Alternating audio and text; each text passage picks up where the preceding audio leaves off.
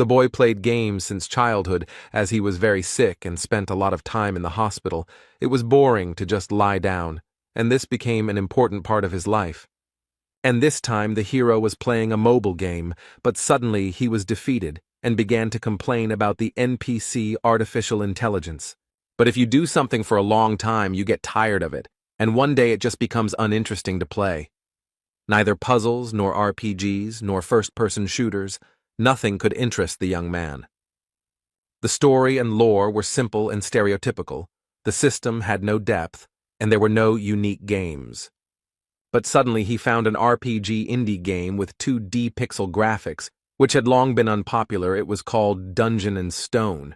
The game was only in English, and in general the hero didn't really like such games.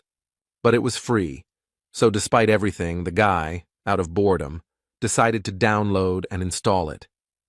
There were many types and classes here, but the young man didn't have much hope for the game and didn't plan to spend much time in it, so he chose at random. He noticed that he hadn't played a vertical scrolling game in a long time and began to take his first steps in and get used to the mechanics. So, without even noticing it, the hero spent the whole day in the game, and the room began to be illuminated by the setting sun. Only by looking at his watch did the guy realize how late it was. The game seemed incredibly interesting and exciting to him, despite its graphics. Dungeon & Stone had a few mechanics that could be called either interesting or shitty, the first being that you absolutely needed an NPC ally. And the second one implies that after death, the player has to start the whole passage from the beginning, and at first, everything seemed very funny, but with each death, the guy became more and more angry, and could no longer contain his anger, and began to scream loudly, but the doctor quickly calmed him down. The hero apologized for his behavior and, despite the negative emotions, continued to play, because he was so stubborn that he decided to complete the game at any cost. Dungeon & Stone was so unpopular and a failure that there were no tutorials for it in either Korean or English, and so the young man decided that he would complete the game on his own. Time flew by quickly, and the hero continued to play and work in the civil service at the same time, despite the lack of time. He entered university, graduated, got a job, and was already working full-time. Life went on as usual. And all this time the hero continued to play Dungeon & Stone, but he could not complete it, and kept dying and starting over, dying and starting over. But then 9 long years passed, and finally the guy was close to the end he had been striving for so long. He reached the final boss room of the entire Dungeon & Stone game, and was incredibly happy about this event. He was so overwhelmed with emotion from this simple picture of a door on the screen that he couldn't hold back his voice. Filled with joy and pride, he wasn't sure that anyone had made it here. The hero shed tears of joy because he had been working towards this for 9 years, but he gathered his courage and agreed with all the pop-up notifications when entering the room. Among them was a strange window with information that he might never return, and the guy decided that it was just because it was the final boss. While waiting for the loading, the young man thought that he would hardly pass the first time, and now he needed to collect as much information about the enemy as possible. He also assumed about his features, ultimate attacks, and so on. The hero also allowed himself to dream that thanks to all his experience and preparation, he would be able to defeat the main boss the first time. The download was complete and new notifications appeared, among which was one that made the hero surprised and even scared, and it said that the training was complete. But what made him go crazy was the Korean language in the notifications, because he thought that Dungeon & Stone only had English. And he spent almost 10 years racking his brains trying to get through tons of dialogue and descriptions in English, which made him very frustrated. Suddenly, a bright light began to shine from the monitors, which blinded the hero. He did not understand what the hell was going on here. Suddenly, this light burst out from the monitors and swirled around the guy like a beam, causing hellish pain throughout his body. A moment later, the hero's body disappeared without a trace, and the rays rushed back to where they came from, into the monitors. The guy lost consciousness, but through his oblivion, he heard a voice congratulating the young fighters and saying that they would soon become real warriors, and when he opened his eyes, a crowd of savages appeared before his eyes. The hero found himself in an unimaginable situation. The darkness was illuminated everywhere, not by the usual LEDs, but by real, smoking torches. There was a crowd of wild, pumped-up barbarians standing around, wearing a variety of very primitive clothes and covered in tattoos. And some strange and no longer young, judging by his gray hair, man reads out an equally strange speech, and now he called for choosing a suitable weapon for himself. The hero was completely confused. He did not understand what kind of weapon was being talked about. He did not understand where he knew the language that the leader apparently spoke, and why the young man was here at all. The guy quickly pulled himself together and decided to sort out the situation and gather information, and the first thing he noticed, remembering the recent terrible pain, was his body. And I couldn't help but be surprised again. Rough hands, powerful muscles, tattoos, all this was extremely strange. The guy couldn't believe all this, but he couldn't think forever, because the situation continued to develop, and the leader shouted out to those who would be called to come out. Despite the complete confusion and lack of understanding of what was happening, the young man began to observe the situation because a cry was heard calling a certain third son of Vanon, Karak, and the barbarian standing in front of the young man walked forward. Standing in front of the gray-haired man, he began to quickly look around, as if searching for something. It soon became clear that the young barbarian was choosing a weapon, for he picked up a double axe and raised it upward, to which the chieftain praised his choice.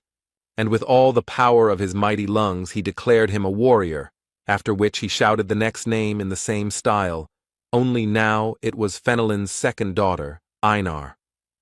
And then a strange thought came into the hero's head. Because he remembers something like that, this is a familiar situation for him. The young fighters choose their weapons and are recognized as warriors, the boy thought, as the ceremony continued. And with the leader's words about blessing Raphonia, it was as if a city from his fantasies and memories appeared before his eyes. An incredible guess pierced the guy's head, his pupils narrowed, his breathing became intermittent, and cold sweat appeared. This is the world of the game dungeon in stone. He chose a barbarian as a starting character, and just played for this class. The hero simply couldn't comprehend how this was even possible. Heavy thoughts occupied his head. Completely focused on his thoughts, he didn't even notice how the rest of the sounds of the ceremony seemed to be muffled. But suddenly, the hero heard the barbarian standing nearby say the name of the game, which aroused serious interest in the young man. He was different from other barbarians, because he had horror on his face, his eyes were darting, and he was afraid of everything. The guy realized that he was not the only one who got into the game, and that this barbarian was the same player as he was. Suddenly, a threatening voice was heard very close by, asking who dared to open their mouth. Raising their heads, the two young barbarians saw the figure of the leader towering over them. He had a threatening look, and his very appearance inspired terror. The hero was feverishly thinking about how the chief had ended up here so quickly and unnoticed, but his occupation was interrupted by the chief's question, asking if it was he who had done it. The guy shouted out decisively, denying it and trying to hide his fear, excitement, and worries. The hero glanced sideways at the barbarian standing next to him, mentally blaming him for what was happening. The leader realized who was guilty and turned his terrifying gaze on him, to which the barbarian tried to apologize hesitantly. And he asked if this was all really dungeon and stone, and there was horror in his eyes, cold sweat running down his forehead. But the young barbarian's words were interrupted by the chieftain, who simply swung his fearsome axe without the slightest mercy. The hero looked in horror at the place where the head of someone as unfortunate as he had recently been, and could not move from the fear that gripped him. Despite the emotions that overwhelmed him, the guy stood straight and tried not to show anything on his face because he could become the second victim. Without taking his eyes off the hero, the chieftain reported that Kadua's son, Orm, had been captured by an evil spirit. Seemingly satisfied that the second barbarian was okay, the chief turned around and walked back, ordering everyone to forget the evil spirit's words along the way. The ceremony continued, and the hero thought hard and realized several things, namely that people like him are called evil spirits. If someone finds out about them, they kill them, and that his head could be lying on the ground. The following names of the barbarians were heard, and the guy realized that he had one small problem. He didn't know his new name. There was no character screen, but the hero was able to figure out what to do. He would just wait 2 seconds after each name and then go. Of course, it could be the name of another evil spirit, but he would have to take a risk with that. After some tense anticipation, the next name was called Jandel's son, Björn. The hero quickly glanced at the crowd of barbarians, but none of them moved, which meant it was time to take a risk. 2 seconds passed, but no one came out, and if so, it was time to cast aside fear and doubt and go to the merciless leader. Gathering all his will into a fist and not showing a single emotion on his face, the hero confidently stepped towards fate, hoping that this was truly his name. The guy crossed the distance between him and the leader and stopped. Now he would decide whether to live or die. The man's menacing eyes, as if glowing with a golden color, carefully examined the guy in front of him, eventually meeting his gaze. The hero looked firmly, without showing a single emotion. This continued for some time until the leader decided something for himself. He smiled, turned to the young warrior, and with a wave of his hand ordered him to choose a weapon for himself. The hero expressed his emotions with a small grin and thought about the fact that Jandel's son, Bjorn, was now his name. But now the guy was faced with a second important decision, so he tried to calm down and pull himself together. Bjorn looked at the racks of weapons, thinking along the way that barbarians had no talent for magic, but they had outstanding physical abilities. He's going to pick something that will help him as a beginner, so the weapon he chose is this. The shield, and the boy was sure that this was the best choice. The cry of the chieftain sounded, declaring Bjorn a warrior. Meanwhile, the guy's computer continued to work in the house, but not as usual, and by itself, it acquired the status of Björn Yandel. The hero went into recollections of how, during his first game as a barbarian, he chose a two-handed sword because it looked cool. But he died too much and too often, and could do almost nothing to the monsters he fought against. He couldn't figure out how to play a barbarian at all and increase his survivability because he died over and over again. Then he tried out a variety of weapons that would be suitable for a barbarian. These were double axes, huge hammers, a flail, and many others.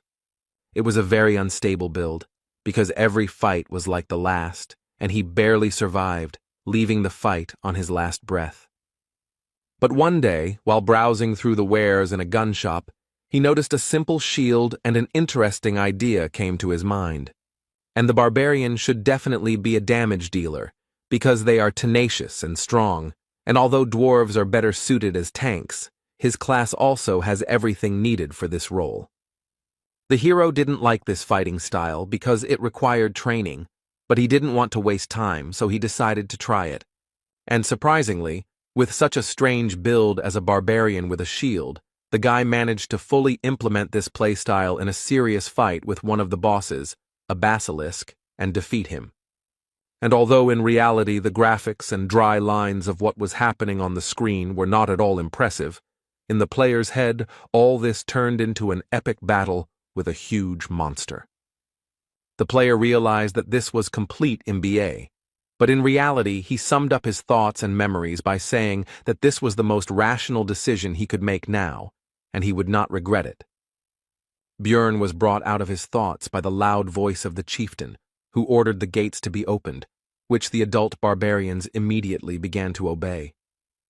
Today, young fighters who are going through the coming-of-age ceremony are sent to the labyrinth, and among them is the hero himself. Their destination was just beyond the gates, in the city of Rafdonia, and the leader ordered the warriors to go forward, for in this city, their fate would be determined. After these words, the crowd of barbarians ran in disorganization through the gate, and with them ran the son of Jandel. The hero decided to run with them for now so as not to stand out, although he was not sure if they even knew where to run. After running around the city for some time, the barbarian who ran first reported that they were lost.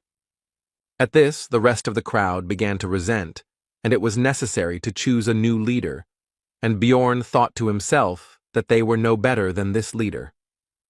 To which the ashamed leader lowered his shoulders calmed everyone down and was about to say that he was handing over his position. But in the middle of his speech, he was interrupted by a barbarian girl.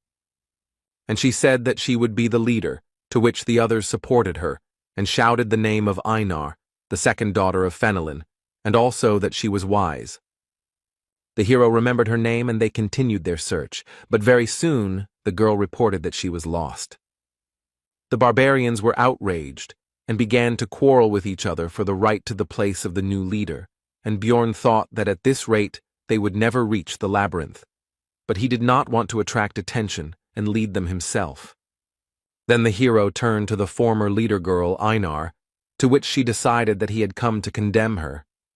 But Jandel's son explained that he wanted to tell her how to get to the labyrinth, to which the surprised girl asked how to achieve this. In response, Bjorn pointed his index finger at the group of adventurers and explained that they simply had to follow them. The adventurers looked at the group of barbarians with disdain and mocked them, and they were also sure that they would not find the way.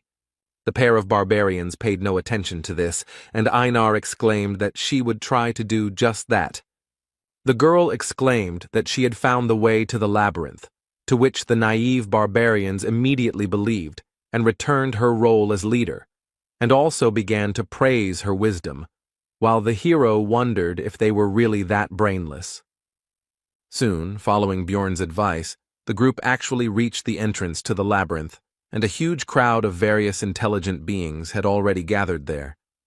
The hero was overcome with doubts about the advisability of sending him to the labyrinth, because in this chaos no one would notice his disappearance, and he himself had been an ordinary person all his life. He had never even fought with anyone in his entire life, and would he be able to defeat the monsters? Would he not find another way to pay Rafdonia's taxes? Taxes are one of the strange systems of Dungeon and Stone, the essence of which is that upon reaching 20 years of age, each resident must pay money to the state, but the peculiarity is that if you do not pay, you will be executed. There are several ways to earn money. The first is by fighting various monsters in the labyrinth. The second is to go to work in the most ordinary positions, for example in bars or somewhere else, but the hero will have certain problems with this. He is a barbarian, and in this world, barbarians are not preferred for employment and are generally viewed extremely negatively. Because of this limitation, at the beginning of the game, the barbarian, unlike other classes, immediately receives a weapon. If not for this, Bjorn would not have to fight monsters. The entrance to the labyrinth is closing soon, and you need to think faster, because you can only get inside once a month, and if you don't go now, you'll have to survive here for another month, which, given the difficulties with earning money, will be difficult. Even if he survives this month, he will be in terrible condition, so he needs to leave right now, but his legs won't budge because this is not a game, and his life is at stake. Suddenly the same Einar turned to Bjorn. The guy greeted her, but made a mistake in calling her the third daughter. She corrected him, saying that she was the second, and said that the others had already entered, and they needed to hurry. The last adventurers, except for a couple of barbarians, were already running through the portal, and the man next to him said that it would close in 5 minutes, while the guy noticed that the passage was getting smaller. Bjorn told Einar to go ahead, and he followed her, but she stopped to thank him for his help. The girl also wanted to ask what she needed to do to become as wise as he was, because she had never seen such wise barbarians and wanted to become the same. Bjorn thought that she would have to be reborn for this, but decided to give a vague answer and said that before doing something, you need to think first. In response, Einar said that if she returned from the labyrinth, she would thank him, but the hero seized on this reservation and realized that, unlike in the game, barbarians are also people and can be afraid of death.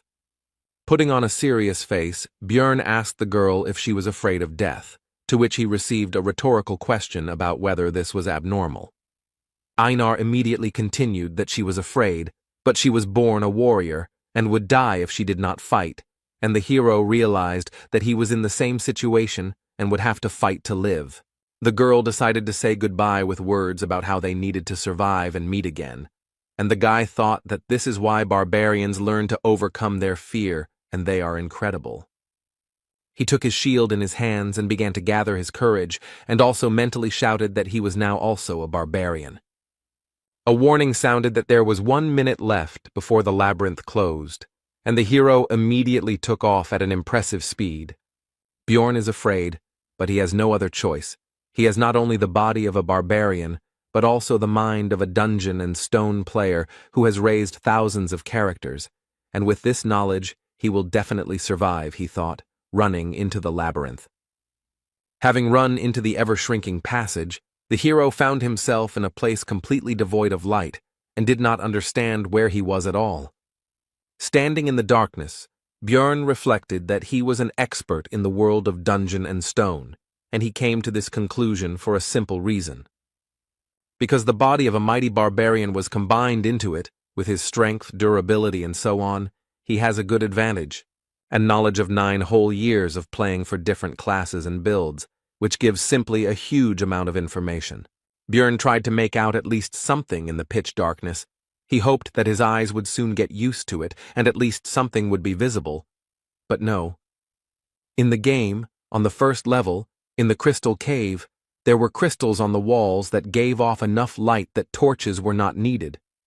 Suddenly the hero remembered that on the first level there was a location with no light called the Dark Region. But in the game, this is not the starting location. But since this is the real world, then nothing can be guaranteed. And even in such places, you can end up at the very beginning. In the meantime, you can finally try to call up the characteristics window or something similar, which is what Bjorn did, starting to pronounce various terms, from inventory to daily log. But, as expected, nothing came of it, which did not stop the hero from beginning to resent the injustice of life. There was no point in standing, the barbarian decided, and began to move, but due to the darkness, progress was extremely slow. And just as Jandella's son began to think that there might be traps here, a sharp pain pierced his leg, and he could not hold back a scream. But the next moment, Bjorn began to hold back his moans, and tried to calm his emotions and ignore the pain. Goblin, this is a monster that uses traps on the first level, and it may be nearby. After these thoughts, the hero began to carefully look and listen into the darkness. He could have gone somewhere, and the barbarian would have been lucky, but such thoughts are extremely dangerous, and if he is not sure of the situation, then he needs to assume the worst possible outcome. If his trap is here, then its owner is nearby, and if he hears my scream and sees that I am caught in the trap, he will wait until I weaken from blood loss. Since this is the situation, then you need to do what is necessary, Bjorn thought, and began to remove the trap from his leg. He also noticed that it was smeared with a paralyzing poison, and if he had been given normal boots and not sandals, then everything would have been easier. But in any case, it's useless to think about it now. You need to quickly get out of the trap and be ready for battle. Your leg is numb. Because of the paralyzing poison, it's not even scary. The hero began to aggressively shout at the goblin to come out, because he didn't want to leave the vile creature behind him. But everything was quiet. Suddenly the goblin really was gone. But even if he behaved like an idiot, he would be an idiot who survived, Bjorn thought, and said into the darkness to stand still, and he himself would leave.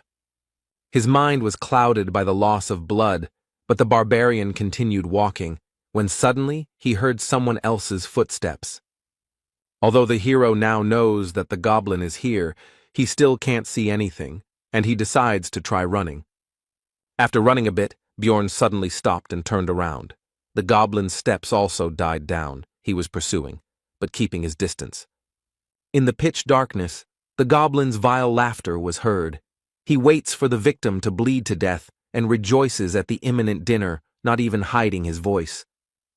Then Jandel's son decided to pretend that he was completely weak and fell on the cold floor of the labyrinth, waiting for the goblin.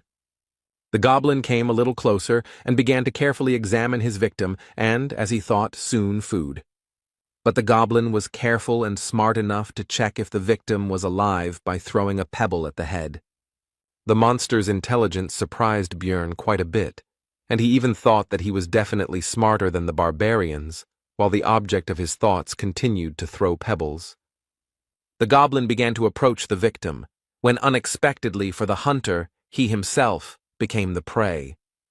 Bjorn tried to throw his fist straight at the green-skinned creature's face, but missed, which even amused the monster a little.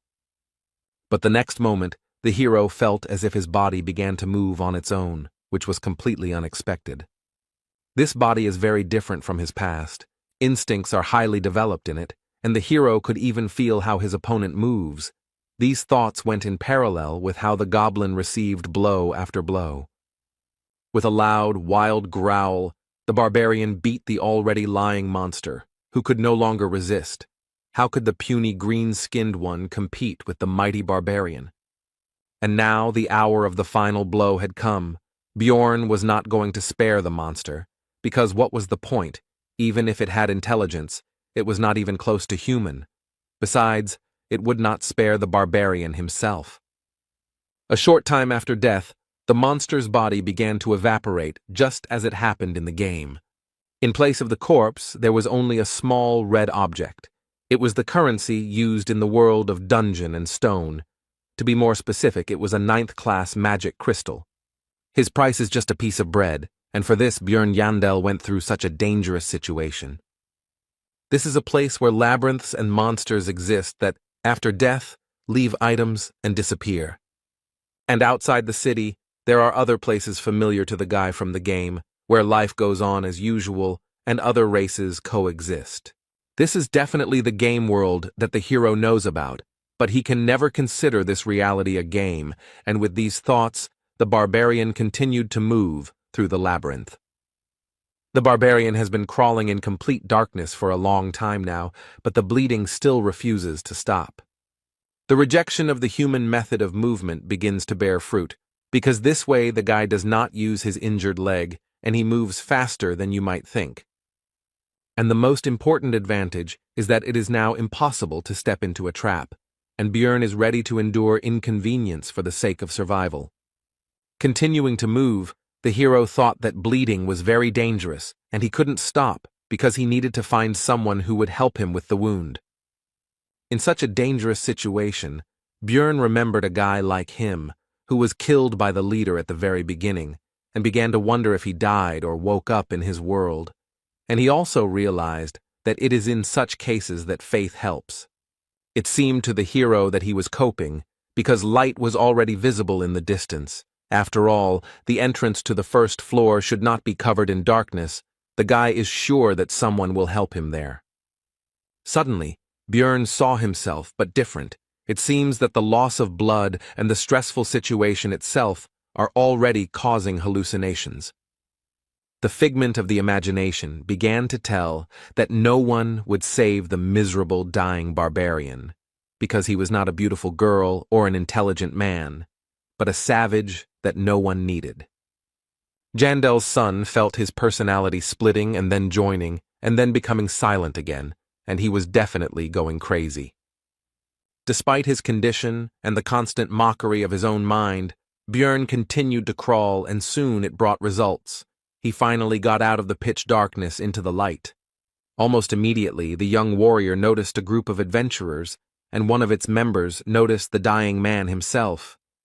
He turned to what appeared to be the leader of the Otrada, Drouse, and pointed to a wounded barbarian slightly off to the side of their squad's path. The blonde walked up to Bjorn and leaned over him, thinking out loud that he looked like a newbie, to which the guy mentally resented the fact that he was looking at him here instead of helping. Drouse continued his thoughts and said that it was suspicious, because this newcomer had arrived here before them, and Jandel's son could no longer even speak from weakness. The blonde grinned and asked the squad's priestess, Ursina, if she could heal this man, to which the barbarian himself could only be surprised that their squad had such a useful girl. Bjorn had already managed to rejoice at his salvation when the woman destroyed his hopes with her cold refusal. Then he asked the adventurer, Patsran, who had noticed the barbarian, if he could give him his potion, to which he pointed out the value of the potion, and the blonde added that he would pay for it later. Besides, there were quite a few of them. Having received what he wanted, the leader began to uncork the bottle and explain that this was not divine power, so it would hurt a little. After the potion hit the wound, Björn's body was pierced by such intense pain that it felt like his body itself was melting. After some time, the pain went away, and the wound on his leg was gone, the weakness almost receded, and the hero began to rise from the floor. As soon as Björn recovered, Draus began to ask about how the newcomer got here before their group, and also whether there was a secret passage, to which the barbarian explained how everything happened. The blonde began to think out loud about the fact that once every few hundred years, due to spatial instability, there is a chance to end up in the dark region. Bjorn began to rise from the ground as the adventurers passed by, and Draus informed him that he should not worry about the price of the potion.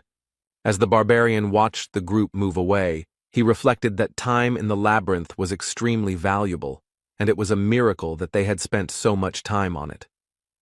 Björn should have been glad that he had survived, but he hated feeling sorry for himself. Meanwhile, the group continued on their way, and its members talked about the unexpected meeting, in particular arguing about his luck or bad luck, because on the one hand he got into an unpleasant situation, and on the other, he met them. The archer noted that his luck was to meet Draus, and not him, Patsran, because he was sorry to even give his potion. To this, the adventurer replied that there were many such worthless ones, and did not the priestess agree with him? To this, the archer said that if it were not for the rules of the temple, the barbarian could have been cured without any problems. Continuing the argument, pointing out the kindness of Draus, because he gave the dying man the opportunity to pay for help with information, and barbarians do not like to accept help from others, they also noticed that the bloody trail had been going on for a long time. The priestess noted that it was convenient to have a guide, who was the blonde man, to which the archer noted that he had memorized the map of the entire first level, which was an extreme rarity. But when the group finally reached their destination, they noticed that they were the first to arrive, and Draus came closer. And he activated the portal that leads to the second level of the labyrinth, and the adventurers began to move to the next location. But the archer made everyone pay attention to the sandals of their recent acquaintance and the trap nearby. The magician illuminated the cave, and everyone saw that the bloody trail stretched all the way from here, which surprised everyone, because they had lost him. The magician asked Draus how long it was to walk from here to the place where they met the barbarian, to which he received the answer that it was about 15 kilometers if you didn't take a shortcut. Patsran, having learned that he had crawled for so long in pitch darkness, wondered whether he could repeat it. He also remembered that the barbarian had then pulled his magic crystal towards them, which he carried with him all the time, no matter what. He simply had nothing more to thank them with, and after these thoughts he informed the group that he took back all his unflattering words about this guy. He realized that people like this barbarian never give in, no matter what, and never escape from problems through death. After his recovery, Bjorn continued to encounter green-skinned goblins in fairly large numbers. The first time, the barbarian was in pitch darkness and was also nervous, but now these monsters pose practically no threat. The traps are set randomly and not even camouflaged in any way, making it almost impossible to get caught. Their attack directions and ambush sites are extremely predictable, and they cannot pose a serious threat. But a new problem has appeared, and it is extremely simple. It is hunger, because enough time has passed, and the energy has gone to recovery and physical activity. Suddenly I remembered that they were given provisions at the very beginning, but while crawling the bag got damaged and a fair amount of food was lost. There was only enough for 2 days left from the 7-day ration, which meant he would have to economize, Björn thought, eating the bread, which seemed quite tasty to him. Only the first problem, the need for food, was more or less solved, as I wanted to drink, but this will be more difficult. Dungeon and Stone only had a hunger system, which worked in the labyrinth, and it had no information about water. But this is not a game, but the real world, and since they were not given water to take with them, it means that there must be natural springs somewhere, and the hero went in search of them. After some time, Björn heard the sound of water and went there, where he met a lonely adventurer resting. It was the first time he had met anyone outside of that blonde guy's group, but in the labyrinth there was an unspoken rule not to interact with others unless absolutely necessary. Having quenched his thirst, Björn decided to count the crystals he had obtained from the goblins, of which there were 44, which turned out to be quite a good haul for him. And now, the third problem has arrived, also connected with the needs of the body, namely, the need for sleep. And there are two ways to rest in the labyrinth. The first is to simply go to bed and hope for luck. The second is to find people who can protect you in your sleep. In other words, temporarily unite with someone. But here too the hero was in for a failure, because some were openly afraid of the barbarian covered in blood, some did not trust him, and some simply did not like people like him. This whole situation was extremely irritating to Björn, but he couldn't do anything about it, and he just wanted to sleep. But suddenly, some lonely adventurer approached him with an offer to become night companions, which at first angered Björn, but he explained that he had nothing reprehensible in mind. The barbarian agreed with the proposal, and also remembered that a night companion is an in-game term, although in real life it sounds strange. After that they introduced themselves to each other. The new acquaintance was called Hans. The adventurer said that it was pointless to look for another comrade, and that they would spend that night just the two of them, which made Björn tense up because of the ambiguity of the phrase and the manner of speech of his new acquaintance. They played rock, paper, scissors to see who would be on duty first, and the barbarian lost, which didn't surprise him, since his luck had clearly deserted him lately. Hans handed Björn a mechanical watch and told him how to know when to wake him up. He clearly didn't have the best opinion of his friend's intelligence. Looking at the obviously expensive device, the hero thought that in the future he would certainly have a chance to use the prejudice about the stupidity of barbarians to his advantage. Looking at the sleeping Hans, the warrior wondered if all adventurers behaved so carelessly, and whether he would lend him his sleeping bag. And so when the right time came, Björn woke up his temporary comrade so that he could take up his post.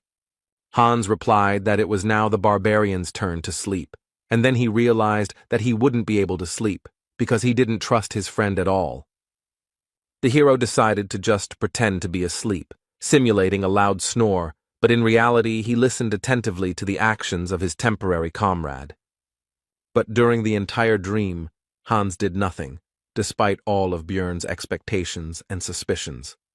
Looking at the carefree sleeping man, the barbarian doubted whether it was all justified, or whether he was just winding himself up in vain. So, while thinking, the hero began to feel sleepy, because recently he had had very intense adventures, an injury, and the very fact of getting into this world. Björn was brought out of his sleep by a sharp cry of his name. It was Hans. After all, 2 hours had already passed, and now it was his turn to be on duty again, and he did not argue with his night companion since nothing had happened and sent him to sleep.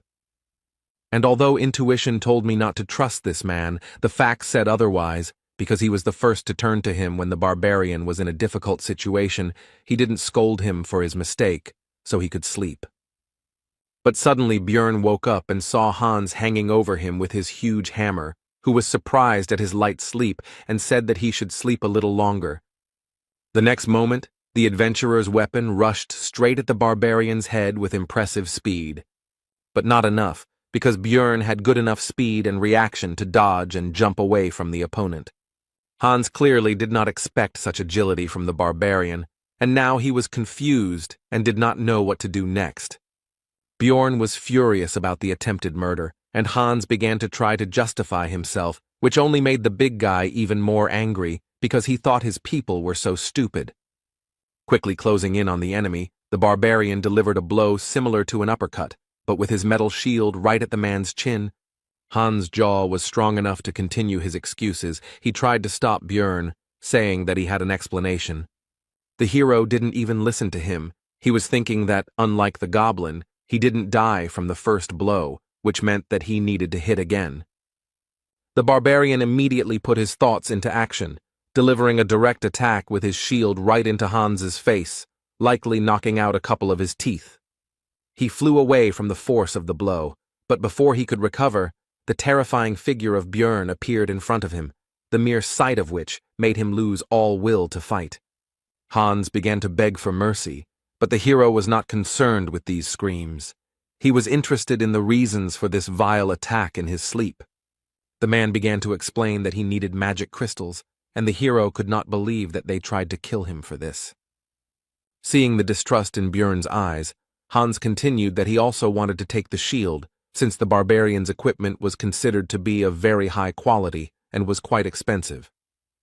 The hero decided that this man was hiding something else, and decided to loosen his tongue by kicking him in the head.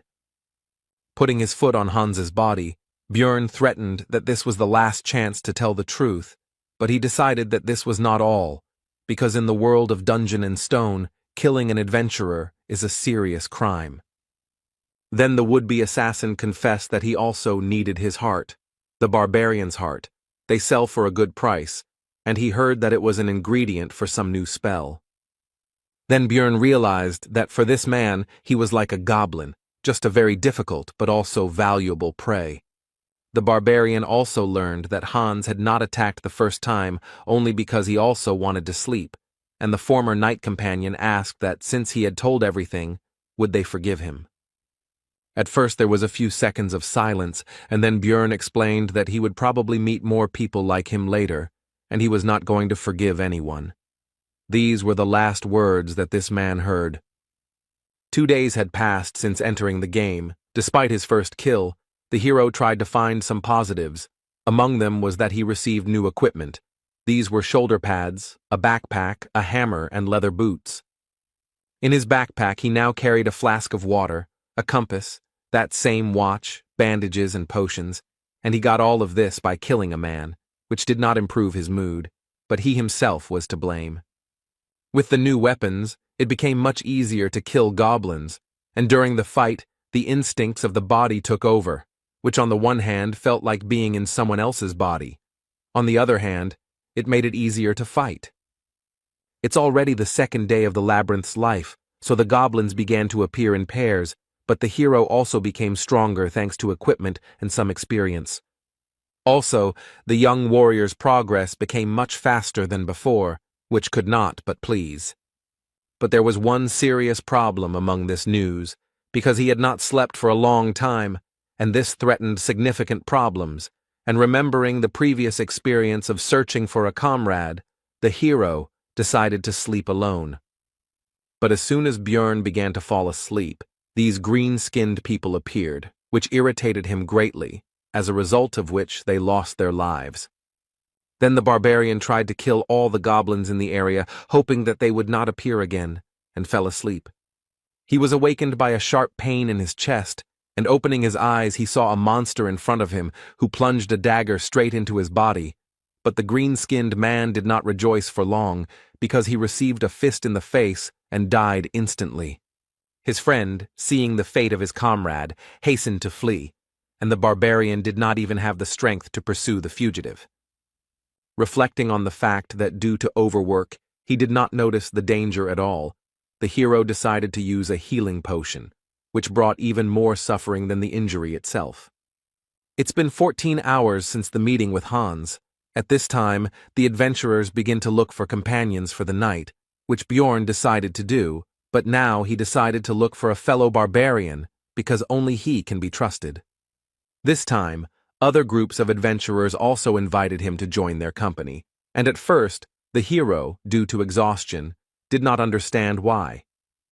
He refused everyone and explained that he was looking for a relative, and he also understood the reason for such hospitality, simply and trivially.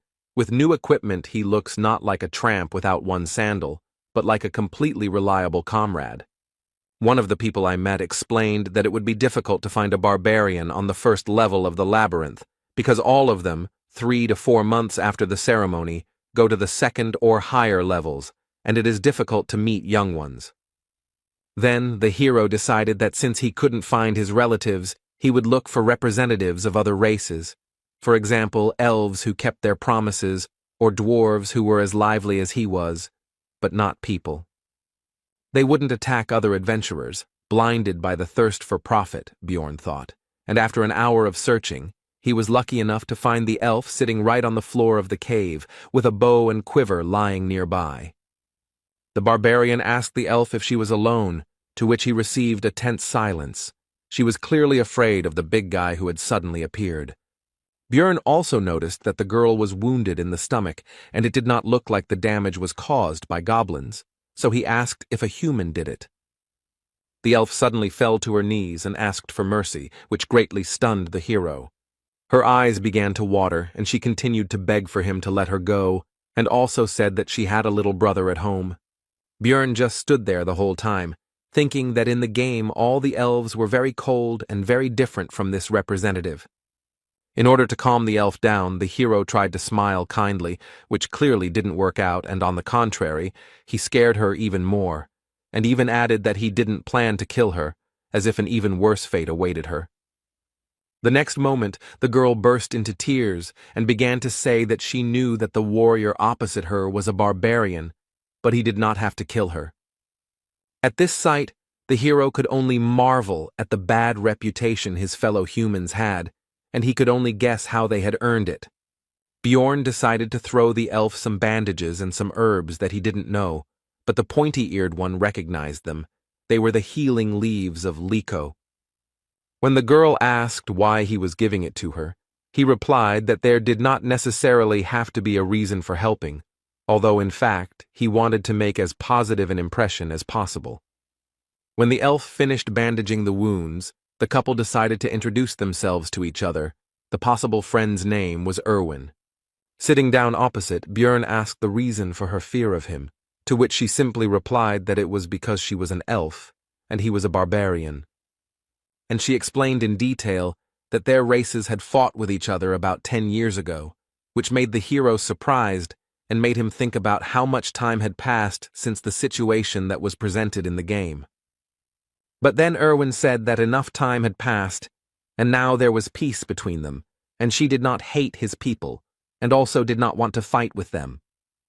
In response, Björn said that he also held no grudge, which made the elf happy, and then asked her if she would like to be his companion for the night. Erwin was wary of the barbarian, but remembering that people like him value their military honor, she asked him to swear by it that he would not harm her, and seeing the displeasure on the big guy's face, she assured him that she would swear by her tribe. Bjorn agreed with this, but decided to first deal with the fact that the girl constantly calls him Mr., which makes him feel old, and once again reminded him of his name.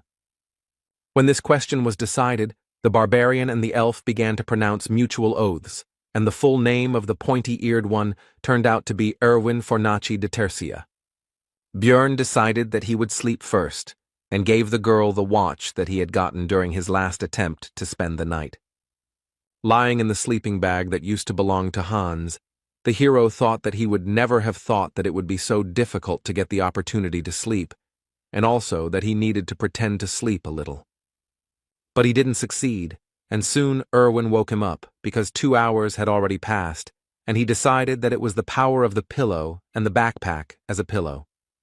And he decided to let the elf use these things for sleeping, because this way she would also certainly not be able to pretend and would fall asleep, and she, it seems, was no less tired than he was. This made Erwin extremely happy. She could not even imagine that such a barbarian as Björn would take care of her. As soon as the elf laid her head on the backpack, she immediately fell asleep, and the hero began to guard the sleep of his night companion. Bored, Björn sank into his thoughts. Memories of his past life began to penetrate his head, and as a result of his reflections, he came to the conclusion that even if he could return, there was nothing to do there anyway. The barbarian and the elf swapped places a few more times, and soon it would be time to go their own way. But looking at the sleeping Erwin, the hero thought that he could unite with her in a group, but would have to share the crystals. Suddenly, his thoughts were interrupted by a pair of adventurers who came out from around the corner of the cave, preventing him from seeing them in advance. As they approached, Bjorn immediately took a fighting stance, and one of the unexpected guests asked about his relationship with the elf. The barbarian replied that they were companions for the night. The adventurer asked how much time was left until the end of their cooperation, to which the hero replied that he was not obliged to answer and looked at them coldly.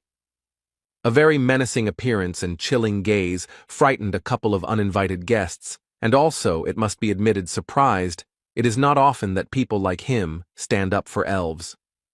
Having assessed their chances of winning the battle with the mighty barbarian as negative, the adventurers hastened to move away. Björn had a bad feeling, and based on their interest and his intuition, he assumed that they needed Erwin, so he started to wake her up, but she, like a child, asked for 5 more minutes.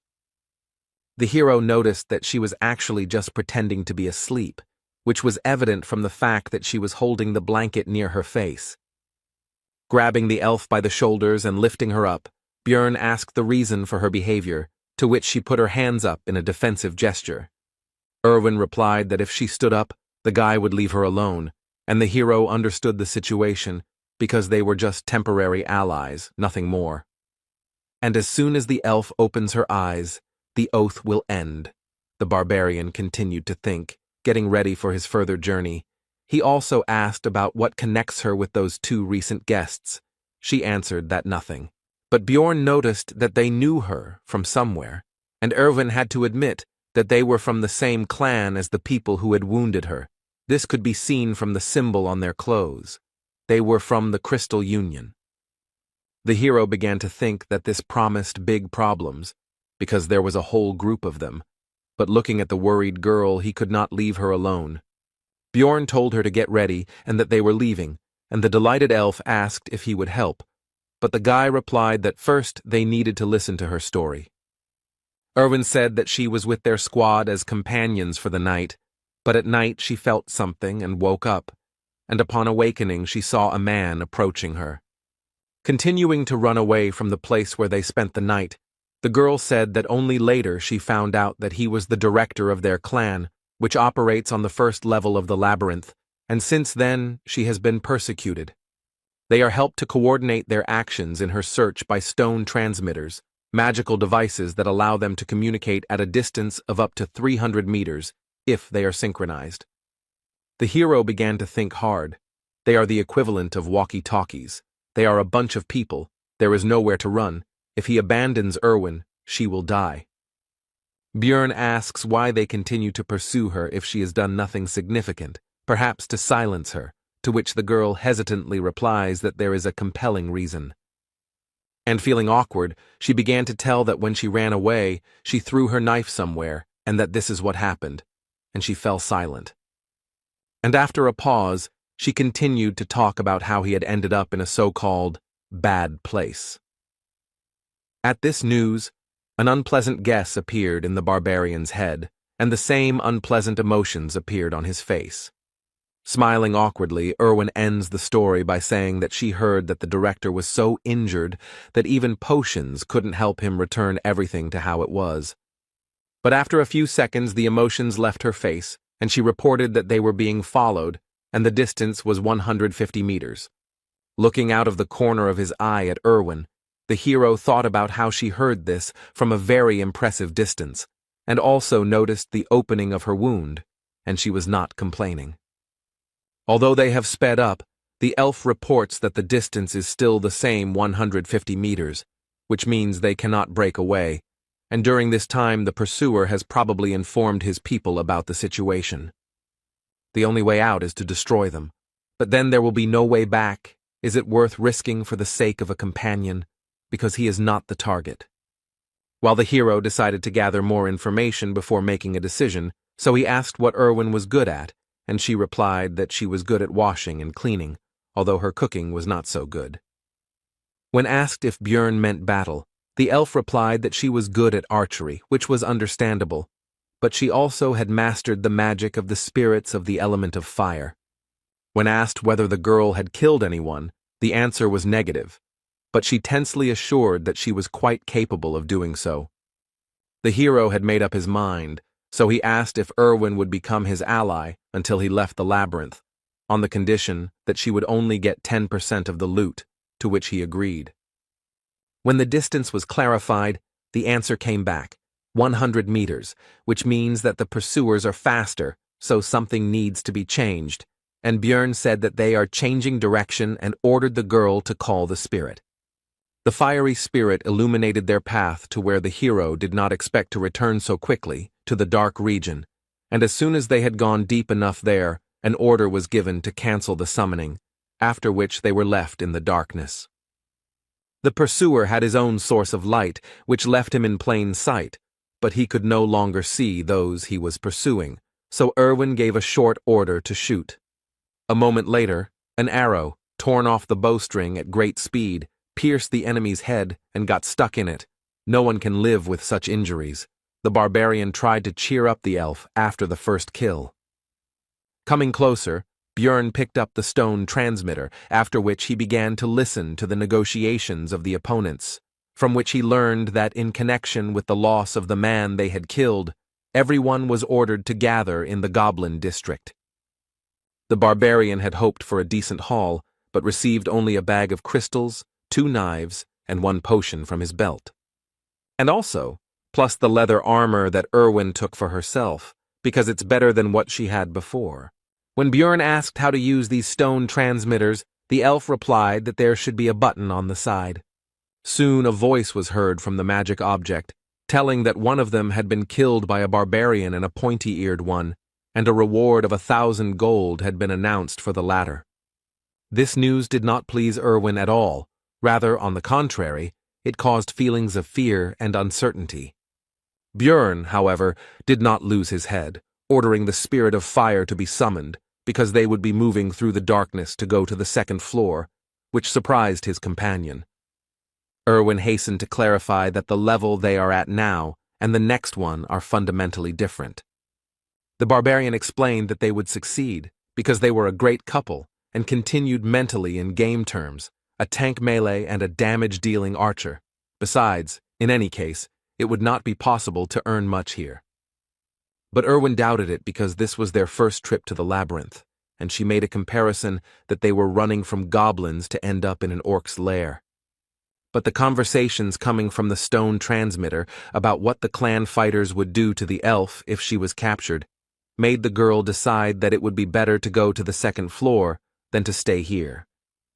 While moving through the dark region, or alternatively known as the Goblin Lair, the pair talked about how to get to the 2nd level, and Bjorn told them that on the way north, they would definitely come someday. After all, based on his knowledge, the dungeon is designed in such a way that by continuing to walk into the darkness, you will reach the portal in any case.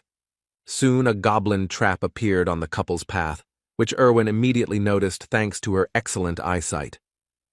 Based on the fact that they encountered the trap quite late, Bjorn decided that he was unlucky to encounter it at the very beginning, and while the hero was lamenting his failure, his companion said that she would disarm the trap.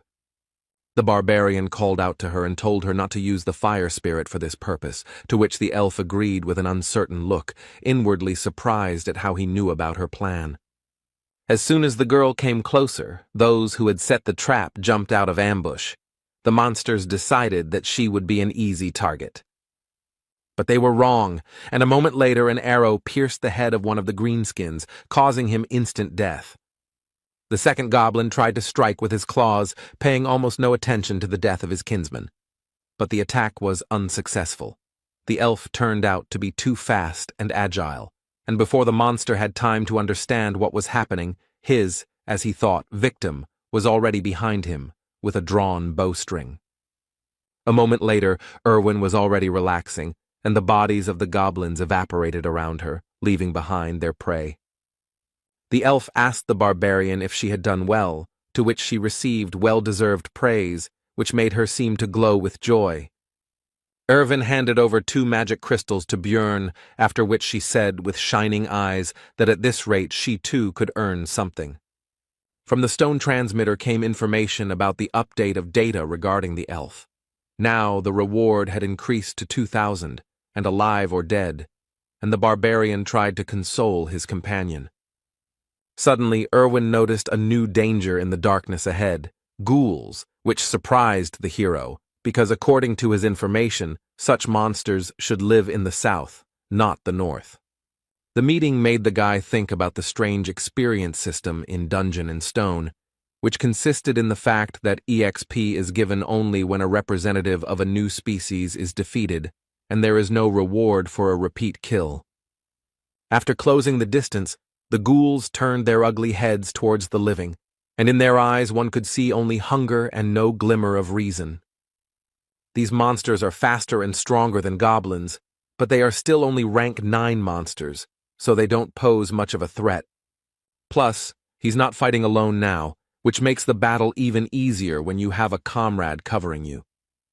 The pair walked north until their 3rd day ended, and soon they came across a long trail of blood and a piece of bread.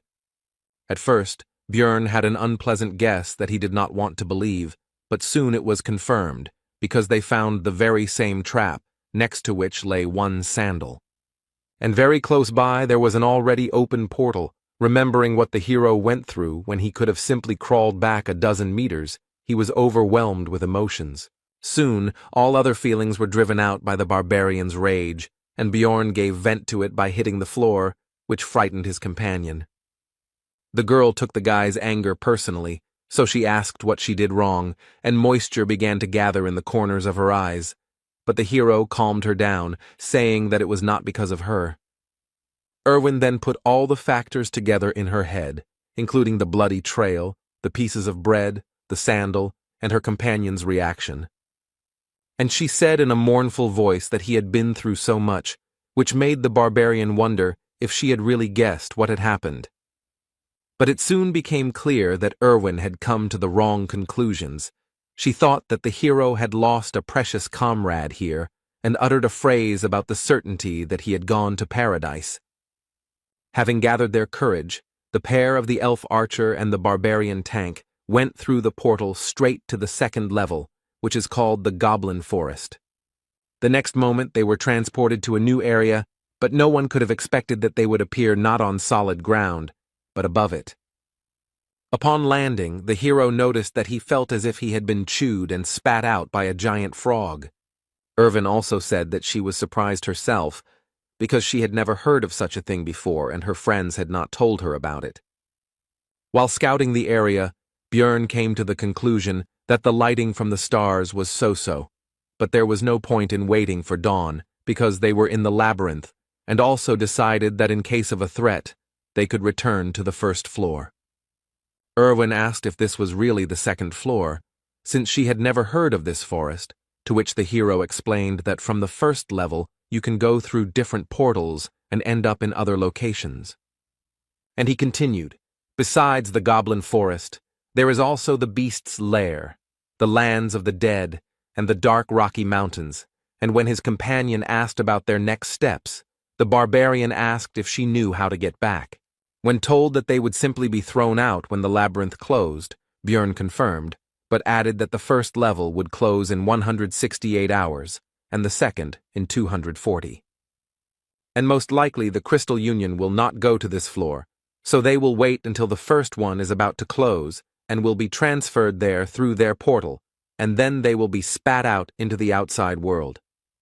But the hero decided not to sit around doing nothing all this time, and the couple set off to explore the surrounding area. Erwin, walking through the forest, felt nostalgic, and also reported that this place felt just like the abode of fairies, one of the species of which she is in the world of Dungeon and Stone. While scouting the surroundings, the elf noticed traps everywhere, although the barbarian was unable to notice their presence.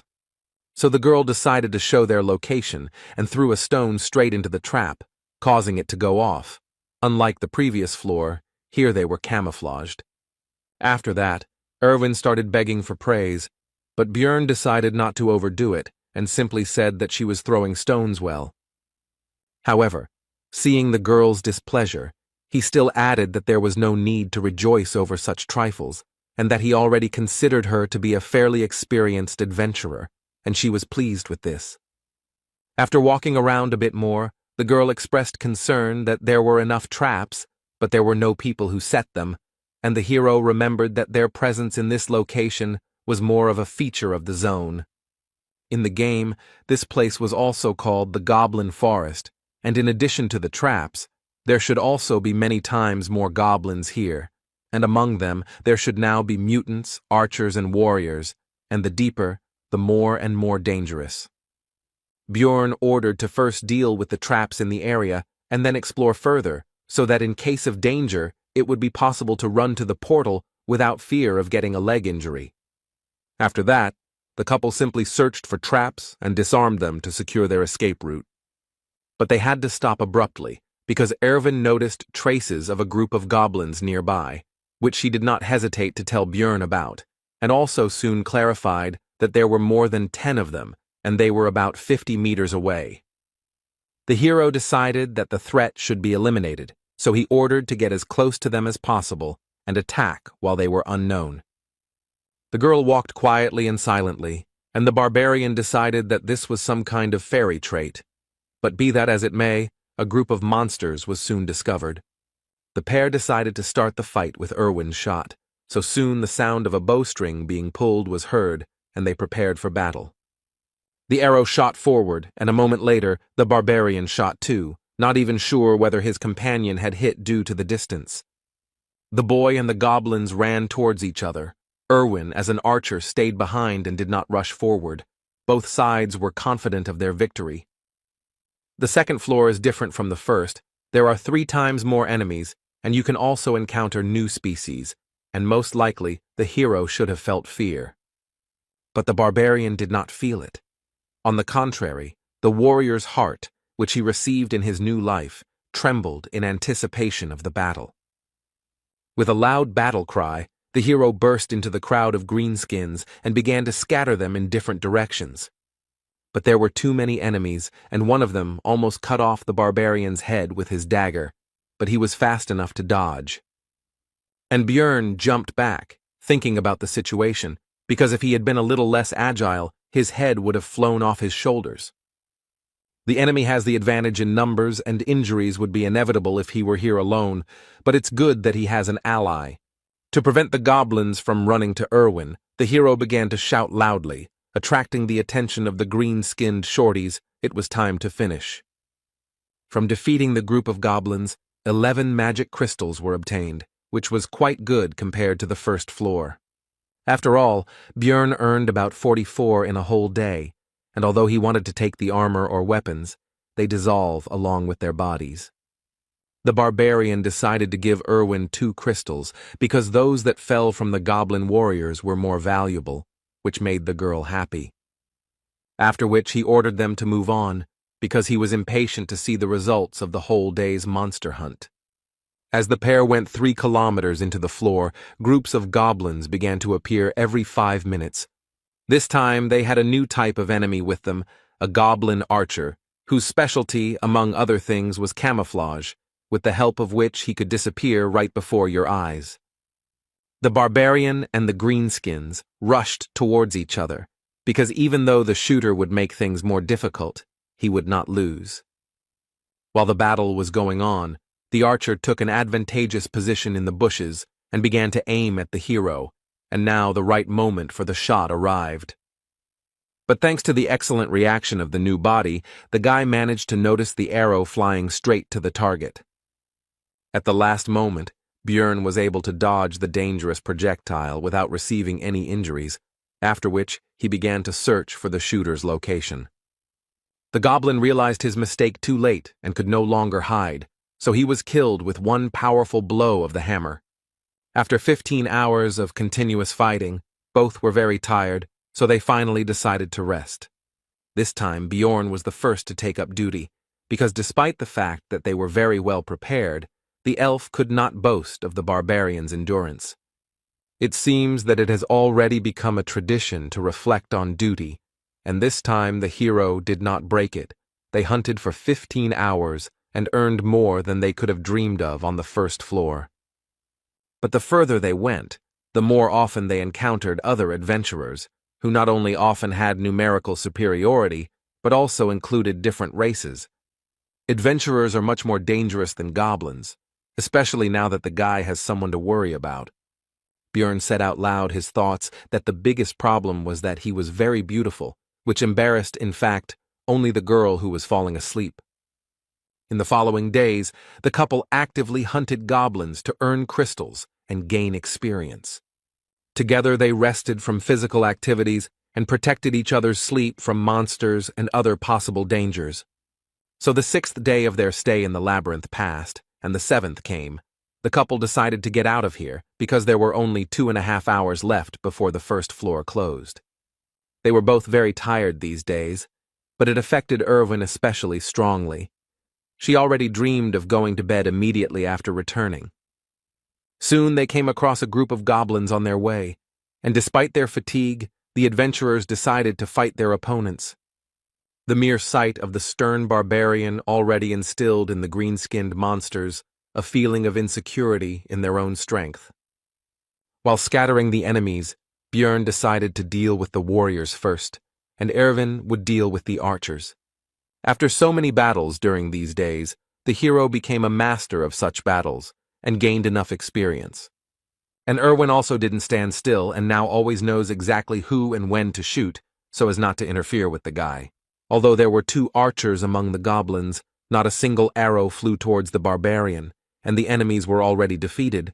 The pair had already worked together perfectly. The time it took to kill goblins had been significantly reduced, and looking at Erwin and noticing how much she had grown in recent times, Björn even began to feel proud of her. Suddenly, among the evaporating corpses and magic crystals, the elf noticed something unusual, something they had never seen before. It was an essence, part of the dungeon and stone skill system. It gives passive or active skills. You can only absorb 1 per level. Skills vary greatly depending on who dropped the item. For example, the guy who chased the couple downstairs most likely had the essence of a razor wolf, which enhanced his sense of smell. When asked if the elf wanted to take the essence for herself, she answered positively, since he didn't need it anyway. But then, suddenly, a group of aggressively minded adventurers emerged from behind the trees onto the recent battlefield and began to accuse the couple of something. Erwin tried to justify herself, but Björn took her by the shoulders and told her to stop, because he had already guessed why they were here and what they wanted. After which, he simply threw the girl's light body into the essence that rose into the air, because that was exactly what these people had come for. A bright light flashed and blinded the adventurers, who realized what had happened and were extremely outraged that the valuable prey had slipped out of their hands. Bjorn Yandel decided to try to intimidate the adventurers by making a brutal face and saying that he was ready to fight right now. After some time, the couple was already running through the forest towards the portal to the first floor. The guy ordered his companion not to slow down until the portal itself. The 4 adventurers still did not risk encountering them, but Erwin asked if they would pursue them, to which she received the answer that they were hanging around near the portal, which meant they were going to leave this place. And also, there are only 4 of them. They have the same tactics as their couple, to which Erwin praised the guy's intelligence. Soon the girl reported that there was a group of goblins ahead, and they were running straight towards them. Björn realized that he would not be able to simply get around them. This was suspicious, because goblins usually don't behave like this, and they didn't want to run into them now, when the pair's goal was the portal, so the barbarian ordered to change direction. But before the girl could answer, a projectile flew towards her, and Björn pulled her out of the way by the collar. Rubbing her injured neck, Erwin noted that she herself would have dodged the goblin's arrow, to which the hero responded that it was a crossbow bolt, which meant it was those adventurers. Most likely it was they who lured the greenskins, and they themselves are sitting in ambush on the other side, wanting to exhaust them. Bjorn decided that there was no other way out. They would have to fight, but they had an advantage, the power of the essence. The goblin archer's essence, based on game knowledge, should increase stats and give 1 passive and 1 active skill. The first is arrow poisoning, and the second is camouflage. When Erwin remarked that she didn't know how to use them, Björn pointed out that she was already using them, and it seemed to be done simply by the power of thought. The hero handed over the backpack and sleeping bag to his companion and said that he would deal with the goblins himself, and her task was to find the enemy crossbowmen. When asked about the danger of separation, the guy replied that they didn't have time. She needed to keep her head down and shoot her target after the signal. And he rushed at full speed towards the goblins, no longer hearing the question coming from behind him about what kind of signal this would be. The hero decided that if those adventurers did not show up after the shot, they would show up when he defeated the greenskins and entered the fight. There were more than 10 of them. 2 of them were warriors. It was more difficult to fight without support. There were no archers in sight. But suddenly one of the shooters showed himself by shooting at the shield, which means you also need to watch the arrows. Taking advantage of the hero's distraction, one of the goblins snuck up behind him and plunged a dagger into his body. Without Erwin's help, alone against a group of enemies, needing to watch out for goblin arrows and not forgetting about the crossbowmen, the situation is extremely lousy. More and more wounds appeared on the warrior's body, although none of them were serious, but there were more and more of them. A crossbowman suddenly intervened in the battle. At that moment, 2 projectiles, an arrow and a bolt flew at Bjorn. Both could not be blocked, and there was no way to dodge. The hero decided to defend himself from a more powerful crossbow shot, and he will have to take the goblin gift on his body. The arrow pierced right into the elbow, and it also turned out to be poisoned. Now one arm is not working, which means I will have to choose what to throw. The hero decided to leave the shield, because although it would be easier to kill goblins with a hammer, the real threat comes from the crossbowmen, and without a shield it will not be possible to defend against a bolt. The battle with the greenskins became even more ferocious and difficult, but despite the advantage they had gained, the monsters could not win. Very soon there were only a few goblins left, and they decided to run away. This man had instilled fear in their little hearts. As soon as the battle was over, how did the adventurers who had been watching the hero's battle all this time show themselves? The crossbowman was not with them, the barbarian noticed, and their leader began to ask about Erwin's whereabouts. But the hero was not going to answer and simply said to attack. There was nothing else left anyway, because he was not going to give up.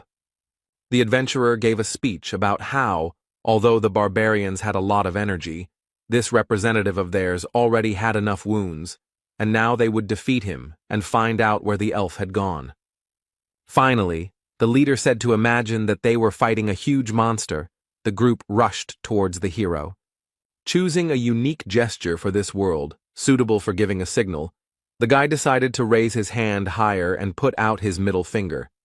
Seeing the suspicious movements, the adventurers became wary and stopped, and the hero wondered whether Erwin had understood the signal.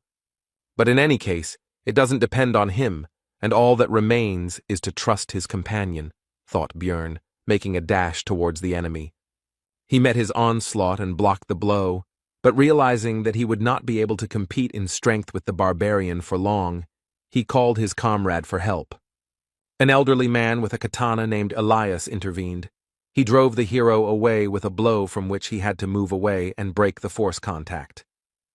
But despite the less than ideal situation, Bjorn could not retreat, because in order to help Erwin, the enemies needed to be distracted, so the son of Yandel entered the battle against the 3. But everyone had to turn away from the battle because some kind of projectile was flying towards them, and no one knew whether it would be a crossbowman's bolt or an elf's arrow. The above-mentioned projectile would have hit one of the adventurers, if not for the shieldman, from which it was concluded that it was Erwin. The warrior with the shield shouted to his comrades to focus on the barbarian, and he himself would protect them from the arrows, and the hero realized that this was his original plan, and that was why he almost did not interfere in the battle. And since you can no longer count on help from Erwin, it's enough that she practically took one of the 3 enemies out of the battle. You need to win yourself. But despite the barbarian's strength, the battle was not in his favor. His opponents were noticeably stronger, more skilled, and more cunning than some goblins. The hero decided that in order to win, he would have to sacrifice something, and perhaps by exposing his non-working hand to the blow, he would be able to incapacitate the red-haired leader of the squad. He succeeded. Elias's blow failed to penetrate deeply into the barbarian's muscles, but the guy's target received a powerful blow to the face from the shield. Taking advantage of the moment of vulnerability after the blow, the older man attempted to cut the hero in half with a downward swing of his katana, but Bjorn was able to dodge. Elias was extremely surprised that such a mass of muscles could move so quickly, although he seemed like a clumsy brute, and froze in surprise. Erwin tried to take advantage of this, but the shield man covered his comrade and urged him to be more attentive and not get distracted. But this arrow turned out to be a trick. The elf was counting on the warrior taking the shot, because this arrow carried fire magic, and now the wooden means of protection would soon burn out. Erwin's next attack pierced the shoulder of his opponent, who was now unable to hide behind his shield, while Bjorn was thinking about how extremely skilled his archer was. The situation on the battlefield changed dramatically, and now the scales tipped in favor of the hero, although victory was still far away, because the red-haired man was already recovering from the blow to the face. The adventurer decided to deal with the elf first, and the barbarian could not stop him, so he only believed in his companion.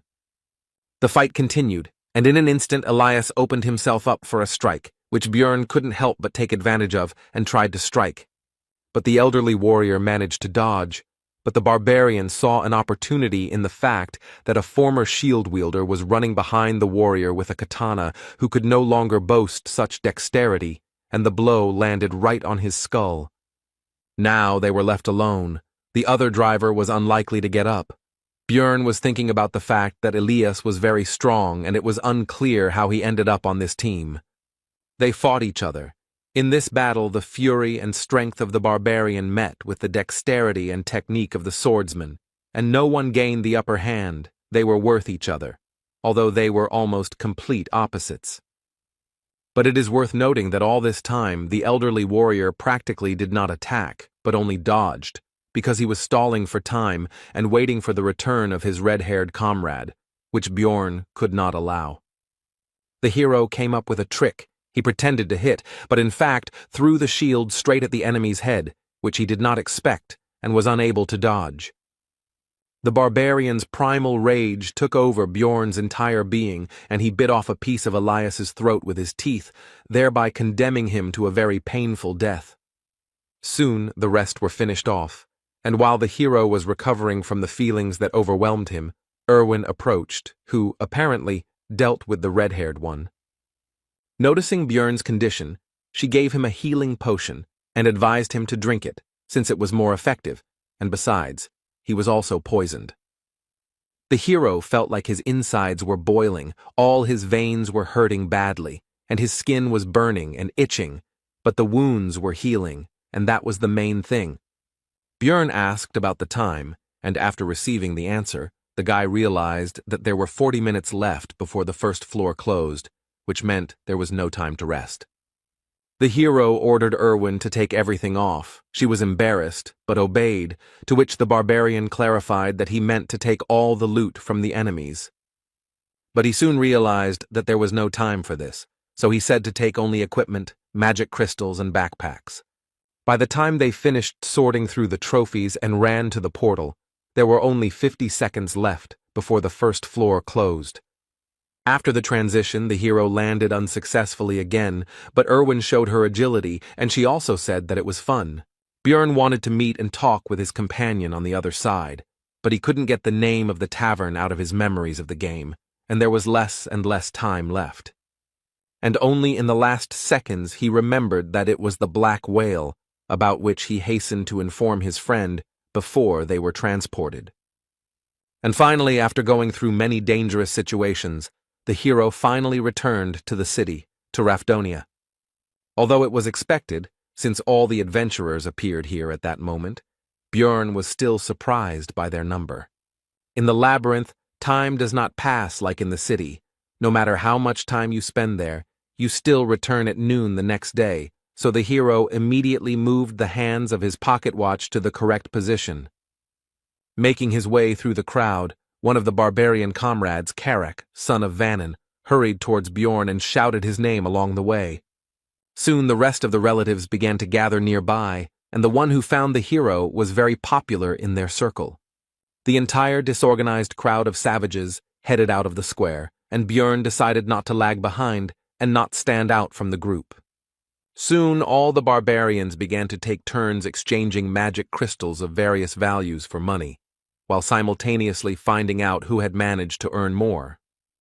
The woman behind the counter worked extremely quickly and professionally. Her vast experience was clearly visible. It turned out that the hero had earned significantly more than the others. The amount was over 180,000, which was significantly better than the others, in connection with which the relatives began to congratulate one of their own. The barbarian did not hesitate and accepted the praise, and also raised his hammer and shouted that he really was the best warrior. Others also noticed that he returned with better equipment, which only added to the joy. The savages began to throw Björn up in the air and chant his name, but the workers of the establishment did not like this noise, so they were soon calmed down. Soon the group of barbarians left the building and sat on the stone steps, waiting for everyone to receive their money, and the hero decided that he would follow the others, because he did not yet know the local layout.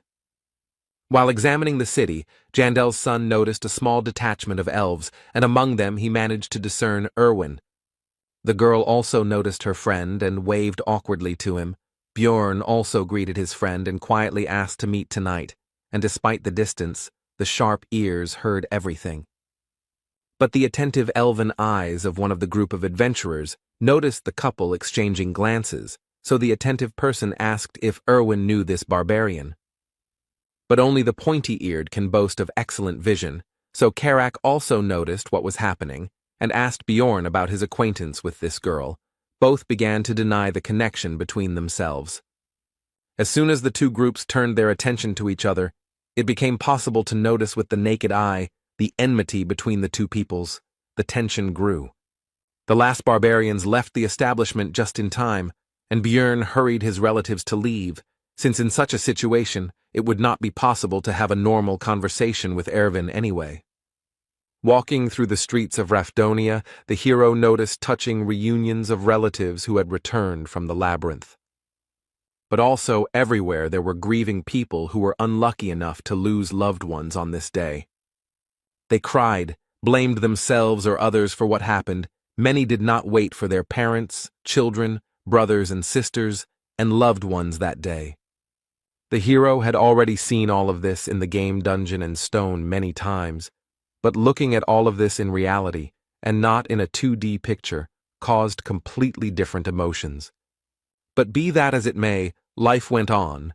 So soon the barbarians reached the tavern, where they began to celebrate their successful return with the spoils. Björn didn't like all this because he followed them because he thought he might accidentally miss some necessary step, and not for this reason. Therefore, he decided to leave without even trying the drink, and some of his relatives decided to see off the most successful warrior. Walking through the streets of the city, Björn's tension gradually eased because there were no monsters or hostile adventurers here, so there was no need to fear attacks, and he could finally relax a little. The hero became interested in the clothes shop. He wanted to buy himself a clean shirt, but his things needed to be cleaned of blood and other dirt. Lost in his thoughts, Björn didn't even notice how he had reached a quite decent hotel. His head was occupied with thoughts about the serious differences between the two worlds. Having paid for the room, the guy went to the shower to finally wash properly after so many days in the labyrinth, and also thought that living in this city might not be so bad. But lying in bed, the hero admitted that he was deceiving himself, and had done the same thing before, because in fact he wanted to go home, even though no one was waiting for him there, and with these heavy thoughts, he fell asleep. Björn woke up already at night and decided that now was the time to go meet Erwin, so he started getting ready. Having asked a local resident about the Black Whale Tavern, the hero received the answer that this place had had a different name for 10 years already. Finally, Björn became convinced that the game world was lagging behind this in time, and having learned about the current name of the tavern, he went there. Nowadays it was called Python's Paths, and the hero noticed that he could read the local language because he understood what was written on the sign, which meant that he should visit the library soon, but now he needed to go inside. The tavern had a good atmosphere, there were many customers, and finding Erwin here would certainly not be an easy task. But the hero was lucky.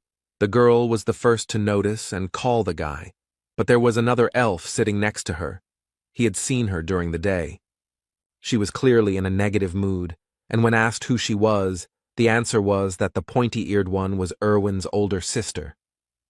When the guy asked if she had a name, He answered Tessia, which was part of his girlfriend's full name, from which it was concluded that she simply did not want to introduce herself normally. The hero asked why she was here, to which the girl flared up and said that it was because the barbarian invited such a young elf to such a tavern. And she continued that the meeting was scheduled for last night, but the guy never showed up. He's just an insensitive barbarian. The hero was surprised why it was last night, and Tessia thought that he was just making a fool of himself. Björn decided to make sure, so he asked Erwin how many hours had passed since leaving the labyrinth and received the answer 30 hours. The hero thought that only 4 had passed, but it turns out that he had slept for more than a day, which made him feel guilty. Jandel's son decided to apologize and explained the situation he found himself in. He didn't think it would turn out like this. Erwin's elder sister was shocked. She couldn't even keep her face. It seemed like she had never seen barbarians apologize. After this, Tessia asked about the reason for the meeting, but the hero did not want to talk in front of her, so he said that she could find out everything from her sister after the meeting. Further dialogue did not take place. Sparks seemed to fly between the two of them, and Erwin was torn, trying to calm her friend and relative. During the argument, Tessia suddenly slammed down a heavy bag and said that these 350,000 magic stones were payment for the essence. Björn began to explain that he would like to continue hunting in the labyrinth with Erwin, and she could earn the necessary amount with him, and they would divide the spoils in half. At first the girl was happy about this, but a moment later she became gloomy and refused, and the hero could not understand the reason because they made a good team. Tessia explained that now Erwin would be on the same team with her, and before that he was alone, due to the tradition that the first entrance to the labyrinth should be solo.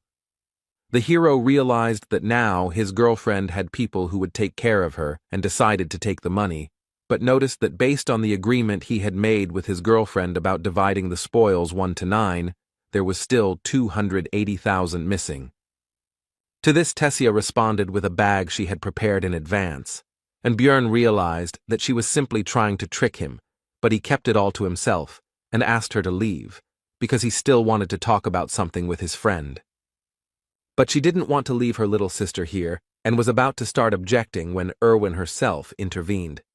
She really appreciates her sister's concern and is glad that she came here with her, but she needs to thank Björn and say goodbye to him. Tessia agreed, but only on the condition that the barbarian swear that he would not sleep with Erwin, which embarrassed her sister. Björn calmly swore an oath on his military honor, because he didn't give a damn about it anyway, just like he didn't give a damn about the oath itself in principle. Tessia was satisfied with this and was already heading for the exit, but halfway there she turned around and thanked the hero for saving Erwin's life. Left alone, the friend said that she had never contradicted her sister before and asked if she would be angry about this. The hero calmed Erwin down because Tessia didn't look angry when she left and even thanked him with a smile. The girl tried to apologize for having already decided to be on a team with her sister, but Björn stopped her, and also thought that he himself would not have refused if a high-level elf had invited him. After that, Erwin handed the hero a bag with the red-haired man's and the crossbowman's magic crystals, and she had already taken her share. She also left the rest of the equipment in her house, and tomorrow they should sort it out and decide what to do with it.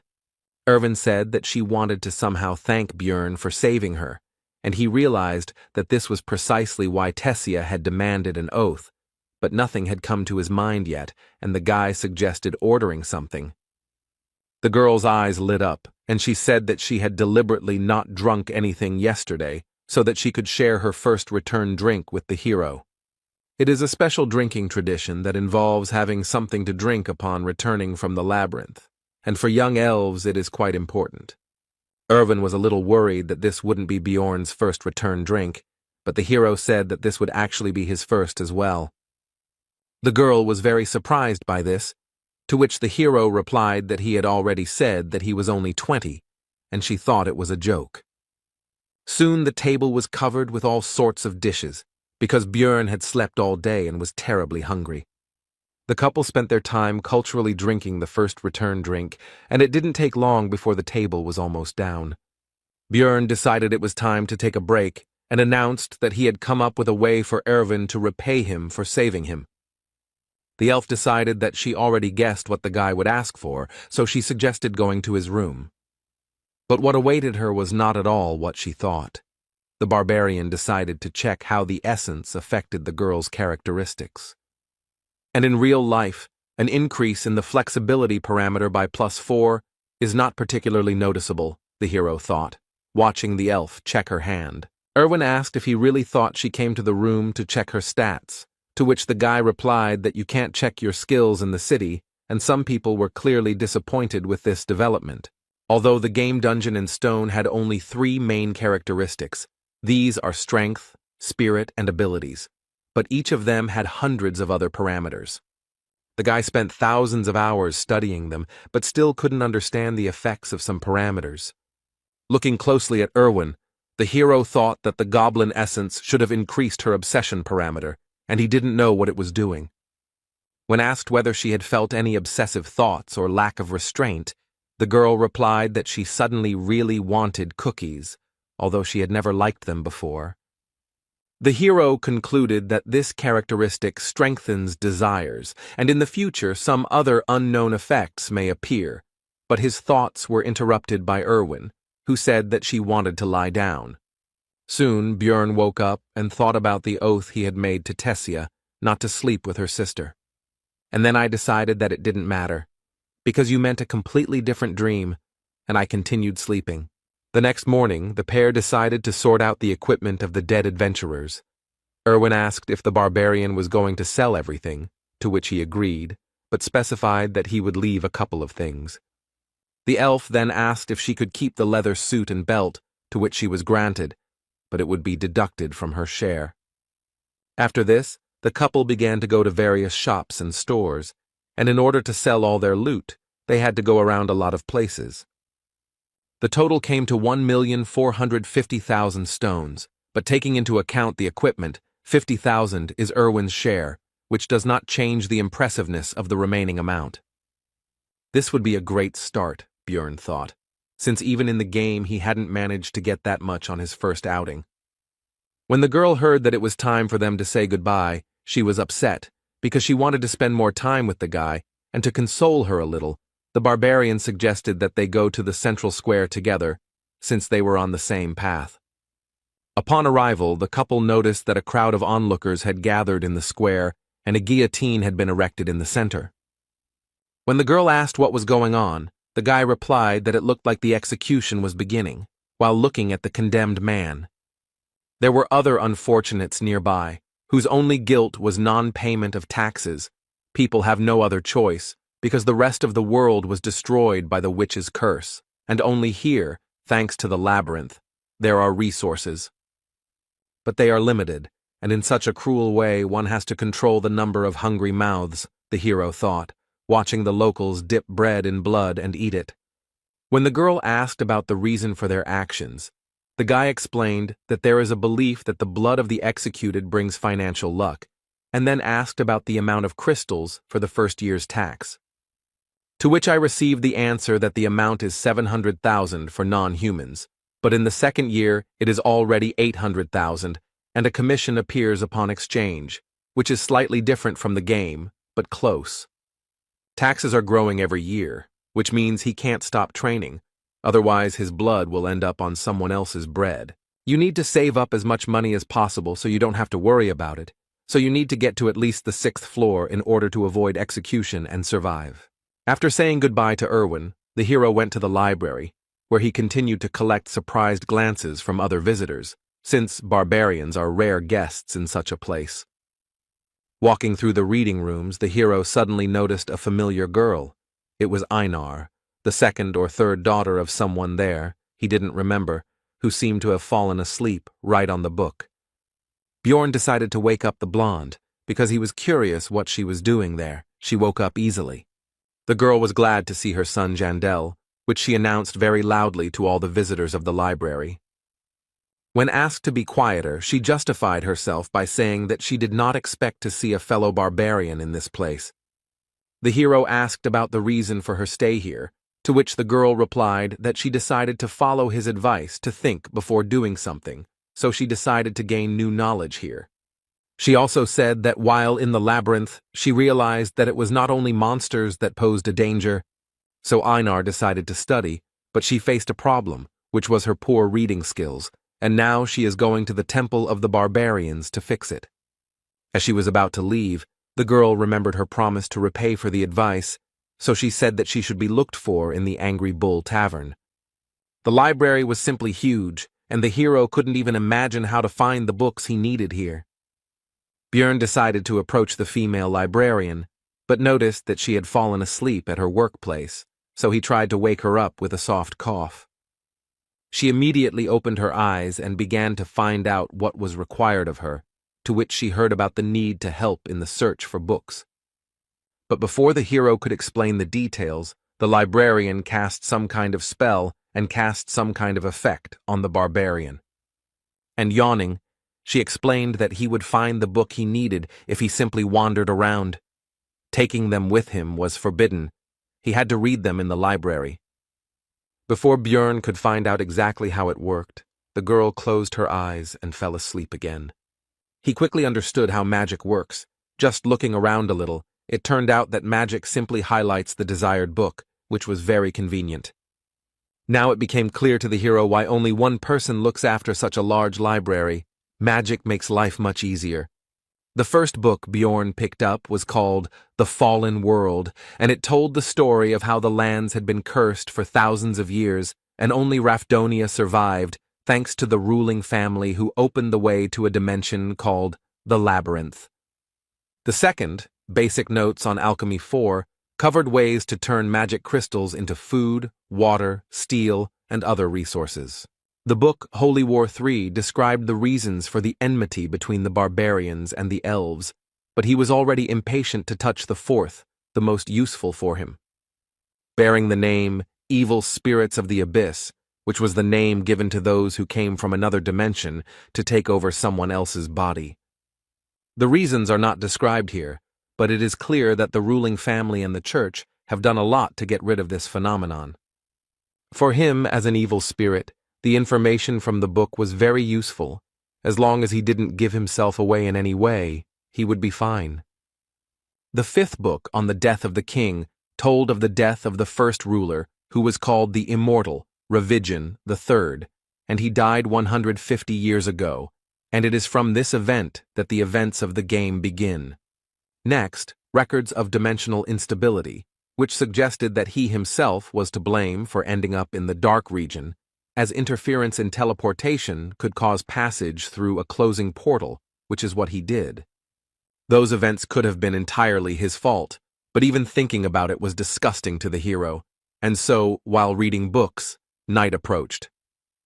Lying in bed, Björn thought about the fact that 3 days had already passed since returning from the labyrinth, and there were still 27 days left until its next opening.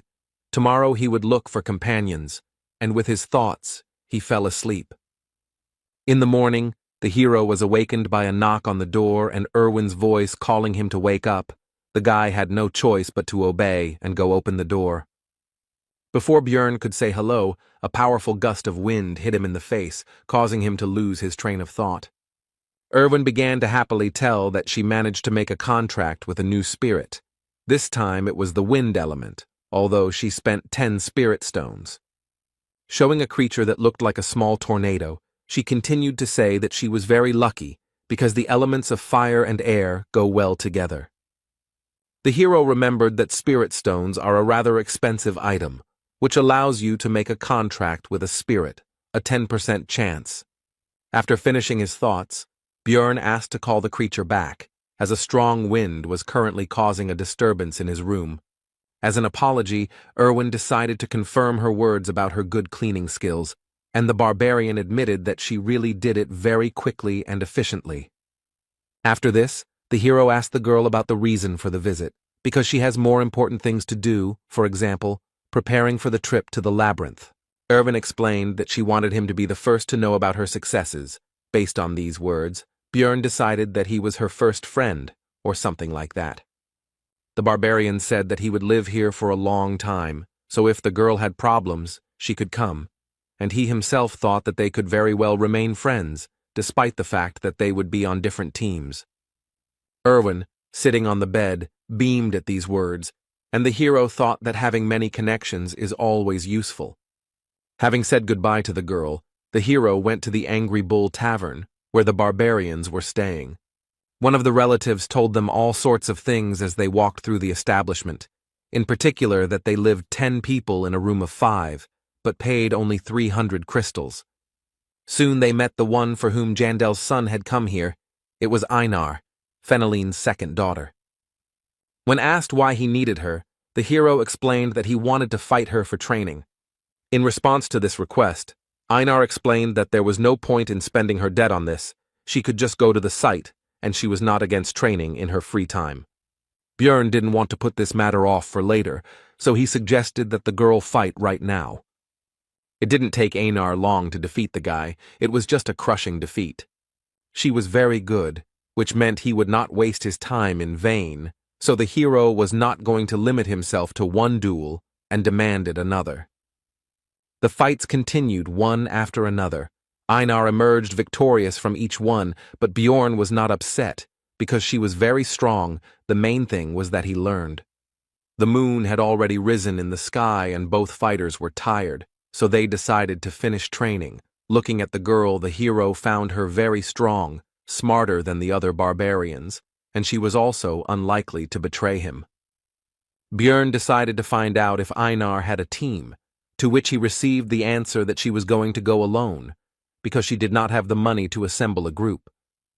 Having learned the information he was interested in, the hero decided that the best choice would be to invite the girl to join him. And he began to explain the conditions under which he would take 80% of the spoils for himself, but would pay for the creation of the team himself. But in the middle of the speech, Einar interrupted Björn and said that, not a word more. She looked determined. The hero tried to explain the benefits, to convince. But this was unnecessary. The girl meant by her words that she agreed without any words, since she wouldn't understand anything anyway, and simply trusted him. This brought a smile to Björn's face. He was glad that he finally had a reliable teammate.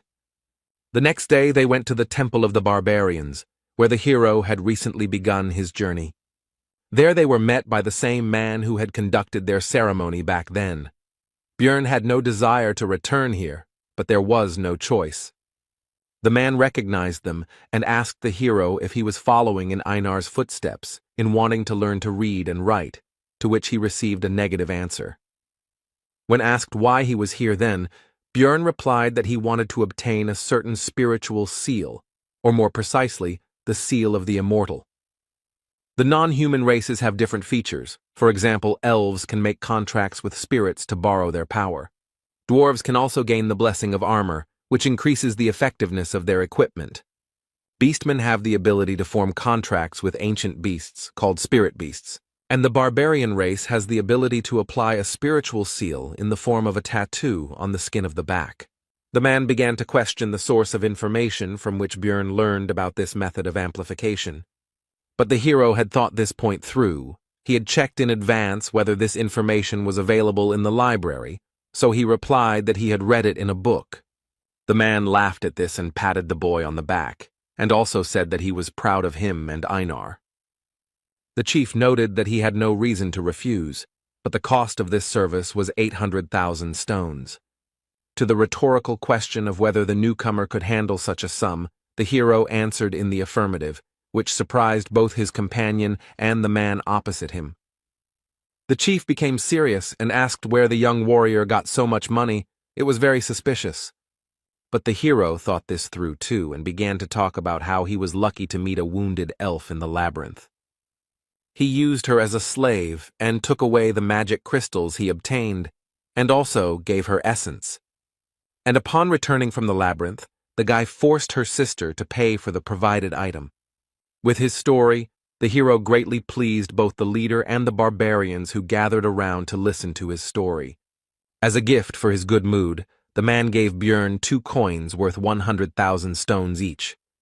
The hero shouted that he would continue to bully these useless elves in order to become a cool warrior, and the more he looked at his new relatives, the more he became imbued with their spirit. Spiritual seal is a kind of strengthening technique, the purpose of which is to fill the body with special ingredients that will give special strength. Barbarians tattoo newly born children when their souls are still pure, so that the paths of the soul are visible even after they grow up. So every one of his kind has tattoos. The shaman gave the young warrior a chance to think better, because he would not be able to choose another spiritual seal, but would remain with this one until the end. The seal of the immortal is the main requirement for a tank barbarian. Other seals are also very useful, but the hero has already made his decision. Getting the tattoo was excruciatingly painful, and Björn was already shuddering at the thought of having to go through that again in the future to level it up. Its effect was a significant increase in natural regeneration and physical characteristics. At parting, the guy thanked the shaman, which surprised the latter because for the first time he saw a warrior who thanks people like him. At this news, Björn hurried away as quickly as possible, hoping that his unusual behavior would not reveal his nature. The next morning, the hero went to the shopping district to buy the necessary equipment, thinking along the way that thanks to training with Einar, it became clear that the sword would not suit him. Björn plans to focus on learning shield techniques, so the weapon should be easy to handle. The hero's choice fell on a medium-sized mace, the cost of which is 220,000 magic stones. The barbarian also took half armor for 360,000 and a custom helmet, since he couldn't fit into the usual ones, for 170,000. After that, time flew by. Although the days were full of worries, they very quickly became routine. At 7 in the morning, he woke up and had breakfast with Erwin.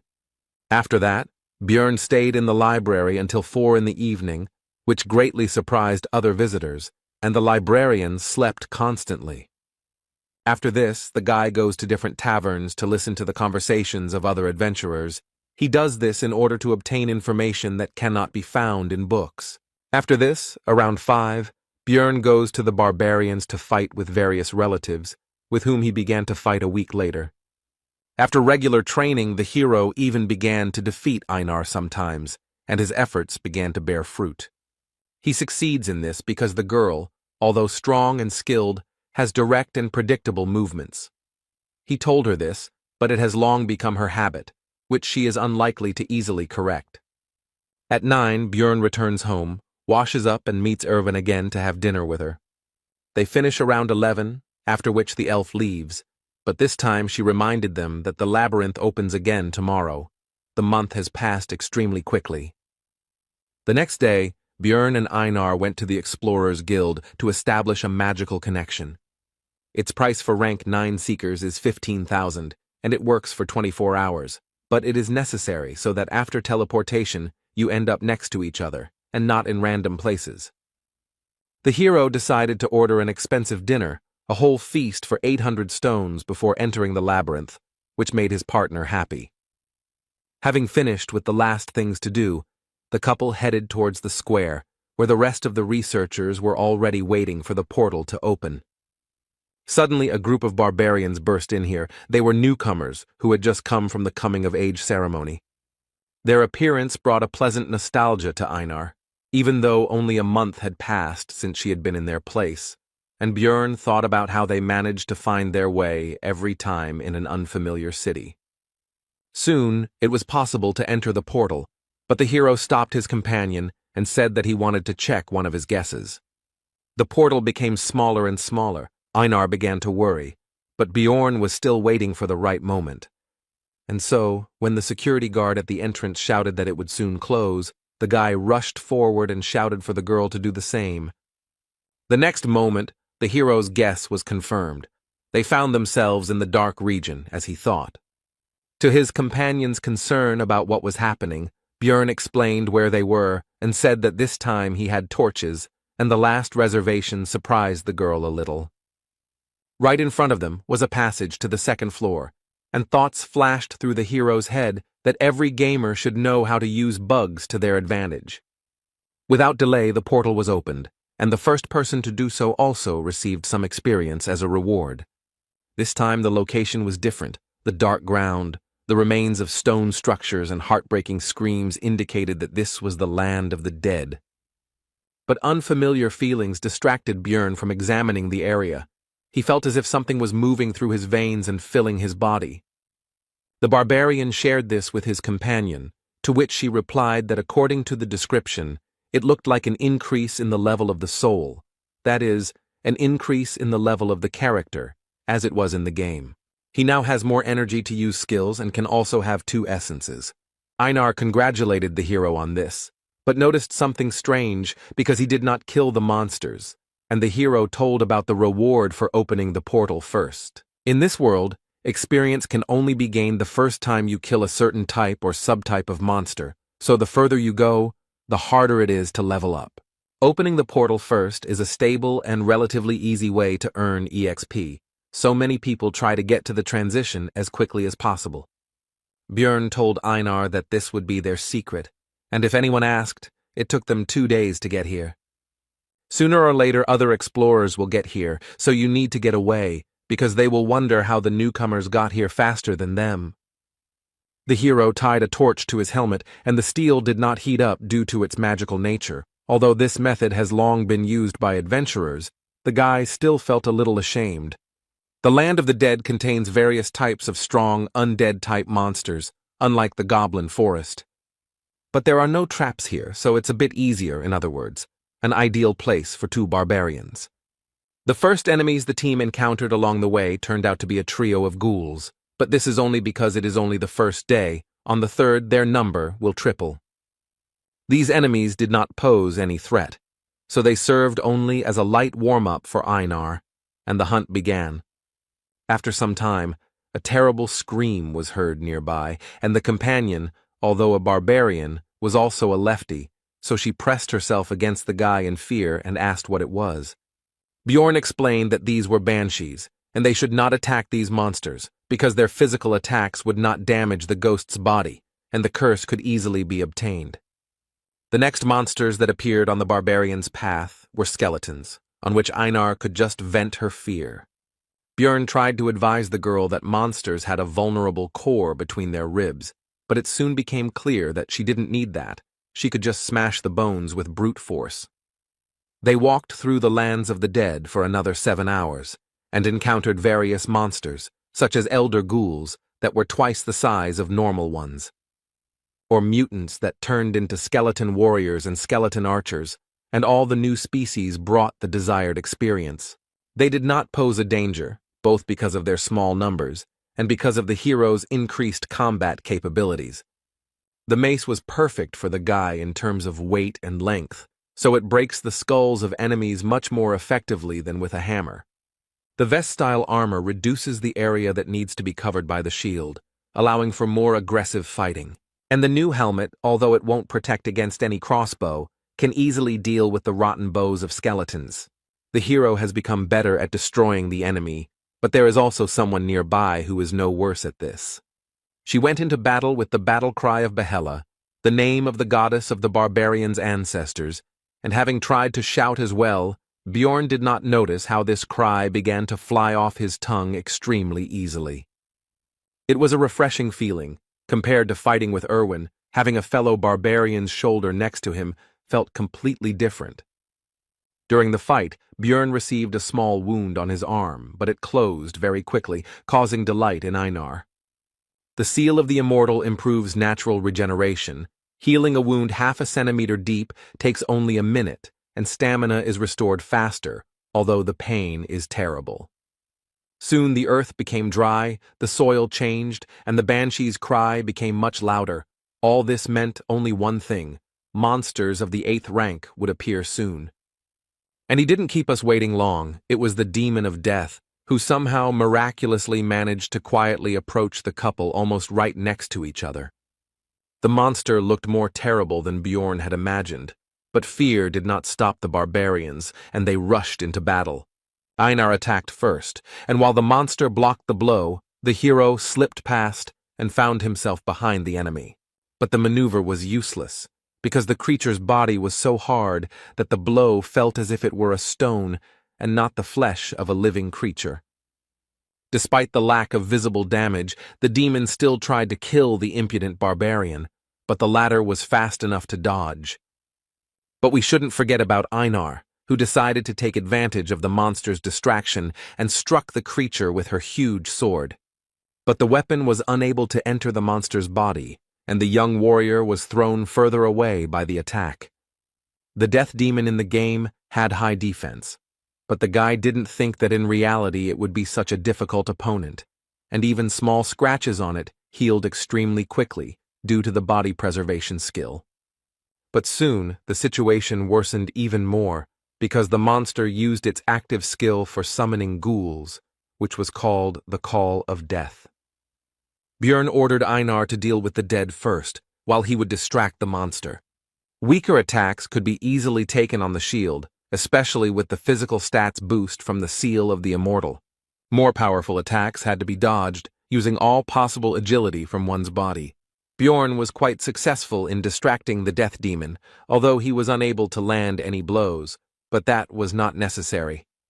Soon Einar was able to deal with all the ghouls and immediately went to help her partner. She slipped behind the monster's back and prepared to deliver a devastating attack with her monstrous weapon. The next moment, the warrior struck the death demon with her sword, but the strong skin withstood it. When the monster was distracted by a new target, Björn had the opportunity to attack in the same place where Einar had hit, which he took advantage of. Finally, the battle began to turn in favor of the barbarians, and they finally managed to inflict serious damage. But, not paying attention to the pain or possible problems from a head injury, the demon drove his opponents away from himself. The team couldn't keep up with the monster's regeneration. It recovers too quickly thanks to its passive skill of body preservation. Already thinking that they wouldn't be able to cope with the demon and would have to return to hunting 9th-rank monsters, the hero saw that Einar had grabbed the enemy's leg in an attempt to upset his balance. This seemed like a great idea to Björn, and he hastened to support his companion in the attack on the monster. And in the end, the barbarians managed to drop the monster on its back. Now it's time to quickly take advantage of this. But it turned out that there was no hurry, because nature, or whoever created the demon of death, did not think of a way for him to get back on his feet after falling. Now the barbarians can take advantage of their advantage, and the monster began to feel like a victim. The pair of researchers began to joyfully beat and cut the helpless enemy, who not long ago seemed to them, if not invincible, then at least an extremely difficult opponent. After defeating the demon, a very large magic crystal remained in its place, which made Einar happy. But Bjorn hastened to explain to her that the cost of extraction was actually only 100 stones. But it turned out that for the girl, this sum was quite good, because for this price she would be able to buy the delicious bread that she ate at the feast before leaving for the labyrinth. The hero decided that it was not right to limit himself to one demon, so it was time to go and continue hunting, and also realized that hunting with barbarians was quite good, and Erwin was a little passive. In this battle they managed to find an excellent tactic, so the barbarians first threw the monster on its back as soon as they discovered it. After which they joyfully beat him on the head until he died, and as a result, they finished off 70 of these big guys. It was time to set up camp, and the hero again fell into thoughtfulness. He thought about the fact that it was extremely profitable for him to hunt death demons, because there was, albeit a low chance, but a chance to get an essence that would suit him very well. The next day, the number of monsters doubled, but this caused practically no problems. The barbarians simply felled them one by one, and then finished them off. True, if the demons could not be neutralized before they used the Call of Death, then they had to run away, because the creatures do not pursue prey outside their territory. After midday, the monsters began to appear in threes, which was already too difficult, so the barbarians wisely decided to give up the hunt and not take such risks. Soon the couple began to look for a place to stop, but when they had already succeeded, they met a group of searchers. With a threatening expression on her face, Einar informed the uninvited guests that since they had no business here, they should get lost. The group decided not to mess with the terrible barbarians and decided to leave quickly, and the girl watched them go. Einar said that now they would have to change their camp location, because these guys now knew their location, and people cannot be trusted. Walking after the girl, the hero recalled that she had previously disliked them, and also came to the conclusion that some story had happened to her during her first exploration of the labyrinth. Björn decided to ask Einar about this another time, and in the meantime his companion complained that they most likely would not be able to find such a good place for a camp. But their conversation was suddenly interrupted by desperate cries for help, and such sounds are not made by those who are attacked by monsters, which means that the seekers are cutting each other. The couple was about to get away, but it turned out that someone had heard their conversation and fired an illuminating spell into the sky. Now it was possible to examine the situation, and it was not rosy. There were 4 bodies lying on the ground. There were no monsters nearby, but there were traces of a camp and poisoning. And in the middle of this picture stood a woman clutching a bloody dagger in her hand. Most likely, she was a marauder. Marauders are people who hunt other explorers instead of collecting magic crystals from monsters. They collect equipment from others. Naturally, in Rafdonia this is punishable by death, although if you think about it, no one convicted him of killing his colleagues, which means no one will know anything if there is no one to tell. Looking at the girl, the hero realized that she was very strong and professional, and also had a noticeable appearance, but nothing was known about her, which meant that she did not leave witnesses of her work. Looking over the dead people, Björn noted that they had very high-quality equipment. The mage seemed to have reached the 5th floor. 3 apparently died from poison, and the 4th seemed to have resistance. Without any concern at all, the woman began to search the bodies. She was not at all afraid of the 2 new barbarians. Judging by how that huge sword fits, she must have an expensive spatial traveler's bag. Most likely the marauder was much stronger than them, which means the only chance to survive was to escape. Along the way, Björn left marks on the trees, just in case if they followed them, they would soon reach the portal to the 1st floor. On the way, the barbarians met a group of other labyrinth explorers, among whom there were no representatives of non-human races. People were hard to trust. Einar was especially sure of that, but they had no choice, so they reported that a marauder was chasing them.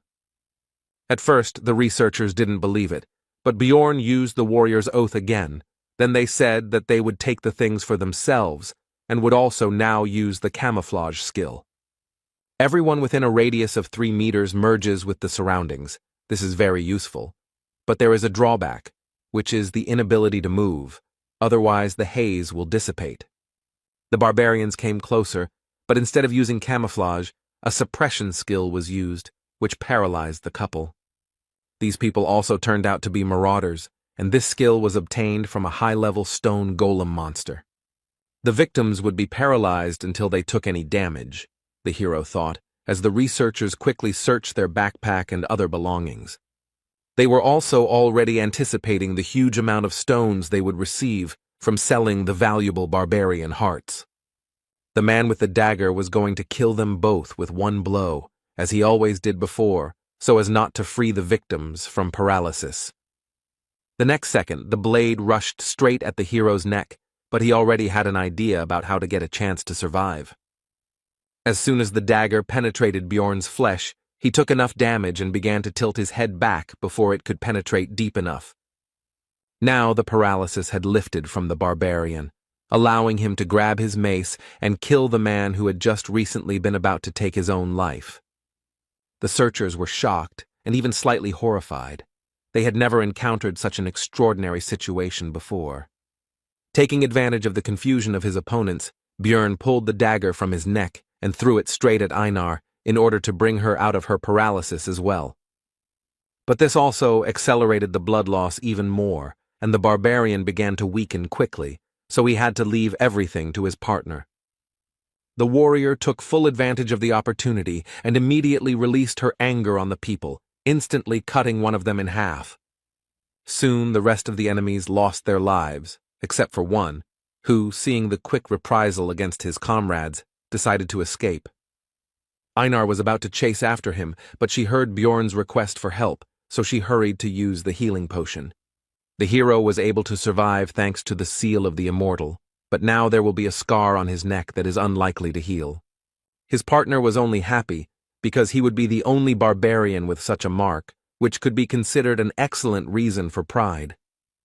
Soon the barbarians caught the escaped enemy. Einar held him tightly, and they were already about to interrogate him. But suddenly, from behind their backs, a small dart flew at the man, which killed the man almost instantly. All this time the female marauder followed and watched them. They were never able to break away, which is an extremely bad sign. If they couldn't escape, then the only way out was to fight, so the barbarians rushed towards their new enemy. Even though they are newcomers, and this woman looks very experienced, they have the advantage in numbers and should have a chance to win. The next moment, the marauder dodged the young warrior's blow without any noticeable difficulty. And then she took on the dagger and attack of Bjorn, who, although he expected something like this, hoped for the best. Since she can compete with him in strength, it means she has probably absorbed more than one essence, and this once again confirms how high a level it is. Since the barbarian cannot overcome her in a normal confrontation with force, he will use his superior mass and start pushing. But the marauder did not expect that the enemy would pierce his armor with a simple, albeit poisonous dagger, which indicates that the woman knows how to use aura, which means there was no chance from the very beginning. Einar tried to correct the situation. She tried to stab him in the back with her huge sword. But the enemy flew past at lightning speed, inflicting serious wounds on the warrior, much worse than those received by Bjorn. Throwing a dagger into the air, the marauder addressed the hero with the words that the basilisk's paralyzing poison had already spread throughout the body, which meant it was time to surrender. The hero feverishly thought about the fact that the enemy was superior to them in strength, speed, and in everything, so would they really die here? The woman interrupted these thoughts by putting a dagger to the guy's neck and saying that if they swear not to say anything, then she will spare their lives. The marauder continued by saying that she had intended to suggest this from the very beginning. She didn't want to kill the barbarians because she was indebted to them. Now it became clear to the hero why she simply watched their fight. She wouldn't have had to kill them personally if those researchers had succeeded. The wounded Einar extended her hand and said that they couldn't trust this woman because she would definitely deceive them. When asked about the consequences of refusal, the marauder replied that in this case they would die, so there was no choice. The hero once again took advantage of the oath of military honor, and now it was Einar's turn to have her say. But the girl did not want to do this. It seemed that her dislike for people was extremely strong, as was the pride of wine, and even in such a situation she could not agree with this. Since Einar has spoken her word, it means the woman has no other choice, and today the warrior will leave this world. But Bjorn categorically disagreed with this, so he began to persuade the girl to take the oath anyway. He desperately reminded her that Einar had said earlier that she would follow all his orders. She just needed to trust him. The warrior did not want to swear by her military honor, but still gave in to her partner's persuasion. The marauder was satisfied with this and was about to leave, but the hero finally asked what floor she had reached, to which he received the answer that she had reached the 8th, which meant that there was no hope of victory. Soon the pair of barbarians returned to the first floor, and the guy noticed that Einar took it all much worse than he thought. It seemed that for his kind to beg for mercy with the honor of warriors was extremely shameful. Bjorn tried to console the warrior with the words that they survived, and that was the main thing, and in the future they would still have a chance to defeat that woman in the future. Einar responded to this by saying that she would endure the shame and the desire to kill herself in order to become as strong a warrior as the hero. Seeing his partner's attitude towards this situation, the hero understood that he would hardly ever understand her feelings, and the reason for this is simple. He is not a real barbarian. They began to rest, and Bjorn again plunged into thought. After these events he was morally destroyed, although Einar was even worse. The guy felt about the same as he did on his first trip to the labyrinth when he hoped for help from that blonde guy's group. When the priestess refused to heal him, and the swordsman threw the potion as if his life was worth nothing, as if he were a wounded dog, although he was happy to survive, he cannot forget that feeling. Björn believed he was making the best choices in the situations he faced, focusing on survival, and he didn't understand what he could have done wrong. As soon as the hero got into this world, a man was beheaded before his eyes, and then unpleasant things continued to happen, and the barbarian decided that something needed to be changed. He had a new plan. Björn woke up Einar and asked her if she would agree to try to become stronger if it involved great risk. The warrior agreed, because if they didn't achieve this, they would most likely die anyway. This life will always be filled with chaos, no matter which path you choose, so it is better to attack first, Björn thought, and told his companion that they would go into the rift. The team headed to an area that was also shrouded in darkness, but there were 4 types of monsters there. In addition to the goblins and ghouls they had already encountered, there were gnomes and razor-maned wolves. Soon, an ancient monument appeared before them, and when Einar asked what it was, Björn told them about the memorial to the man who first found the labyrinth, dedicated to Deflon Grandel Gabrielius. The hero said that he was going to open the rift and asked to keep it a secret. His partner agreed, but asked to tell what it was. Roughly speaking, it is a labyrinth within a labyrinth. In the game it was called an instanced dungeon, which was cleared by a selected number of characters. To open the rift on the first floor, you need to place the magic crystals of 4 types of monsters on the memorial, and with the stone of the death demon, 1 specific instance for 5 people will be opened.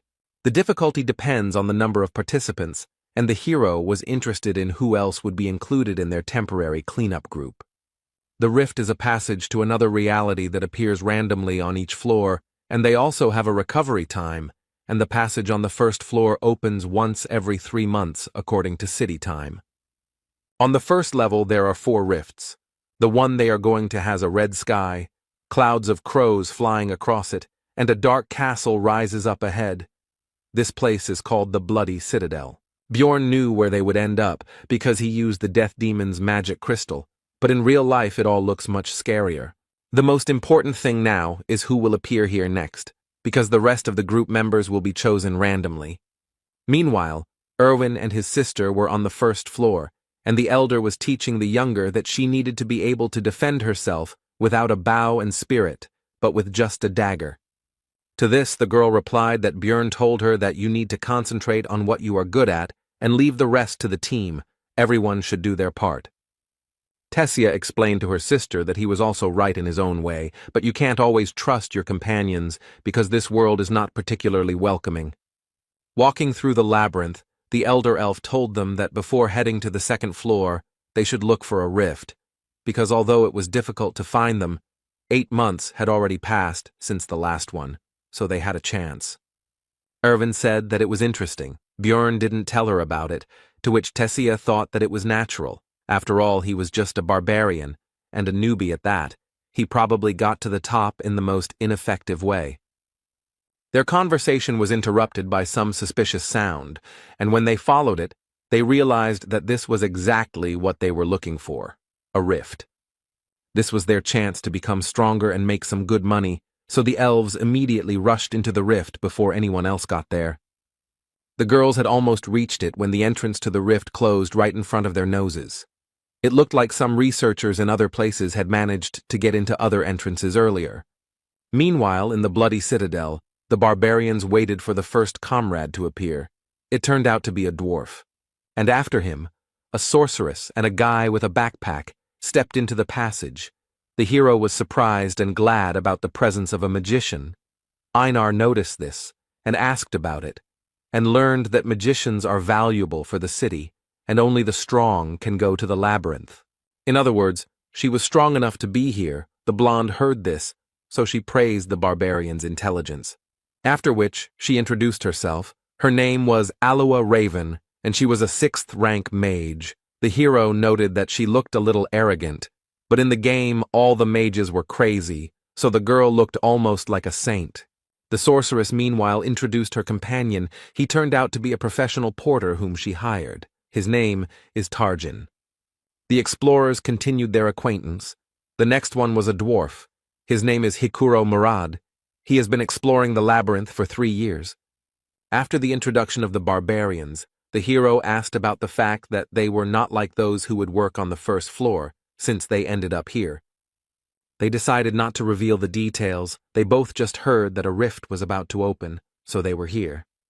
Everyone agreed to the proposal that Raven would be the temporary leader, and when Bjorn also wanted to accept this proposal, Einar interrupted him, because she considered him to be an intelligent, wise, and capable warrior.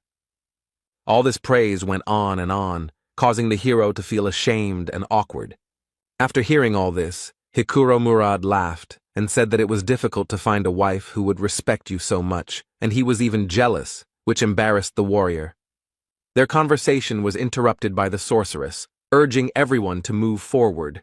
It seemed she was not interested in this dialogue, so she changed the subject. The dwarf noted that they still needed to learn about each other's abilities, but Raven arrogantly noted that there would be monsters of the 7th rank and below here, and she and the porter alone would be enough. The sorceress continued by saying that she would also take the spoils from the keeper, which caused a conflict with Hikuro Murad, who was dissatisfied with the distribution of the spoils. The argument grew more heated, and the hero reflected on the fact that for successful magicians, research comes first, while for simple adventurers it is money, and here their interests clashed. Alua Raven tried to compromise. She said that she would give them all the magic crystals from this rift. Bjorn noticed that the argument was causing tension in the sorceress. She was very depressed. It seemed that she did not expect such a development of events.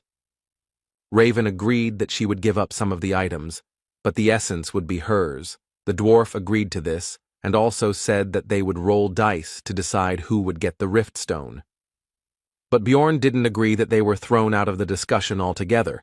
But the two didn't agree that he had the right to the stone, but they did agree to give 2 essences from ordinary monsters. This was the maximum that could be bargained for. There would be no suitable essences for their level here anyway, and Murad and Alua had already resolved their differences and calmed down. Looking at the Blood Citadel, Bjorn became determined to conquer its peak and become stronger, so that he would no longer get into unpleasant situations, and so that high-level researchers would not treat him with arrogance. This rift is divided into 4 parts: a drawbridge, a battle zone behind the walls, an underground prison, and a place of worship for demons in the Lord's room. These thoughts flashed through the hero's mind as the squad approached the entrance to the fortress. On guard were gargoyles, rank 8 monsters that stand still most of the time and look like statues. But once you notice the enemy, they attack them and use their active skill petrification, which covers the one it was applied to with a layer of stone. Usually, explorers have to sacrifice one of their own, exposing him to the gargoyle's ability. But if there is a mage in the team who knows the magic of removing curses, then everything changes. And without their skill, these monsters turn into very simple opponents that can be dealt with without any problems. Hikuro Murad showed what his skills and 3 years of experience are worth, crushing his opponent without any problems. The magic crystals that remained in place of the enemy corpses began to fly up on their own and go to Tarjan's backpack. It was a spell for collecting stones. It would make their lives much easier. Now that the guards were down, the team could enter the citadel, which was quite dark, and magic helped with that as well. Now the researchers could see that they were not alone here. There was a group of ugly monsters nearby. These were the dead, monsters without a rank that do not give experience or crystals, and their bodies do not disappear unless an essence drops. The part of the squad that was melee fighters took aim at the opponents, because it would be wasteful to waste mana on such weak monsters. These opponents could not cause any difficulties for any of the squad members except, perhaps, the porter Tarjan, but he did not participate in the battle. As a reward for exterminating the enemies, the researchers received a forge, which they took with them, because they would soon need it. After walking a short distance along the corridor, the team encountered an obstacle. It was a steel door. The sorceress volunteered to solve this problem. It's unlikely that anyone else would have been able to overcome this obstacle with brute force, but a huge fireball is a completely different matter. Looking at the result of the magic, Björn could only marvel at how overpowered magicians could be. The next obstacle on the squad's path is the first part of the fault, the drawbridge at the entrance to the fortress. It was raised. But Alua Raven knew how to lower it, so she asked Einar to blow into the horn she had recently received. With this action, the bridge began to slowly descend, and the long dormant magic seal was activated. And the dark bloody water began to rise higher and higher, and in it swam a crowd of the same monsters that the team had encountered not so long ago. The goal of this test is to survive the onslaught of countless undead. This is a pretty difficult part, but only for those groups that don't have an experienced mage who has area attacks. The next moment, Raven destroyed the crowd of enemies with her magic, making it much easier for the group to pass this test. Bjorn guessed that the sorceress was quite powerful, but he didn't think there was such a big gap between them. The first part of the Blood Citadel was completed, the bridge was lowered, and the team was about to move on. But Bjorn was tense, because it had been ridiculously easy to deal with, which, given his luck, was highly suspicious, and there was certainly trouble ahead. The group of explorers easily crossed the drawbridge of the outer wall and headed towards the inner castle. Normally, they would have had to fight their way through a lot of monsters, but they had Raven, which was a big help in conquering this rift. Soon, she was no longer destroying all the enemies with one blow. This time, there were about 10% of the enemies left. Among them, the most dangerous were the death demons, who survived thanks to their durability and regeneration. Einar and Björn had already worked out their tactics for fighting these monsters on the second floor very well. This sight greatly surprised and discouraged Hikuro Murata, but the barbarians seemed to be having fun. Raven also decided to contribute to the victory over the monsters by hitting them with the spell Worsening Wounds, which negated the monsters' regeneration. Without one of their greatest strengths, the death demons have been reduced from fearsome foes to mere lumps of meat. Having seen the possibilities of magic, Einar understood why wizards are treated specially, which she told Bjorn. The dwarf supported her in this matter. Hearing the praise directed at her, Raven simply beamed and said that they study hard for this, but talent is also essential. Now the hero began to better understand her character. She pretends to be modest, but loves to brag and conduct research. The sorceress asked for help in collecting some materials, which no one refused her, and soon Targan's backpack became almost full. Björn noticed that she had examined the entire area, but had not paid attention to the statue. Did she really not know about it? Some gamers have a habit of pressing the interaction button when they see a unique object or a suspicious wall, and the hero was one of them, so he discovered a lot during 9 years of playing Dungeon and Stone. But it might hurt the sorceress's ego if a common barbarian knew something that she hadn't discovered, even though she had spent her entire life researching, so she would avoid things that might arouse suspicion. Soon, the group of adventurers entered the inner castle, which lay in ruins, and there were no monsters or possible prey nearby. So they did not stay here long, and quickly found the steps leading down and went under the thickness of the earth. The group fearlessly entered the first floor of the underground prison, the third part of the Blood Citadel, and began to explore it. Hikuro began to ask Raven about the monsters encountered in this location, to which he received the answer that they were a skull rat, a banshee, a death demon, a ghoul lord, and a corpse golem. To this, the dwarf noted that he had fought with all of these species except the last one, since it was found only here in the Bloody Citadel, after which the sorceress began to talk about its features. Soon the terrifying cry of a banshee echoed through the dungeon, and Einar again showed that she was not only a barbarian, but also a girl. She was afraid of these ghosts, and pressed herself against Bjorn. Raven couldn't help but scare the warrior, and began to ominously talk about how meeting these monsters would be terrible and indescribable. But Bjorn reassured his friend that magicians actually have ways to fight banshees, so there is nothing to be afraid of. The sorceress was surprised out loud at the barbarian's knowledge, after which she decided to stop joking and lured a group of ghostly monsters with her spell. And as soon as all the banshees gathered next to her, Raven used fire magic and incinerated all the opponents. Even their intangibility did not help them. and standing right in the middle of a branch of the fiery hell, she invited her companions to follow her, as if she did this every day. This display of strength, coupled with her behavior, caused surprise and even fear among the rest of the team, except for Targan, who seemed to have long known what his employer was capable of. Soon, the researchers found themselves on the second floor of the underground prison, where they encountered new monsters, such as a chimera wolf. Or the Lord of Ghouls, and the interior of the environment began to resemble the laboratory of an evil scientist, since there were ugly monsters and objects everywhere. The sorceress did not feel fear, because she herself carried out autopsies. Aloha Raven had previously researched the first floor's rift maps, so she knew where to go and had no problem finding the secret door behind which the corpse golem's lair should be. Having prepared themselves, the group opened a passage, behind which they were met by endless piles of corpses, and a terrible smell instantly filled their nostrils. In the past, the hero would have definitely lost consciousness from all this, but the effect on the barbarian's strong body is not so strong. The first to succumb to the nauseating smell of rotting bodies was the porter Tarjin, and he parted with his breakfast. Next was Raven. She was used to looking at something like this during autopsies, but it didn't change the disgusting smell. Björn, Einar, and Hikuro were more resilient, so the squad moved on, with the melee fighters in front and the rest behind them. Soon, they reached the largest pile of corpses, and suddenly began to hear strange voices that became louder and louder with each passing second, and soon it became clear that these were the bodies talking to them.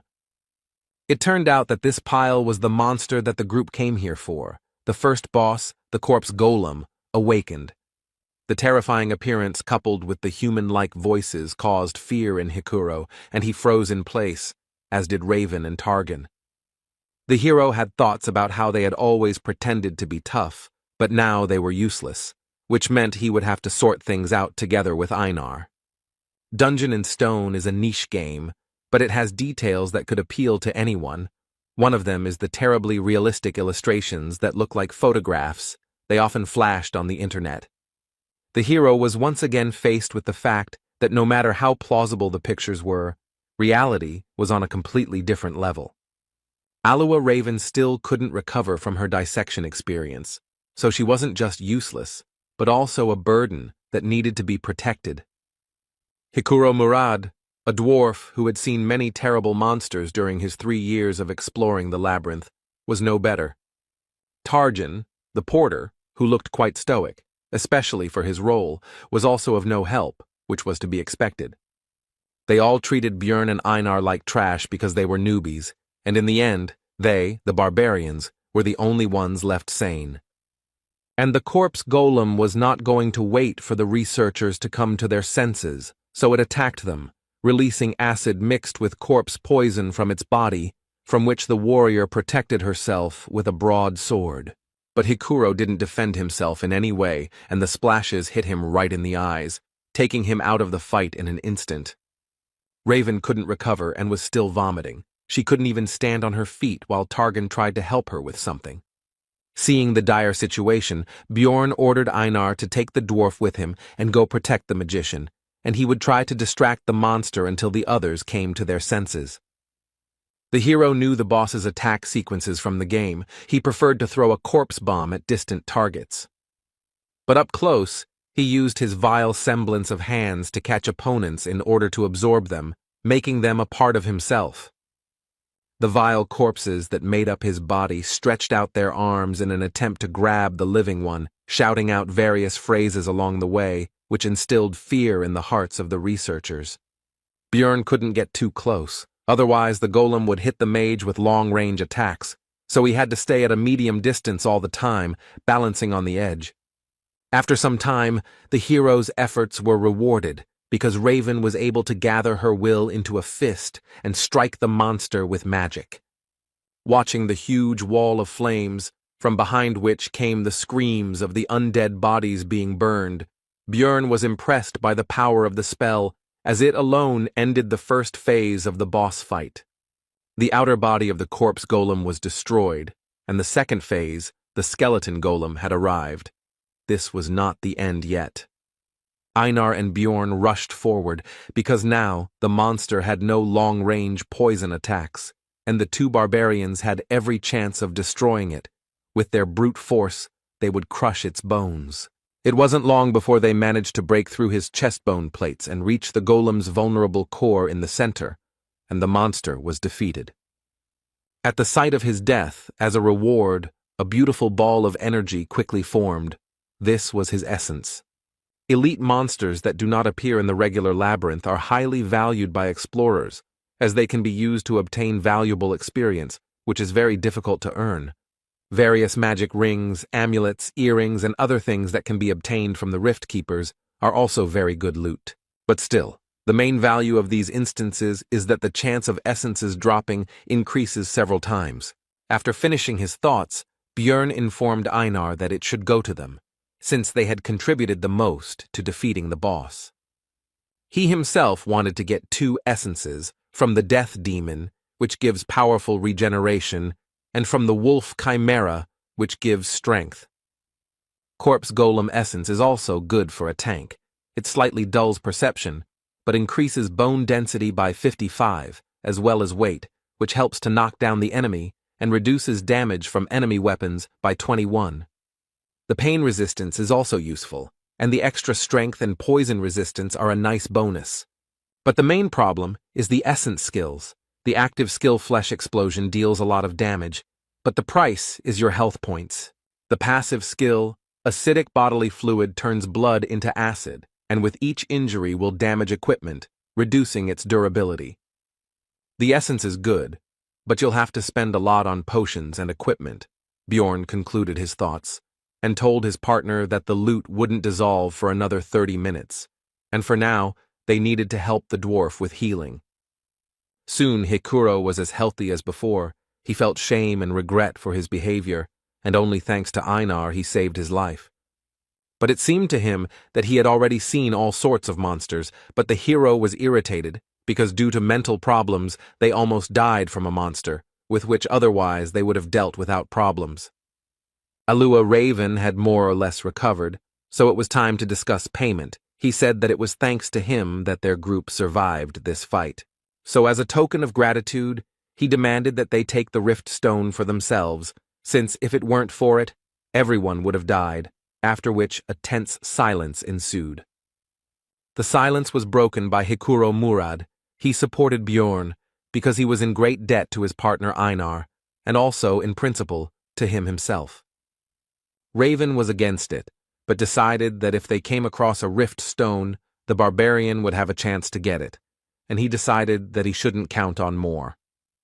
After this, Bjorn decided to report that the corpse golem had dropped essence, which surprised his teammates. The sorceress simply beamed with joy and excitement, because this essence is extremely rare, so even large guilds do not know its effect, and she really wants to study this thing. Bjorn had a proposition. He could give up his loot from the boss, but in return he wants to get the essence of the keeper if it drops. Alua Raven was confused by this deal because the keeper might not drop anything at all, which she told the barbarian. Bjorn replied that he was ready to take the risk, which pleased the sorceress, since she was more interested in the rare, unexplored abilities of the corpse golem. When Hikuro asked how she was going to take the essence, she showed him the artifact vial and said that she had everything she needed. It was an extremely expensive magic item that wouldn't pay for itself with essences below rank 6, but she didn't seem to care. Soon all the work was completed, and the team hurried to leave the terrible lair of the corpse golem, moving on. On the way, the researchers came across statues that resembled gargoyles, but turned out to be, in fact, the most ordinary sculptures. Coming closer to examine them, Raven reported that the Lord's room should be very close now. After touching a certain point on the statue's face, a book fell from somewhere on the ceiling and was deftly caught by the sorceress. It seems she had read about the cache in advance, and the volume itself was called the Necronomicon and contained rich knowledge about black magic. Raven said that she was taking the book for herself. The dwarf agreed with this, because none of them possessed the magic of distortion, which was needed to carry out of the labyrinth what should usually disappear. These are usually the weapons and equipment of monsters. But this book was actually an ordinary item, and the sorceress decided not to report it, and the barbarian was forced to remain silent so as not to reveal his excessive knowledge. After that, they wandered around the rift and destroyed monsters until they finally met the second intermediate boss, the Bone Rider. Raven noticed that luck was clearly on their side, since they had obtained the essence of the corpse golem, and now they had also encountered a successful opponent. She was right, because the monster of the 7th rank, the Bone Rider, is divided into several types. The first one is called Sadness and uses fog, which causes psychosis, annoying the enemy. The second is Hatred. He uses the Soul Kill skill, which lowers the target's level, the hardest enemy. The team encountered a Desire type that could regenerate using the Life Force Absorption ability.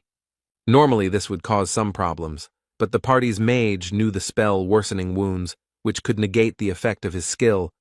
Without his main advantage, the boss was unable to cause any problems and was soon defeated by the researchers. And they were lucky again. The second elite enemy dropped Essence, which happens very rarely. By agreement, this was the spoils of the barbarians, and Björn decided to give it to Einar, since it did not suit him very well. Since the life absorption skill is only fully revealed with swords, and he is not going to change weapons, it is better to try to get another essence with the help of the enhanced warrior.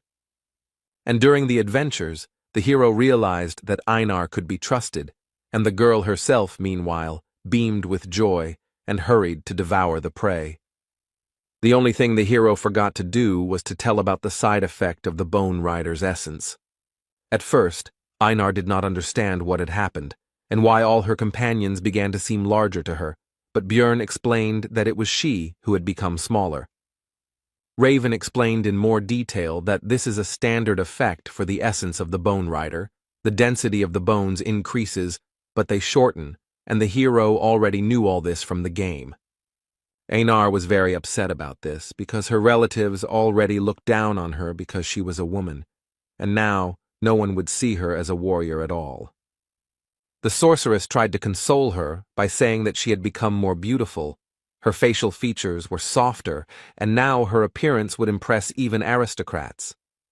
But this only upset Raven even more, because she no longer looked like a warrior at all.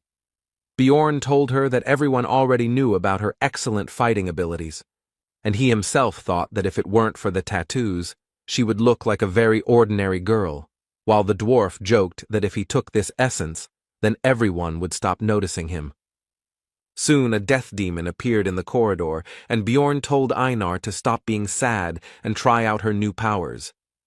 The girl didn't seem to be particularly excited about what had happened and didn't expect much, but she still had a duty, even though she didn't look like a warrior. After which, without burning with enthusiasm, she approached the monster and swung her sword, as a result of which she divided the monster into 2 unequal halves.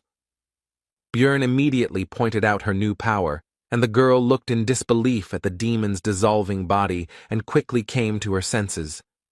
The hero encouraged the girl by saying that she was now not a simple warrior, but a great warrior, and Einar finally regained her good mood. Soon the team came to the door behind which the Rift Guardian should be. Their adventure was coming to an end. The hero thought that they had been lucky throughout their journey, since Einar had absorbed a good essence, and they had also received a large share for the corpse golem. But there was one thing. Has there ever been a time in his life when everything went easy and simple? What could be the worst-case scenario in this situation? After all, it was always like this for the hero. It just seemed that everything was fine, but then he would receive a new blow from fate, as happened, for example, with his personal life. And his arrival in this world, maybe someone would call it luck, but not him. For the guy it was the same trouble, only even worse. He was brought out of his thoughts by Hikuro, who was about to open the doors, and Björn finally noticed one peculiarity. The handle was red, so he tried to stop his comrade. But the danger was discovered too late. The door itself opened all the way. The master of the bloody citadel woke up from a deep sleep. And it was not the Death Rider that was usually found here, but a vampire, a monster that only appears after the 6th floor, who greeted them with the words that he had not seen living beings for a long time, and also an advanced mutated version, with intelligence and a named monster, the Vampire Duke Cambermere. In general, monsters are divided into 4 categories. The first is mutants, which do not change race or characteristics, but receive a new class, such as goblin swordsmen or goblin archers. Advanced monsters, the rank significantly higher than the average for the floor. These include, for example, the Death Demon, a rare category like the Corpse Golem which can only be found in rifts, or the Mimics, which are very difficult to find on normal levels.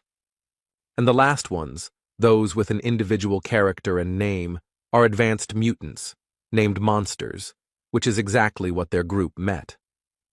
The researchers sensibly assessed their chances now, so they immediately decided to run, and the hero shouted not to be distracted by conversations when Hikuro tried to ask about what happened. While running, the hero thought about the essence of the monster. This is a 5th-rank boss that can act in an unconventional way. He is strong both in close combat and in black magic. The conversation was brought up again by Raven, who was surprised that the Guardian had become an advanced mutant, since this had never happened before, and the hero could understand her surprise. After all, even he, having spent thousands of hours in the game, had never met the Vampire Duke, and only knew about him because he saw him on the stream. Even in such a situation, the sorceress could not suppress her curiosity, so she asked how he guessed about the trouble, because he said to close the door in advance. Björn couldn't come up with an explanation for his gaming knowledge, so he blamed it all on his well-developed intuition.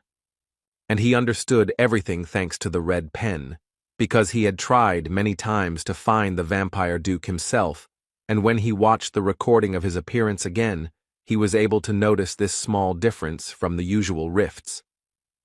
Björn partly blamed himself, because if he hadn't been distracted by his own thoughts, he could have noticed this in advance and changed something, but now it was useless to think about it. Hikuro noted that they wouldn't be able to leave without finishing off the Guardian anyway, so shouldn't they turn around and fight, to which he responded that they needed to get to a place with sunlight. But their conversation was suddenly interrupted by the voice of the vampire in front, who said a phrase about ill-mannered guests. It was one of the spells of black magic, spiritual form. A frightened Raven began to prepare some kind of spell, and before using it, she called on everyone to close their eyes. After using magic, the vampire disappeared, which surprised Einar greatly, but it was clear to everyone that everything could not end so simply. Spiritual form is one of the spells available to vampires. It allows them to move quickly, but their real body remains in place. Only with the help of release he can switch the real and spiritual bodies, and they would have been in huge trouble if Raven hadn't reacted in time, but they gained about 3 minutes. But it seems that the meeting with Cambermere did not pass without a trace for the group. He somehow managed to cause internal bleeding to the sorceress, which surprised the hero because vampires do not have such an ability. This means that the boss has the essence of another monster, which the hero does not know about, because in the video, the player did not have time to not only win, but even do anything, so he could not show his techniques. Bjorn interrupted his thoughts and urged everyone to continue running towards the exit, to which the dwarf noted that only Raven knew where to go, as she was studying the map of the Blood Citadel. The hero shouted that he also knew, which surprised Hikuro, and the latter asked how he knew this, since this was the barbarian's first trip to this rift. Bjorn replied that he had simply memorized the route, thinking to himself that he did not want to seem like a suspicious barbarian, but right now survival came first. On the way to the exit, the hero thought that technically he had told the truth, but he had only received this knowledge after visiting this dungeon hundreds of times in the game. Soon the exit was already visible ahead, but the Vampire Duke was also already close and, if such words are appropriate to apply to the undead, was practically breathing down their necks. But the researchers still managed to run out into the street, and the boss's spiritual body still caught up with them a little, but quickly dissipated. The weakness of this spell is sunlight. Like vampires, their group was very lucky that the sun had not yet set, and it was also very good that the fake luminary inside the rift has the same properties as the real one. Now that they were temporarily safe, Hikuro noticed that Björn had indeed remembered the entire route the first time, and asked if he had really completed the ceremony just a month ago, causing the barbarian to tense up. The situation was defused by Einar, who began to praise the hero, saying that he was a great warrior who was capable of more, which amused the dwarf, and he said that in the future he would truly become one.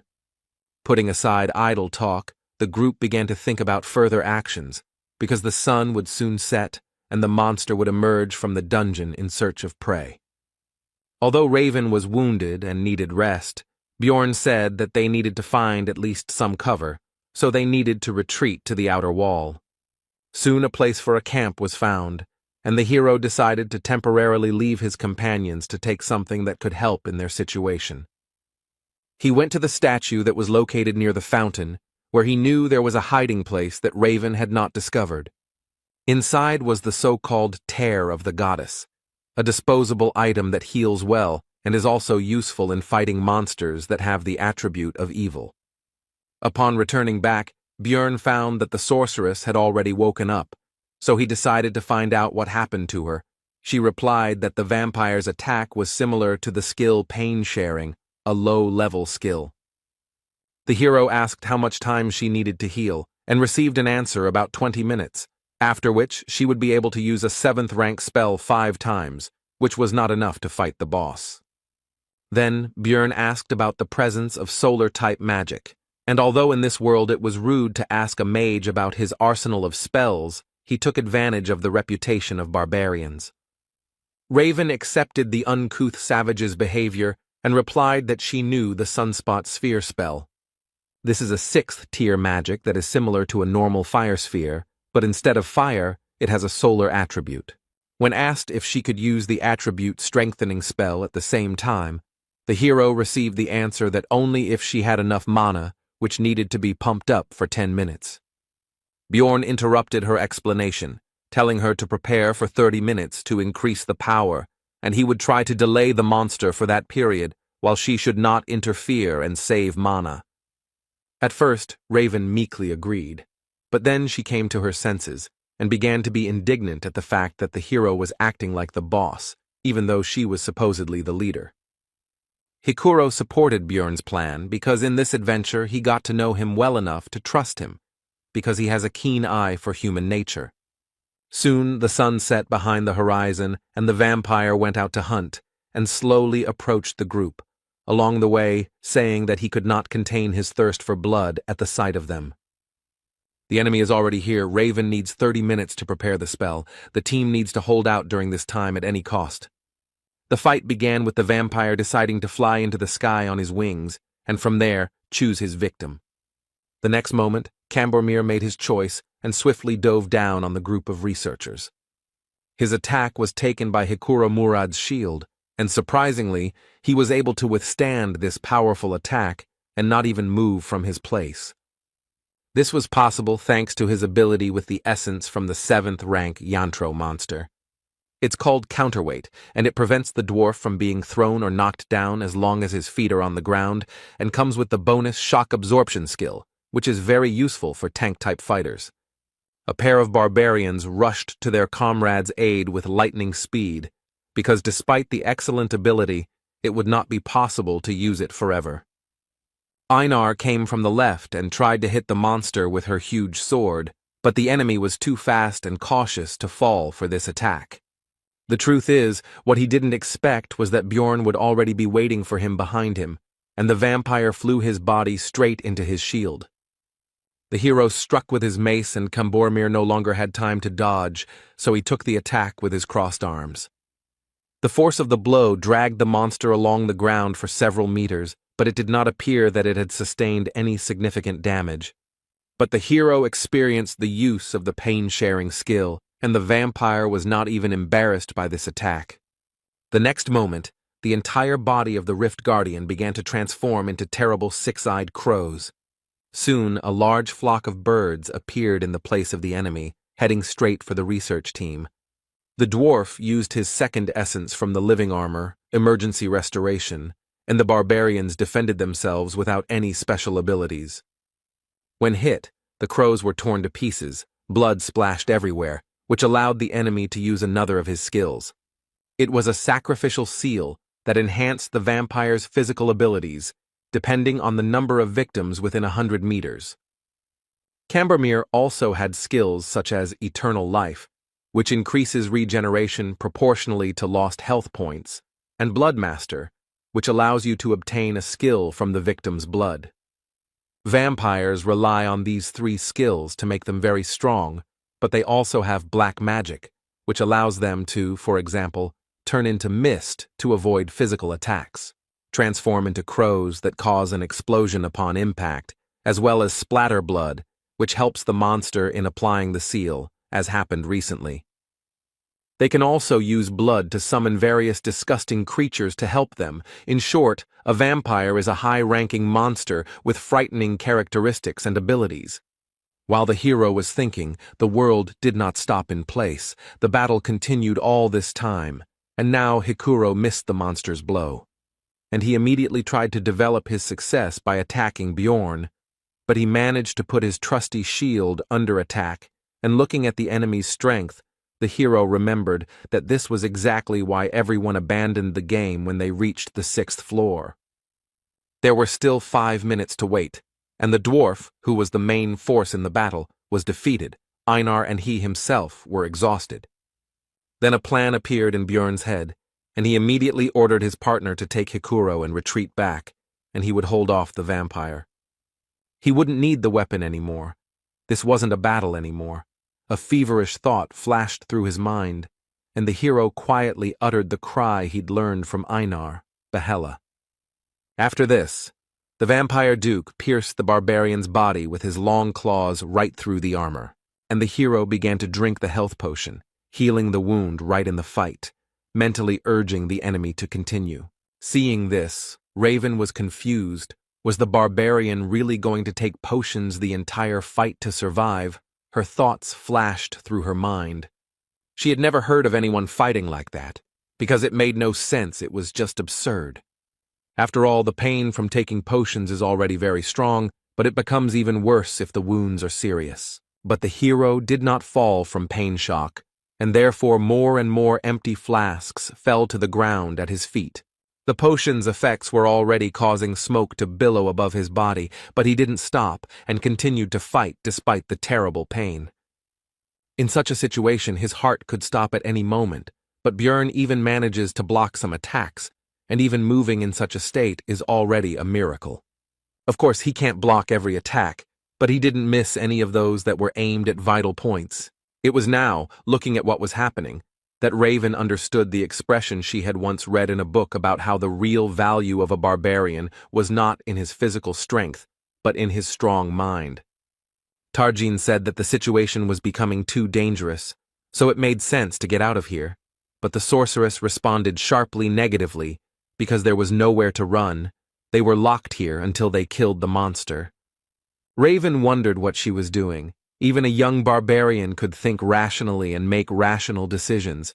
But what was she, a wise sorceress, doing? She made a decision, so she sent Tarjin to help Einar with healing the dwarf, so that the warrior could quickly return to the battle. As Raven rummaged through her backpack, she thought about how mages weren't just about firing spells from afar. They were also supposed to analyze the situation based on their knowledge and choose the best path for the team. She found what she was looking for, that very test tube, and made the best decision in this situation, in her opinion, because she wants to live. Raven conjured a number of magic circles that increased accuracy, helped with range projection, and performed automatic targeting. And when everything was completed, she threw a vessel with essence at Bjorn with magical telekinesis. This should help in defeating the Keeper.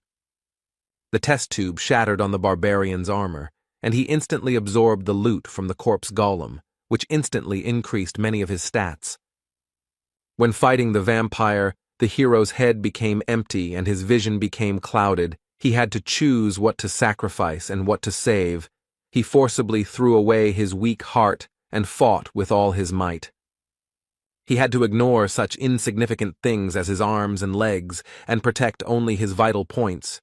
But suddenly something changed. The picture of the battle changed. The vampire duke's claws couldn't cut through the bones. Could it be that he was fed essence? The hero thought. It was painful for Björn to think about how he would have to change his training and development plan because of this, but if we look at the current situation, it is a very fortunate development. After all, the doll that was beaten one-sidedly can now move, and even such a small thing increased the guy's chances of survival by an order of magnitude. The thought flashed through the barbarian's mind that he couldn't just keep taking damage, and suddenly someone seemed to hear it, and a restoration potion hit him in the back, increasing his regeneration. It was Raven, who had already come to her senses and seemed determined to use up her potion reserves in this life-or-death battle. If he can regenerate at the same level, then there is still a chance the immortal barbarian mode is activated.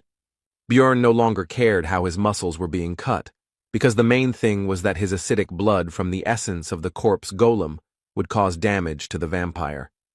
And the damage will be immediately healed with the help of Raven's potions, so he doesn't care about his own wounds, he just needs to keep fighting. Finally, Einar was freed and immediately rushed to help her relative, which distracted the monster's attention. Björn dropped his weapon when the enemy began to hold him back, so now he had to attack the enemy with just his bare hands. The fight went on, and for the two barbarians the battle lasted for hours, although in reality it had not even lasted 5 minutes. And then Raven's voice was heard, saying that the spell was ready, and the hero realized that the time had come. The barbarian lunged at the vampire and grabbed him, briefly stunning him, and then tensed his entire body. And with a cry, Yahello threw the body of the monster high into the sky. Although Cambormir had enormous strength, he was still quite light. After this, Björn shouted at the liked Murad to use another of his skills to hit the vampire.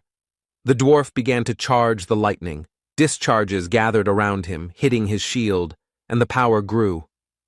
To strike the airborne Rift Guardian with full force in the next instant, inflicting a stun effect on him. After this, Björn decided to use his trump card. These were the very tears of the goddess that he pulled out of the statue. In the confusion of the battle, he was able to save this item no matter what. Running up to the vampire, the barbarian shoved the flask into his mouth without even opening it. But that was not necessary. After all, immediately after this, the hero delivered a powerful uppercut to the monster's jaw, which damaged the flask, and the liquid was released. At the place where the item was destroyed, grace was formed, which temporarily sealed all of Duke Cambormir's resistances and increased the damage dealt to him. The monster's intense shock changed its stunned status to paralysis, leaving it temporarily defenseless. Raven finished preparing the 6th tier Sunspot Sphere spell, so she shouted at Björn to get away from the Guardian. But it was too late. The hero should have run away earlier, and now he would fall under the influence of magic along with his enemy. Soon everything was engulfed in flames, but Björn, despite his terrible wounds, did not lose consciousness, and also noticed that it was too quiet around. He did not realize that the vampire had used pain sharing. It was necessary to make sure that the keeper was defeated, so, overcoming the weakness in his body, the hero began to rise. What he saw did not leave him indifferent, because the vampire was still alive, despite the terrible wounds and the fact that most of his bones could be easily seen, which began to quickly grow flesh thanks to the eternal life skill, and the hero remembered another skill of his, Source of Darkness, which allowed him to live until the heart was destroyed. The rest of the team passed out from the pain, and only the barbarian could do something until the keeper woke up. Overcoming the pain throughout his body, the hero slowly walked towards the boss to finally finish this fight. The weapon was lost long ago, and now there is no time to look for it. But after absorbing the essence of the corpse golem, the guy has a new ability that can help. This is Flesh Explosion, which allows you to exchange your health for damage to the enemy. The skill brought incredible pain, but this is the only chance for survival. His instincts screamed at him that he was already at his limit, but the hero would still die if he did not continue to fight. So he continued and continued, It was impossible to stop for a second, because then the monster's regeneration would turn all efforts into dust, and Björn, meanwhile, held on solely by the strength of his spirit. Soon, overuse of flesh explosion meant there were no more arms left, but he had to keep dealing damage. The hero then decided to use the rest of his body, so he leaned on the monster with all his weight and used his skill again. The creature died. It was not in vain that he fought to the end. The level also increased, but in this game there is no healing from this event. The only thing that can save him now is the loss of essence, which is possible, since the chance is 33%. And the hero was lucky. The essence was immediately absorbed, thanks to which death did not overtake him today. And in the meantime, a line about an abnormal growth rate appeared on the guy's monitor in his world. The manager is watching him. The first thing Björn saw when he woke up was Einar's face, and he also realized that his head was lying on her lap. The first thing the hero did was ask about the whereabouts of the rest of the team, to which he received the answer that they had left 3 days ago. But now it was more important whether he himself was okay, since the barbarian had been unconscious for 4 days. Björn immediately rose to his feet with alarm, because it turned out that this was already the 7th day in the labyrinth. And only after that did he pay attention to his body, surprised that he did not feel any changes or injuries. He also noticed that something was missing, so he asked Einar where his pants were, to which he received the answer that they were too damaged and had to be torn off. And his partner also encouraged the barbarian by saying that he had nothing to be embarrassed about, because she already knew that Björn was a great warrior, and he himself mentally asked her to stop. The hero cast aside his embarrassment and asked about what had happened during these days. Einar replied that Hikuro Murad had taken the numbered item, and Raven Alua had taken the rift stone.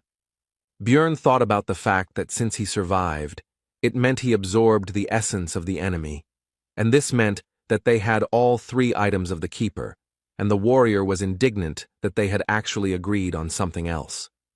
But Raven was very insistent on her right to possess the rift stone because she had huge expenses, and the dwarf withdrew from the discussion, leaving them to sort it out themselves. And then the sorceress said that Björn had already taken the best thing, so he would not complain that this thing did not go to him. The hero realized that it seemed that she was the only one who realized that the guy had absorbed the vampire essence, and also mentally agreed with her sorceress, because Raven had spent her potions, test tube, and golem essence. Einar continued the story by saying that the sorceress then walked along the rift and collected various items and then simply walked through the portal without even waiting for the barbarian to wake up.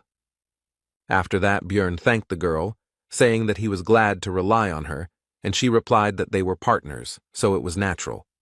The hero decided that even if Raven had gutted the place, some items should still have remained, but before starting the search, he decided to dress up, so he asked the warrior if she had any extra clothes. Soon all the business was completed and the barbarians returned to the city. There were a lot of problems this time, and the guy hoped that at least the profit would balance it out. This time, a little more than 230,000 stones were earned, but the hero did not complain, because he was able to absorb 2 essences. But suddenly, the girl behind the counter said that this was somehow too much for a 9th-rank researcher, and that it was in his backpack. The barbarian asked why he should answer, and suddenly a detachment of guards appeared behind him. Björn did not understand what was happening, and in the meantime he was informed that they would speak in the interrogation room. Meanwhile, Erwin, who went there with her sister, also returned from the labyrinth. She didn't think that it would be so hard on the 3rd floor. The strength of the 7th-rank monsters was astounding, and the senior elf was able to handle the 6th-rank monsters. This time, the trip was more like an adventure, the girl noted. While standing in line, Erwin thought that she wanted to meet Björn as soon as possible, to show him off and show him her new essence. She managed to earn 184,000 stones, and the guy behind the counter remarked that it was a bit too much for a researcher of her rank, to which he received the answer that she went to the labyrinth with her sister. When the clerk asked about the relative's name, Erwin replied that her name was Daria Wittenberg de Tercia, and after checking the list, the man concluded that she was already an experienced researcher, so everything was in order. Once at home, the girl was thinking about when Björn would return, because she definitely needed to treat him to dinner for the stones she had earned and listen to him about his adventures. But upon arrival at the hotel where the barbarian was staying, news awaited her that he had not yet returned, so the girl decided to wait, because what could have happened to him? He was strong. The girl visited there every day, and a week later she witnessed the owner of the establishment taking Björn's things somewhere, so she went to sort things out. The man said that he had already waited longer than he should have for the client. The labyrinth had closed a long time ago, and he had not returned, so everything was obvious. Erwin had been trying her best to push these thoughts away from herself all this time, but the innkeeper himself voiced what should have been obvious anyway. He had died during the investigation. Daria found her sister sitting in the rain near the same building she had just left, and said that the situation had already been explained to her, but that sitting there was not right. Erwin said gloomily that she had to become much stronger, so much so that she could protect everyone she cared about. Meanwhile, Björn has been sitting in a cold and cramped cell for a whole week, accused of being a looter. During the first interrogation, he was asked where he got the crossbow in his backpack, since barbarians don't use such things, to which he received the answer that this is a weapon of real marauders. But the investigator said that first, they still needed to find out who actually attacked first, to which the hero asked if they were really going to keep him here for such a stupid reason. After all, there is an unwritten rule not to ask questions of researchers until there is strong evidence, no matter what they bring, but it turns out that the rules have recently changed. Now low-ranking ones are checked. This is done to reduce the number of looters, the man opposite finished, and the hero realized that they decided to pick on everyone who has no connections, but a lot of loot, but his thoughts were interrupted by the continuation of the interrogation. Björn explained where he got the crossbow from. It was loot from the group of marauders that he and Einar met on the second floor. But he did not mention that girl, because she might understand that he was possessed by an evil spirit if he broke the barbaric oath.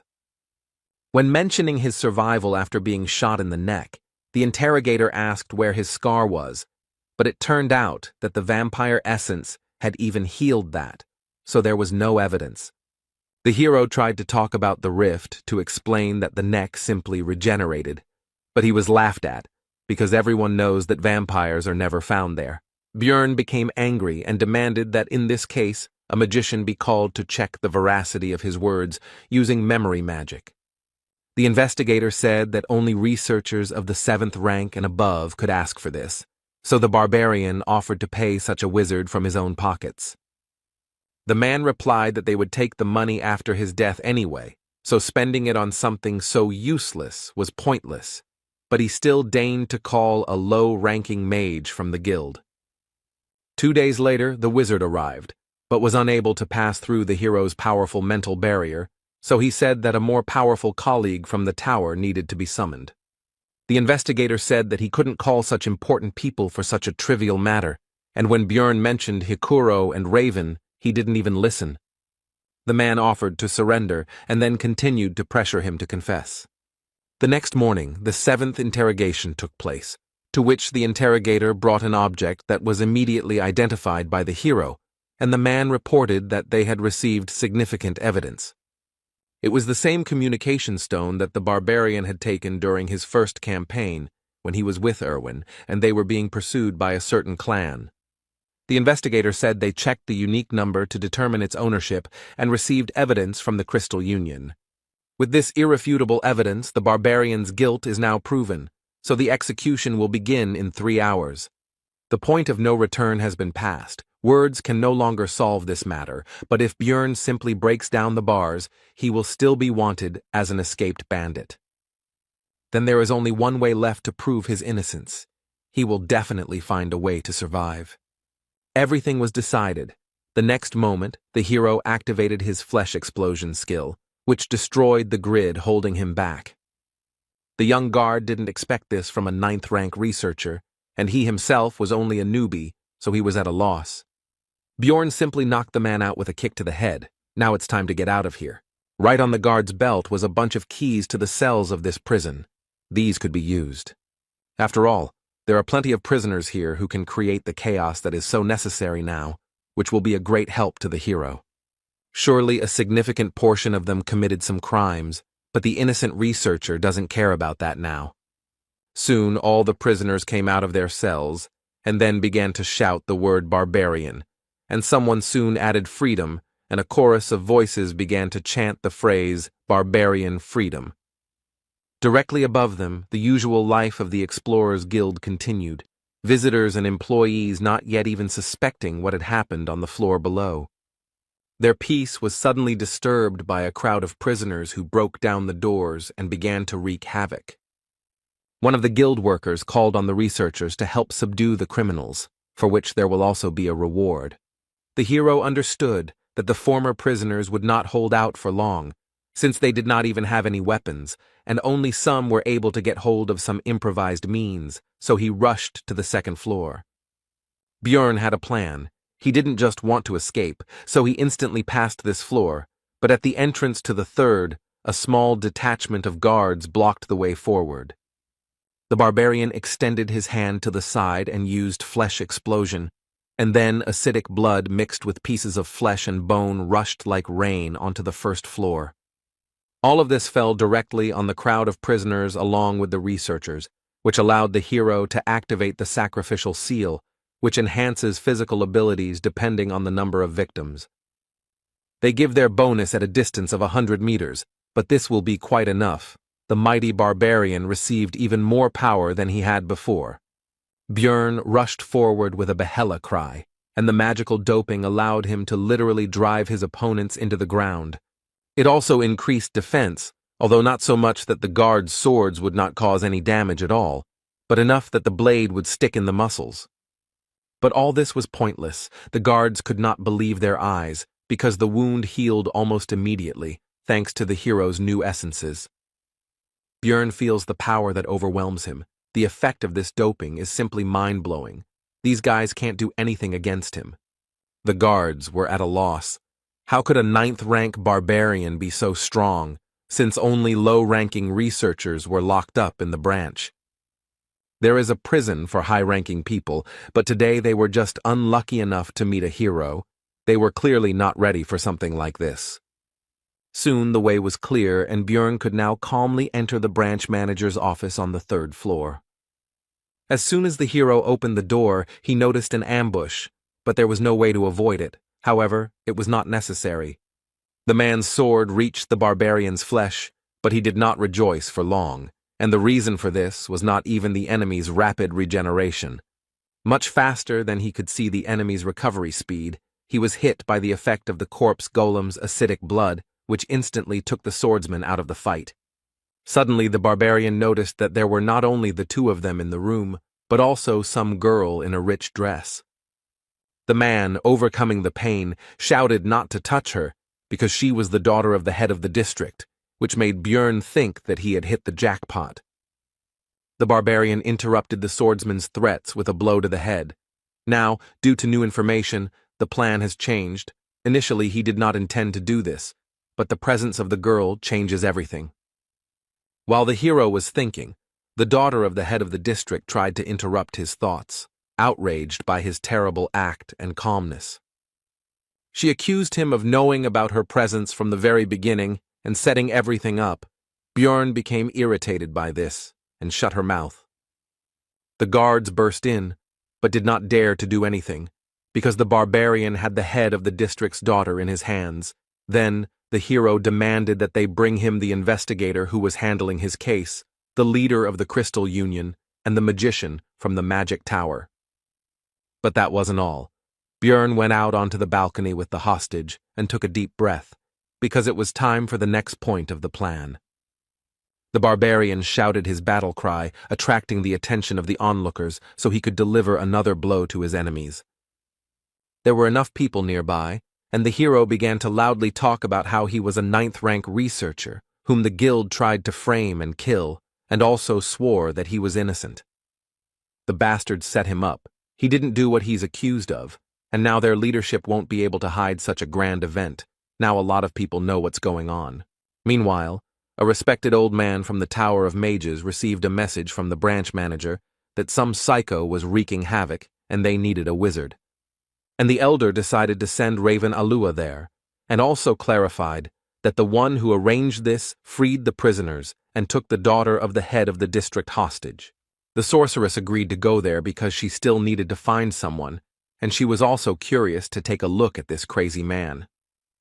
Upon arrival at the Explorers Guild, Raven fulfilled both of her wishes, although she was not particularly happy about it, and the barbarian simply clarified whether she was the mage they had sent. The sorceress was confused, so she shouted out what Björn Yandel was thinking when he did all this.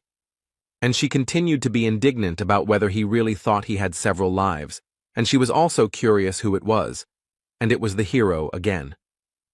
But Bjorn interrupted her, asking her to use the memory check magic faster. The sorceress agreed. Only if in the future the barbarian fulfilled one of her requests, he accepted the conditions. But the spell didn't work. Then Raven asked if he had any equipment against psychological spells. The hero answered negatively, and the hostage meanwhile tried to understand what was happening. Their dialogue was interrupted by an investigator who ran into the room and immediately rushed towards the branch manager, apparently not even noticing the others present. He asked what could have happened here, since they had taken care of most of the prisoners on the first floor. And only after that did the investigator notice the others, and immediately pointed at Björn and shouted that it was he who had caused the disturbance, to which the manager replied that he was already aware of this. And he continued his explanation, saying that this barbarian speaks of his innocence, and it was precisely the investigator who was conducting his case, and what evidence there was.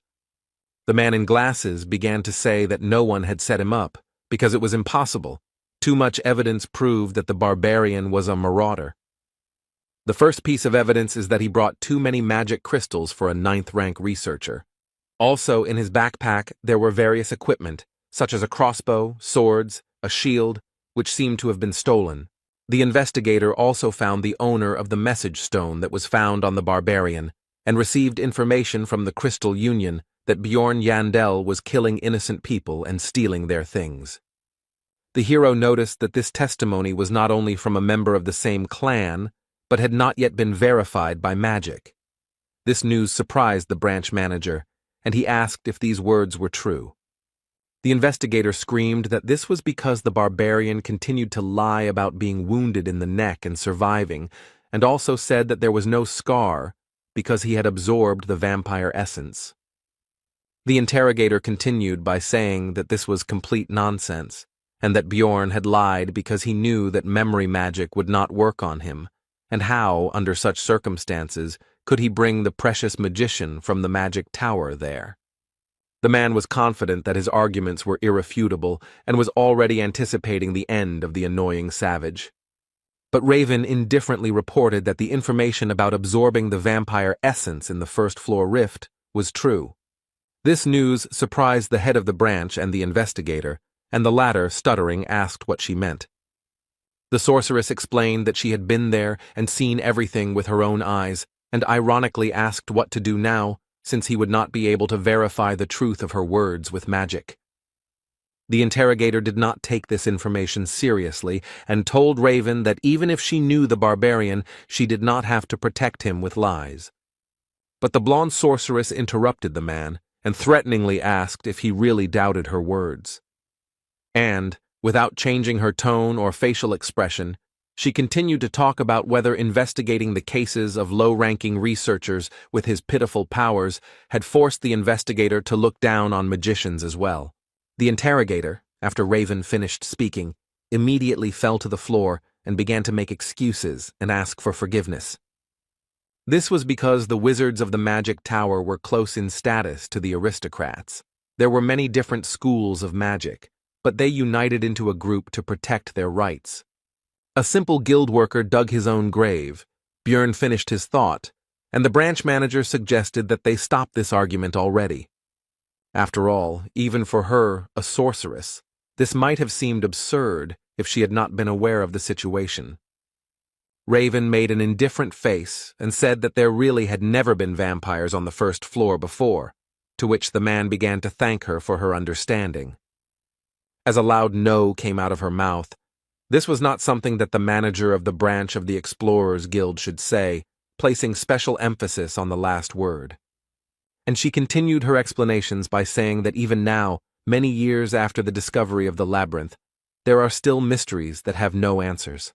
One can never predict what might happen there. So how can a man be confident in the impossibility of anything, and at the same time head a branch of the Explorers Guild, again emphasizing the last word? The hero, looking at the girl's passionate speech, could confidently say that she really was a magician to the core, and also ruthless even to a very influential person. Suddenly, a man entered the room accompanied by guards who immediately introduced himself as Niall Urbans. At first, Björn couldn't understand who it was, but soon everything became clear, because his hostage shouted the word father, which meant it was the head of the district. The Explorers Guild is run by clans, uses command spells, and trades information for the benefit of other explorers. Its management system is simple. Each of the hundreds of branches has its own leader. Above them, one step higher in the hierarchy, were 13 regional managers, one of whom was the man who had just entered here, and at the top was the guild master. The guards behind Niall Urbans pushed a man forward, and the high-ranking guest himself said that this was the one Bjorn had requested. The barbarian's face took on a gloomy expression, and he asked this man if he was the Crystal Union member, Hartz Jr., who had made false accusations against him. Without even listening to his excuses, Raven immediately used memory-reading magic and reported that the man had lied. Now he definitely won't be able to get out of this situation, since the sorceress from the Tower of Mages confirmed his slander. After this, the county chief said that Björn Yandel was found innocent, so there was no longer any point in keeping the hostage, and the barbarian released the girl. After this, Niall said that an investigation would be conducted against the slanderer, as a result of which his fate would be decided, to which the hero noted that it would be a good idea to take a closer look at the Crystal Union itself. Urbans agreed to this, and also added that the investigator responsible for his case would also be fired, to which he began to justify himself by saying that he had acted according to the rules. The regional manager interrupted him and threatened him not to try to shift the blame onto the guild, and that all matters he had handled would be investigated. And he ended by saying that if any discrepancies were found, the investigator would be punished accordingly, which made the latter break out in a cold sweat. Soon the investigator and member of the Crystal Union were taken away by guards, and Niall Urbans decided to move on to discussing compensation, which would consist of a promotion to rank 7 and a change of equipment. But this did not suit Björn because he himself could advance to the 7th rank with the help of the essence of a vampire guardian, which he was quick to report.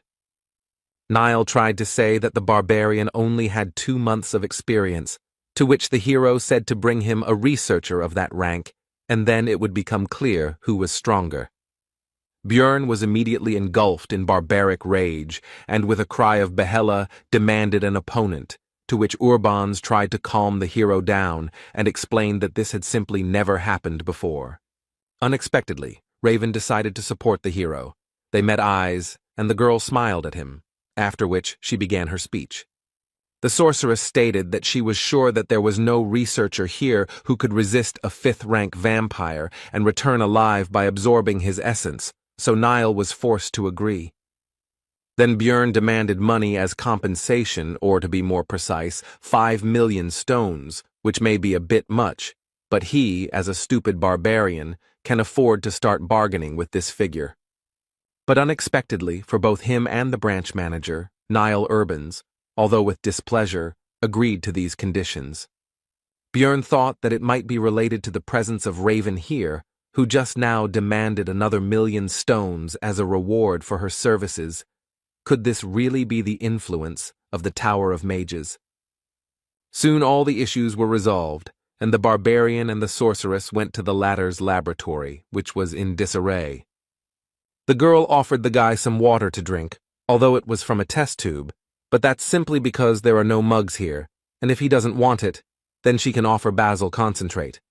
The hero did not risk drinking this liquid because, most likely, this flask had previously contained strange liquids and monster organs. Putting the vessel aside, Björn asked why he had been invited here to the magic tower. Raven reminded that the barbarian had promised to fulfill one of her requests. The hero had only agreed because he was in a hurry, and there was nothing wrong with making friends with a mage. Bjorn agreed with this. The main thing was that it was within his power. The sorceress was happy with his words, and said what she wanted. It turned out that Raven wanted to study the essence that the barbarian had absorbed, and also explained that there was some benefit to it for him as well. Listening to the sorceress's story about how this would help him discover some unknown features, the hero noticed how the expression in her eyes changed. One could see a desire for knowledge in them. The corpse golem she wanted to study was indeed rare, but it was nothing compared to the vampire essence, since it had never appeared before, or there was no one to tell about it. And then the hero guessed something, so he asked if her words when signing the agreement were true, and were precisely because of this. We are talking about the moment when Raven studied the agreement between the Explorers Guild and Bjorn, which contained a clause about the secrecy of everything that happened. The sorceress then demanded that a clause be added about not revealing that the barbarian had absorbed the essence of a fifth-rank vampire, and he was grateful for her attentiveness. The hero was right, and the girl said that in any case, now let him come once a week and help for about 3 hours for 6 months.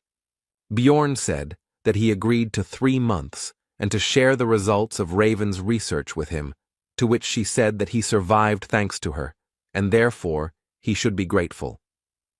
Looking at her, the hero thought that in principle this is true, but this is a separate topic, because in order for the cooperation not to end in a short time, the guy must show the girl what kind of person he really is. Bjorn stood up and told Raven that she was the one who should pay the money, which confused the sorceress. Thinking that anyone who doesn't stand up for their position is just an idiot, the barbarian loomed over the girl and said that she actually fed him the essence of a corpse golem. Raven tried to push the hero away from her and asked how that could be a problem since she gave him his powers for free. Bjorn said that she fed the essence for her own survival, to which the girl replied that she saved him as well. The hero responded indifferently that he didn't care. Raven had to pay 10 million, because that was exactly the amount needed to remove the essence in the temple. The sorceress asked in bewilderment why he was getting rid of such a precious thing, and exclaimed that he was a crazy barbarian. Bjorn explained that it was not the essence he wanted, meaning it had caused him serious damage, to which the girl responded that she had heard about the value of this thing to researchers. The hero said that this is the mage's biased opinion, since they cannot absorb essences. If he does not believe, let him ask other adventurers. Raven said that he was just sure that she didn't know any other explorers besides him, but that wasn't true. He should just wait a little. After this, the sorceress took out a magical communication item from somewhere and called a certain Patsran to resolve their dispute. The girl asked him how he would feel if someone fed him an essence he didn't want, to which he said the answer was obvious. To begin with, Patsran would be very angry, because despite the possible value and uniqueness, the essence, which was not in the plans, would only interfere. It's hard for mages to understand, but researchers can't just absorb everything and hope to move up the floors that way. And when asked about possible compensation, Patsran replied that he would demand 15 million, because the more essences a person has, the more expensive the removal, and if they cannot pay him, he may kill. This news worried Raven, and while she was collecting her thoughts, Bjorn decided to think about this Patsran. This researcher is obviously of a very high rank and experienced nature, since he understands the importance of skill combinations and has connections in the magic tower. If you were to ask the same question to some 9th-rank rookie who was barely surviving, then the answer would be completely different. Interrupting the hero's thoughts, an old magician entered the laboratory and said that he was the teacher of this lady, whom the barbarian had forced to tense up. Bjorn understood that since this was Raven's mentor, it meant that this was the person who controlled the 5 floors of the tower, the master of the great Artemian school. He was even higher in status than the regional leader. The old man said that he had overheard their conversation and drew the sorceress's attention to the fact that her sound insulation magic was working with many holes. And he explained that he did this to satisfy his curiosity, because his youngest student had dragged a man to her for the first time, and even a living barbarian, the hero, paid attention to these last words. And the old man ominously informed that usually Bjorn's relatives are delivered dead, or simply their hearts are brought. After which he changed his behavior, laughed, and said that it was all just a joke, but the hero was a barbarian who understood the mood of others well. Bjorn decided to respond with a barbaric joke, so he pointed his finger at the wizard and said that he really wanted to crack that skull. And after a few seconds he said that it was all a joke, so the old man should relax and laugh. Raven, looking at this disgrace, exclaimed that Bjorn had already gone completely crazy, although this was clear from what he had done in the guild. Having already decided that he had gone too far, the hero began to think about how to resolve the conflict, but the old man laughed and assessed the character of the boy in front of him. He also said that the older generation could easily tell the difference between a joke and a threat, although it was clear that he was actually furious. The hero decided to take advantage of the reputation of his people and praised the magician, saying that since he understood barbarian humor so well, he was not such an old man, and asked if there were any barbarians in his family. Teacher Raven decided to return to what he came for. He had heard about compensation and would like to offer Bjorn something else. He took out a box and presented its contents. It was an artifact. Number 9425, the Ring of the Frost Spirit. Numbered items are rare things. You can only get them from the keepers, and each of them contains a unique skill. Would he really just give away such a valuable thing? Bjorn asked what use he would be. The mage replied that he absorbs one of the skills of the absorbed essence, and this would be useful to him, because having acidic blood is very problematic. The hero agreed, because it seemed that even the head of the school did not know about another function of the ring.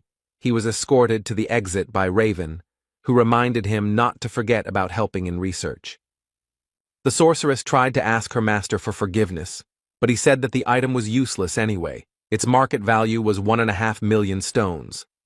Bjorn, meanwhile, was also pleased with the deal, because thanks to his game knowledge he knew about another ability of the artifact. Both parties were pleased with the deal, thinking that they had deceived each other. When Bjorn arrived at the hotel, its owner was surprised that he was still alive, and also said that he had already thrown out his things. The hero got angry because he had paid for another week. He said that he would reimburse everything, but the hero was not free of anger. He did not want to forgive. But the next second he calmed down, because he realized that this behavior was not typical for him, and he tried to remember how long he had been behaving like this. From the moment he came to this world, even when his life was in danger, the boy kept his emotions in check and remained calm. When I first killed, I only thought that it had to be done. The process was simple. Even during the escape from prison, there were no doubts. Remembering the argument with the old man from the tower, Bjorn knew that 29-year-old office worker Lee Han-soo would never do something like that. It seemed to the hero that these were all just changes under the influence of the surrounding reality. But the discomfort continued to grow, and now he is sure that after each battle the body's instincts break out. His mind becomes simple, rough, and aggressive, as a barbarian should be. It seems as if his consciousness is merging with this body. But for survival it would be even better. Bjorn summed up his thoughts, after which he demanded 30,000 stones from the innkeeper as compensation. The man was outraged by such a price, so he could not keep his emotions under control, and shouted that his trinkets were not worth half of it. The barbarian immediately drew attention to this, and pointed out that, according to this man, the things had been thrown away, and the owner of the hotel had no choice but to pay the required amount. Soon Bjorn changed his place of residence. Now the room was more expensive, twice as expensive as the previous one. It had its own bath, good windows, etc., and it was also closer to the square with the portal. The next day, the hero went to Einar, who greeted him with joy, because she was worried about her partner when he disappeared for such a long time. Meanwhile, the rest of the tribe shared the news that the whole city was talking about the so-called barbarian of freedom. Björn realized that this was all about him, so he asked cautiously for details, in particular about the name of this hero. To which he received the answer that no one knew about it, which meant that the guild was somehow able to maintain his anonymity. But the rest of the barbarians were not interested in this. They were simply happy and proud that such a man appeared in their tribe. He fought alone against 100, refuted false accusations. The relatives admired these actions, and the hero did not think that this would become such big news, and also hoped that it would not lead to serious consequences. Afterwards, Björn and Einar went to Karmelby, a middle-class area with many craft shops and merchants. Here, the team sold the loot and equipment of the hero himself, which turned into scrap metal, resulting in 800,000 stones, of which 300 went to the warrior. Einar suddenly became surprised by something and drew Björn's attention to how people had put clouds on a stick and were eating them. Of course, it was just cotton candy. The hero decided that it would be a good idea to treat the girl to both sweets and just lunch, while the warrior could not believe what humanity had come up with. But soon Einar's mood worsened. She thanked her partner for treating her as before, because the other barbarians now avoided her and did not see her as a warrior. And lately, some guys have started to hit on her, trying to get her attention, which had never happened to her before. Einar finished pouring out her experiences by asking Björn for forgiveness and saying that she would not be able to go to the labyrinth with him. As a result, the girl left the group, and although her problems were very important to her, they were not the main reason. The main reason is that the elder of the sacred land, a famous sword master, noticed Einar's talent. Therefore, the warrior decided to study the art of the sword under his command in order to become much stronger than she was now. When asked if the sword master could go to the labyrinth with them, the girl replied that there would be special training, so they couldn't leave the sacred lands for 6 months. The hero understood what kind of training this was, so he decided that Einar really shouldn't miss such a chance, and she herself said that she couldn't ask him to wait for her. And she doesn't necessarily ask to take her back when the time comes, but she will try and come back so strong that she will no longer pull Björn back. He couldn't hold her back, because during the second exploration, she was defeated by the marauder, and she also had to use the oath. In the rift, Einar could only watch as others took the initiative while she remained at best in the background. It all hit her hard, so she agreed to the training. Björn will have to look for new companions, although there is an option to go on his own because he has grown a lot in 2 months. Namely, he absorbed 2 essences, thanks to which his characteristics have greatly increased. But from the 3rd floor, it is impossible to travel alone, because as the floors increase, the absence of other roles in the team becomes critical, so finding comrades is a necessity. The hero needs companions of a similar level to climb higher and hunt higher-level monsters, and his first target for recruitment was Raven. After completing the research, Björn spoke about it, but nothing came of it. She didn't even listen and refused. She demanded to invite her only if the group was larger, everyone at least 6th rank, and there must also be a priest. Raven told him to put this nonsense aside and handed the research subject the result of this very research, which he began to study and came to the conclusion that he already knew this from the game. The growth of characteristics, among which the most prominent were regeneration, magic resistance, and soul power, as well as all of his active and passive skills, he studied and tested, except for Bloodmaster. This allows one skill of the one whose blood is absorbed to be temporarily used. Source of Darkness, Sacrificial Seal used when escaping from prison, Eternal Life, increases regeneration depending on damage. Before Björn left, Raven decided to inquire about what that thing was that the hero had shoved into the vampire's mouth during the battle in the rift. The guy decided not to say anything and said that the situation was quite chaotic then. She probably messed something up. The sorceress began to say that she saw everything with her own eyes, but the barbarian interrupted her, saying that he was hungry, after which he quickly ran away. Raven was unhappy with this. She realized that Bjorn was hiding something, so the girl intended to find out everything on her own. To this end, the blonde headed to the huge library of the Magic Tower with confidence to find answers in the books, which she did. She read that it was similar to a goddess tear, a consumable relic of unknown origin that, when destroyed, bestowed a powerful holy blessing on the surrounding area. 150 years ago, during a dimensional collapse, Cardinal Andron used 3 such objects to save the Holy Pope, and it was never mentioned publicly again. Suspicions grew stronger, because how could a barbarian who had recently undergone the ceremony know about the location of the relic, as well as its effect? Upon arriving in his room, the hero began to think about another artifact, the Golden Mask, which drops after defeating the boss of the Bloody Citadel when many conditions are met. It changes the wearer's face for 30 days, the number of uses is 5, the item dropped for him in the game, but there was no point in changing the appearance of a 2D character, so he sold it. But this is reality, which means that in the event of a clash with the forces of law or with someone extremely influential, this may come in handy in the future. Meanwhile, Daria Wittenberg de Tercia, Erwin's sister, sat in the tavern, calmly eating and resting. But she was drawn to the conversation of the other visitors, as they talked about the Crystal Union and its disbandment in just one night. This clan created a huge information network with the help of communication stones and offered various services to newcomers on the first floor. It grew very well. At first, everything went well. Some people found salvation there, but soon the Crystal Union became mired in disgusting deeds, mocking and doing terrible things to newcomers. Take, for example, what almost happened to Erwin. The elf did not want to admit, but if it were not for the barbarian, something terrible could have happened. Daria finished her meal and was about to leave, but decided to listen to the curious information when she heard that they fell apart because of some barbarian of freedom, because it seemed ironic to her. The researchers talked about the recent incident in the Explorers Guild, and one of them said that the rule about increased search for marauders among newcomers will be revised due to the growing problem.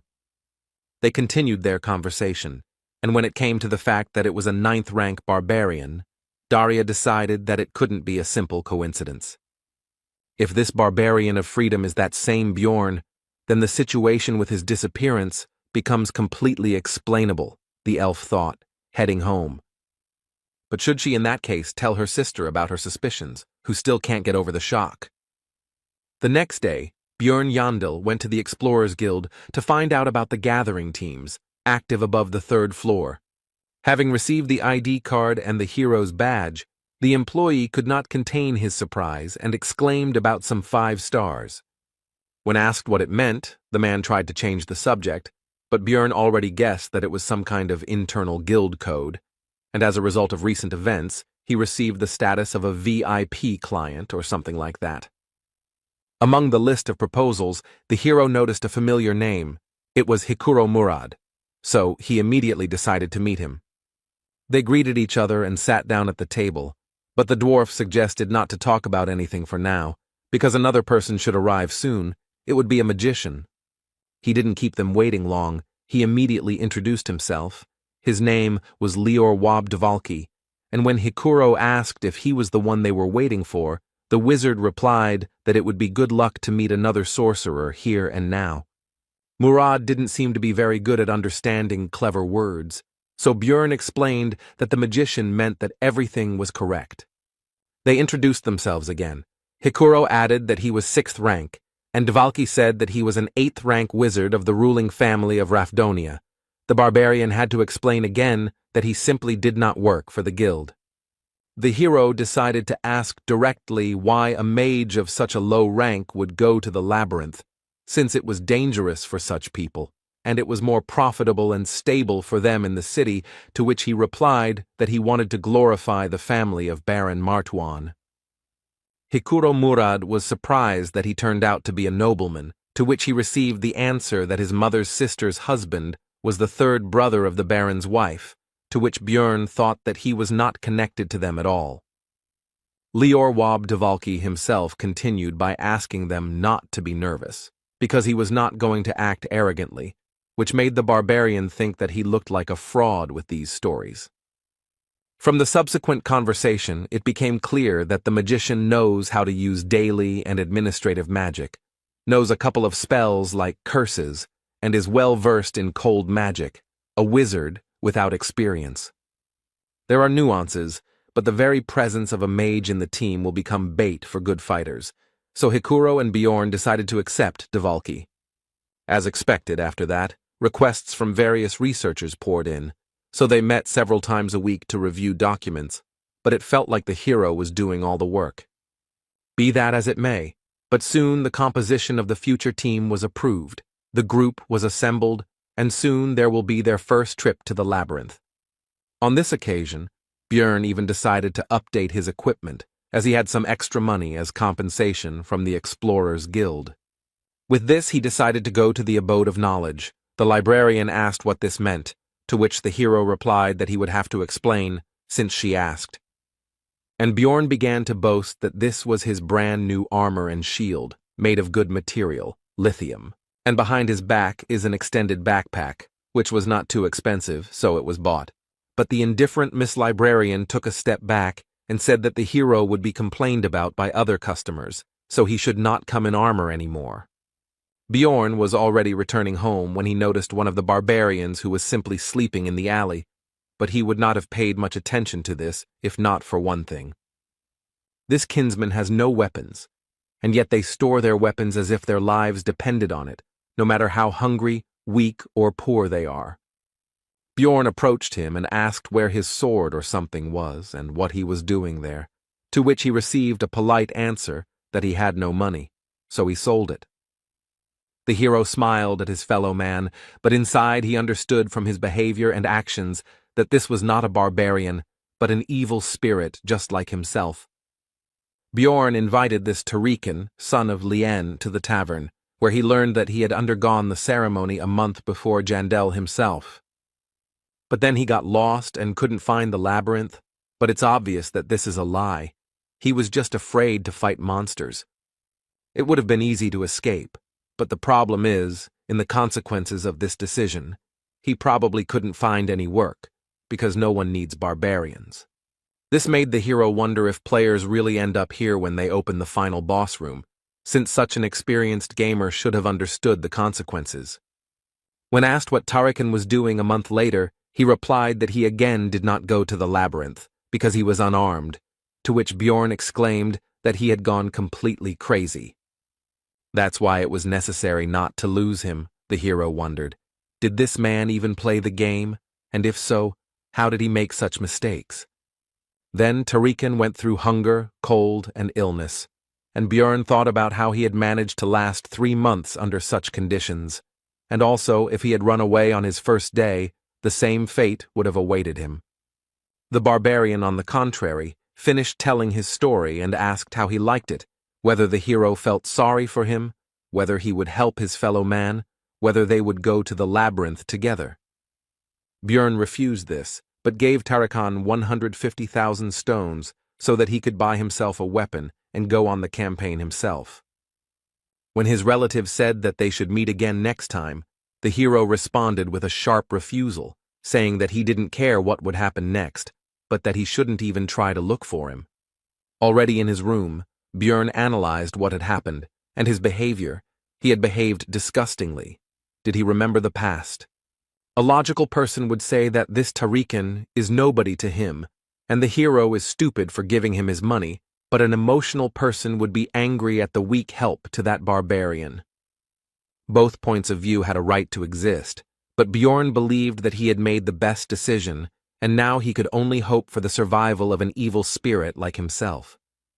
Soon, the newly formed team set out on their first expedition into the labyrinth. The squad's wizard, Lior Wab Dvalki, an 8th-rank mage, 25 years old, was inspired and ran around everywhere. Brown Rothmiller, human, rank 7 researcher, 34 years old, 8 years of research experience, seems to be the most normal member of their group. Hikuro Murad, a dwarf, a 6th-rank explorer, a tank and the leader of the group, and right next to him stands the 2nd tank, Bjorn himself, a 7th rank. The last one is Misha Karlstein, a 7th rank beast woman, 25 years old, 5 years of experience exploring the labyrinth, and someone also said that she is the 13th princess of some tribe. She has a strange habit of saying Nya at the end of her lines. She claims that it is an innate trait, but the hero has never encountered this. Thus began their team's first exploration of the labyrinth, and under Rothmiller's leadership, they reached the portal to the 2nd floor in 10 hours. It was a good result. Although someone still came earlier than Brown was unhappy, soon the group entered the portal. Bjorn regretted that he could not use his method, because he does not trust them. This time the team got to the location of the beast's lair, in which, as can be understood from the name, beast-type monsters were found, and there was always a terrible smell here. But almost all members of the group could handle him, except for the newcomer Woba Dvalka. He felt bad. He vomited. This caused an attack of disgust in Misha. Since Rothmiller had an essence that was related to the sense of smell, Bjorn asked him how he was feeling, and he replied that he had gotten used to it during his entire time exploring the labyrinth. The beast's lair is a canyon, so you'll have to find a way through a natural labyrinth. There are no traps here, but a guide is needed even more than in the goblin forest. The local monsters could not become a problem due to the strength of their team, so they became only a source of experience for the hero, because he had not encountered local species before. Thanks to Dvalka's signal magic, 4 people could sleep at once, which meant 6 whole hours of sleep for Bjorn.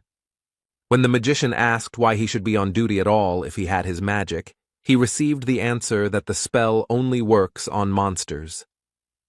But Dvalki didn't get the hint, so Hikuro said outright that the explorers could be much more dangerous than the monsters, which was clearly not what the naive wizard expected to hear. The 3rd floor is a huge space called the Pilgrim's Path.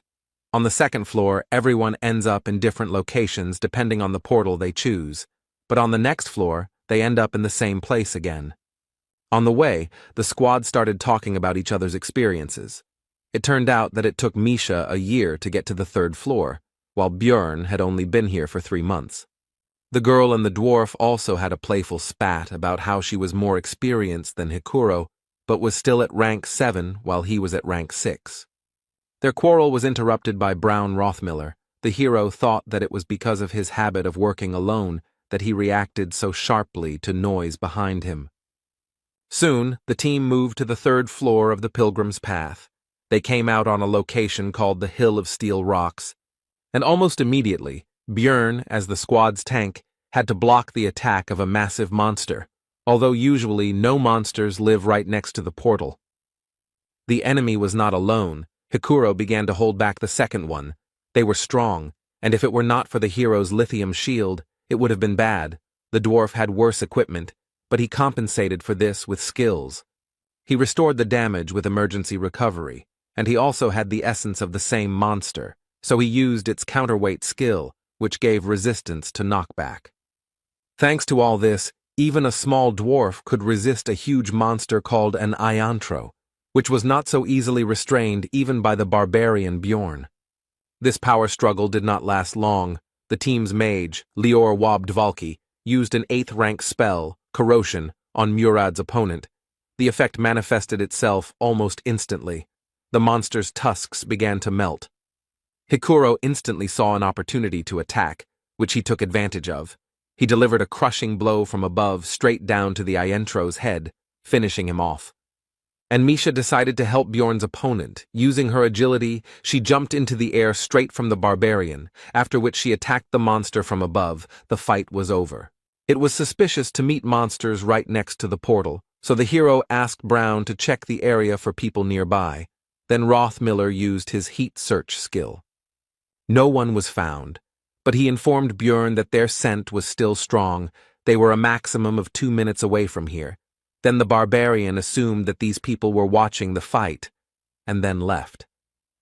When Hikuro asked if this was a staged attack, Rothmiller replied that they were not specifically interested in their group, as luring monsters to the portal was a common tactic among marauders. Misha Karlstein suggested catching them and beating the crap out of them. Besides, they could give a good reward for them, as well as for the equipment of the scoundrels. The group continued their discussion, also considering the murder option, and listening to all this, Dvalki began to understand that this was not a fairy tale or an interesting adventure, but a harsh reality. The team continued on their way, talking about what had happened along the way. In particular, the conversation turned to the fact that there were not many opportunities to encounter marauders, which surprised Björn. The hero immediately asked about this, and it turned out that, for example, Misha met with them 8 times in 5 years, while the barbarian met them 5 times in 3 months. To this, the rest of the group could only say that Björn seemed to have no luck at all, and the dwarf said that 150 years ago, the situation was very bad, but lately the number of marauders has been less. Soon the squad decided to set up camp. It was not a very convenient place, but it was on the border of the location, where there were fewer monsters, which was more important. At the halt, Hikuro decided to inquire about Dvalka's condition, because he looked so-so, and at some point he stopped talking much, although before he never closed his mouth. Then the wizard replied that his fantasies of adventure had been destroyed. Perhaps he would be called naive, but the fact that researchers kill their colleagues in pursuit of money cannot be called a fairy tale. Dvalki continued by saying that in that case, he would sooner or later have to kill a person, so he had been preparing himself for this all the way. Then Björn asked about his success in this matter. The magician replied that he was ready, but was not sure that he would really be able to do it. When the time came, the hero noticed that the magician was full of confusion and fear, had determination without self-confidence. Björn decided that this was much better than people who acted confidently and then started to cry and wail when faced with death. Brown said it was important not to overestimate his strengths, and it was good that Wob seemed to understand everything, but now he asked the team to give him some time. He wants to show something. The group climbed to a higher ground and were treated to a beautiful sight, and Rothmiller reported that no one knew the nature of this magical phenomenon. But the reasons were not so important when you saw something like this. Soon the light disappeared, and the labyrinth was filled with the usual darkness. Everyone went to bed, but Bjorn remained at his post. But Dvalki also did not fall asleep soon. It seemed he was thinking about everything that had happened during this time. The next day, the hero analyzed his development. The amount of experience earned was about 50. 150 were needed to reach level 4. It would take a lot of time, but there was no rush, because there was another slot for essence. The barbarians' thoughts were interrupted by Brown Rothmiller, who said that they had reached their destination, and that the orc settlement began here. This is the area with the most monsters on the 3rd floor. All of them are rank 8 and above, making it the second most difficult area on the level, but if the party isn't going to the 4th floor, this is a good place to hunt. The squad leader, Hikuro Murad, said that this was the best place for the team members to get to know each other, and only then would they decide what to do next. Soon after these words, the first detachment of greenskins appeared nearby, and the explorers prepared for their first, more or less serious battle. The fight began with Wob casting the 8th tier spell Ice Spear. He and Brown Rothmiller would deal damage from a distance. Meanwhile, the squad's tank, the hero himself, and Hikuro Murad will hold back the monsters and protect the rest of the team. Misha Karlstein will kill those approaching one after another, taking advantage of their stiffness and his agility. In the back rows of the greenskins was their shaman, who no one could get close to, so he was able to begin working his magic. It was the rage skill he casted on a simple orc warrior, and now his resistance to physical attacks is tripled for 10 seconds. Taking advantage of its temporary advantage, the monster broke through the tanks and decided to attack the back row of fighters. No one had time to stop him, and they couldn't hit him because of the buff. But the long-range fighters weren't that defenseless, or rather, Rothmiller wasn't that defenseless, so he took out a small shield, which he used to block Dvalka's attack. The orc was unable to develop his attack and properly use the opportunity. 10 seconds had already passed, and Misha could have killed the greenskin. Soon, almost all the enemies were defeated, and the last of them, the orc shaman, lost his head from a crushing blow from the barbarian's mace. The battle was over, so the team began to rejoice and share their impressions with each other. The hero was thinking that the battle had taken 8 minutes. They were lacking damage, so it was slow, but expected, because the squad had 2 tanks and a scout who did not have much power, not fast, but stable. After that, the explorers continued to walk through the monster settlement and fight. The closer to the center, the more monsters they encountered along the way. Once they even met a great 7th-rank orc warrior, whom they managed to defeat without any particular problems. But the calm and simple hunt could not last long. Right in front of the squad, a powerful explosion of some high-ranking fire spell thundered. And after that, the unknown wizard said that the orc settlement was the territory of the Zarvi clan, so they should leave this place. Dungeon & Stone is a single-player game, but it had a lot of content restrictions. For example, at first you were forbidden to move freely around the map, but if you create a clan, you can take territories for yourself. Of course, this requires a lot of people, so they only do this for the sake of rare mobs and bosses. But why then capture the zone on the 3rd floor? The hero wondered. Hikuro Murad, the leader of the squad, asked about the reason for their presence here, since their clan was active from the 6th floor, but the magician was not going to explain anything, which he said. Then the dwarf said that he knew about the granting of territories to clans for their merits, but he had not heard that this place belonged to Zarvi.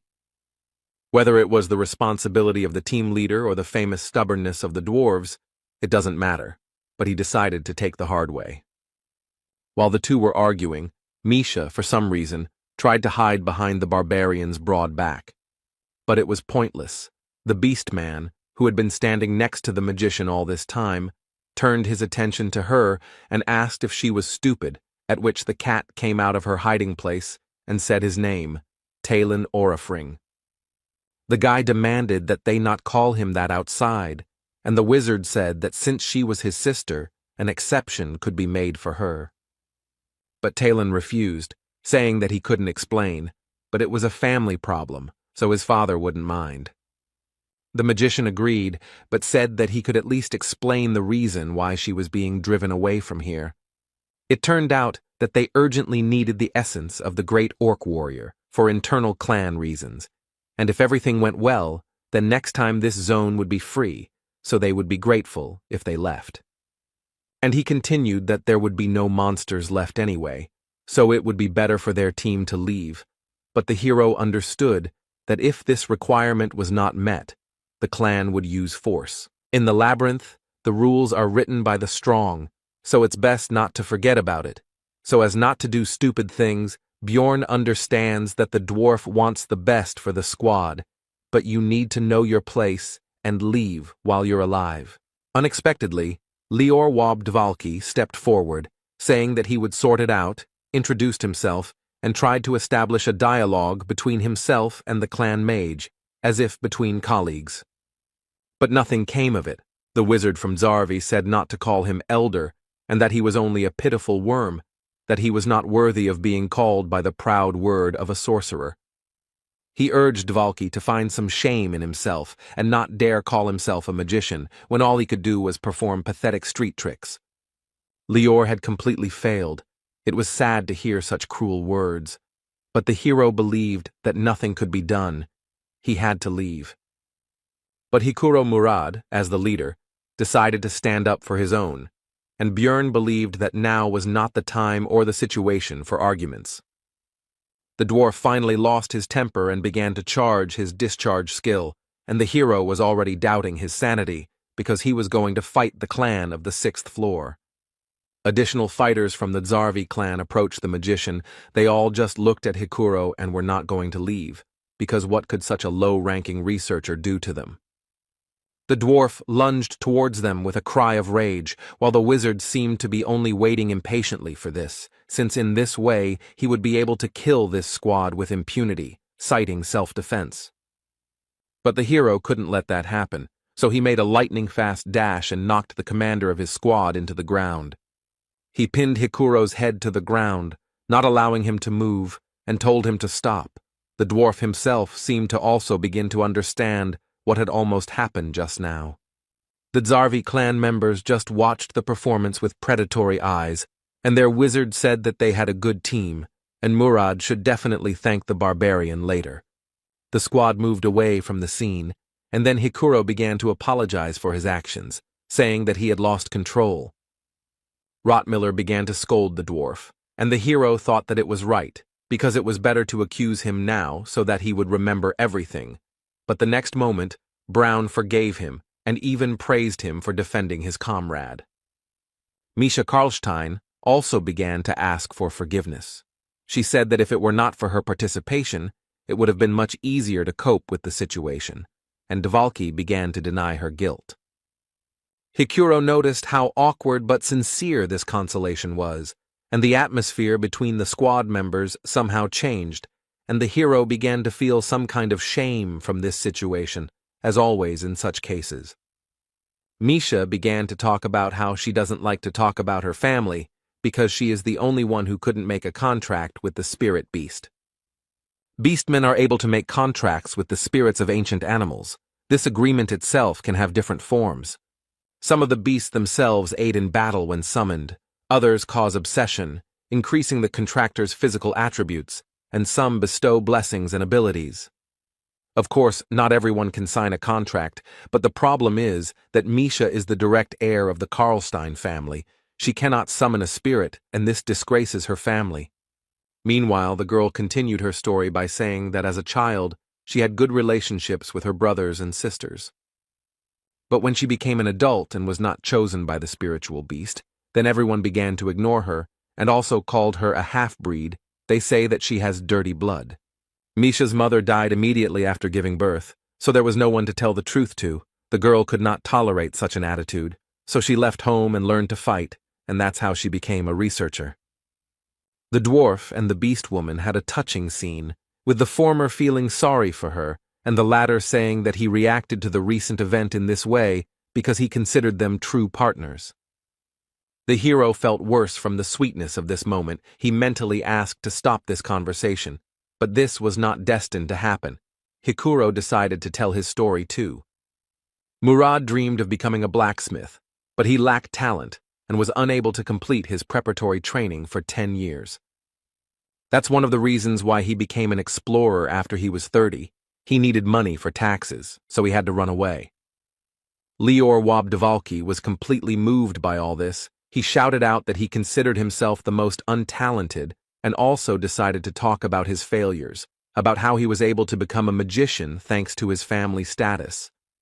But he didn't have the talent to enter the magic tower. If he was a real magician, then that person from the clan would have shown at least a little respect. Hikuro began to console the boy, telling him that the old man was just a bad guy, and that Wab was a great sorcerer. Rottmiller, who was standing next to Björn, said that he had been in many teams, but had never encountered something like this, to which the barbarian mentally agreed that it was strange. But the next moment, Brown also became a part of all this, and the hero thought that at least someone from this squad understood him, but it turned out not to be so. He said that when Murad and Misha talked about the experience, he was very upset because of envy, because they were not born human, so they do not know what he had to go through. They were surprised by this, and they asked the question, don't human researchers have advantages because they can become magicians, priests, elementalists, and open the aura? The hero mentally noted that this was only available to the talented, but he remained silent, while Hikuro laughed and noted that it turned out that they had a team of losers, and if so, they would cover for each other's shortcomings. There was harmony between the squad members. Everyone encouraged others. Dvalki promised to do everything possible to be useful. Misha encouraged everyone to try, and Murad expressed hope for long-term cooperation. They all laid out their problems and supported each other, and now all eyes turned to the hero. Now it was his turn. This made Björn tense up. They were all looking at him so strangely, waiting for something. Would they throw him out if he didn't say anything? And what should he say at all? These thoughts were rushing around in his head. In the end, the barbarian could not think of anything better than to shout loudly that he was left without a mother, after which there was silence. His comrades looked at him strangely. The hero was still tense and decided that this, apparently, was not enough. Then Björn started screaming again. but this time about how his mother died when he was born, and his father went into the labyrinth and never came back when he was little, and now he is an adult, but he cannot see them, even if he wants to. The hero fell silent and began to wait for the other's reaction to the speech. Also, technically, it was all true. Einar told him about it. Rottmiller noted that it was hard for him at such an age, and Misha decided to apologize because she complained about the difficulties in her family, and for him, everything was even worse. Dvalki decided that the hero was just pretending that everything was fine, and Hikuro offered to replace his parents if he wanted. Björn shouted that everything was okay, but inside he was screaming for them to leave him alone. The shame inside him was beyond all bounds. Somehow the hero became the most pathetic member of the group, but he didn't care, and it wasn't like he actually had a mother. In fact, he is a barbarian who uses his knowledge from the game as an advantage over other researchers, and has already reached rank 7 in a measly 3 months. Although, if you think about it, he is a loser who somehow ended up in another reality, where he is considered an evil spirit, who are killed as soon as they find out about them, and he has already been on the verge of death. While Björn was thinking about how shitty his life was and was being consoled by Misha and Dvalki, Hikuro and Rothmiller discussed the group's next steps, eventually deciding to go to a location called the Witch's Forest. When asked why not move to the 4th floor, Murad replied that he had seen too many teams underestimating the difficulty and dying there, so they needed to work on their teamwork first. The hero remembered that the Witch Forest was a zone that was only visited in extreme necessity, a bad place for hunting, and not very suitable for warriors. But the 4th floor is no better, because in addition to monsters of the 7th and 6th rank, there are also occasionally 6th rank ones, which can be quite problematic. The hero died there many times because he went there unprepared, so the dwarf's fears are understandable. But despite this, Björn still approached the squad members with a proposal to go to the 4th floor, because Hikuro and he are pretty strong tanks, so if something happens, they can provide an opportunity for escape. He wouldn't even have to run away with the vampire essence, the hero thought. And they also had a mage and 2 experienced researchers in their squad, although the damage would be small, which would make the hunt slow, but they should be able to overcome the floor. Misha told Dvalki that Björn was saying the right things, but she was worried because he was a barbarian, but even a broken clock shows the right time twice a day, so she might as well listen. The hero didn't say anything, but he got angry because he could hear them perfectly well, and in the meantime, the dwarf suggested holding a vote. As a result, their pathetic team decided to go to the 4th floor. They had a long way to go. 3 days had passed since entering the labyrinth. Rothmiller was once again choosing a place to stop. Hikuro suggested walking for some more time, but Brown said that it would take a long time to find another suitable place. Björn noticed that they set up camp at 9 in the evening, just like the last 2 days, which was quite curious. It seems to choose its future resting place based on the remaining distance and speed, which doesn't sound very complicated, but is impressive, especially in the labyrinth, where the concept of day and night does not work. The hero asked Brown about his plan for tomorrow, to which he received the answer that they would be at the Witch's Forest before lunch, and he also advised everyone to have a good rest, because moving through the forest would require a lot of strength. Björn thought that Rothmiller didn't even think about the answer. He was just a walking GPS navigator, but he didn't expect anything else from the veteran researcher. In the middle of the night, Brown woke up the barbarian. Although it was not his turn, the hero, seeing the tension of his comrade, asked whether they were people or monsters, to which he received the answer that both. The sounds were like those being pursued. Rothmiller recalled the attack at the exit from the portal. Björn replied that the guide said that it looked like a trap for those who escaped. Brown confirmed this and said that he smelled the same scent as then, and their conversation also woke up Hikuro, who became tense from this news. It seems that for some reason they were specifically targeting them, and now they decided to deceive them by pretending to be people in trouble.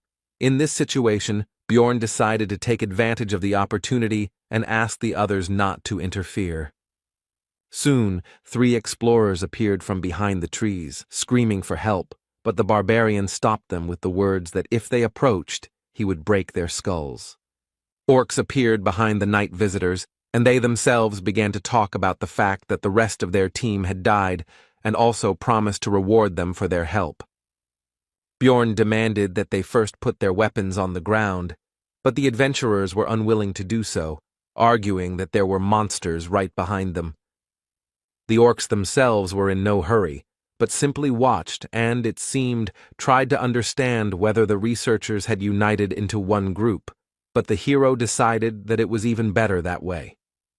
The next moment, the barbarian threateningly announced that the choice was theirs: either throw down their weapons or get out of here straight into the clutches of the monsters. The researchers nevertheless decided to agree and threw down their weapons. Then Bjorn asked Rothmiller to collect it all. After this, the orcs turned around and hurried back into the forest. It seems they are retreating because they do not want to attack a large group, cunning monsters. The woman began to thank for the help and also introduced herself. Her name is Eliza. Also, her clothes were damaged, especially the bottom. The dwarf, due to his short stature, had a better view, and he was distracted by the girl's appearance, which irritated the barbarian. The others also decided to introduce themselves. One is called Irida Tyson, and the other is called Hans Argoth. The hero asked the latter again, because he remembered the first marauder he had met, who was also the first person he had killed, which was an interesting coincidence. Argoth replied that it was a fairly common name, and also asked if he knew the other Hans. Bjorn answered in the affirmative, and mentally added that he was already a corpse, so the acquaintance was very conditional. Eliza, meanwhile, even shed a tear, and also said that their meeting was probably the protection of the goddess Ritlus, which surprised Rothmiller, and he asked if she was a priestess. The girl replied that it was true, that she served the deity of light who protected explorers and relationships, the star that rose at dusk and guided them. The hero did not believe her speech, because he already knew that they were actually marauders, but one of the guests asked Eliza to heal his wounds. And the girl used a divine spell, which surprised the barbarian, because this meant that she really was a priestess. The comrades behind were also surprised and began to whisper to each other and express doubts that these explorers were actually marauders. And Rothmiller himself could not believe his mistake, and his feelings can be understood, because in the world of Dungeon and Stone, priests are sacred and pure beings, and people are very devout believers. The priestess beamed and asked with a smile whether this was sufficient proof of their reliability, and whether they could take the weapons. But Bjorn answered negatively, and thought that all this only works for people, and he is a barbarian, a different race, and also a different religion. The hero demanded a reward from their team for saving them, because even though they were using a holy attribute, he didn't care, but the priestess asked about the amount of the reward. Bjorn demanded 2 million stones, but they did not have that kind of money, so the girl asked to give it to them when they got out of the labyrinth. But the hero said that he only trusts those who belong to his tribe, and if they do not have the required amount, then let them give in things. Armor will be just right. Soon the night guest's gear was neatly stacked nearby. This was part of Bjorn's plan to first take as many items from them as possible. The researchers had already relaxed, but the hero, thinking that in any game you need to kill the healer first, had already raised his mace over the priestess's head. The girl's head was broken, blood splattered everywhere, and both the teammates and comrades of the dead woman were shocked by what they saw.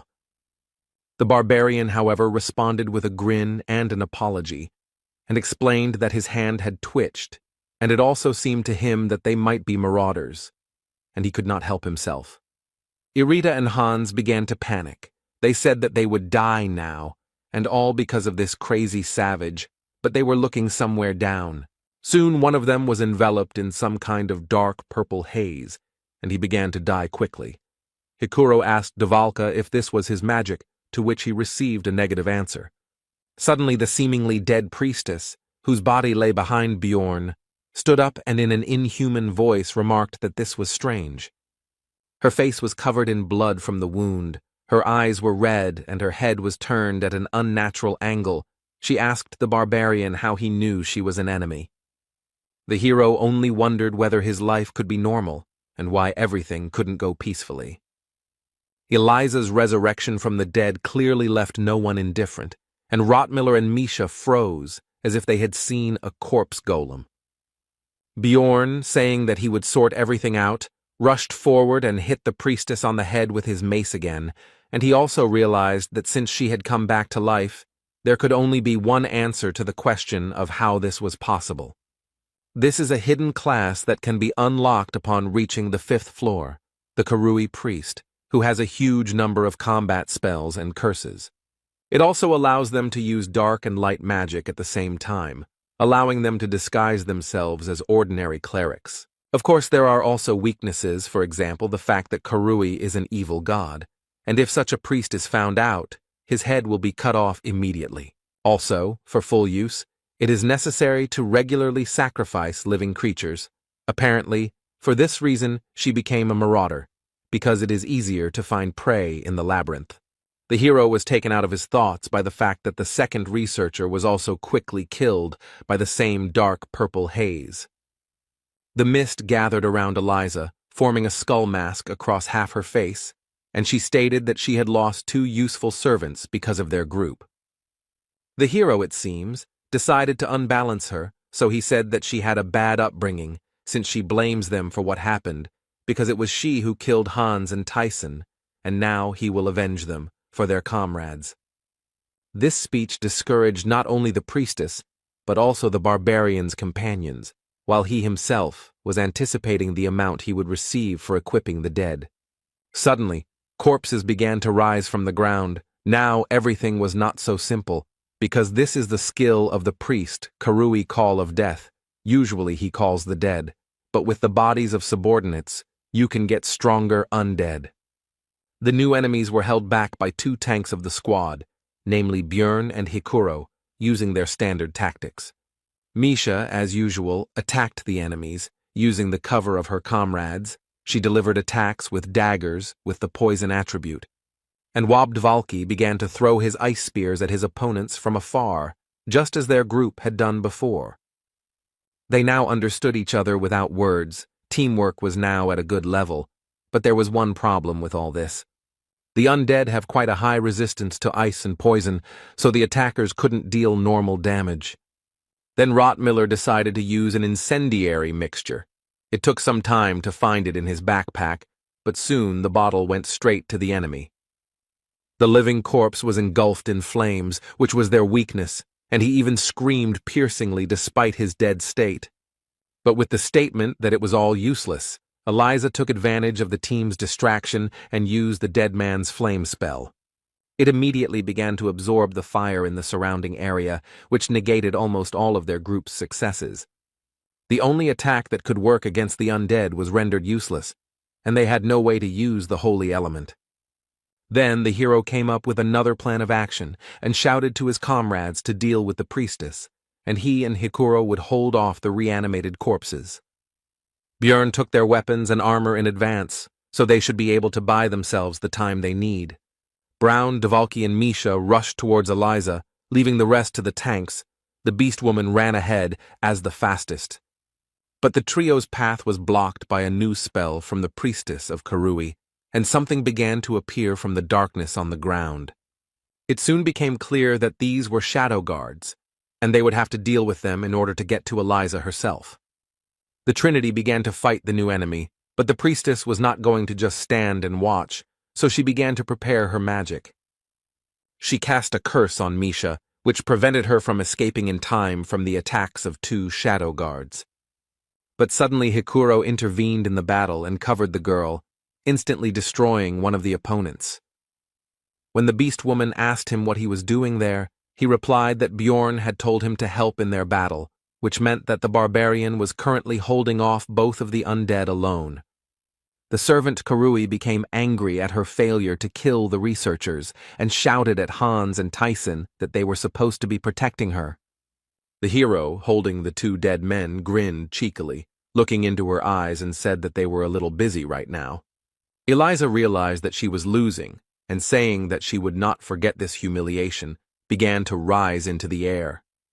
After looking at the hero one last time and telling him that he would never get out of here alive, she left the battlefield using one of her skills. Looking after her, Björn understood that they had almost won, and she had run away at the last moment, harboring a huge grudge against them. The next moment, the barbarian felt extremely ill. The priestess left him with her entire arsenal of curses, of which there were over 15. It's good that Dvalki understands them, the hero thought, after which he turned to the magician with a request to remove the negative effects from him, to which he only hesitantly asked again. Then Bjorn said that Wob claimed to understand this magic, but he replied that he only knew a couple of spells from this school, but did not know how to remove them. This was very bad news because physical characteristics could be permanently reduced if the curses were not removed by magic or holy power. Soon the squad was running as fast as they could towards their destination. Hikuro asked how Björn was feeling, to which he replied that everything was fine, although in fact it felt like he was dying. It was all because of the negative effects. If it weren't for the vampire essence, which gives resistance to magic and darkness, he would have fallen off his feet long ago. The rest of the crew were also cursed, but they only received 2 or 3, rather than over 15 like him. It was extremely unfortunate that out of all the effects, he received one that hits stamina, but does not affect vitality, which is why high regeneration does not help. In the game, the character stopped moving when his stamina dropped below 10%, and since he was moving, there should be about 30% left, he had no idea that it was actually 5%. Soon the area around changed dramatically. It became very gloomy. The team finally reached their destination. It was the Witch Forest. 5 hours ago, immediately after the priestess's escape, the squad discussed the battle that had taken place, and the hero noted its enormous danger, as well as the fact that none of them could have dealt with it one-on-one. Björn said that if they hadn't taken the weapons and equipment and attacked first, some of their group would have died in an instant. Misha's eyes lit up at this, and she shouted that reliable barbarians are the best. She had doubts, but the hero simply went and smashed Eliza's skull. Björn asked Rothmiller if he could track the priestess, but he replied that there were no traces, so it was impossible. The hero informed everyone that she would definitely try to finish what she started before the labyrinth closed, because they would be able to reveal her, to which Dvalki said that they did well and could do it again. Bjorn became angry at the wizard's frivolity and asked what would happen if monsters intervened in the battle, after which he said that they needed to go to the witch's forest. This is the area surrounding the portal to the 4th floor. There are monsters of the 7th and 8th ranks here, many of which have a spiritual body that is immune to physical attacks, so it is not the best place for warriors. But right now, this is the best option, because in this special zone, all status effects, except for the effects of the zone itself, lose their power, which allowed the squad to get rid of curses. Rothmiller noted that it was strange that the barbarian understood the local geographic features, and that this was his first time climbing to the 3rd floor, to which the hero replied that he had studied in the library. Misha and Dvalki took it as a joke, because a barbarian who reads books is simply an impossible phenomenon. Be that as it may, Karui's curses disappeared, but now the effect of the zone appeared, which consisted of auditory hallucinations. The voices constantly screamed at him to die and tried to hurt him by telling him that he had no mother, but he didn't care about their words. Björn thought it wasn't that strong to be called a mental attack, but not everyone thought so. Misha asked how he could listen to all this nastiness and be okay, to which he received the answer that it was quite bearable. Hikuro and Brown were perfectly fine. The Beast Woman was more or less coping. They had all visited this place before, and Bjorn himself was also normal. But Lior Wob Dvalki, who entered the labyrinth for the first time, felt unwell and began to vomit. This happened because, in addition to auditory hallucinations, ordinary hallucinations began to take effect, as well as disorientation. Now the hero looked at the world as if through a crooked mirror. Bjorn asked the wizard if he would be able to use his magic in such a state, to which he received an affirmative answer. Hikuro Murad decided to set up camp to rest a bit, since the hero had barely slept the night before. And then there was this race. The dwarf said he would watch for a bit, but the barbarian was no longer listening. He threw his things to the sides and simply fell right onto the bare ground. The hero lay with his eyes closed, and also thought that with such adventures he would definitely not be able to bear it one day. His thoughts were interrupted by Hikuro, who leaned over the barbarian and said that he had seen Eliza before when he came to the guild to recruit a team. In the Bloody Citadel, where they went with Bjorn, the dwarf received a numbered item called the Guardian's Bracers, thanks to which his rank was raised. Perhaps she heard about it somewhere. This artifact has the number 3112. It is usually found in rifts above the 4th level. It is one of the 3000, so it is quite strong. The hero was again in a bad mood because of his luck, because he had worked so hard to get the essence, and the guy who had barely lifted a finger then took the numbered item for 50 million. Bjorn asked his comrade why he didn't recognize her right away, to which he received the answer that she was dressed completely differently, and her clothes were so dirty and torn to pieces in places. But it was crystal clear that these were just excuses, and in fact, he was busy staring at something completely different from her face. Bjorn realized that when their team was meeting and discussing their plans in the bar, she could overhear everything and set up an ambush. Hikuro said that treasures always bring trouble, but the barbarian told him not to shift responsibility. It was he who was not careful, to which the dwarf quickly left. Soon, Bjorn was awakened by his comrades, and Rothmiller noted that he was sleeping very soundly, and he had heard that even barbarians could not stand it on their first expedition, and Misha simply asked how one could sleep in such noise. It turned out that the hero was disturbed by the presence of a group of enemies nearby.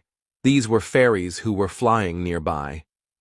These are rank 9 monsters whose only skill is releasing poisonous pollen mixed with stimulants, one of the few types of non-combat mobs in the game.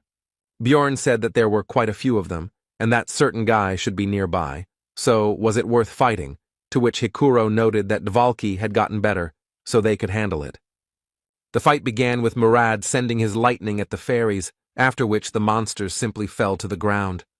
But that was not the end, for a monster of the 7th rank appeared, a half-troll that only appears in the witch's forest and has a habit of chasing large groups of fairies. The monster brought its club down directly on Hikuro, who covered himself from the attack with his shield, although it was not so easy for him.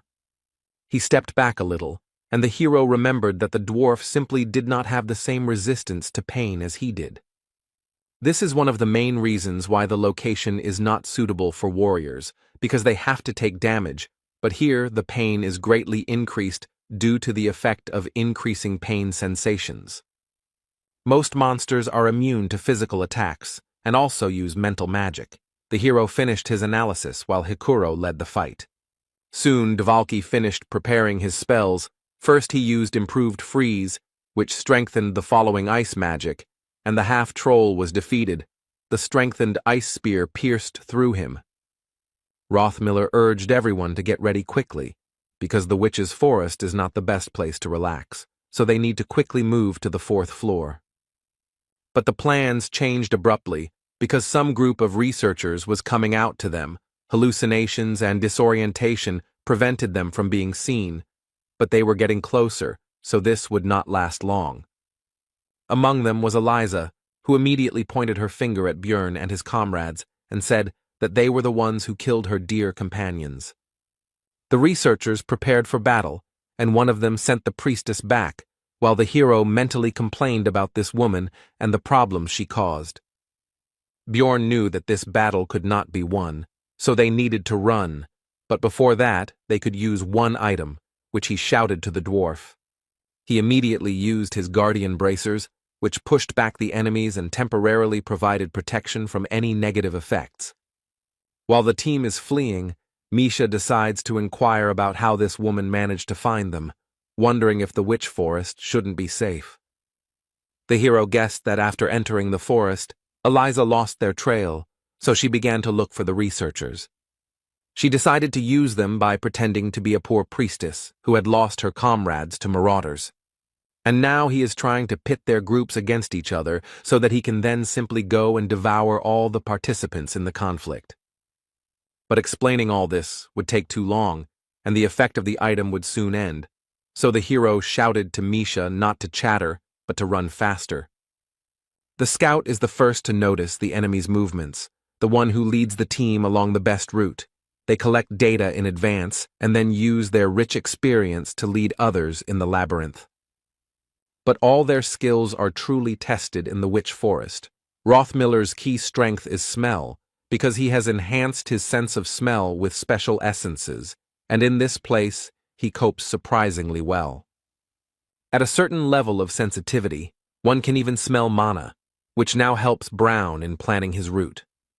But the enemy also had a good scout, who closed the distance at every opportunity, so they needed to speed up. Now it all comes down to who gets to the portal first. But the problem is that they are all tired, especially noticeable for Misha, who may be fast, but is not particularly resilient. Soon the girl tripped over a stone. Björn immediately rushed to her aid, but she said that it was just a cramp, so let him run on. The hero saw that she was lying. It was actually a sprained ankle, so he decided to take the beast woman on his shoulder and carry her like that. And when Björn turned around, it turned out that his comrades had already managed to run further, apparently not noticing their absence, while Misha began to lament that he should not have stopped and run further. The barbarian called the girl to calm down and said that it was better to stay where they were, because Rothmiller should soon notice that they were missing and would return. The hero himself, although he calmed Misha down, was not completely okay himself, because the situation was becoming very dangerous due to the fact that the Witch Forest could not be passed without a scout. The beast woman began to ask how long they would have to wait here, but her question was interrupted by Hikuro's cry, which rang out across the surrounding area. The girl got scared and asked her friend what they should do because they had to help the rest of the team. Björn replied that relying on sounds in this area was a bad idea, and that attacking them meant that they would not be able to return for them and they would have to move on their own. When asked what is most important in an emergency, the hero would not choose water, food, or tools, although these are important things, but strength of spirit. Right now, Misha clearly missed her. She was screaming that she didn't want to die like this, that she had worked and tried very hard, and it would be too pitiful. The hero told the girl to calm down, and mentally added that when you find yourself in such a situation, you need to accept reality and not deny it.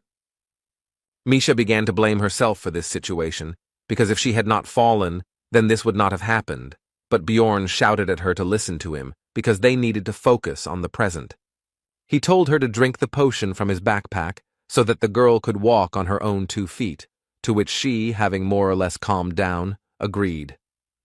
Soon they stopped to rest a bit, and Misha began to lament that she couldn't believe that she had swallowed the potion while riding on a running barbarian. She even managed to think that she would die on his shoulders.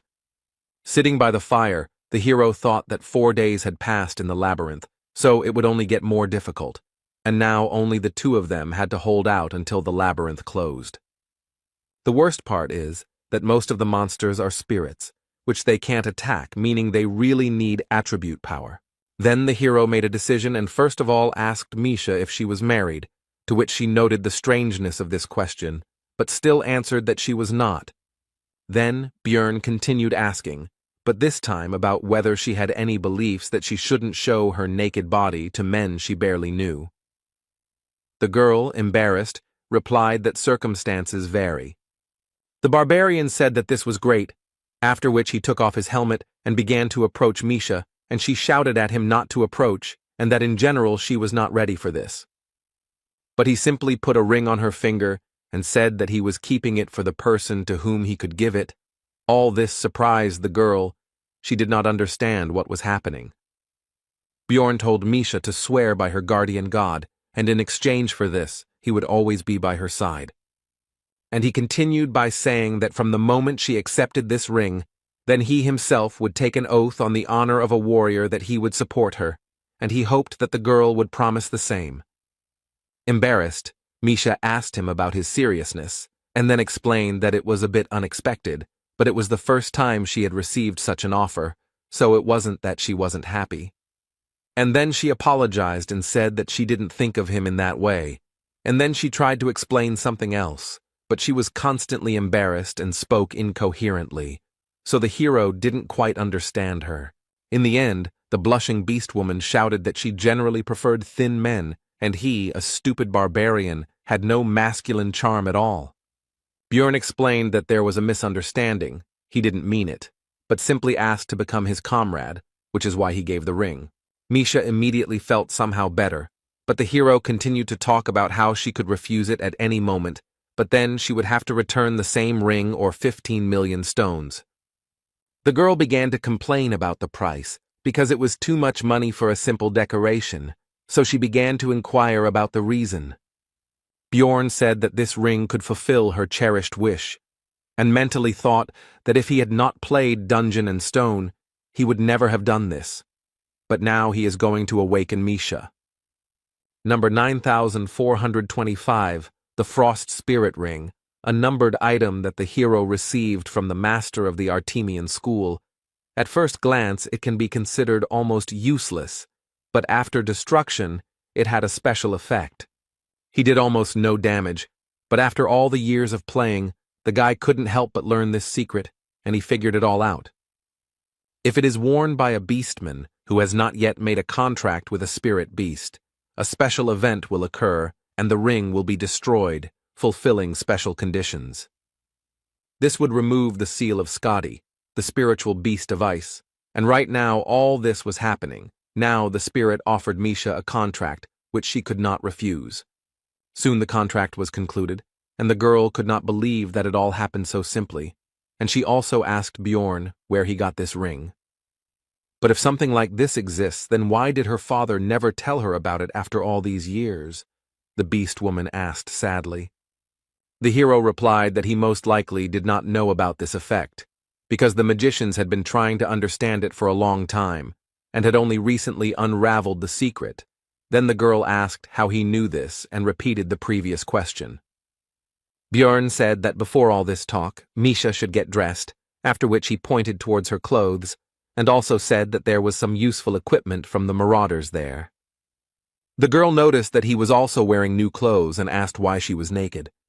The barbarian replied that he undressed her himself, because during the ritual all equipment is destroyed. Then Misha indignantly asked why it was necessary to ask about her husband. Bjorn said that if he had been, it would have made him very angry. The girl was angry that he thought about such things, but he did not think to warn her. He replied that he was in a hurry. But despite all the negativity, Misha quickly calmed down from the words that she should say something, and she sheepishly thanked the barbarian. The hero asked if that was all, and the girl, after thinking, decided to share with Bjorn something personal from her past. Misha said that she once tried to commit suicide, but her father found and saved her. The barbarian said that in that case she should be grateful to him, but she was not sure about this, and continued the story. When the girl woke up, he said that if she wanted to die so much, let her do it in the labyrinth and not disgrace their family. The hero realized that her relatives were even crazier than he expected, and Misha said that it was then that she became a researcher, but not because she wanted to die. She simply ran away from that house. She thought that she could become famous and strong even without a spirit, and then her father would pay attention to her. She doesn't know if he will accept her with such an unusual contract, but it is a good thing anyway. And the next moment, the girl bowed to Bjorn at the waist and said words of gratitude once again, and also added that she would not forget his deed for the rest of her life, would seal it in her heart and thank him. A beastman who has made a contract with a spirit beast will receive one of 3 types of enhancement: summon, strength, and fortify. Misha Karlstein received the last one, and now her body is forever imbued with the power of the ice beast, Skadi. Now they have the attribute attacks they needed so much, and finally, they don't have to worry about encounters with spirit-type monsters, and they are pretty weak, so there won't be any problems. Now Misha can fight alone, but like the barbarian spirit seal, the beastman must strengthen the spirit beast. The girl is only in the first stage, so she cannot yet add an attribute attack to her weapon, but she used to be a martial arts master, so she can fight with her bare hands. But the witch forest is too difficult for one person. The monsters were weak, but there were many of them, so the partners had to run away. The hardest stage of survival is just beginning. 11 hours passed. All this time Misha and Bjorn avoided large groups of enemies, attacking only small ones. Thus, many were defeated. Despite the difficult situation, the researchers did not stop collecting magic stones, and the hero was simply happy that they did not encounter any 7th-rank monsters or Eliza. But now another problem appeared. The Ring of Frost spirit was destroyed, and now the corpse golem's passive skill became active again. The acidic blood began to corrode the equipment. Even the lithium breastplate and shield lost their shine. Although they were made of 2nd-level materials, it would cost a lot of money to repair. Also, during all this time, the partners failed to find a single attribute essence, so Bjorn could not inflict any damage on the ghostly monsters. Misha was forced to cope with this alone. Now she had less and less strength left. According to the hero's estimates, their chance of returning to the city alive was about 30%. The Witch Forest's debuffs get worse over time. Now that 12 hours have passed, they've gotten stronger. You can tell by the feel of it. Bjorn decided to tie a rope to himself and Misha so that if something happened, they wouldn't lose each other. He also asked the girl about her knowledge of the increasing negative effects of the zone. She already knew everything. In addition, they are now also affected by the witch's eye status, which is why it is considered that one should not linger in this place.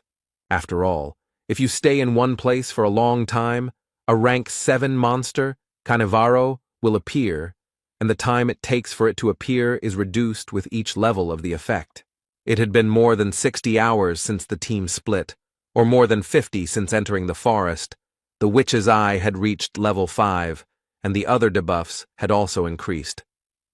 During this time, the road was not found, and Misha and Bjorn cannot stop to rest, because at this level of effect, Canevaro appears in 10 minutes.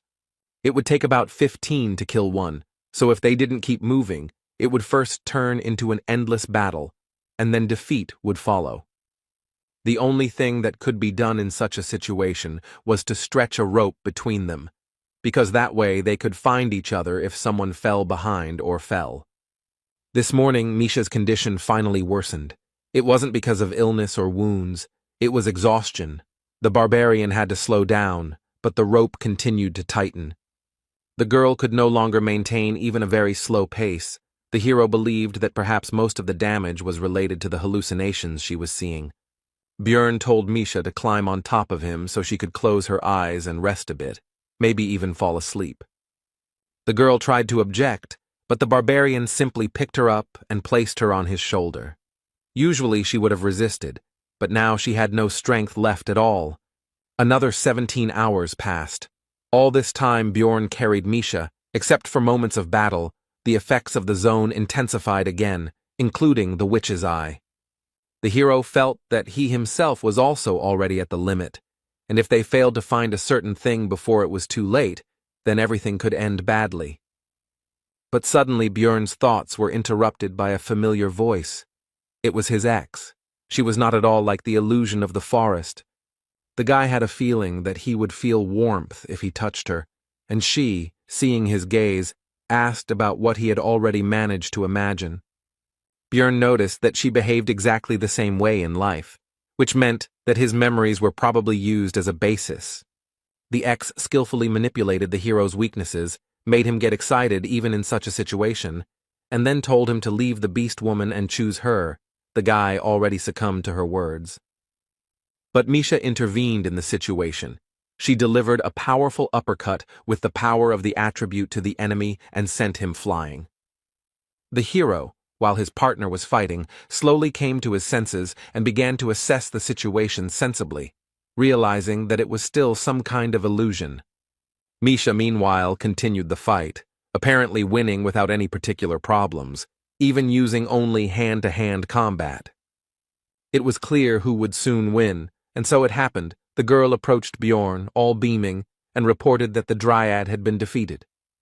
Then the hero understood everything. It was a very rare monster of the 8th rank that appears in this forest and uses the charm skill.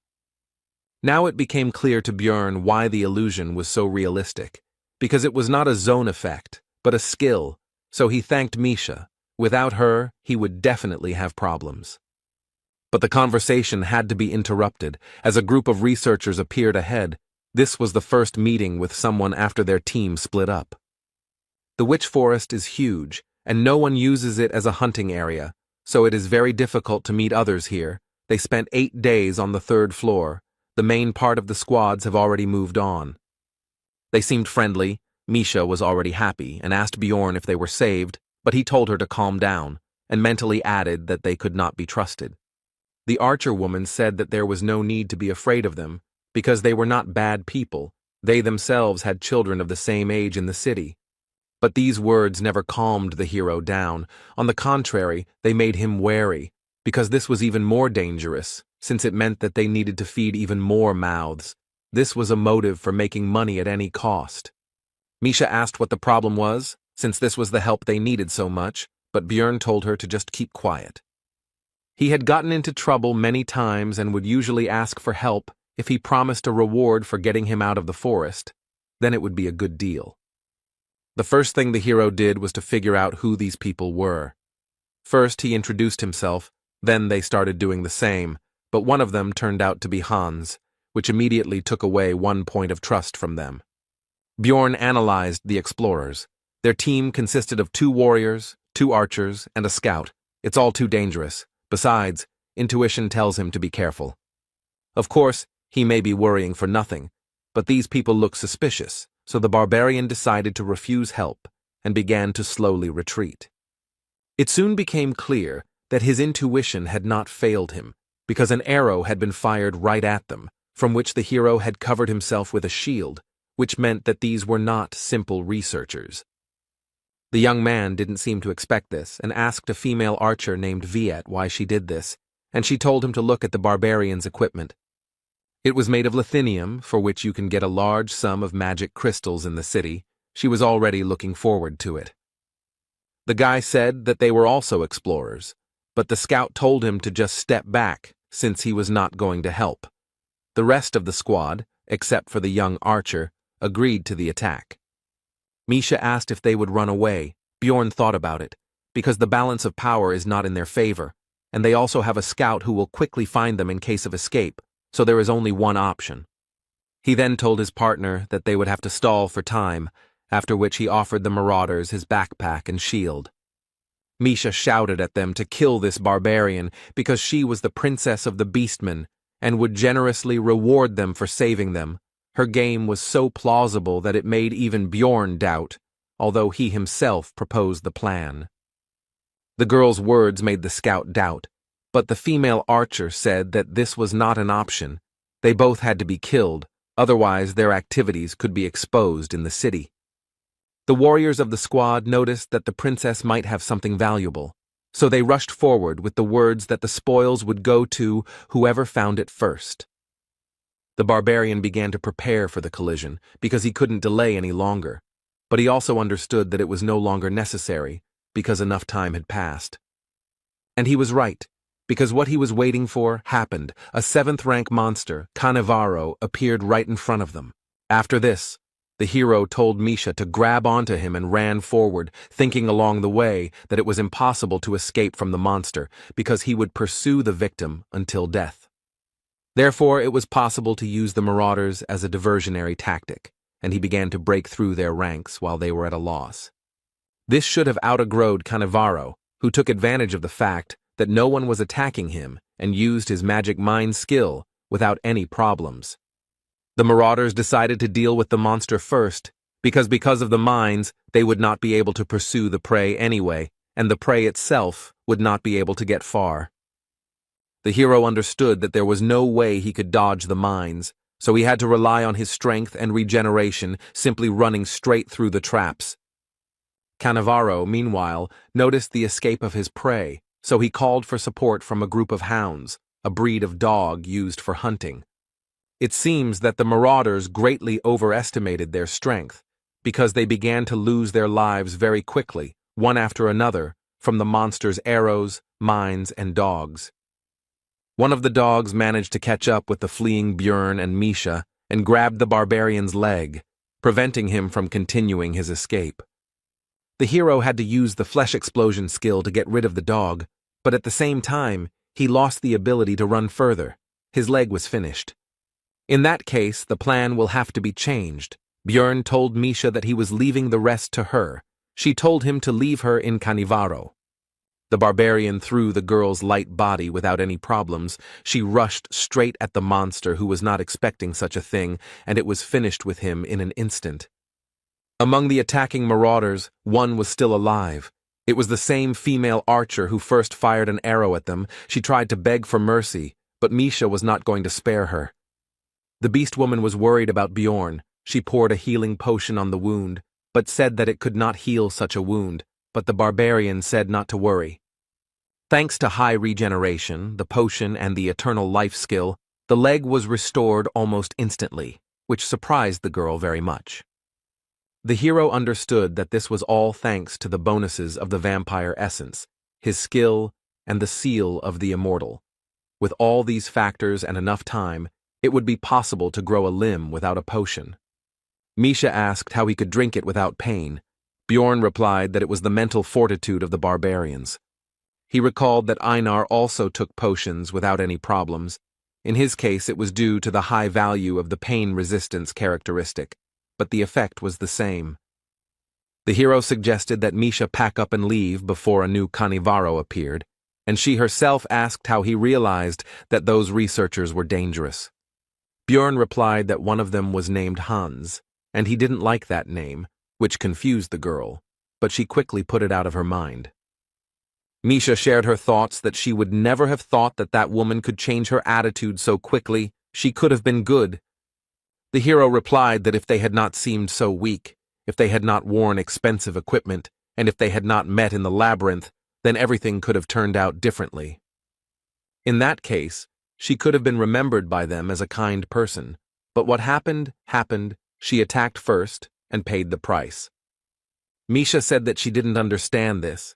Then Bjorn asked about her reasons for visiting the labyrinth. She replied that it was for money. Then, the hero said that they had the same reason, because it was the best way to protect yourself, especially in a world where failure to pay taxes would result in execution, and she also needed to protect not only her own life. Both were in a gloomy mood after this dialogue. Misha reported that there was a lot to rethink after this trip. 109 hours have passed since they got lost. Now the beast woman has found the place that the partners hoped to find, the only place in the location where they can rest. The witch's hut is a shelter that appears in random places in the forest at regular intervals and remains there for 8 hours. The effect of the zone is temporarily removed while you are there. It is also safe here, because monsters do not appear. This place is difficult to find, but there is no other way to rest. The partners spent a long time looking for the first shelter, but Misha's keen eyes quickly helped them find the next one. There were 53 hours left to hold out before the labyrinth closed. They had seen this place for the 3rd time, but the girl still didn't get tired of it. She sincerely enjoyed the local beauty and was in a good mood overall. But Björn told her to be quiet, because there was someone here, since only 5 people could enter here, and the portal closed as soon as they entered, which meant 3 unknown people were somewhere nearby. Soon they found a man dozing carefree in a field of flowers. It was one of those who helped Eliza then, but now he looked so-so, so the hero was interested in how this happened. Misha reported that there was also someone in the hut. She also noticed that these were the same researchers. Bjorn decided to knock out this guy first. He raised his mace up and brought it down sharply right on the man's face, and the girl noticed that he was just going to knock him out. Soon all 3 researchers were knocked out and tied up. Misha was surprised that the first of them was still alive, and also noted that it would not be for long if he was not helped right now. Then Bjorn poured a healing potion on all the captives, and they quickly came to their senses, both due to the healing and due to the pain they were experiencing. The chief immediately recognized the barbarian and began to explain that he was not guilty. He began by saying that when their group caught up with the hero's team, there were only 3 of them, after which a quick fight took place. They didn't want to chase them through the entire forest again, so the first thing they did was shoot a guy who looked like a scout, but he immediately clarified that the wound wasn't serious, just a scratch on his shoulder. Then they were thrown back again by some kind of light. Björn understood that it was Hikuro who used his numbered item again. When they came to, their scout had an ice spear sticking out of his head, which meant that at the right moment, Dvalki was still able to kill the man. Looking at the captives, the hero thought that the rest of the team seemed to have managed to escape, and that the scream that he and Misha heard after the separation was due to Rothmiller being wounded. The man meanwhile continued his story by saying that due to the loss of the scout, they could not continue the pursuit, and simply wandered around the area. The problem started on the 2nd day after his death. Eliza showed herself. They understood everything. Only after she absorbed the life force of one of the researchers, the girl turned out to be a priestess of Karui.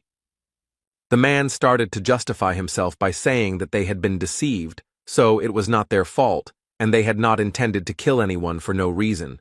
But Bjorn told him to shut up. Then tears began to flow from the man's eyes, and he began to apologize and say that they had been very stupid to fall for the deception, and he also promised to compensate for all the damages and beg for mercy. Misha told the hero that she would accept any decision he made, and he himself was thinking about what to do with all this, because even though he had already killed people, back then they were freaks who attacked first. They were not worthy of living. This case was different. They caused problems, but no one died. It was completely different. Björn wondered if it would be right to kill them.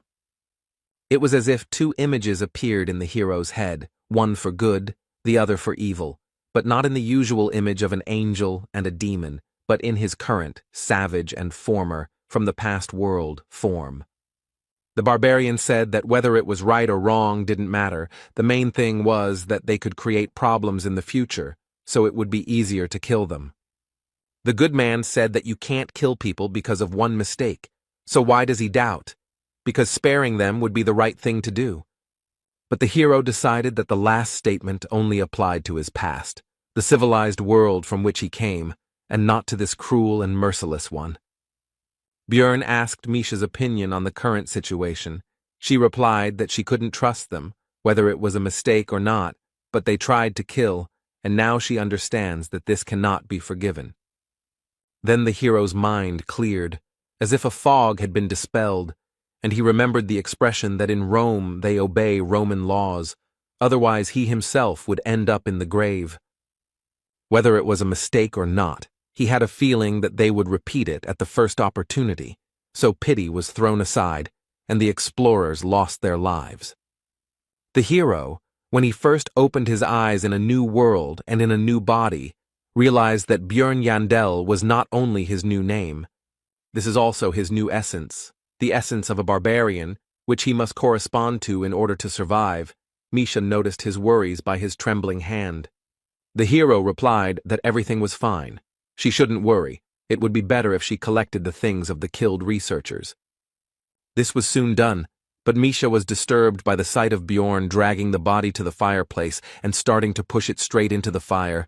She asked him about what was happening. He replied that it was necessary. The fire consumed the corpse unnaturally quickly, meaning that everything was as it was in the game. The witch's hut had accepted a new victim and would now be open for another 8 additional hours. Misha was still not sure that Björn was okay, but he didn't answer, and the only thought that popped into her head was that they had 2 more so-called logs, which meant 24 extra hours. The hero pulled off his helmet and asked his companion if she was going to rest, but she simply remained silent. She was clearly uncomfortable with what was happening. Since she did not answer, the barbarian said that he slept on the bed first, after which he fell face down on the pillow and thought that sleeping on the bed was very good. But in reality, he was only unsuccessfully trying to distract himself from the thought that he was increasingly renouncing humanity and accepting the life of a barbarian, and that life was not punishing him for this, but, on the contrary, rewarding him. All night long the hero dreamed about his past life, namely work, meeting a girl, dating her and his future life, calm times. But in the morning he realized that it was just a dream, and his new reality was life in a monstrous body and fighting real monsters. Björn noticed that besides him, Misha was also sleeping on the bed with her head on his leg. He wondered when she had gotten in there, and it was also time to wake up, so he began to wake her up. Chewing the dried meat, the barbarian thought that there were only a day left before the labyrinth closed, and the hut would cease to exist in an hour. They had to hold out for just a little while longer, and soon they would return to Rafdonia. Misha said that this research was very complicated, so upon returning, she would immediately take a bath, after which she asked about her companion's plans, and he replied that he did not know. As soon as the shelter closed, it became clear that something was wrong. Everything around turned red and became even darker than it was before. This meant only one thing. The special condition of 7 sacrifices in the witch's hut had been fulfilled, and now the Chaos Lord Riakis was wandering around the floor. The hero explained to his companion that this was something like zone bosses, but much stronger, and also each level had such a floor lord. The girl had never heard of such a thing, so she was surprised. Björn explained that she didn't know because the method of summoning was kept secret, because if some psycho summoned one, then a couple of deaths wouldn't be enough. When Riakis appeared, erosion began. All the monsters began to dissolve into chaos. The Lord has an effect on the entire floor and kills everyone he meets until he dies himself. Also, his call closed all the portals. You won't be able to escape. If you were here when this monster appeared, then prepare for death. Misha asked about the reason for his appearance right now. Then Bjorn explained that it was all probably because of them, since burning those bodies in the hut was one of the conditions of the summoning. 10 years have passed since the last call. The hero thought that 3 corpses would not make a difference, but someone burned 4 of them earlier. The girl began to panic because of this. The barbarian said not to tell anyone about this, because if someone found out about their participation in the conscription, it would not end well. The barbarian also reported that the zone effect no longer affects them, so they will now be able to leave here, and their path will lie in the orc settlement. The Zarvi clan has settled there. It is huge. They operate above the 6th floor. They have hundreds of members. A meeting with Riakis is deadly, so to increase the chances of survival you need to join them. It's unlikely that the entire clan will be on the 3rd floor, but to control the area they should have at least 10 teams, which would already be good. A huge crowd of researchers had already gathered here. The clan leader tried to call for order, but from everywhere came requests for help, promises of a reward for saving, accusations, and lamentations. Suddenly, a golden barrier appeared around, causing the crowd to quiet down somewhat, although not completely. But this was enough for the man on the podium to shout to the researchers. He explained that it was already safe here, since their priestess had activated the announcement of the destruction of evil, and his clansmen were standing guard. And he continued his speech by saying that they only needed to hold out for a day until the floor was closed, during which time Zarvi would fulfill the agreement with the royal family and do everything possible to ensure that most of the people returned.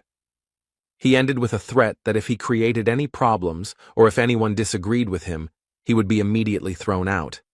The hero decided that the last part was unnecessary, but overall the speech was good because the panic was calmed down a bit, and thanks to the barrier he would be able to rest a bit. Announcement of evil destruction is one of the main skills of priests, which creates a safe zone for explorers and keeps monsters out. Misha and Bjorn were resting by a tree. The latter decided that they were not going to drive them away, but they needed to be on the alert, because some problem might arise. The hero asked the beast woman how confident she was in her ears. She replied that she was not sure, but some people say that they like them. Bjorn was misunderstood, so he explained that he meant her hearing, to which she awkwardly replied that she could hear just fine, so he told her to listen to the researchers' conversations. They discussed how the last time Riakis showed up was 10 years ago, and now they were wondering what kind of madman did this, and also that they were lucky with this clan from the 6th floor. One of them admitted that he had never seen the evil destruction announcement barrier in person before, while the other remarked that it was great in a large clan. The hero understood that if the Zarvi came for the thing he was thinking about, then their chances of getting out of here alive were quite high. After some time, Misha leaned against Bjorn's shoulder and fell asleep, but soon the barbarian decided to wake her up. She asked about the reason for such a sudden awakening. The hero answered that more than 500 researchers had gathered here, a huge crowd. Misha didn't understand what that meant, but Bjorn explained that there were only 50 people from the Zarvi clan here, so they needed to see how they could handle controlling that many people. Soon, the local leader actually began his speech. He started by saying that thanks to the barrier, this was the only safe area of the floor, but the priestess would like them to show respect to her god. It should be 1,000,000 stones per person. You need to pay now. Not only crystals will do, but any equivalent items. The hero admitted that it was a smart move, since not every researcher would have such a sum on hand, and in this way it would be possible to take away some of the equipment from people to simplify control. The man on the podium meanwhile said that this is not only respect for the god, but also payment for protection. They may lose some equipment and potions, but there is nothing to worry about, because they will protect everyone. The hero understood that in fact there were enough reasons to worry, because the barrier, although powerful, was not comparable in strength to the floor master. They were unlikely to kill him, but for now they had to obey the rules, so Bjorn asked Misha to take the things they didn't need. He thought they were very lucky to have taken the equipment from the marauding attackers and wouldn't have to give up their own. Many researchers were unhappy with this situation and were unwilling to pay 1,000,000 magic stones for protection for one day. As the heroes expected, some people began to leave the barrier and cope with survival on their own. There were about 300 researchers left, which meant that the Zarvi clan received 300 million magic stones. They made money and at the same time reduced the number of people, killing 2 birds with 1 stone. And now all they can do is pray to the heavens in the hope that the floor master won't come here, otherwise they are doomed. The 3rd floor is quite large. Everyone hopes that they will not encounter it. In this situation, both those who left and those who remain optimistic, but the hero prepares for the worst scenario. And so, 5 hours before the labyrinth closed, it really happened. The reign of despair began. This is the passive effect of the Lord of Chaos's aura. This skill not only deals damage to the area, but also turns it into an erosion zone that removes all effects. It also reduces magic resistance, deals minor damage, and can cause confusion. Soon the floor's ruler, the Chaos Lord Ryakis, appeared on the horizon, causing panic among the researchers with his appearance. The leader of this expedition was disappointed, because this expedition would now cause a lot of damage, but despite this, he still ordered to use everything that they had prepared earlier. The next moment, the clan members began to apply various buffs to themselves, using scrolls that increased stamina or energy regeneration. Also used was the numbered item banner of the Lord of the Sun, which imbued the weapon with the attribute of holiness, the light of the god Ursium. The hero was stunned by the number of different consumables that were used at that moment, because not even a minute had passed before things worth tens of millions of magic stones had been used and disappeared. Bjorn realized that they were going to destroy the Floor Lord, and for the first time he was glad that he wasn't the only one preparing for the worst. There are many experienced researchers gathered here who have walked on the edge of a knife more than once to become who they are now, and it is not only a matter of luck, which means that they really should have a chance. The majority of people were amazed by the size and power emitted by the monster. They did not believe in their survival. Watching the battle of the Zarvi clan, the hero began to understand how game raids differ from those that happen in the real world. For example, the fact that tanks and melee attackers always try to avoid direct combat, they can barely deflect even the lightest blows from the monster. Also, warriors have to return to the front line of the battlefield immediately after treatment, even if their body is in terrible condition. But perhaps the most important difference was the multiple deaths of the explorers, who could no longer return to the battle. The current situation is that the melee war was instantly crushed, and the three ranged ones were hit by Ryakis's breath. Such losses immediately lowered the morale of the rest of the people. They don't understand what they're talking about because the clan is doing everything possible to fight the war, holding back the floor lord, and the mages are suppressing him. Suddenly, spheres appeared around the boss, and the expedition leader immediately forbade attacking him, because first he needed to focus on new targets. Bjorn was glad that the clan knew about his features and the second phase, but the other researchers did not understand why they did not attack Ryakis, did not understand their actions. About an hour passed. 11 people died. 20% of Zarvi's force. It's not scary. The worst can still be avoided. It's still possible to hold out until the labyrinth closes. However, the real problem is that ordinary researchers start to panic, and this will not lead to anything good, even though they have reasons for it. After all, every time Ryakis became enraged, someone who had paid for protection died, and the hero believed that it was their own fault, since they came so close to the battle and did not monitor the situation at all. Misha told Bjorn that things looked really bad and asked if they weren't going to do something, but he said what he thought.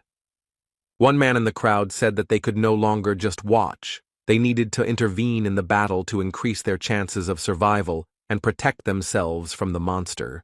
At first, they countered that the clan had taken their equipment, but very quickly the crowd's eyes turned to the pile of armor and weapons they had paid Zarvi with. Realizing where all this could lead, Bjorn immediately told Misha that they were getting out of here right now. Now that the entire clan was busy fighting the boss, only 2 guards were guarding the equipment. They decided to negotiate through dialogue. But the panicking crowd did not listen. They attacked even the high-ranking and experienced researchers, but the numerical advantage was on their side. Soon the clan fighters were defeated. The hero knew that things would only get worse, since ordinary fighters had no idea how to properly fight Ryakis, so he urged Misha to run faster. Soon spirits of chaos appeared on their way, but there was no time to fight them. They needed to run away, so they turned in the other direction. But it was all useless, because soon they were swallowed up by complete darkness, which meant that the floor master had swallowed all the spheres and used his ultimate skill. Evil Cleft is a reactant skill that appears after absorbing 10 spheres. The radius of action is 5 kilometers. The term is 45 minutes. If you do not have time to escape, then death awaits you. There are also many chairs, the peculiarity of which is that it attracts all those who fall under the effect to the center of the zone. Soon, Misha and Bjorn found themselves there along with other researchers. There were about 200 of them left. Of the Zarvi, who were originally 50, only 20 remained. With 11 dying in the few hours of battle and the rest in the last minutes, it was obvious what happened when the pair escaped. Now the clan fighters were aggressive towards the other researchers. They bared their blades in their direction and refused to let them get closer to them, because it was because of them that many people died. They also said that they should be grateful that they were not finished off immediately, and that there would be no protection now. The ordinary researchers were at a loss, and then one of them said that they needed to get out of here as quickly as possible, otherwise everyone would die. He had read about this in ancient texts. He also said that they needed to get out of the 5-kilometer zone. There would be monsters in their way, but if they acted together, then they would have a chance of salvation. Bjorn understood that the main problem was that if you move away from the center, the clones of Ryakis and the spirits of chaos will attack like crazy. More than half of the researchers left, but the hero and the girl were not going to bet on such low odds. They would bet on what looked more reliable, on the clan. So they headed there, but Talon blocked the way. Bjorn started the conversation in a friendly manner and asked if they had received the essence of the orc hero. He first answered that they had, but then came to his senses and asked how he knew this. Meanwhile, the vice-captain of the Zarvi clan, Iraz Magrain, was later informed that 23 people had survived, including 3 priests, 6 mages, 12 ranged attackers, and 2 warriors. He was especially saddened by the fact that only 2 fighters survived, many of whom died when the commotion occurred, and many were unable to get support from the others. They tried to buy time, but Ryakis still absorbed the spheres, and now the lack of melee warriors will be fatal. Only 2 of them will be able to clear the way for everyone else, especially this spear swordsman. The vice-captain was constantly asked to give orders, asked about something, reported new problems. Everything was very bad. Iraz Migraine could not come up with a plan of action, but suddenly a cry from the entrance to their temporary camp distracted him from his heavy thoughts. The vice-captain asked who it was, to which the fighter replied that it was a barbarian from Karlstein's sister's team, and that he had somehow learned the information that they needed the essence of an orc hero, and he said that he could clear a path with her help. Then Migraine used his skill survival instinct, which can highlight targets that can increase this very chance of survival, and Bjorn glowed brightly. Iraza application saved from many situations, and now it said that this barbarian was a chance for salvation, so he came closer and first of all asked the name of the guest. After that, he introduced himself and asked how he knew about the essence of the orc hero. Bjorn replied that it was an assumption, but why else would such a respected clan occupy a zone on the 3rd floor and take so many expensive consumables with them? These items are clearly not for ordinary orcs, which means their target was higher, a rank 5 monster, an orc hero, a hidden boss that can be summoned at the altar in the orc settlement, and 777 magic crystals of these same orcs. And such a large number of supplies was due to the possibility of calling the orc lord instead of him, and since these things are still there, it means that he did not come. Then Iraz asked the reason why he should bet on the hero. He then replied that he was a barbarian with the seal of the immortal, who had absorbed the essence of a vampire guardian from the rift and a corpse golem that gave pain resistance. The vice-captain interrupted him, asking him not to go into details, since he already understood that he could drink potions and fight at the same time. Migraine said that was pretty good for a 3rd-floor explorer, even excellent compared to his remaining warriors, so he was betting on the hero. Talon tried to remind the leader that the nobles had ordered the essence, but he replied that they could always say that they simply had failed to extract it from the monster. By donating crystals, 3 orc heroes can be summoned, each of them a different named monster, in other words, high-level opponents with inconvenient essences. That's why the group that hunts them must be strong and special, even though this monster is only a rank 5. Each orc brother drops an essence of a certain color. Danish drops a red one with the Cry of Passion skill, and Velt drops a blue one with the Banner of Struggle. But the hero hoped that the clan had met Targus, with one special skill that could become the basis for his build. And Bjorn was lucky. It was what he needed, the green essence. Such luck makes him think that something very bad is about to happen. The barbarian absorbed the essence of the orc hero, which instantly increased many of her stats, such as strength, agility, morale, bone strength, and physical defense. The hero felt his body filling with power, and although his pose seemed funny from the outside, no one laughed at the situation. The vice-captain only reminded him to take off his equipment before using the new skill. On Migraine's orders, potions and scrolls were quickly brought. Bjorn understood that the former clan would indicate the appropriate support. After this, the hero used all the consumables he had brought, which temporarily significantly increased many of his characteristics. It was not necessary yet that all the clan's mages, as well as their priest, also began to impose their blessings and magical enhancements, among which was something that increased his aggro level, that is, attracted monsters specifically to him. After that, it was time to use his Bloodmaster skill, which allowed him to temporarily use someone else's skill by absorbing the owner's blood. The best target was Talon Orifring of the Karlstein family. Judging by the redness of the eyes, it was the unholy one, which reduced the maximum amount of essences by 1, but increased the effectiveness of active skills by 1.5 times. After that, the hero finally used the skill he received from the orc hero's essence. It was gigantification, which increased his body size, his aggro level, and his physical characteristics. All his clothes were torn. The people around him had different reactions. but the blushing Misha covered her eyes with her fingers and then peeped through them. Erasmus decided that the hero needed to cover himself with something, so he ordered several cloaks to be brought, and soon the preparations for the exit were complete. There were 30 minutes left before death, so the giant barbarian, with a cry of Yahello, rushed forward at maximum speed. Behind him ran 23 members of the clan, Misha and 40 researchers who decided to stay here. They were allowed to join in exchange for all the equipment. Migraine also suggested using the sacrificial seal on them, which increased their characteristics depending on the number of victims within 100 meters. Now, with all these buffs and skill, the power and instinct of destruction overflowed the hero's body, and it was good that they did not need to be restrained. The road was blocked by small clones of Ryakis, although they were only that size for him now, but their height was almost 2 meters, but now Bjorn could handle them without any problems. These creatures carry damage to the person who destroys them, and even a barbarian with overinflated pain resistance still felt the numbness, which is why it is very important to have a tank in the evil rift.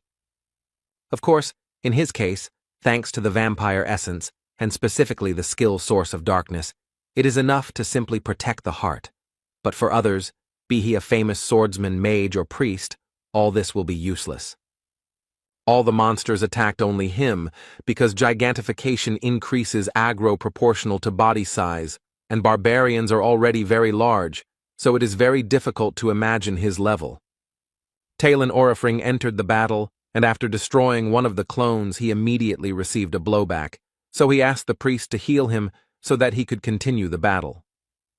The hero shouted at him to stop getting wounded for no reason and get out of here, because he should be the only warrior on the front line. This is because he has the Orc Hero's Path passive skill, which increases all defense when health drops below 50%, with the maximum effect being achieved at 20. And to use this skill to its full potential, no one should approach the front line. He will deal with everything himself. The giant barbarian was breaking through the path for the rest of the explorers, and he was doing it as quickly as possible. The others were also hurrying after him, because soon this place would collapse. The vice-captain decided to send Tylon to the back of the crowd, because you never know when monsters will appear from behind. He himself was worried that just one single attack had caused him unbearable pain, so he had to retreat like an idiot, and he didn't understand how the hero could stand it. The Beastman wondered who this was, because at first he seemed like a simple third-floor explorer hanging around his sister. He seemed like a simple barbarian warrior. No matter how much resistance he has, even though he is a tank, how can he not hesitate at all? In the crowd of researchers, conversations began to break out about how it was true what they said about the barbarians, that in bravery there was no equal among them, and also that with such a person in the clan, they would be like behind a stone wall. They were surprised that he was still unknown, and no one knew his name. They were afraid to think about what they would do without him. Mac Klana noted that if there was a barbarian hero among them, the famous Balkan, then Bjorn would most likely be like him, while Tylon thought that everyone would soon be talking about him. Soon the exit from this location appeared ahead, so everyone gathered their remaining strength and hurried to leave it as quickly as possible. Immediately after leaving there, Bjorn's soul power was depleted and the gigantification skill was immediately cancelled, and he began to return to his usual size. A few seconds later, when not everyone had yet managed to leave the zone, an explosion was heard that destroyed the entire orc settlement and those who remained inside. They were very lucky that gigantification ended immediately after their exit. It's a real miracle that they managed to escape. But Erasmus said that it was too early to relax, because after escaping from instant death in the evil cleft, one of the survivors would be chosen as prey. The chance that it would be Misha or Bjorn is 1 in 15. And again, the hero's failure showed itself in the video. The partner was chosen as a victim and could no longer move. The so-called prey is a person who is affected by the paralysis effect and becomes the sole target of Ryakis. In other words, he will pursue her until her death. Erasmus offered to help protect her, but on the condition that the hero would want to join their clan. Bjorn replied that he couldn't work with the others yet, to which the vice-captain expressed his regret and said that he hoped to meet him alive in the city, to which he replied that if he got out, he wouldn't mind. Iraz replied that he had a gut feeling that he would succeed, and as a parting shot, he ordered his subordinates to give her buffs that would speed up her movement speed and improve the restoration of her soul power. Björn said words of gratitude, to which the vice-captain replied that it was not necessary, because if they died, Riakis would run after them, and they would serve as a diversionary tactic, so he also had an advantage in this. There were 15 minutes left before the floor closed.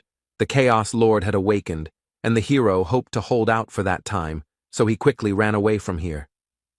The roar behind them was getting louder and louder. Misha understood that they would soon die like this, and it was also clear that they were chasing her, not Bjorn, so she asked him to stop.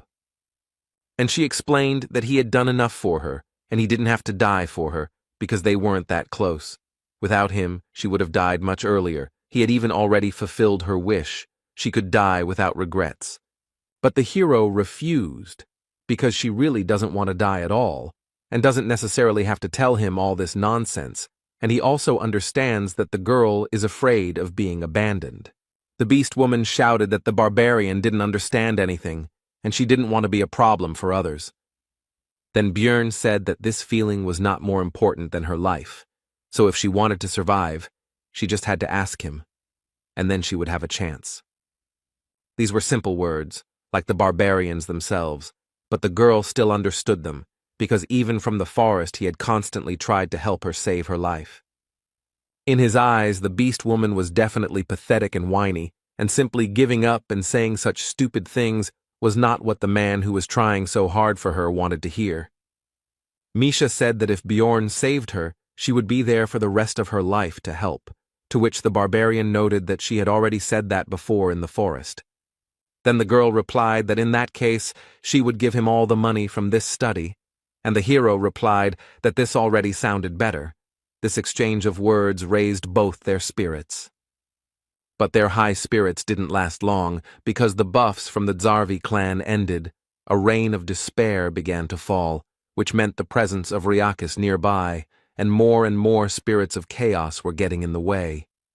The hero was going to use it later, but he had no choice, so he used his skill called Gigantification, which raised his stats, but now what was more important to him was that his steps became bigger. With the remaining soul power, the skill would last for another 2 minutes, and there were 200 seconds left before the labyrinth closed. Bjorn told Misha to give the countdown. The further path was blocked by the spirits of chaos, so the hero had to engage in battle with them, but he did not experience any problems thanks to his increased characteristics. There were only 90 seconds left before the labyrinth closed, but things became more complicated because they were now within the radius of its deadly breath. On the plus side, some of the chaos spirits also died from Riakis' actions as he cleared the way for them to escape. But there was no point in thinking about it, because he was already at a sufficient distance that he could simply take and lower his paw directly onto the giant barbarian. Fortunately, he managed to jump away. The huge floor lord, the Chaos Lord Riakis, was at an impermissibly close distance. He carried a deadly threat, and his size allowed him to simply crush Bjorn, even under gigantification. In this situation, Misha again began to persuade him to leave her, but the barbarian was unwavering, because she would die in this case, while the girl believed that it was not worth it, and he himself should save himself. The hero told her that he would not break his promise, and also thought about who would return the money for the ring. He also said that they would not die today, they would get out of here alive. But their conversation was interrupted by a blow from Riakis, which instantly deprived the barbarian of his hand. It happened so quickly that he did not even have time to feel it. Misha, with even greater force after what had happened, began to persuade him to leave her, but the barbarian simply demanded to clarify the time. There were 60 seconds left. Now Björn has to hold out for 1 minute without an arm. He can't escape, which means it becomes a little more difficult. The hero turned around and ran straight at the floormaster, which scared Misha, but demanded that she continue counting the time. He attacked with his breath the place where they had just stood. He wouldn't shoot under his feet. The main thing was that he didn't move. After that, the hero managed to dodge this monster normally, because he had managed to study its behavior during the battle with the Zarvi clan. All this was very difficult for the barbarian, because for a very long time he had not been able to rest normally. Even the time spent under the barrier could hardly be considered normal rest. At some point, the monster still managed to strike, which the hero could not dodge. Even a light attack from such a monster was very powerful. Bjorn no longer had any strength to dodge, so Riakis was already preparing to cut him with his claw, without any problems. The thought flashed through his mind that this was the end. But just at that moment, the soul's village dried up and the gigantification skill began to cancel, returning the hero to his normal size and displacing the monster's blow. Bjorn was surprised at how timely it happened, because a little more and he and Misha would have lost their lives. In a desperate struggle, the wounded hero, with his last strength, jumped onto the monster's claw and grabbed it, with 10 seconds left before the labyrinth closed and salvation. To somehow compensate for the absence of his hand and to hold on here more securely, he sank his teeth right into the monster. Riakis began waving his paw back and forth to shake off the pathetic bugs, but Bjorn couldn't hold on very tightly. Soon the actions of the huge monster had an effect, and the hero and Misha went flying. There were 4 seconds left before the labyrinth closed. Riakis showed that despite his size, he remains very agile, grabbing his prey out of the air and then wanting to devour it. The hero smiled, because he understood that the enemy would not have time to do anything, because right now, his mental countdown was approaching 0. Meanwhile, the residents of Rafdonia were waiting for the researchers in the square. They were wondering how much money their families would bring this time. The children were simply waiting for their parents. Soon the portals were opened, but the townspeople were faced with a picture they did not expect. Many people were injured and were now simply lying on the ground. Misha came to her senses. She immediately heard the words of those around her about the need to quickly call the guild and so on. But she only paid attention to how they talked about the seriously injured barbarian. The girl immediately pushed her way through the crowd and saw Bjorn, who was lying on the ground and showed no signs of life. Her heart sank into her heels. She was already expecting the worst, but when she put her ear to his body, the beast woman heard his heartbeat, which immediately caused tears of joy to flow from her eyes. Soon, talk about what happened on the 3rd floor began to spread through various taverns and other places. The victims of the tragedy numbered in the hundreds. And the survivor said that they got out thanks to one barbarian who got to this floor in 3 months of research. His name is Bjorn Yandel. He was given the nickname Little Balkan. It didn't take long before this news reached someone high up. He didn't remember such a rapid growth during his entire career, and besides, the hero's essences go beyond the scope of simple researchers.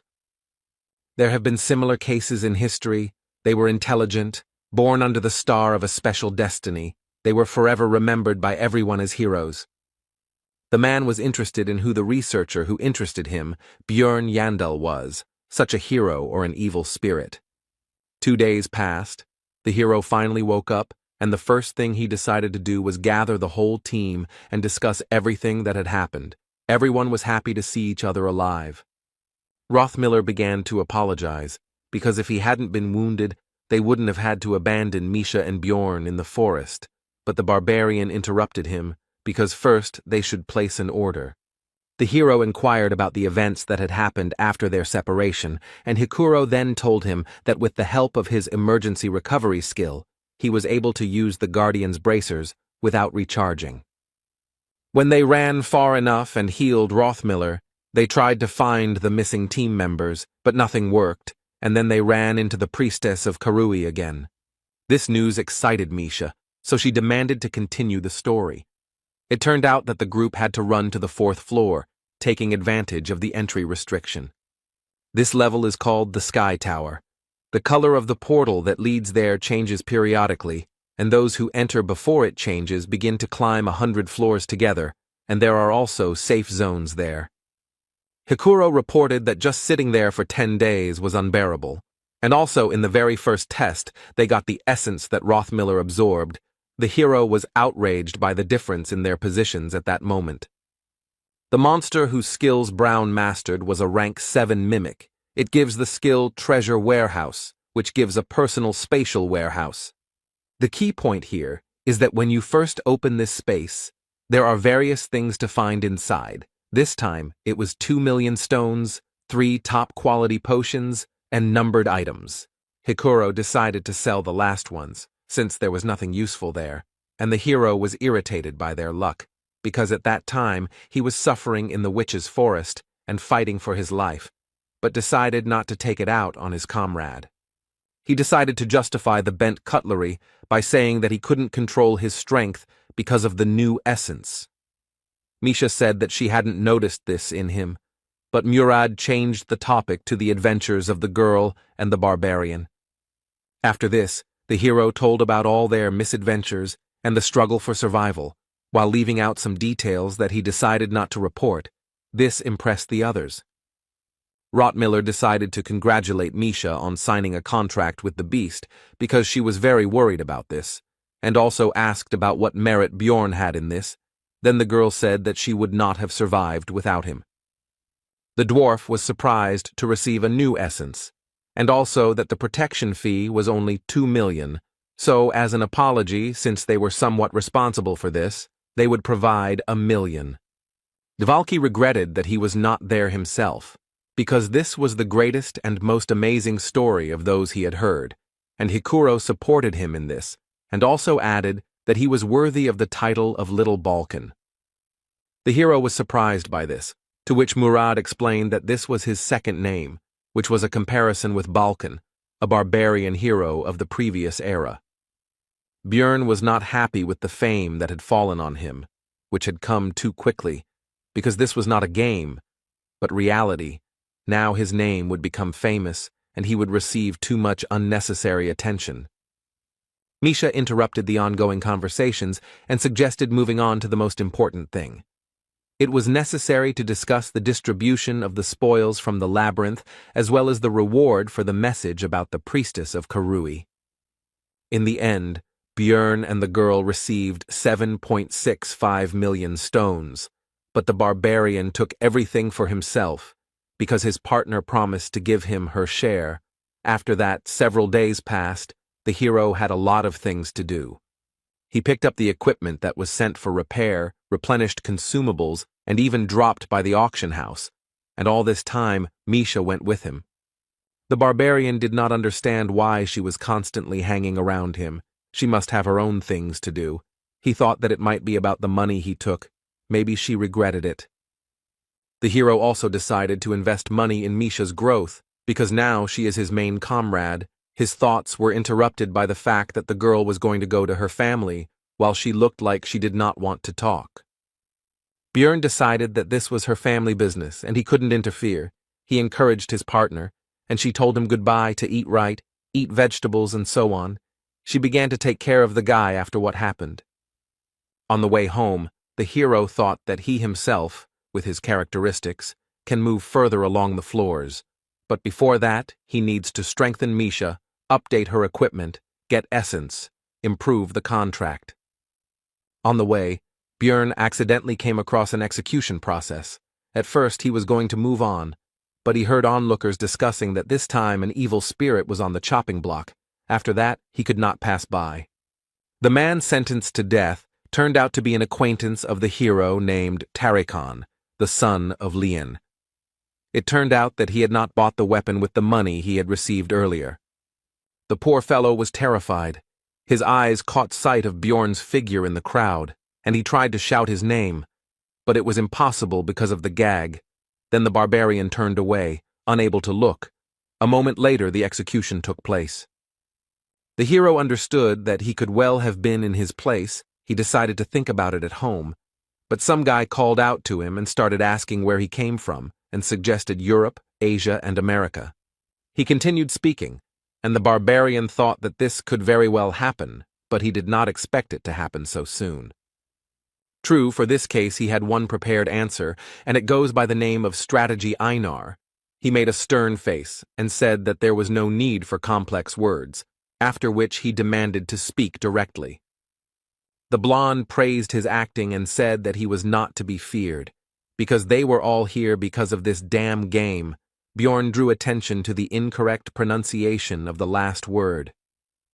The guy continued to speak. He admired the hero's successes, after which he said that they have their own alliance, but the barbarian interrupted him and asked if he was an evil spirit. He answered in the affirmative, after which Bjorn shouted loudly into the sky and said that the leader of the tribe taught to immediately kill people like him upon discovery. After this, the hero simply rushed at the blonde with his fists, because that is exactly how a real barbarian should react.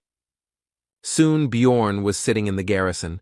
The guard first decided to thank him, because his younger brother would not have gotten out of the labyrinth alive without Jandel. The hero accepted his gratitude, after which he asked how much longer he should sit there, because he was hungry and unhappy that he had not managed to finish off that evil spirit. The man was about to answer when another guard ran through the door and said that the detainee had a certificate of a hunter of evil spirits, which immediately interested Bjorn, but he did not show it. After this, a man who also belonged to this organization explained to the barbarian that they always test those who have managed to become famous in a short period of time and show extraordinary abilities. Bjorn put on a show of being a simple-minded savage who was angry at these suspicions, after which he was released. Now he went home in a lousy mood. He didn't even think that these guys knew such details about evil spirits. That blonde guy was pretty good at using words from his world.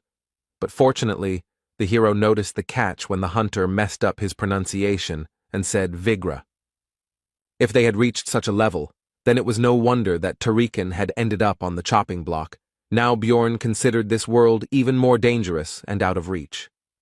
Upon arriving in his room, the barbarian found an unknown envelope on the floor, given recent events. This could be somehow related. Inside was a pill and a letter, which said that it was sent, presumably, to the player, warned that this cannot be said about the hunters. They also have their own community. It guarantees complete anonymity, and to get there you need to take a pill. It is signed by ghost hunters, and at the end there was an insult to the king of Rafdonia. Meanwhile, in the secret Ministry of Public Order, which reports directly to the ruling family, a subordinate bowed before his superior and began to briefly recount what had happened. After which he said that it would be better to see everything with his own eyes and turned on the magic device, which showed Bjorn's meeting with that blonde man. At the end of the screening, the chief said that in such cases, evil spirits prefer to flee, and he attacked without a doubt, so by all indications, Jandel is found innocent. Standing by the open window, the man was surprised that Bjorn had become famous in just 3 months. He thought that fate might have prophesied a hero's path for him, and that was good, because the city had always lacked talent. The barbarian decided that yesterday's letter was not a fake, but in any case he had to show potential observers that he did not understand anything and wanted to get to the bottom of the truth, so he went to the magic tower.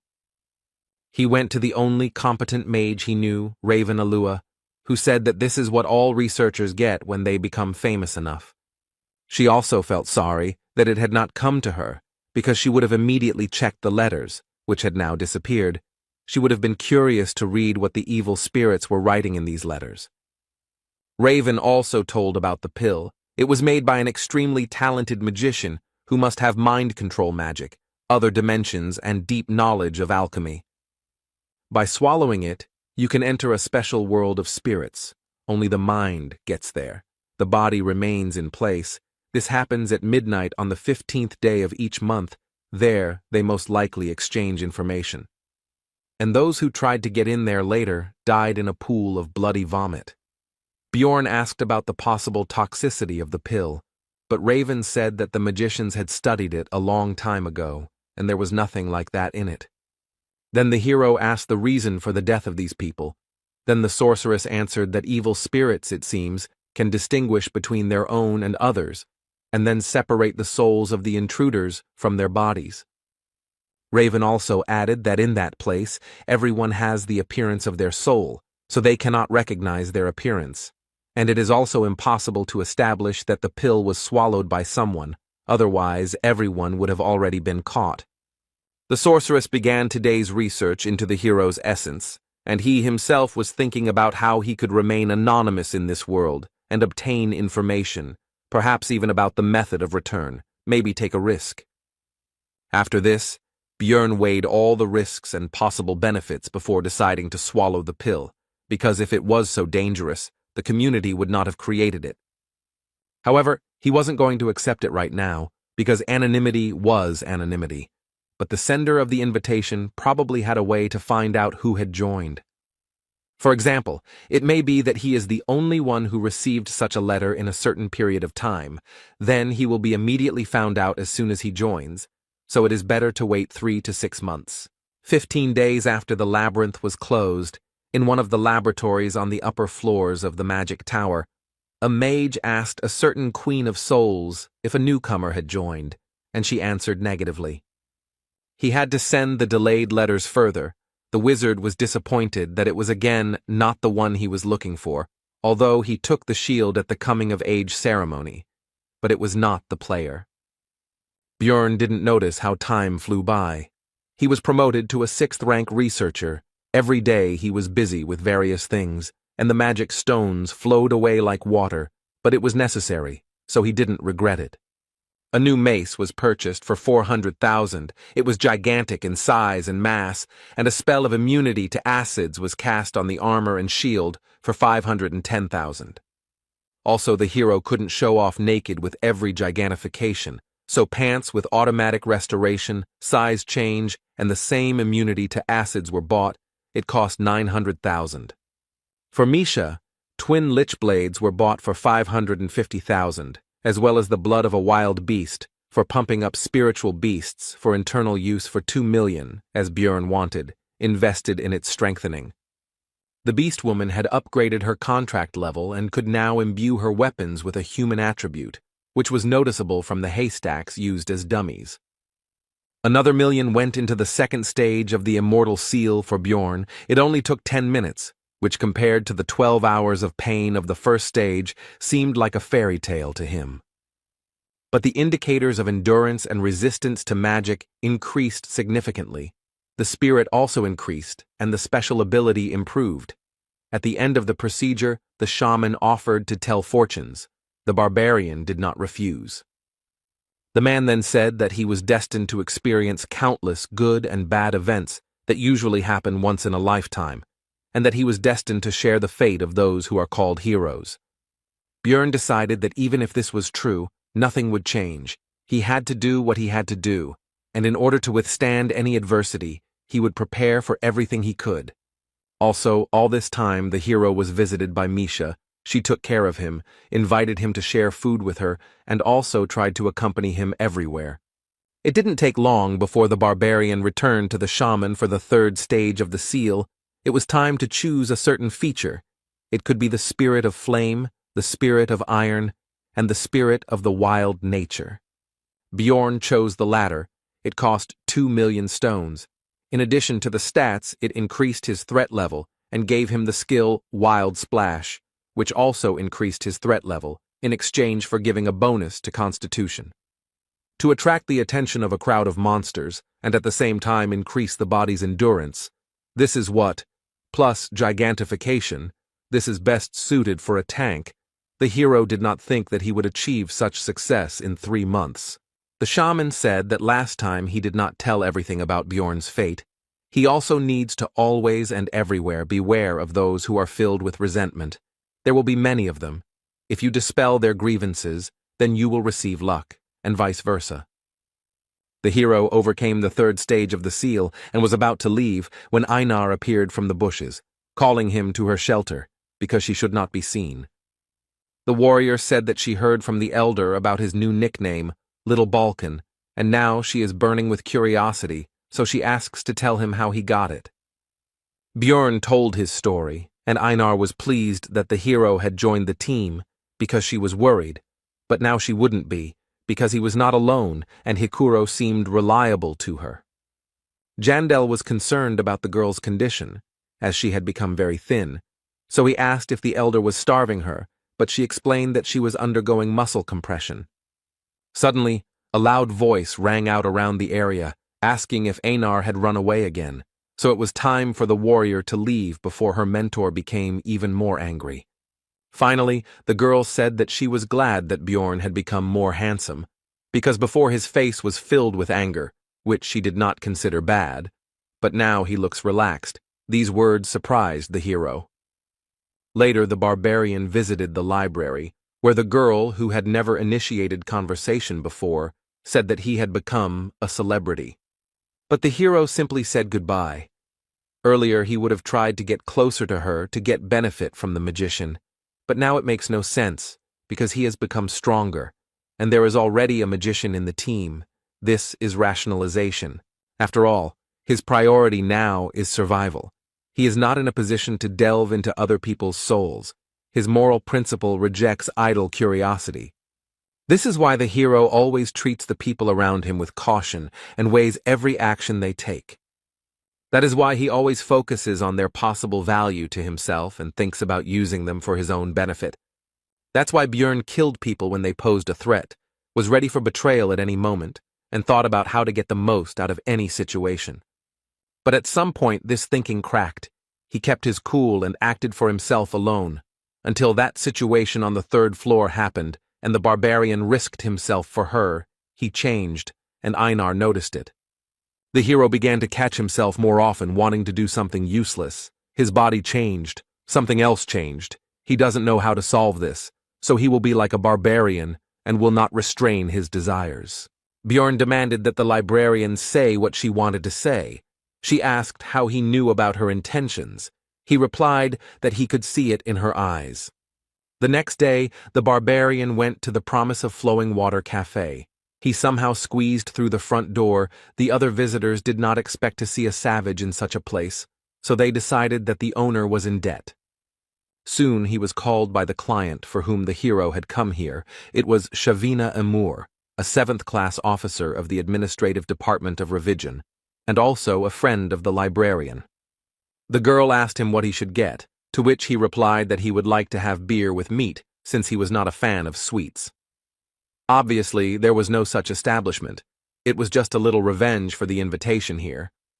After that, he asked to get down to business. Shavina was surprised that he didn't know anything, because the librarian, whose full name was Ragna Litaniel Peproch, was supposed to tell her.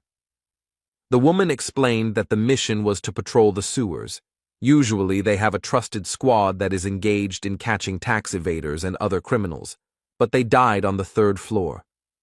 The hero had suspicions that these were again hunters of evil spirits, so he asked about the reason for his invitation, because there were more suitable researchers for this. To which Shavina admitted that it was simply a matter of his high popularity, and she was also curious to meet little Balkan in person. After which she said that she would order cookies to go and asked permission to tell her colleagues that he had given them to her, to which the barbarian hesitantly agreed. Amur said that the reward was only 200,000 magic stones, but if they worked together, Bjorn would show himself to be a qualified person in the eyes of other guilds and departments, and people would consider him reliable. Shavina thought that the hero was already up to his ears in tasks, with his fame, but in fact his title in this matter turned out to be useless. People did not consider the barbarian a good worker, so he agreed. He soon left, and the woman thought about how she hadn't met anyone interesting for a long time. The conversation with Bjorn calmed her thoughts, and Ragna talks about other people. It's high time for her to find new friends. 2 days later, the entire team of losers gathered again at the entrance to the sewers. Dvalki complained about the stench. Although he expected it, he did not think that it would be so strong. The guard who escorted them asked them to be careful and not to lose the map, helmets with flashlights. The latter also have recording devices built into them, so they would definitely need to be returned later. Initially, Bjorn was supposed to go alone, but at a team meeting he told about the task, and Hikuro immediately decided to join. He could not miss this journey, because it was full of ghosts, and he did not need money. Lior Wab Dvalki decided to change the scenery, because lately he had been so buried in books that his head was starting to split. Brown Rothmiller couldn't leave the team in the sewers without a guide, and this would be a great chance to practice his new essence, which, in addition to the skill, increased his luck and sixth sense. Misha heard that there were criminals hiding there, so it could be dangerous, and they also needed to get used to the new twin blades, so they all gathered together. The hero decided not to refuse free help. It is unknown how much help from the others is needed, but Rothmiller will definitely be useful. The passages in the sewers were surprisingly spacious. Dvalki lit the magical fireflies and the squad moved forward. Along the way, Hikuro told a story about a terrible monster living here. Misha asked the magician if its existence was possible, to which he replied that all the waste from the magic tower was dumped there, and a huge number of experiments were carried out there. And if suddenly everything coincides so that the reagents mix correctly and react with the monster's body, then in theory, a specimen that never existed before could appear.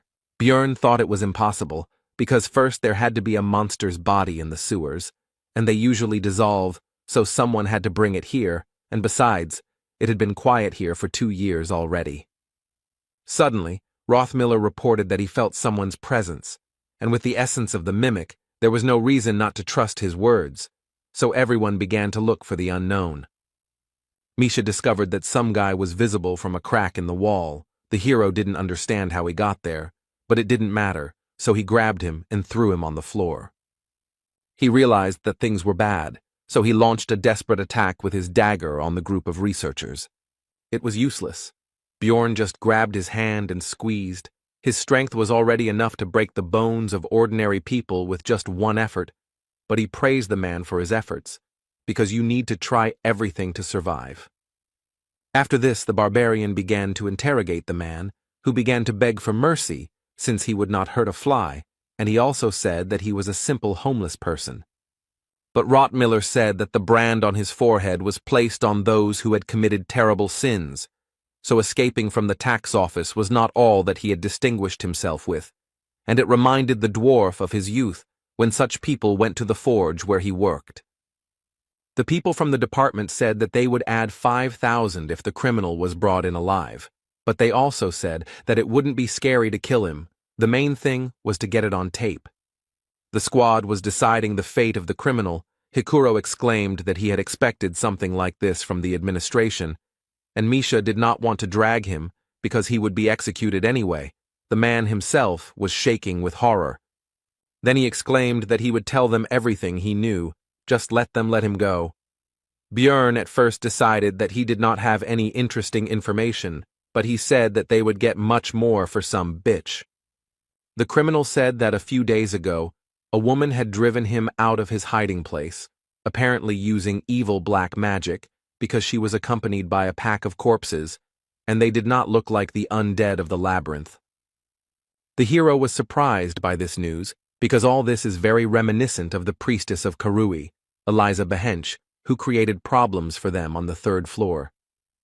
Björn decided that if it was her, she couldn't just be allowed to walk around here because she had a huge grudge against their team, and the others agreed with him. The criminal was tied with a rope and sent ahead to show the way to their hiding place. They also asked why he was hiding in such an absurd place. He replied that he was simply looking for shelter and stumbled upon them. Soon the group discovered a way down. From that moment it was decided to behave quietly. The man said that there was no other way out. The team moved forward and the criminal said that if this is really the woman they think, then they should let him go. Soon a pile of corpses appeared on their path. The man stopped in fear and did not want to go further, but Bjorn hurried him and he had no choice but to obey. But it turned out that the bodies were not lying there for nothing. This place was full of magical traps, so the hero immediately shouted for everyone to retreat back. The criminal went first. He could no longer escape, and all the power of magic rushed towards him. It reduced his maximum health, and when it reached 0, it killed him. Eliza felt the activation of her spell called Call of the Evil God. The priestess decided that it was the people from the temple who were chasing her, and she still had not found the way to the underground city. And then a voice came into her head, demanding that she make a sacrifice to him, and then the woman understood what she needed to do to get help from her god. Bjorn pulled their guide closer, and he himself was partially trapped, which reduced his maximum health by 29%. It turned out that the criminal was dead, and Bjorn was glad that he had sent him ahead, because he could have ended up in his place. Hikuro noticed that the deceased had a nameplate. His name was Hans Mark, which gave the hero a bad feeling, because all meetings with the owners of this name did not bring him anything good. Soon the team reached the criminal's hideout. It turned out to be quite cozy, which they did not expect, but Eliza was not there. Dvalki found a faint trace of mana. After examining it more closely, the wizard came to the conclusion that something was hidden under the floor. Then the hero took off his armor and decided to break through the stone underneath with his massive mace. The squad's mage immediately said that with magic, everything would not work out so simply. But the barbarian didn't think so he used gigantification, because if you can't break through with brute force, it only means that not enough effort was put in. The squad watched with tension as the big guy began to punch the floor, and he finished his previous thought by saying that, by the way, this doesn't work on ghosts. But soon his efforts finally bore fruit. Hikuro asked Dvalka that it shouldn't have worked, but he himself was no longer sure of it. Rottmiller reported that thanks to his improved sense of smell, he can smell this woman, and there seem to be no other threats, so they can go down without unnecessary fears. The sixth sense is also silent. Meanwhile, in the underground city of Noark, where the priestess of Karui was heading, a guy was running quickly through the streets with urgent news. Bursting into the vice-captain's office, he reported that the entrance had been destroyed, although, judging by the reports from the surface, the royal family had nothing to do with it. The man who received the news said that this passage had long been forgotten. The last time it was used was during the incident with the Karui cult, so it could be the priestess on the run. The vice-captain asked Amelia, the same female marauder that the hero and Einar met on the second floor, to go and sort out this incident. Meanwhile, the team moved along the passages and was surprised that such an incomprehensible labyrinth was discovered under the sewer. Misha was curious, so she first asked Hikuro, but he didn't know. Then she turned to Dvalki, but he didn't know anything about it either. Rottmiller stopped the group and reported that the smell of the priestess was getting stronger here. It was no longer just a trace. She was somewhere nearby. Eliza herself was wandering through the corridors of this place at this time when the voice of her god suddenly laughed. He did this only when something bad happens, and this could mean that people from the temple were already close. After that, she hurried to run away, and from behind she heard the voices of her pursuers, whom she recognized with surprise. It was the same barbarian blockhead with his gang. When Eliza realized what it was, she immediately decided to stop running away, because this time she would not let them go. They themselves were walking towards their death. After this, the priestess began to summon various creatures to help her with the spells Gate to the Kingdom of Demons and Shadow Guardians. Previously, Misha had some difficulties when fighting these opponents, but now she has become stronger thanks to the contract with the spirit beast and new equipment.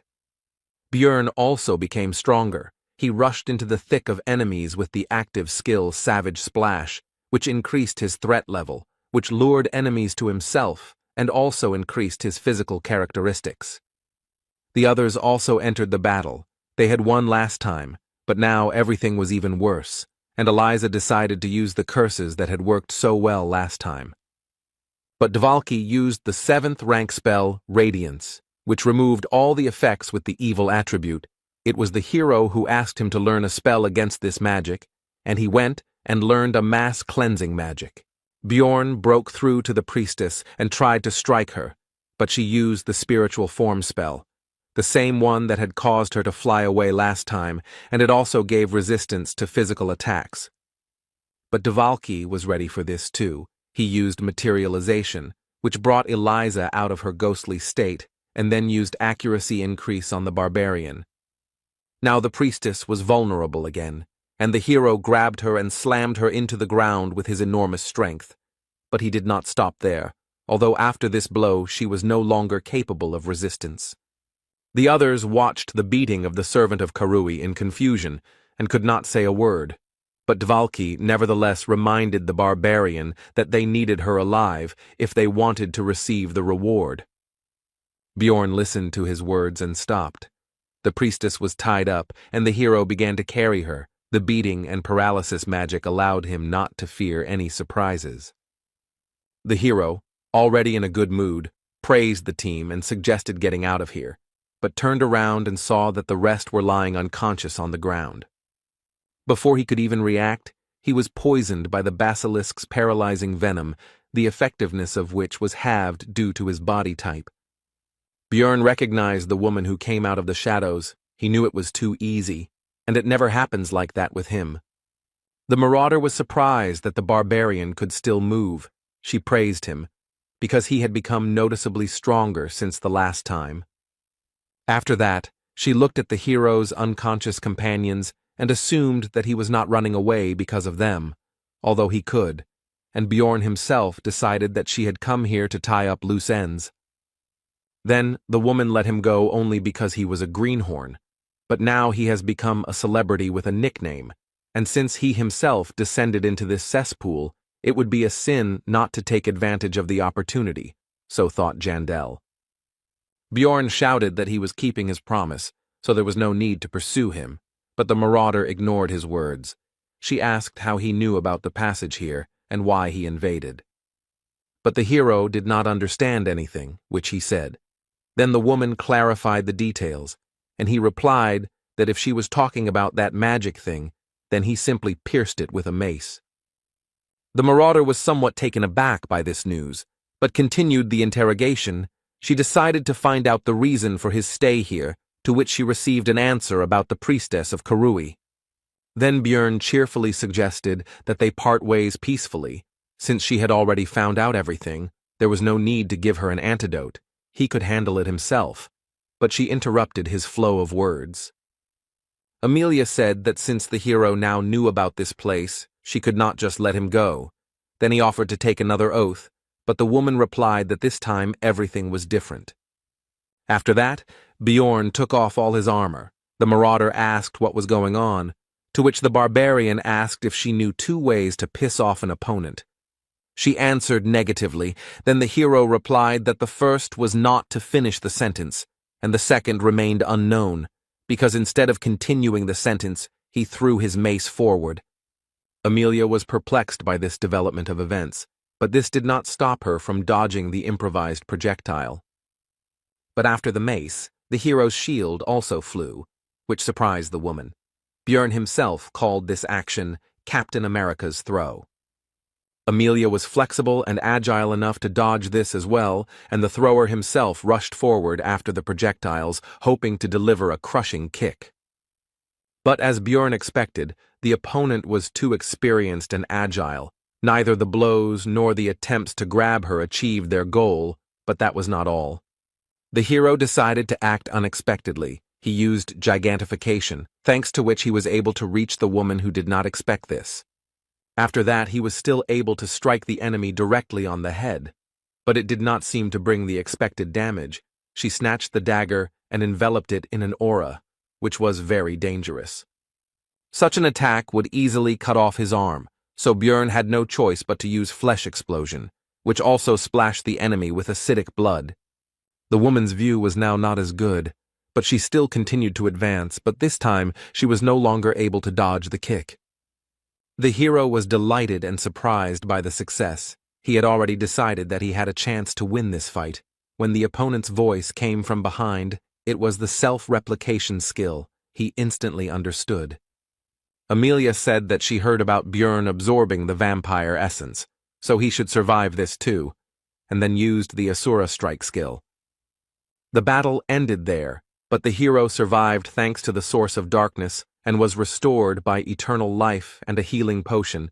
The woman said that she was surprised by the savagery of his regeneration, and after all, his head was torn off. Bjorn jumped up from his seat and asked why she didn't kill him, to which the woman folded her arms across her chest and said that he was the one who attacked first, and most people prefer to solve problems by talking. The hero replied that he was fighting for his life, because she couldn't let him go with the knowledge of this place, but Amelia clarified. She said that she couldn't let him go just like that, emphasizing the last two words. Then Bjorn asked what would happen next, discreetly trying to reach for the mace, but his recent opponent noticed this and said that she was not going to kill him, so he needed to calm down. The barbarian started to justify himself because he didn't intend to attack and all that, but he was interrupted. Amelia continued for him. He just decided to prepare in case she changed her mind. Bjorn noticed that the woman herself had not recovered from the wound, did not take the potion, which indicated a special essence that interferes with the treatment. She meanwhile handed the hero a drug that erases memory. The barbarian asked why she didn't give it to him last time, to which he received the answer that it was a rare remedy, after which he asked her motives because if she killed them, she would get a lot of money for the equipment. Then Amelia asked who the hero thought she was, but he decided to remain silent because he considered her crazy. Then the woman hushed up the topic and shoved the drug into his mouth, also saying that she had not heard of any side effects. The woman also decided to find out about the second way to piss off her opponent, which he had not told her about before the fight began. The barbarian began to respond, but a drug called Lethe's Blessing began to work, and he fell asleep. After a certain period of time, Bjorn woke up, but was surprised that his memory was still there. Even though the last hour should have been erased, he didn't know. For some reason, the drug didn't work on him. The next morning, the hero visited the administrative office to receive a reward for the task.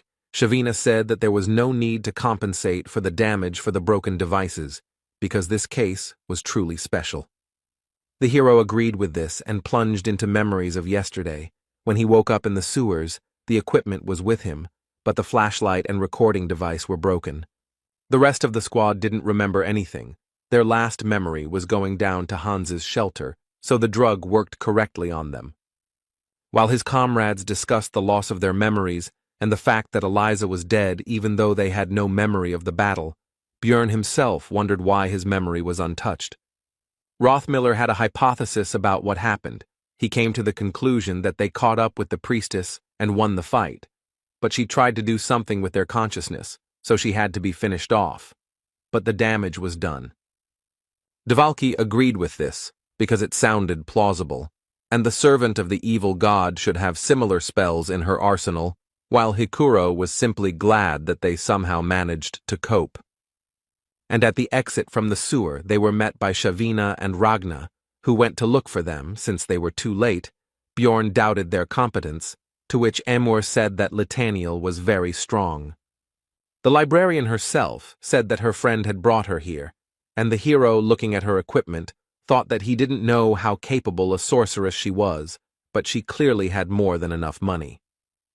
Shavina said that Ragna was very worried, to which the embarrassed girl began to deny it. Misha asked who these girls were, and when she found out that one of them was a librarian who worked in the place where Bjorn often went, she immediately expressed her indignation. Then a paladin with a huge two-handed sword on his back approached them. He made sure that the body next to them was indeed Eliza Behench, so his church would not forget about this service. At this point, Bjorn finished recalling the events of the previous day. While he was talking to Shavina, he heard the young female employees of the administrative department whispering about him, Little Balkan. One of them told her friends that something becomes really big when he uses the skill. The hero heard this and the rest, and was unhappy that they looked at him like an animal in a zoo. Shavina quickly scolded the girls and calmed them down with a threat to file a complaint for sexual harassment, to which they, covering their red faces with their hands, apologized and ran away. Bjorn decided that he would forgive her for inviting the barbarian to a nice little cafe, and he was about to leave when Amor said that Ragna had something for him, so he should stop by the library later. The team gathered to celebrate the successful completion of the mission, as well as the reward for the priestess of Karui, which amounted to 2 million for each. Everyone was in high spirits. Except for Bjorn, because the rest didn't remember anything and thought it was easy money when the hero tore his arm apart in a fight with that woman.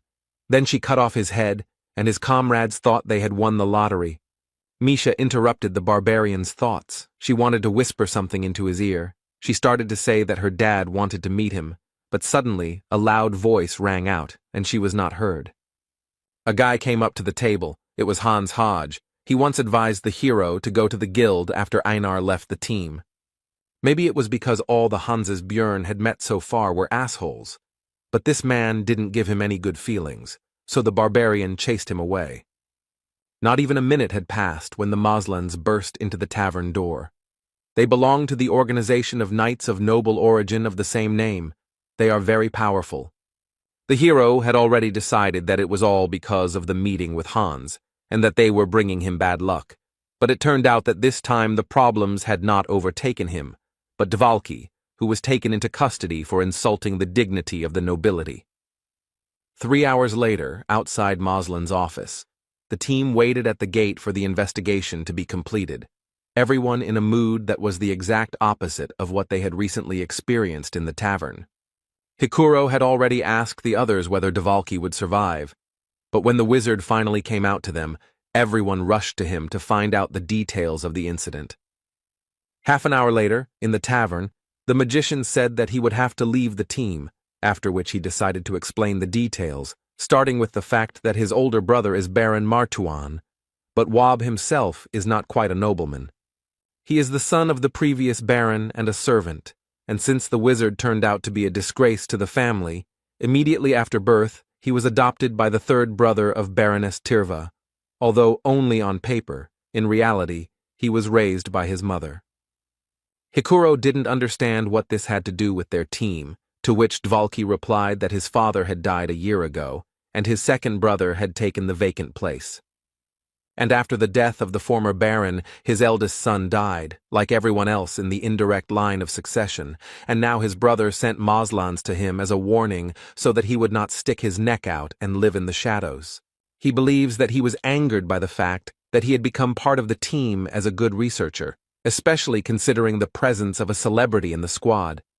Bjorn clarified that Dvalki was leaving them out of fear of his brother. The wizard answered in the affirmative, but also added that in exchange for dropping the charges of insulting the nobility, he was forbidden to enter the labyrinth. The team members agreed to continue the discussion tomorrow.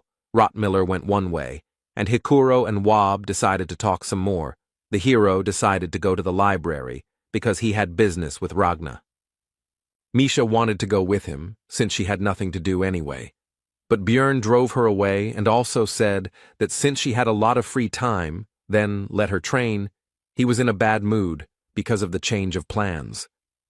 Soon the hero arrived at the library, after which he said that he and Ragna had not introduced themselves, after which he began to, in fact, introduce himself, to which the girl replied that she obviously knew his name anyway.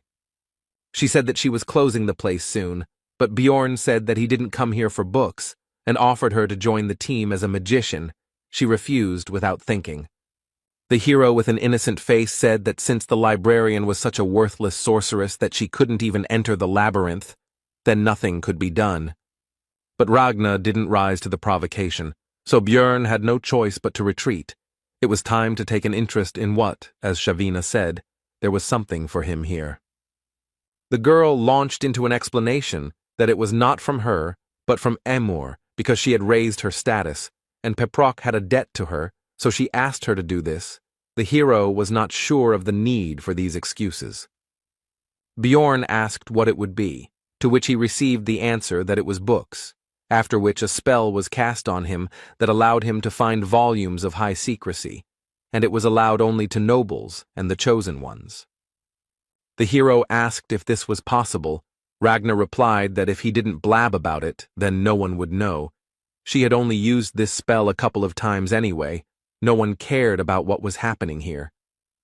The top secret books were definitely different from the regular ones. Their contents were incredibly useful, so the barbarian wanted to read all the works he could get his hands on. Bjorn almost missed his chance to start reading because he arrived at closing time, but Ragna let him stay after closing while she put everything back in place. With the help of the girl, the hero managed to read a lot of useful literature. He started with the organizational chart of Rafdonia, which contained information about various organizations, even about hunters of evil spirits. The next book was about the latter, It was called The World of Evil Spirits. It was written by an agent who described a journey into the spirit world from which he barely returned alive. Björn appreciated the security system. Next was the complete book of Rifts 2, which described 4 of them due to volume restrictions. It contained details that the hero had been extracting from the game for 9 whole years. For the locals, it was a real treasure. The barbarian decided to find out the name of the author, who turned out to be Oral Gevis, causing shock to Bjorn, because this is the creator of Dungeon and Stone. This meant either that the player wrote the book or the real developer. If it is the second option, then everything becomes much more complicated, because it would mean that the reason why the hero ended up in this place was not an accident, but someone's intention, which is much worse. If that was the case, then the developer must not be a mere human, but some sort of divine being. But be that as it may, Björn was glad to know it, even though the world had once again reminded him of his ignorance. If he could track down that name, he might one day find his way back, since opening the gate to the abyss might not send him home, but asking everyone he met about it was a dubious idea, so he had to be careful. The barbarian was so immersed in his reading that he didn't even notice how morning had come. He asked Ragna why she was silent, because he would have left immediately if she had asked. She replied that she had decided to rest after work. Björn didn't believe her explanation. She told him not to imagine anything unnecessary. The hero looked at her face for a while and decided that she was actually a kind person, even though she seemed indifferent to everything. A few hours later, the barbarian was already in the magic tower. He came to Raven, who was unhappy that he came so early. Björn immediately started talking about joining the team, but the sorceress immediately slammed the door. Then he shouted that there was one more thing, after which he gave a piece of Oral's book and asked to find out the time of its writing. Raven invited the hero into the room and demanded that he first tell her where he learned about the tears of the goddess, with which he killed the vampire. The barbarian replied that he had no idea, but he found this relic in a statue. He broke it simply because he was bored, which shocked the sorceress a little. Raven noticed the oddity, because how did the hero know how to use it then? Then Bjorn replied that he thought that since it had the sign of the goddess on it, then it should help against the godless vampire, and swore on the honor of a warrior. The girl was upset by this, because she had already hoped that she would be able to get a copy of the complete Book of Rifts, but the hero decided not to say that there was one in the library, because it was a secret. Then Bjorn asked about his request, to which Raven replied that she would take care of it, but he would help her research supervisors with the research, since they were bothering her, and he would receive the results of the paper analysis next week. A little later, at a meeting of the Outcast team, Misha immediately attacked the hero with questions about where he spent the whole night. He replied that he was stuck in the library, which only made the beast girl tense up more. The barbarian explained that he had only read books, after which he remembered that his partner had wanted to tell him something yesterday, but then events had taken a turn and he had remembered it only now. But she was interrupted again, this time by the rest of the team. Their meeting began. Bjorn immediately said that it would be easier for them to find a new magician. He had already asked 2, however, both turned out to be. Hikuro was angry that the hero had resigned himself so quickly, but Dvalki calmed him down, as he believed that the barbarian was right, and the latter asked if there were any other ideas. Murad replied that they needed to meet and talk with Baron Martuan. Misha was surprised by this. Because he lives in the capital area, they won't even be allowed there. Hikuro replied that he often came to this tea shop where they were now, and usually showed up at this time. Bjorn was not in a good mood from such a surprise, because it meant that the meeting would be right now. Then the dwarf and the wizard, with an unhappy look, began to ask him not to abandon them, because if not today, then they would have to wait a whole month, and together it would not be so scary to approach him. Besides, Hikuro would give 300,000 each. Soon Baron Martuan entered the tea house in the company of a butler, 2 guards, and 2 servants. Dvalki was sent ahead, since they were relatives after all. The wizard immediately introduced himself and asked him to listen. The nobleman noticed that the surname was somehow familiar. Then one of the accompanying people explained that it belonged to the family of the third wife of the previous baron. Dvalki seemed to have spent all his determination on the first phrase, and then became completely confused by the fact that his brother did not even know about the existence of the wizard. So Bjorn entered the conversation. The baron noticed that he hadn't communicated with the barbarians for a long time, and this was at least something new and would dispel his boredom. Then the hero asked him to lift the ban on Woba entering the labyrinth, but he didn't understand what he had to do with it. Bjorn decided that he had no idea what had happened, and the butler meanwhile told him that Dvalki was a bastard, and he did not include this whole story in the report because he did not consider it a particularly important matter. Martuan agreed that it would be a waste of time, and decided not to grant the request, but the servant informed him that this barbarian was the famous Little Balkan, which immediately raised the spirits of the master. Then he said that he would lift the ban, but in return, Bjorn would do him a favor. In 2 months, the count would organize a large banquet, and at this event, the hero would become the baron's companion. Martuan also asked if the barbarian had any talent that could be demonstrated to the public, such as bending metal with his bare hands, which at first angered Jandel. Who do his people think he is? But the baron offered him 1,000,000 magic stones for this matter. Bjorn smiled and said that he would do anything for his comrades, mentally thinking that he would not refuse this money. The next morning, all charges were dropped against Dvalka. Now he could go to the labyrinth again, but the wizard was still not quite in the mood. It seemed to him that this story ended too easily. Bjorn reflected on the fact that using power turned out to be very pleasant. He decided to start making plans to achieve a higher status, although for now he was satisfied with his current level of influence. Then Hikuro began to distribute the promised magic stones, but the rest of the squad refused the money, and the barbarian was embarrassed to agree to the reward alone. After this, the dwarf thanked Bjorn for humbled his warrior pride and agreed to the baron's offer. The hero himself did not understand why he would refuse 1,000,000, how his relatives lived at all. Hikuro said that he would definitely repay him, but Dvalki interrupted him because he owed the barbarian. Both tried to convince each other, and the object of their discussion himself said that he did not need it. Time flew by quickly, and the day of the opening of the labyrinth arrived. Bjorn again came across a new group of relatives whom he helped to get to their destination. He also gave them a great deal of advice, from how fire burns to warnings about the dangers of evil spirits and marauding people, and they were happy to learn from the famous Little Balkan. The barbarians joyfully saw the hero off on his journey and wished him luck.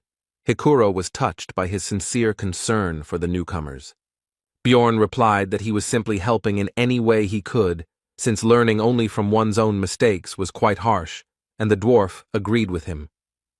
The hero also recalled how a few days ago he met with Karak, the third son of Fanun, who reported that the rest of his relatives had mostly died, because due to traditions they had not been properly taught. Meanwhile, Misha asked Rotmiller where his weapon was. He replied that it was in the treasure vault, because he had already gotten used to his new skill and now takes out all the things only when necessary. Bjorn was thinking that his last 3 trips to the labyrinth had been pretty shitty, and now it was time to see what awaited him today. He was not going to relax and was ready for anything. Thanks to a lucky spawn point, the team reached the rocky desert on the 2nd floor in just 9 hours, where they hunted new monsters for experience and reached the next portal in 4 days. On the 8th day, the squad reached the 4th level, where all the monsters from the 3rd appear, but among them were also 6th-rank opponents, unique to this location. In other words, this is a great place for gaining experience en masse, because it's not for nothing that this location is called the Training Tower.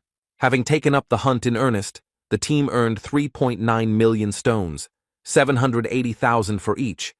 This amount came only because of Rothmiller's greed skill, which increased the chance of crystals dropping by 30%. It was less than Bjorn's first foray into the labyrinth, and he was beginning to understand why there were so many marauders here, since that was what most people usually got. But the hero was not upset and continued to spend his time usefully. namely helping Raven with research and visiting the library. From the sorceress, he learned that the complete Book of Rifts 2 was created 150 years ago, which is also the date of the death of the first king of the dynasty and the beginning of the game. All this happened at the same time. Even in everyday affairs, Björn continued his thoughts. He would like to know what happened then, but he did not have such an opportunity. There was no choice. He had to continue his trips to the labyrinth. Time passed. Soon his fifth campaign ended. This time 790,000 stones came out per person. Nothing extraordinary happened inside, except that the level was raised, and now there is room for another essence. The hero tried not to be nervous because things were still going well, so little by little his strength was increasing. He was getting new skills, equipment, and so on. But suddenly he interrupted himself, indignant about the course of his thoughts, because one should not forget that if everything is good, then the situation only gets worse, because always when he relaxed, some shit happened. He couldn't stop. He had to keep pumping. That was the only way he would have a chance to survive. If someone saw him now, they would think he was crazy, but Björn believed that he should always prepare for the worst. The next morning, Misha noticed that something had happened to the barbarian, because his gaze had become somehow cruel. Then he decided that this was only his personal problem, that he could not sit still. The hero thought that he needed to improve, but his thoughts were interrupted by the girl's offer to touch her ears, which surprised Björn greatly. Misha explained that her brother always felt better from this, although they were very young then, she says by the way about the older one, who still treats her well. Looking into her eyes, the hero saw only a sincere desire to help, which is why the environment in which you grow up plays a key role, and she doesn't even understand what's bad about this situation. Björn said that Misha shouldn't say such things to strangers because they might misunderstand her, which somewhat discouraged the girl. If the barbarian hadn't found out in the witch's forest that she liked skinny guys, he himself could have thought up something wrong, like that she wanted to seduce him. Misha replied that Björn was not a stranger to her, to which he told her not to argue with this. She agreed and offered to taste meat in exchange for the previous method of calming her down, which the hero considered an excellent offer. Later, he went to the library, where he started a standard conversation about nothing with Ragna, after which he said that if she had any business, then she should ask. The girl was surprised at how he guessed her intentions every time. The barbarian's explanation remained unchanged. He saw it in her eyes. Then the librarian began to explain that since he was a researcher, the information that a dimensional collapse might soon occur in the labyrinth might be useful. This phenomenon is a real disaster. Even floor bosses cannot compare with a disaster of this level. When the hero played Dungeon and Stone, he encountered this event somewhere once in 100 playthroughs. Ragna thought that Björn did not believe her, but he asked where the information was obtained from. She replied that she received it from a mage named Shernal Fergang from the Tarutane school. They have been researching this phenomenon for many years. After this, the barbarian thanked the girl and said that he would try to figure it out, and began to leave, thinking along the way that he had a new matter that needed to be resolved. But he was unable to find out anything. He had already begun to doubt the veracity of this information, and 10 days later Misha heard rumors about this, which she told her partner about. The researchers in the tavern also soon began talking about the collapse of dimensions, and Björn listened attentively to it all. It seemed strange to him that rumors were spreading at such a great speed, although there was not even a trace of their source. He wondered if something was spreading this information. He would like to know what they were talking about in more secluded places, but the barbarian could not even hope for that. It infuriated him. So he was left with the last option. Björn wanted to wait 3 months, or even 6, and only then take this pill to access the world of evil spirits, but he decided that 2 would be enough, and then took it. Today was just the 15th, and soon it would be midnight, just the time when this special space opens. The hero was looking forward to it. And exactly at the appointed time, the barbarian's soul entered into resonance and began to be drawn to a certain place. He realized that he was already in some indefinite space and in a past body. Meanwhile, in the real world, a law enforcement officer was reporting to his superior that Lee Han-soo, 29 years old, had been reported missing by the company he worked for after being missing for a month. The man asked about his family, to which he received the answer that the missing man had a mother, but when informed of what had happened, she said that she did not care about it. Then the boss asked why they, the violent crime unit, had been assigned this case, and the subordinate said that the guy had entered his house through the cameras but had not left it.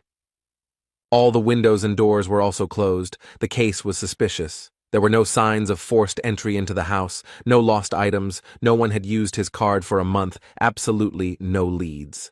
The clothes he was wearing were found in the room, and the way they were lying, it looked like he didn't take them off himself, but as if his body just disappeared.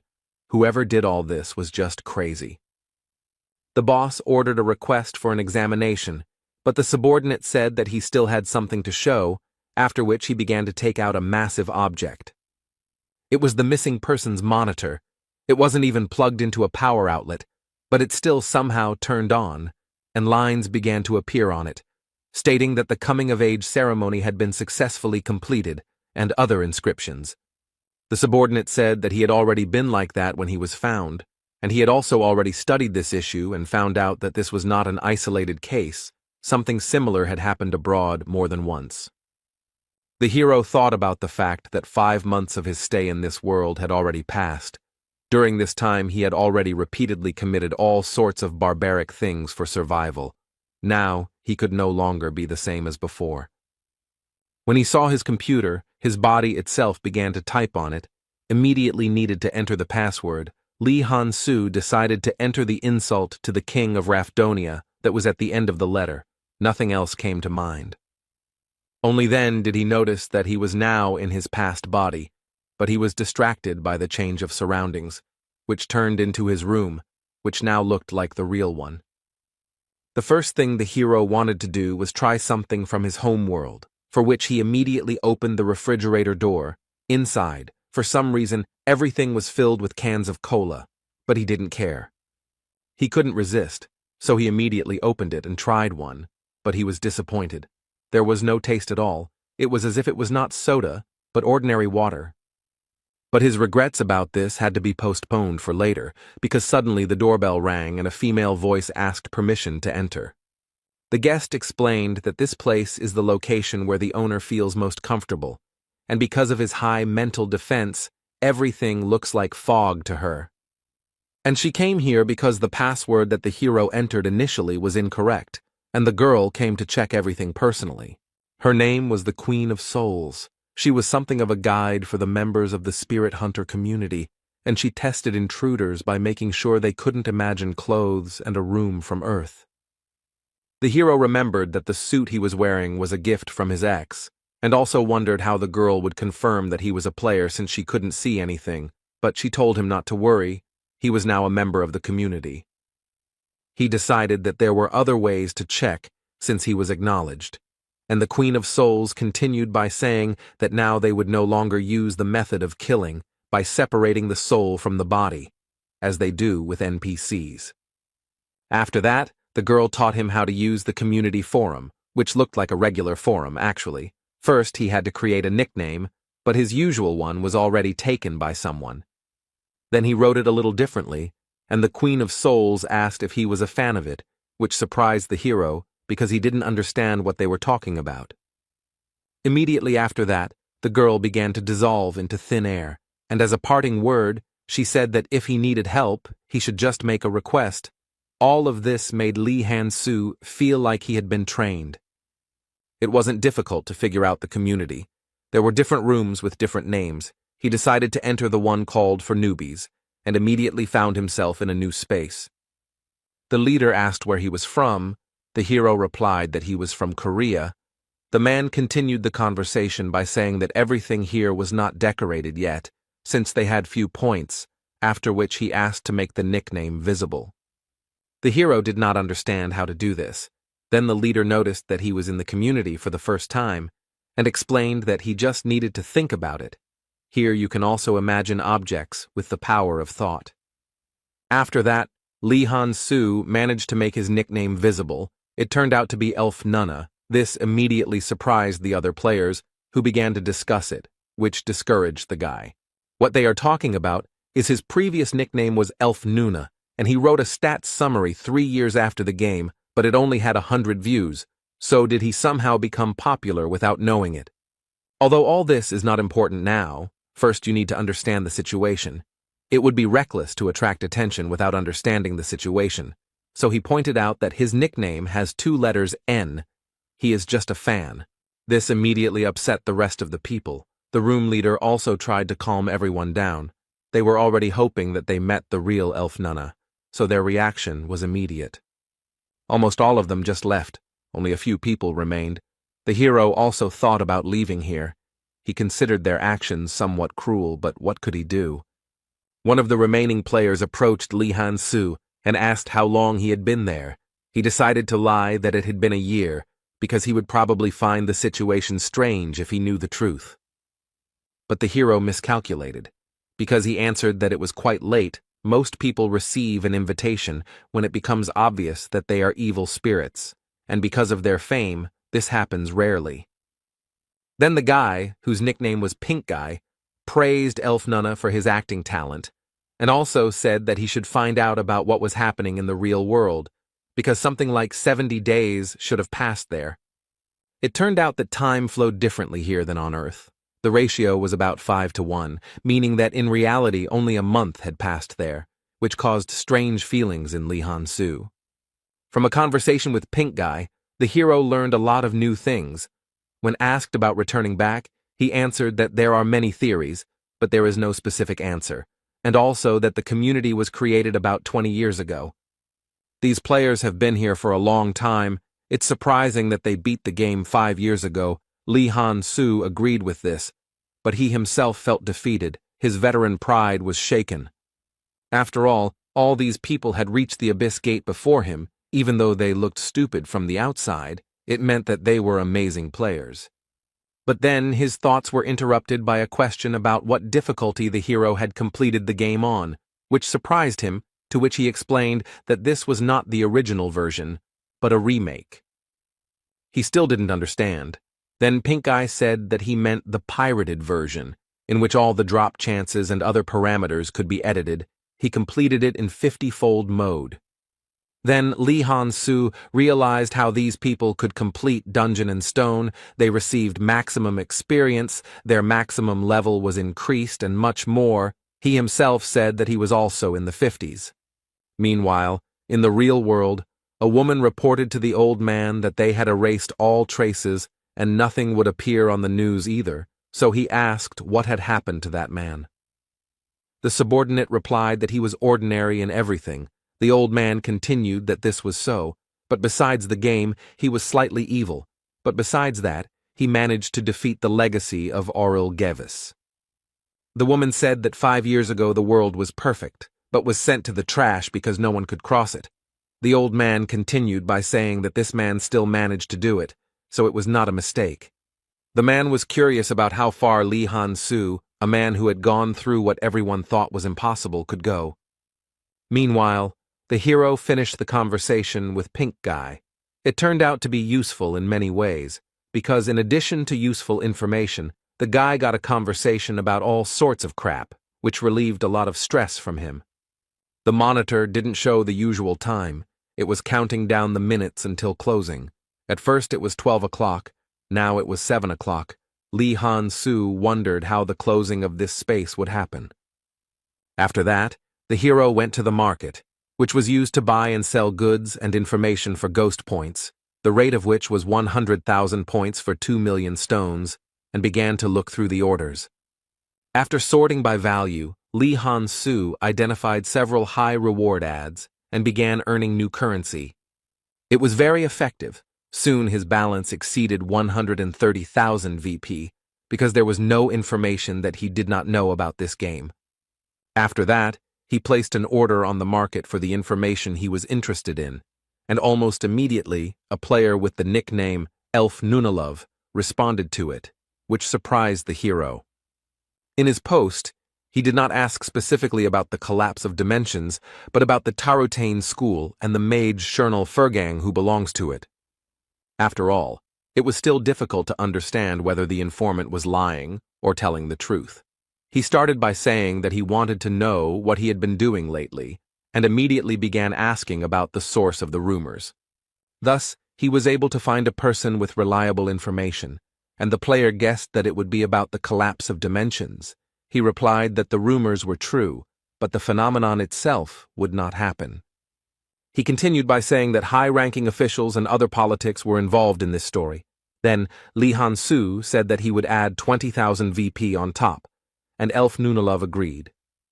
He started by saying that the Tarotane school was studying dimensional magic, and in particular, the labyrinth, and this master had decided to conduct an experiment for which he needed as few researchers inside as possible. That's why the wizard spread the rumor, shouting from every corner that a collapse of dimensions would soon occur, and by doing so, they stopped the influx of people on a new journey. Lee Han-soo asked Elf Nunalov if there was any problem with him sharing this information. He replied that he didn't just blab it, but earned P.O. Moreover, the royal family will soon begin to act and calm down the rumors, starting speeches in the squares and posting announcements in public places. And their reason is simple. When there are only a few researchers working, the source of magic stones dries up. The hero was satisfied with the information, so he said that he was going to transfer additional compensation to Elf Nunalov's account, but he said that he did not need anything. He very simply gave up on what was essentially 400,000 stones, which allowed Lee Han-soo to understand that he had settled so well in this world that such a sum was nothing to him. This explains why he is aware of all the details of what is happening. Although the hero himself did not find even a grain of information, after several days of diligent efforts, it reminded him of how he started. He realized that it didn't matter what difficulty they had played the game on because this was the real world, which followed the rule that the strongest would survive, and in which many of the evil spirits had already succeeded. He was just a newbie here and still had a long road ahead of him, but despite all these thoughts, Lee Han-soo was having a lot of fun. He remembered his first client, who bought information from him about passing the first floor boss. A girl who wanted to know all the details about a location called Skull Island on the 6th level of the labyrinth. And this guy with the nickname Elf Nunalov, who he just met, they spent a year of their lives to achieve their status. With all his knowledge, it never even crossed his mind that he would not be able to achieve all this himself. Meanwhile, in the real world, the old man read the logs that appeared as the hero's adventures progressed and could not believe what he was seeing. He considered this man to be completely and irrevocably insane. He asked the woman about the number of those who had made it to the 2nd floor on the first try. There were 117 of them, but there was not a single one in such a condition. He looked at the status that the hero had achieved in 2 months and did not understand how it was possible, but his subordinate said that even for some loser with a bit of luck, something like this is not something incredible. The old man interrupted her and said that luck alone could not achieve this, otherwise they would have already seen something like this. He falls outside the statistics. This case is unusual. It is impossible to determine the cause. Lee Han-soo shows an abnormal growth rate. Now he, the administrator, is watching him. The man suddenly remembered the time when everyone was criticizing the game, calling it a failure, and he had the last word. He said that he simply acted rationally.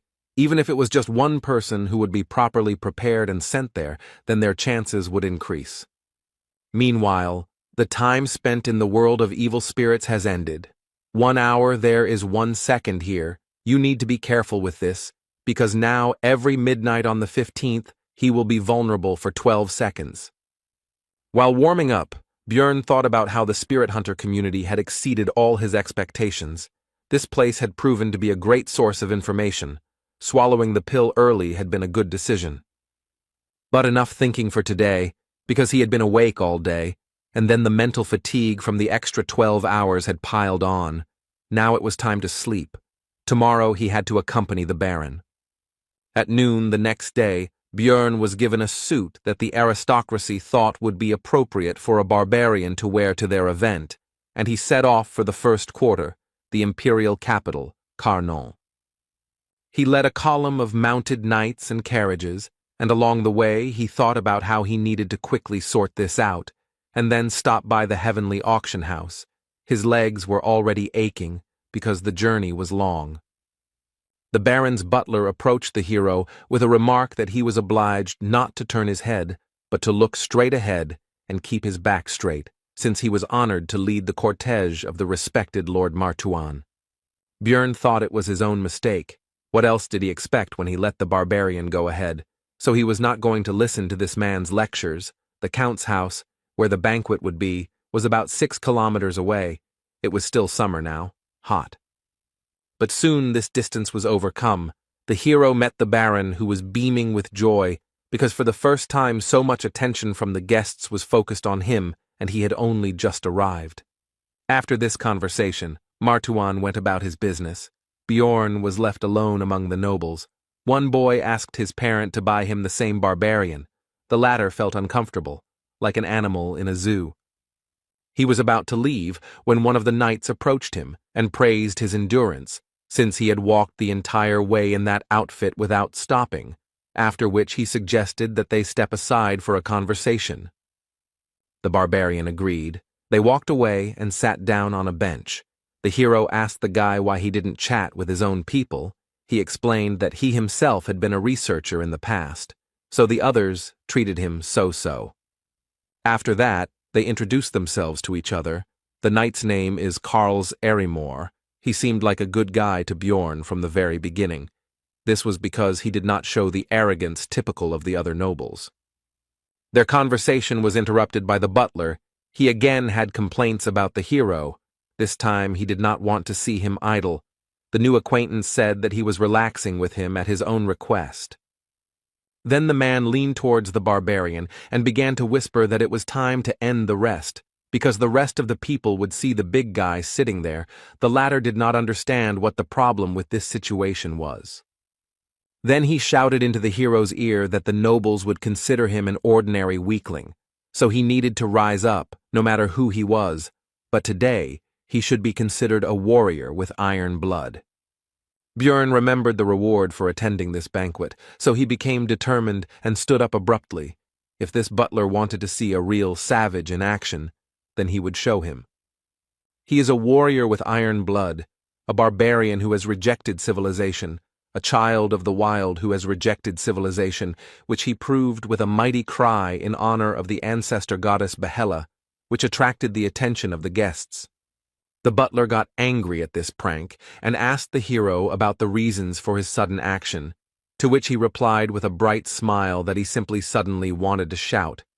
After this, Björn, as befits a true savage, began to grab various dishes from the tables, mostly meat, and, in the literal sense, devour them. Of course, there was no talk of any manners or etiquette. This fueled the interest of the nobles who were watching the barbarian. They began to discuss what they saw, his wild lack of restraint, how he gnawed even bones, and also the fact that he could not even control himself. All this attention and their reaction was exactly what the butler wanted. He was sincerely happy about the situation, when suddenly the hero's strong hand was on his shoulder. Chewing the bone with his teeth, the barbarian threateningly addressed the man, saying that he was burning with the desire to break his shiny skull. The butler immediately broke out in a cold sweat, and stuttering asked if he was going too far with his jokes. With a loud crunch, the bone in Björn's teeth was bitten through, and he said that these words were not a joke. This was his sincere desire. The butler had already managed to forget all the obscenities that the barbarian had committed in the Explorers' Guild, but now he remembered it and was horrified. After that, he hurried to get away from there. This whole situation made Karls Erimor laugh. He didn't even think that this man could have such an expression on his face. The knight asked if Bjorn's teeth were in order. I received the answer that he was quite strong, and the hero was in a good mood because this banquet was finally beginning to come to life. For a while he enjoyed what was happening, like a true barbarian, But soon, curious nobles began to approach him. For example, two girls who asked to touch his hand. He did not refuse them. The ladies were pleased with what had happened, and as they walked away, they discussed their impressions. And now, a married couple of elderly noblemen approached the hero. They asked Björn to shout some more, to which he activated his barbarian opera mode and melodically chanted the name of his people's ancestor goddess, Yahello. This reminded the old couple of their youthful days, and soon new nobles rushed to the hero with their requests. Now Jandel felt like those mascots in animal costumes at various events. Bjorn did not refuse them. Meanwhile, the knights began to discuss his behavior. One called him not Little Balkan, but a little clown. The second said that he had lost the honor of a warrior. The third simply insulted him. The hero heard their words. He noticed the insignia of cadets on their clothes, so he wondered why they were barking behind his back, because they didn't even know how to use aura yet. The Baron soon arrived, apologized for interrupting the speech and disturbing the atmosphere, and then said that the barbarian now needed to go with him. He needed to be introduced to someone. The hero followed Martuan and met other nobles in the banquet hall. He introduced his companion to the Viscount as Little Balkan, to which he asked what brought this explorer here. Bjorn replied that the Baron had helped him in one matter, and now he was protecting him to repay the debt. The nobleman admired the presence of a barbarian as a personal bodyguard. Martuan began to say that he had not demanded anything from the barbarian for his service. He himself had decided to thank him in this way, and the hero played along with him. The Viscount admired his noble way of thinking. So 13 more similar conversations took place. In other words, of all this, people only less than 15 were worthy of being called aristocrats. The fame of the Little Balkan grew. As a result, Björn got to know all the nobles present. In the game for this, he would have to raise his fame level considerably, after which he began to communicate with people and put on performances. Soon, the paladin who met the hero's team at the exit from the sewers came to the Baron to express his respects. He did not expect to see Jandel here, while Martuan was surprised by their acquaintance. It turned out that this man was not a simple minister of the church, but a whole captain of the 3rd Division of Paladins of the Order of Letless, the god of research, and also the goddess of the stars. His name is Pal Krovitz. While Björn was surprised that someone like him was earning extra money by collecting corpses, he said that the hero could always come to their organization if he needed help, because they would remember his deed. The Baron and the rest of the nobles were unaware of the reasons for this, so Krovitz told them about the capture of the priestess of Karui, and also added that they valued their relationship with Sir Jandel. The hero's fame grew even more. The nobles were delighted, but soon it was time to get ready, because Count Ferdehilt, the organizer of the banquet, arrived. He wanted to meet Bjorn. This caused a bad feeling. When they met, the elderly man shook Jandel's hand and said that he had long dreamed of meeting him, but the barbarian thought this was strange, since he had only become relatively famous quite recently. Even in the game, such an event was not triggered until quite a long time had passed, and the Count was sticking to him, meaning he wanted to appease him, which made the hero uneasy. Ferdehilt suddenly said that looking at Bjorn, he had a great idea. He offered the barbarian to participate in a dueling competition of knight cadets, which discouraged Jandel. The hero had a bad feeling about this sudden quest, but he still agreed to it, because he was promised 2 million magic stones just for participating. And for the victory, there was a prize. It was a numbered item, 7,777, the necklace of Garfus, which turns the crystals placed in it into a random substance, can only be found in the cracks on the 5th floor, very rare. In many ways, this artifact is similar to the Frost Spirit Ring. It also has a low number, and the unique property is considered not very valuable, which is why it is considered useless, and it also has a secret. The hero remembered his recent worries about the future. Now he decided to send it all to hell. He was still tense, but he decided to accept his fears and move forward. He was not going to avoid problems.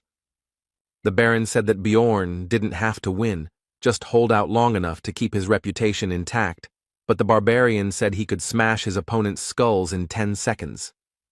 Martawan said that if he wins, he will give an additional 1,000,000 stones as a reward. Jandel did not expect such financial injections. His body was suddenly filled with motivation. He will do everything possible to win. However, he couldn't calmly wait for the duels to begin, because as soon as the Baron walked away, a pack of rats approached him, those 3 cadets who had insulted him earlier while he was busy communicating with the nobles. The one who called him a little clown was outraged by the hero's speech about victory in 10 seconds. He believed that the barbarian had forgotten his place after the clowning he had arranged.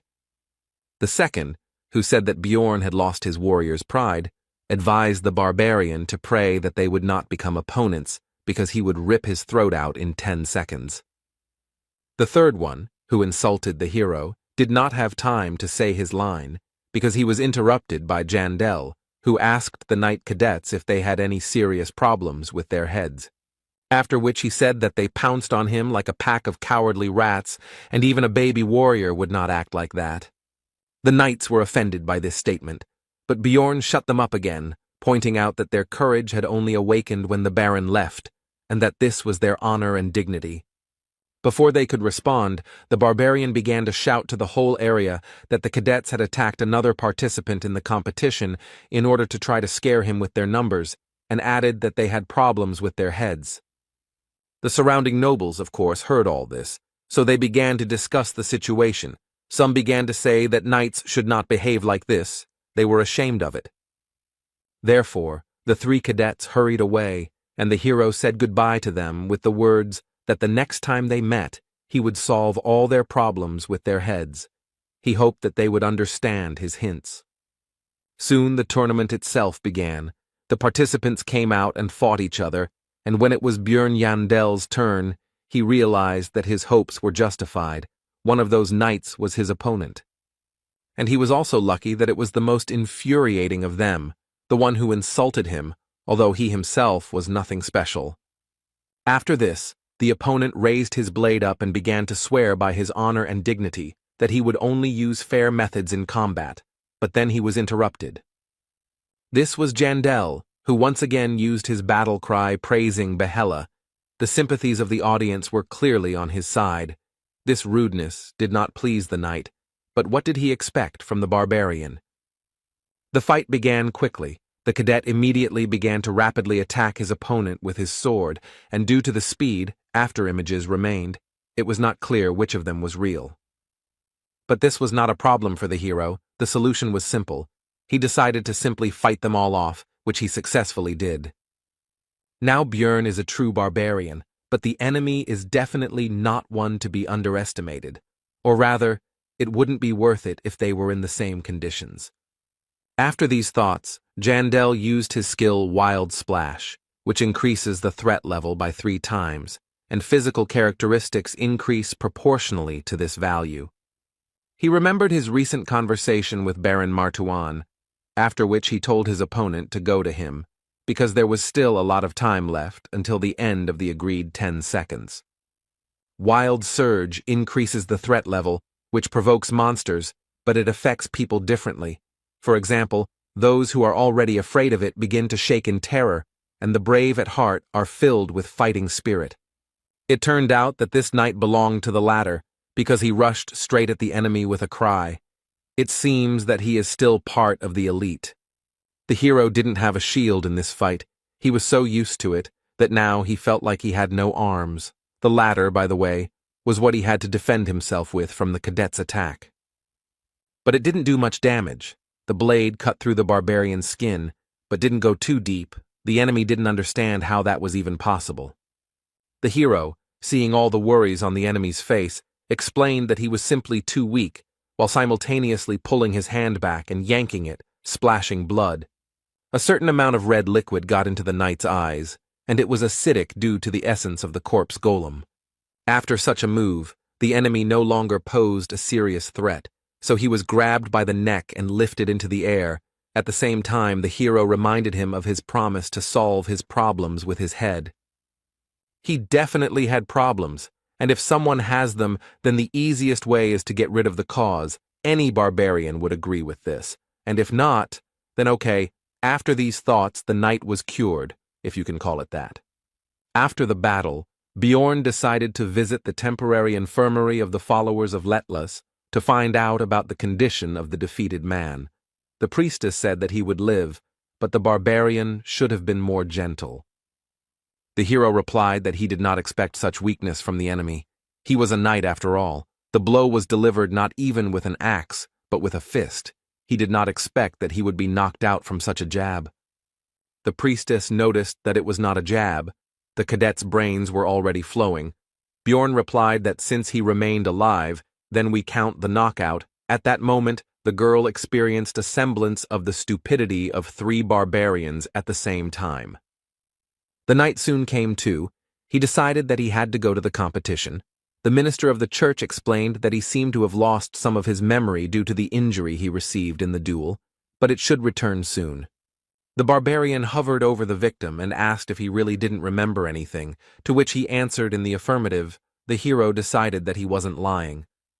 Then Jandal asked him for a favor, after which he would immediately get out of here. He reminded him of his own statements addressed to Bjorn and told him to repeat them word for word. The knight agreed with this, but the further he spoke the phrase, the more uncertain his voice became, and soon he fell silent altogether, grabbed his head with his hands, and exclaimed that he remembered, but there was no joy in his voice. Bjorn was pleased with the patient's memory return. He smiled and encouraged him to continue speaking.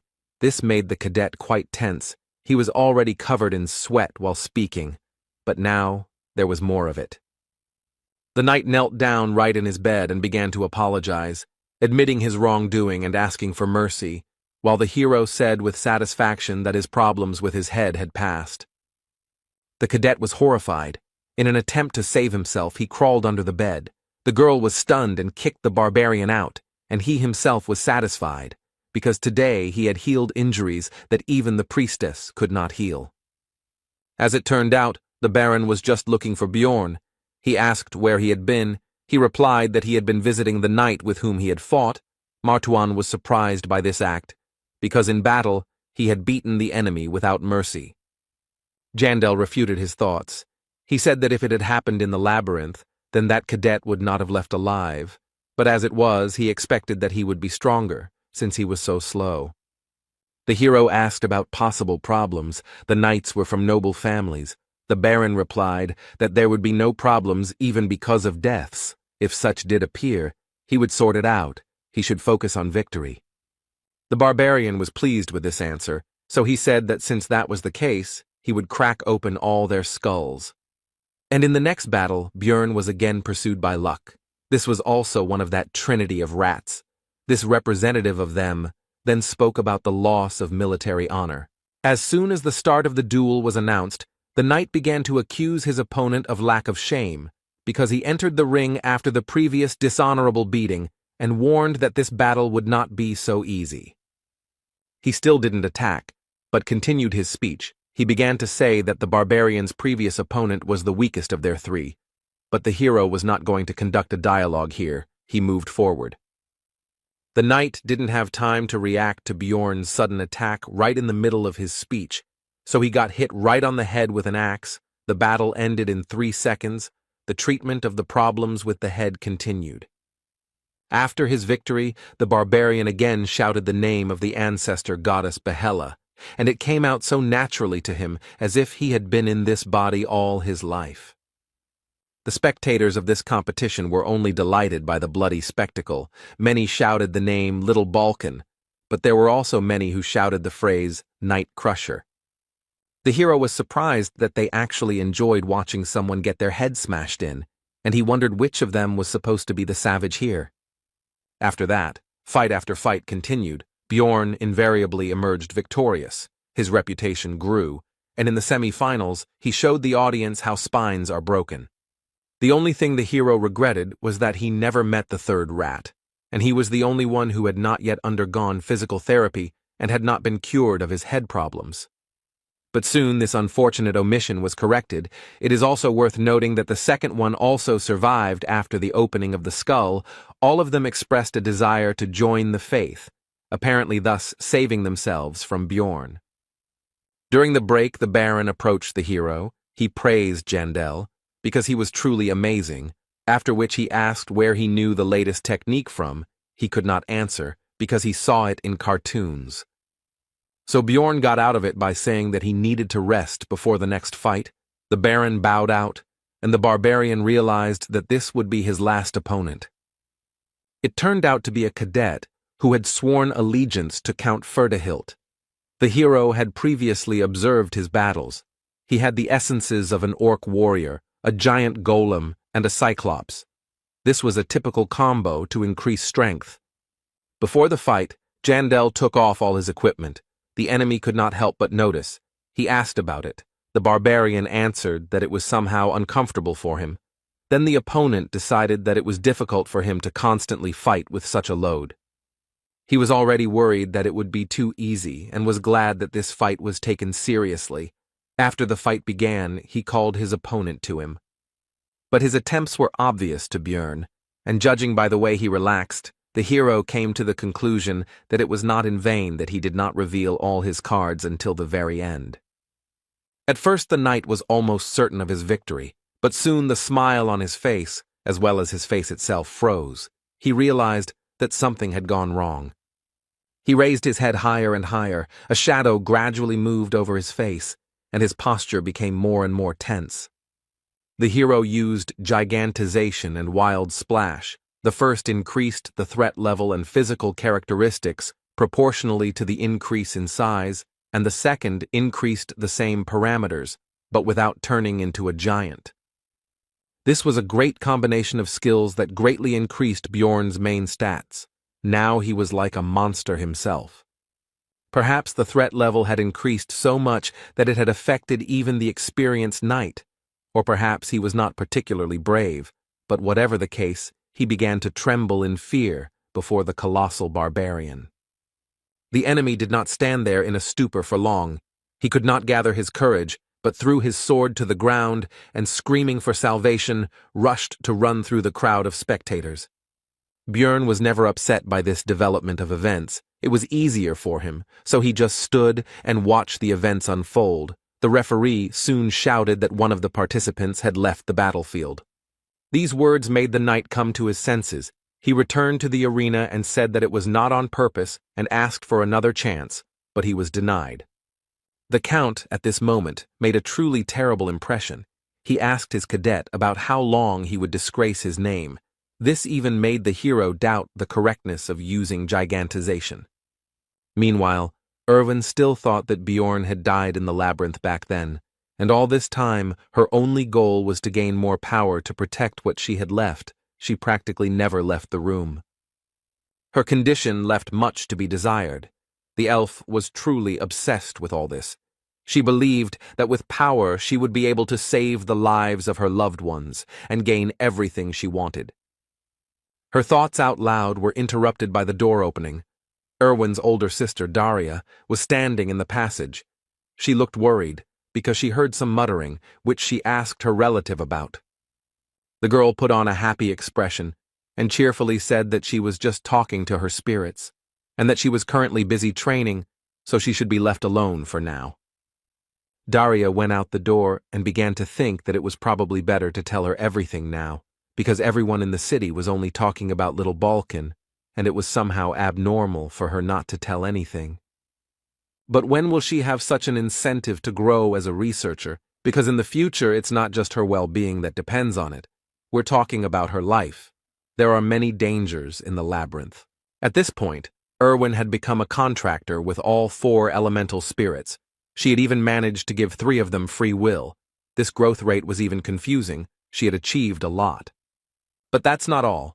She now has extraordinary abilities in combat, both in archery and in wielding daggers, and she can now engage in combat with rank 7 monsters alone.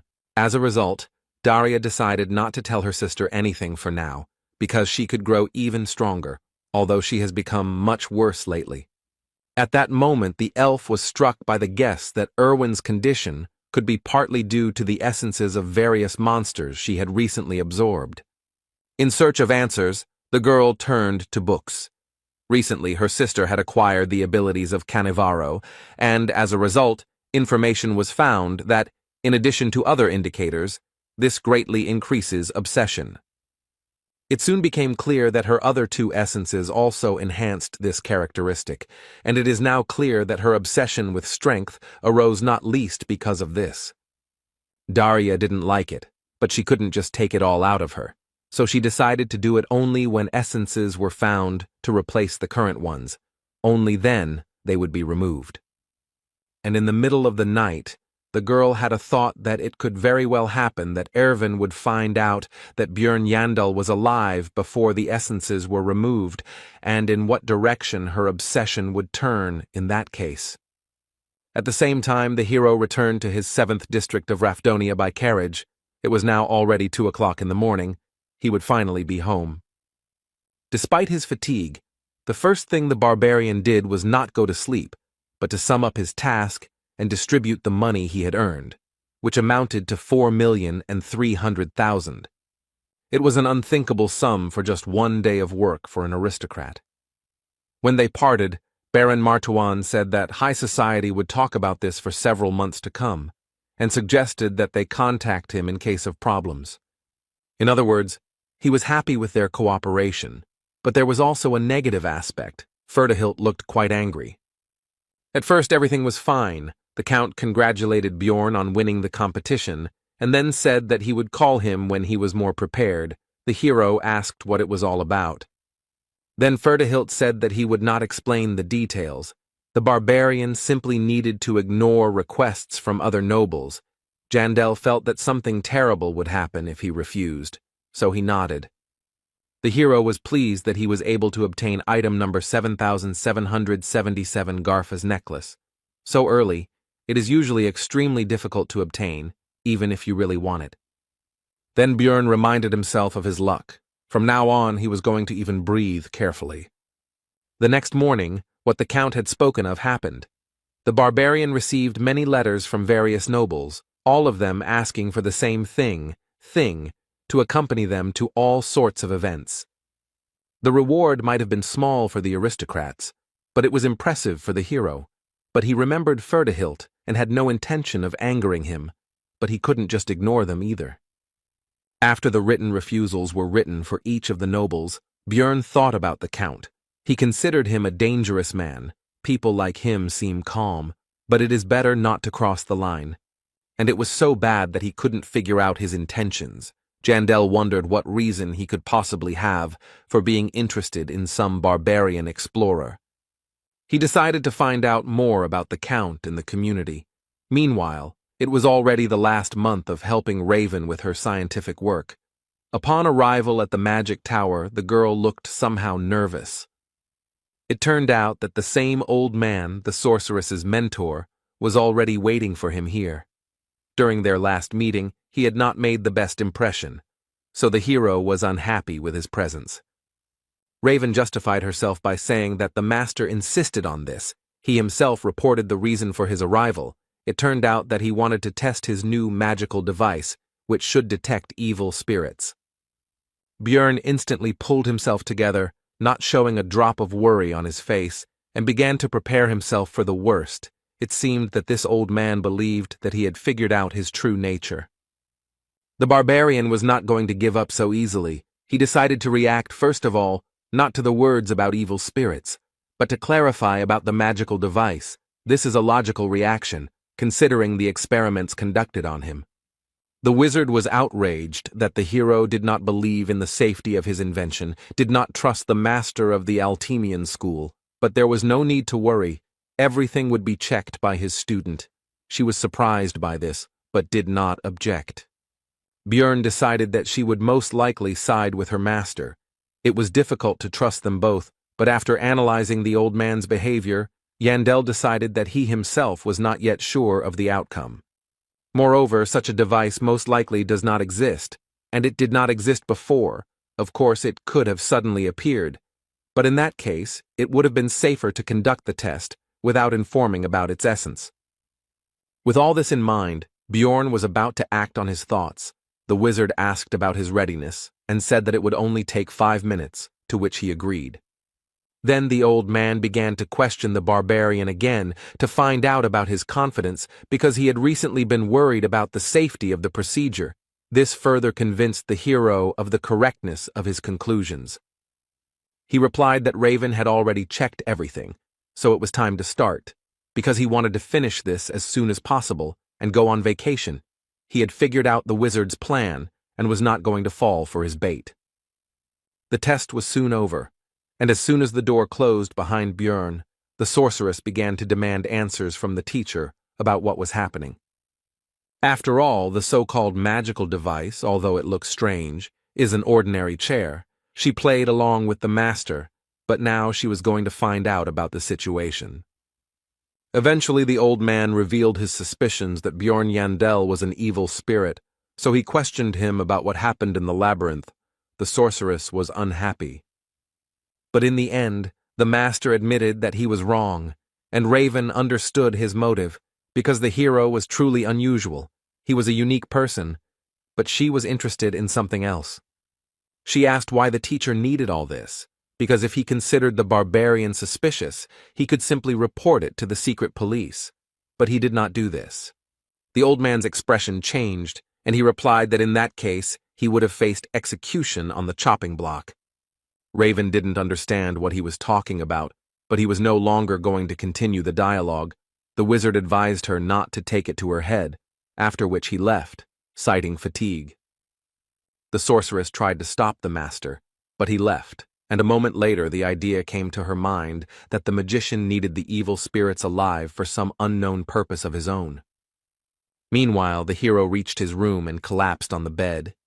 He was really tired, because what had happened was a real shock to him, and the anxiety did not subside. But despite all this, he showed himself well, reacted to the crisis situation extremely well. At least it seemed so to him. The old man, by the way, for some reason looked disappointed, but that's not important. As soon as Björn closed his eyes, Misha's voice was heard nearby. At first he was surprised by her presence, but soon remembered that he himself had given her the keys. The hero told the girl that he needed her. She immediately became embarrassed and began babbling about how it was still light, so it was not the time for such a thing, and she was not prepared, but was interrupted by the barbarian. It turned out that the guy needed help writing responses to the nobles who sent new letters. Misha asked if it was okay to use such expressions towards aristocrats. The hero replied that everything was fine, because barbarians could not be accused of insulting the nobility, violating etiquette, and so on. This was a privilege granted to their people for their great achievements in ancient times. If so, then Misha asked to tell her about the events that happened yesterday at the Count's banquet while she was scratching out these answers, of which there was a lot to do. Later, the regular meeting of the outcast team began. There were still 10 days left before the opening of the labyrinth. The hero was silent for now, pondering his knowledge of the main topic of today. This is a conversation about whether it is worth going on a research trip considering the possible collapse of dimensions. Hikuro said that he will not go, because if the rumors are true, then they are all finished. Dvalki and Rottmiller were of the same opinion. The hero could convince his comrades by using information obtained from the community, but it seems that this is not particularly necessary, and there is no need to invent a source of knowledge. Björn thought that it would be even better this way, because 3 months had passed since visiting the Blood Citadel, and any Dungeon and Stone player knows that in the early stages it is always worth clearing the rift on the first floor. He had just rolled away, but the hero couldn't just tell them how to open it, so he decided to take only Misha with him, which he informed the rest of the squad about. This time, they would go together. This news surprised the girl. It became obvious to Björn that she was not eager to go, so he said that since she was so worried, he could very well go alone. Misha accused the hero of being a savage who didn't even think about asking her consent first, or at least trying to speak more politely than usual. Then Björn asked the girl to go with him and added a magic word at the end. Then she agreed and said that she still would not have let him climb into the labyrinth alone, but the barbarian was surprised that it worked. The next day at the market, Hikuro and Rothmiller learned from the newspapers that the royal family was claiming that the rumors regarding the dimensional collapse were false and that the Tarutane school was spreading lies. Then Murad went with the good news that they could go to the labyrinth together, but the barbarian replied that he and Misha had already taken the mission and could not, after which he slammed the door. The girl was surprised by this and asked when the hero managed to take on the bodyguard assignment. He replied that it was actually just an excuse, which aroused the cat's curiosity. Björn explained that this time they would go into the rift. Misha asked about his source of information about this.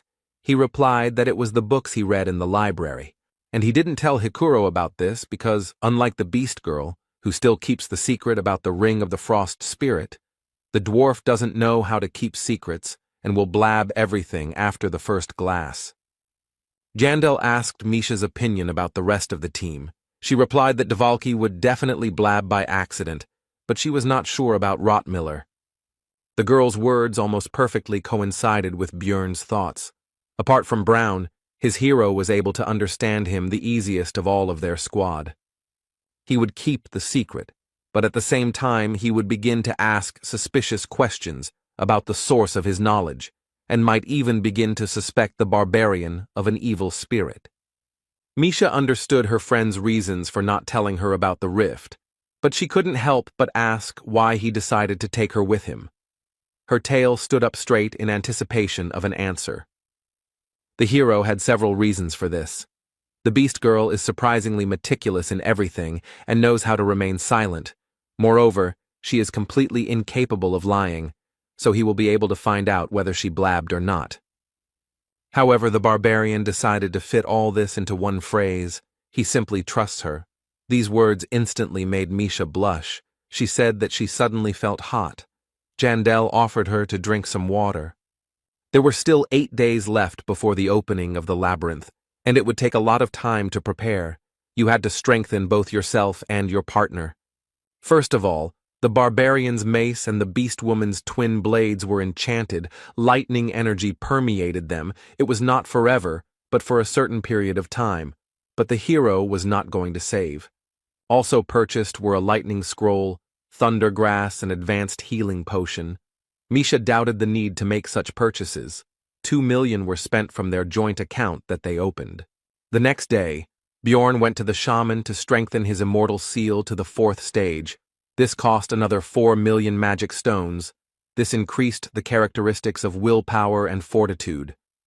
Thanks to the increase of the last parameter, the hero could stay in the form of a giant longer, to be precise, 1.5 times longer. Just when he was checking this, Misha came to visit him. There were still 7 days before the trip to the labyrinth. At breakfast, Bjorn said that he was going to the library. The girl asked to take her with him. Then the barbarian was surprised that she was interested in reading at all. The beastman was outraged by this. In the end, they still went together. But this time Ragna used a simple book search spell, not the one she had been using on Jandel lately. He asked the librarian about it. She replied that she was using those charms specifically for him, so she couldn't do it in front of others. Bjorn noted that she should have told this only to him. Then Ragna asked Misha to forget everything she had said. This discouraged both the beast woman and the barbarian, but the latter did not want to think about it too much. When there were 5 days left before the opening of the labyrinth, Jandel finally fulfilled the agreement with Raven. The research of his essence was finished, and at parting, the girl advised the hero not to die there. The hero asked if the sorceress was going to take the pass to the tower. She replied that he could come in if necessary. She would be curious to hear about Bjorn's successes, because he is a magnet for trouble.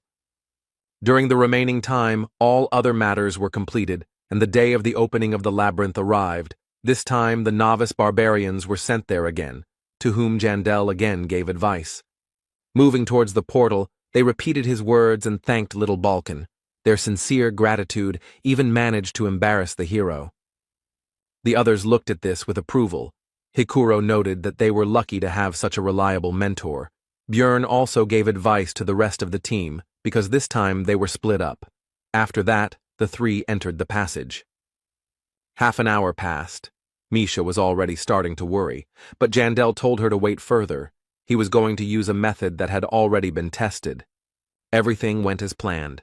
The partners found themselves in the dark region right in front of the portal to the next floor. Its opening brought valuable experience, and the beast girl did not understand what had happened at all.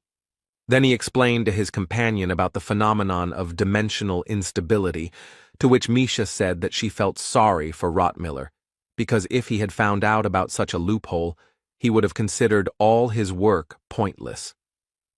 The hero agreed with this statement, because Brown takes his role quite seriously. He once said that his dream as a scout is to open a portal with his own hands, and he will try to do this. On the other side of the passage was the rocky desert, which did not suit them. They would have to go back and look for another passage, because there were no magic crystals needed to open the rift here. They needed to go to the beast's lair. According to Bjorn's estimates, they would have to walk for 2 days. After 3 hours, they encountered another type of 9th-rank monsters. They looked a bit like goblins, but in fact, they were gnomes that looked like clay dolls.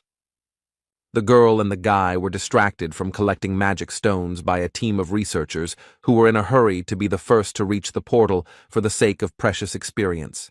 They had no idea that it was already open. Misha admired their high-quality equipment, but Bjorn said that there was nothing surprising about it, because one day they would also become the owners of something similar. The girl noticed that the hero was very ambitious. She assumed that it was because he was a barbarian. Jandel was not sure whether this was an insult or not, which is what he asked. Misha told him that he was a fool, and she meant that Bjorn was cool, which made the guy a little embarrassed. He thought that sometimes the beast woman could be too straightforward, just like himself. The presence of the two of them here caused whispers among the researchers. The hero did not take this into account, because they look very experienced. Such should already be on the floors of the increase, but they are here, and even in the starting location. A chuckle escaped the barbarian, because he himself had recently been a newbie like the people around him, and he remembered the past and the troubles he had to go through. Then he met Erwin, his first friend. He became interested in how she was doing. Everything should be fine with her. After all, her sister has money, but he was still curious. Maybe it was worth looking for her. Bjorn was brought out of his memories and reflections by a strange look from one of the researchers, which the barbarian immediately did not like, as, incidentally, did not like the guy himself. He stared at Jandel, who saw greed and avarice in his eyes. This newcomer did not seem to understand that it was even easier to kill him than the goblin. The hero felt worse the longer he looked at the researcher, so he decided to approach and ask if he had any business with them, and if not, why he was hatching. Misha grabbed Bjorn's hand and asked him what he was doing, because the man hadn't even done anything. This situation seemed familiar to the barbarian. The beast girl was now like a wife who was holding back her aggressive husband so that he would not get involved in a fight. Be that as it may, the hero decided to check something. He asked the name of the boy, who turned out to be Hans Ivan, and Bjorn expected to hear Hans, so he demanded to tell the truth and not lie. Soon Jandel began to calm down, but the researcher admitted that he really had been called that before, but he changed his name because it was too popular. Now it became clear to the hero why he felt so bad. As soon as he looked at the boy, it was another Hans, who always brings him misfortune. After this, the barbarian told him not to change his name back under any circumstances, but to continue living as Const. He agreed with everything and nodded his head actively. The hero was distracted from the conversation by Misha and the rumble that was heard throughout the labyrinth. Bjorn immediately grabbed his companion by the hand and ran towards the sound, because this could only mean one thing: the rift would soon open. Jandel decided that changing his name didn't help. If it was Hans once, it was Hans for life. They really were harbingers of trouble. Naturally, the rifts open once every 3 days, and while the first one was going on, it meant that someone had used the same method as him before to open this place. Bjorn was in a hurry. He had spent a lot of money on preparations. He also wondered who it could be, a former player or just someone with the right information, whatever it was. He was going to find out. But to do this, It was necessary to get inside, so to increase the speed, and, accordingly, the chances of success. Because the space is limited, the barbarian took Misha in his arms and rushed to the entrance. The partners still made it in time. They were the last of the 5 participants. 3 were already inside. It was time to get acquainted with the new members of the formed Rift cleanup squad.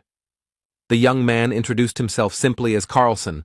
The massive beast man of the bear family was Abman Urikfried, and the girl was Genzia Nefrin. The hero decided to give fictitious names. He himself became Bjorn, the son of Thor, and he called Misha Michelle, but she didn't understand what was going on at all. Bjorn could only hope that she would start to think faster. She soon confirmed his words, but she was completely incapable of lying. Her face could not hide anything. After the introduction, Jandel decided to decide on their roles in the team. He himself is obviously a defender. Genzia said that she absorbed the essence of a goblin archer and is a scout, and Carlson is a vanguard fighter. The hero figured that the girl was somewhere on the first floor, the boy on the second. They had 2 newcomers in the group. This was radically different from the situation in the Bloody Citadel, but it was not surprising. After all, rifts appear in every 5th or 6th labyrinth. In Rafdonia time, this is once every 5 or 6 months. This time the opening was forced, which shortened the time. Experienced fighters simply do not know about what is happening. Therefore, it is not surprising that newcomers appeared in the squad who did not even look at the 2nd floor. The hero finished his thoughts. Abman was the next to tell about himself. He simply pointed to the huge crossbow behind him, but Bjorn said that he would like to know the details. Urikfried said that he would like to know about their couple first. Bjorn said that he is 6th rank, and Michelle is 7th, and they usually operate on the 4th floor. The Beastman said that he is 5th rank. The barbarian asked what he had forgotten there, but he answered his question with a question, and he wanted to know the same thing. They began to look into each other's eyes. Bjorn said that he and Michelle usually go in a team, but this time there was a problem, so they went in together and got stuck on the 1st floor due to the lack of a scout, and then they noticed a rift appear. Abman said that he had the same story, only he left his squad a long time ago. Jandel did not believe in such a coincidence, and all this time Carlson and Genzia were watching their argument. The hero didn't know if there was such a powerful build for a marksman to go solo, but given its appearance, it seemed quite likely, and he didn't think that newbies could get crystals to open the rift. It would be impossible for them to get to the 2nd floor and back in that time, although it may well be that they are actually hiding their true identities. After that, the hero asked who was the first, and therefore opened the rift. Carlson said that they got here almost at the same time. Genzia did not know, and Urikfried asked what business it was of his. The question was postponed. It was decided to divide the loot into 4 parts.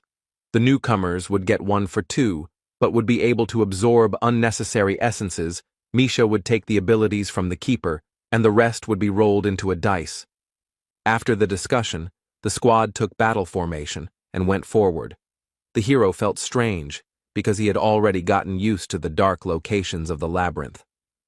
He also noted that they were lucky, because the rift he was going to get into was open, which meant that the preparations, including consumables, were not bought in vain. Half an hour later, the team encountered their first enemy, a rank 7 monster, Yeti, an elite gatekeeper that lives only in glacial caves. Genzia Nefrin was afraid of the enemy, because she was not sure of victory over such a beast. Abman said that the paths in the rifts that need to be followed are usually guarded by monsters. Urikfried decided to make the first attack. For this, he took his huge crossbow from his back and loaded it, after which he shot at the monster. It hit, but Yeti blocked it with his hand. Now he couldn't pull the arrow out of his body. It was like the effect of the hook arrow skill. Then it was up to the melee fighters, Bjorn and Misha. The newcomers didn't bother. The barbarian, with his favorite cry, ran straight at the enemy. He was going to collide with him head-on. His power collided with no less power. Yeti blocked the run-up with his shield at the ready with his crossed arms, after which Jandel shouted out the fake name of his companion, Michelle. Now was her turn. The girl used her truly cat-like agility. She jumped into the air, where she twisted to end up upside down and directly above the enemy, who raised his head up to observe the new threat.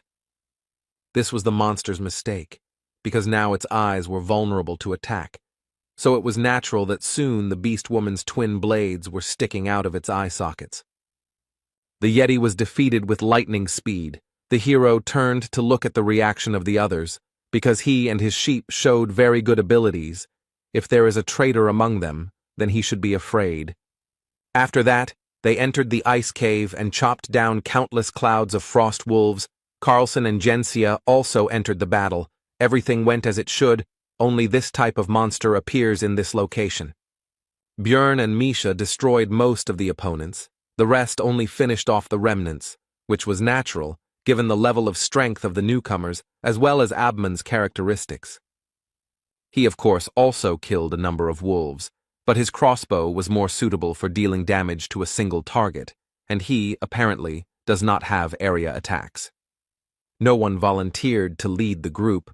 The hero knew that at the first post he had to turn left, and at the next ones in turn left, right, left, then straight 7 times, and left again.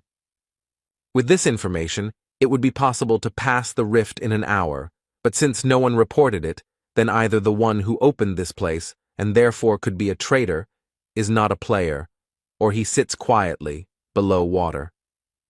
While going down the steps, a hiding place in the column was also missed. However, in this way it was easy to expose oneself. Björn decided to take these things himself later. Soon the squad descended to the very bottom.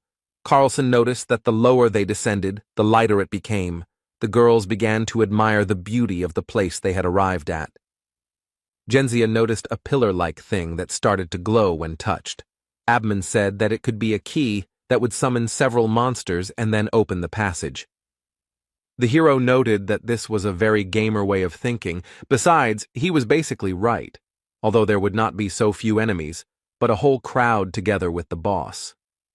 The long-sealed tyrant has begun to awaken, but first, of course, we must deal with his minions, who have sensed their master and also awakened from their long sleep. Abman and Jensia did not expect such a number of opponents, but Bjorn calmly suggested retreating to the stairs, since it would be easier to build a defense there. There were about 20 frost wolves in the first wave, and a few rank 8 monsters appeared in the second wave, but they weren't a problem. After that, an ice golem appeared among the opponents, distributing a slowing debuff that also stacks. The barbarian decided to smash it into pieces as quickly as possible, which he did. The next enemy turned out to be the Lord of the Snowfield, Katumba, a named monster that is an intermediate boss, a mutant yeti that can use various skills. One of which was suppression. The hero had already experienced it during the battle with the marauders on the second floor. Because of it, it was impossible to move his body. It's easy to remove. You just need to take damage as soon as you freeze, or bite your lip, like Misha, so that the blood doesn't stop, which will also fulfill this condition. The hero used a different method. He simply pumped up the magic defense parameter, due to which the effect did not affect him at all, and he rushed at the boss with his battle cry using Wild Splash. Misha also joined his attack. Katumba decided to use his skill called Cold Burst. Bjorn took it on his shield. Although the body began to tingle, it did not cause any noticeable discomfort. The monster and the barbarian met in battle. The hero held back the enemy and struck him, practically without suffering in return. Ulrichfried told him to get out of the shot's path if he wasn't going to die, as he began to use his skills, which were enhancement, which strengthened active skills proportional to the soul's power, and hazardous materials. The combination was so powerful that it not only instantly killed the boss, but also dealt damage to the monsters that were nearby. The explosion was impressive. Misha was surprised that such a thing could be achieved with a regular crossbow bolt, while Jandel realized that the Beastman had had an area of effect skill all this time. He was just holding it back just in case. Björn wasn't entirely sure if this could be called AoE damage, but with the help of the bear, they were able to quickly deal with this wave. They were also lucky. They got 2 essences. Now the division of the loot should begin. Abman immediately said that he was not interested in this, and left the discussion to the others. The newcomers were about to say something, but Björn interrupted them. He informed them that the Yeti essence would go to them and Misha, and they could divide the second one between themselves. They agreed. The cat immediately began to congratulate the barbarian on acquiring even greater power, but it turned out that he wanted to give this thing to the girl.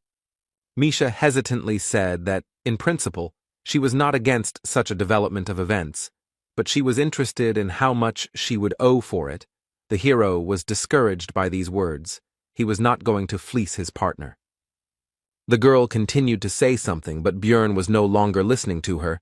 He was immersed in thoughts about the fact that the essence of the Yeti, a monster of the 7th rank, has quite decent stats. It increases bone strength and cold resistance. These are top defensive characteristics, and in addition to them comes sensitivity to the same cold. As well as a little strength and dexterity, all of this would be useful. But the sensitivity indicator is key for elemental damage dealers. It increases the damage from a given element. Misha, meanwhile, was still plaintively asking for an answer to her question. Bjorn continued to anticipate how much the power of his Koshara would increase. Because the color of the essence was also lucky, it gave the passive chill, which increased the damage of the attribute. But the main one was the active condensation of cold. Jandel could have dreamed about a better essence and thought about the prospects for a long time, but he came to his senses from Misha's touch, who thought that he would fleece her to the skin, since he had not answered for so long and with such a face.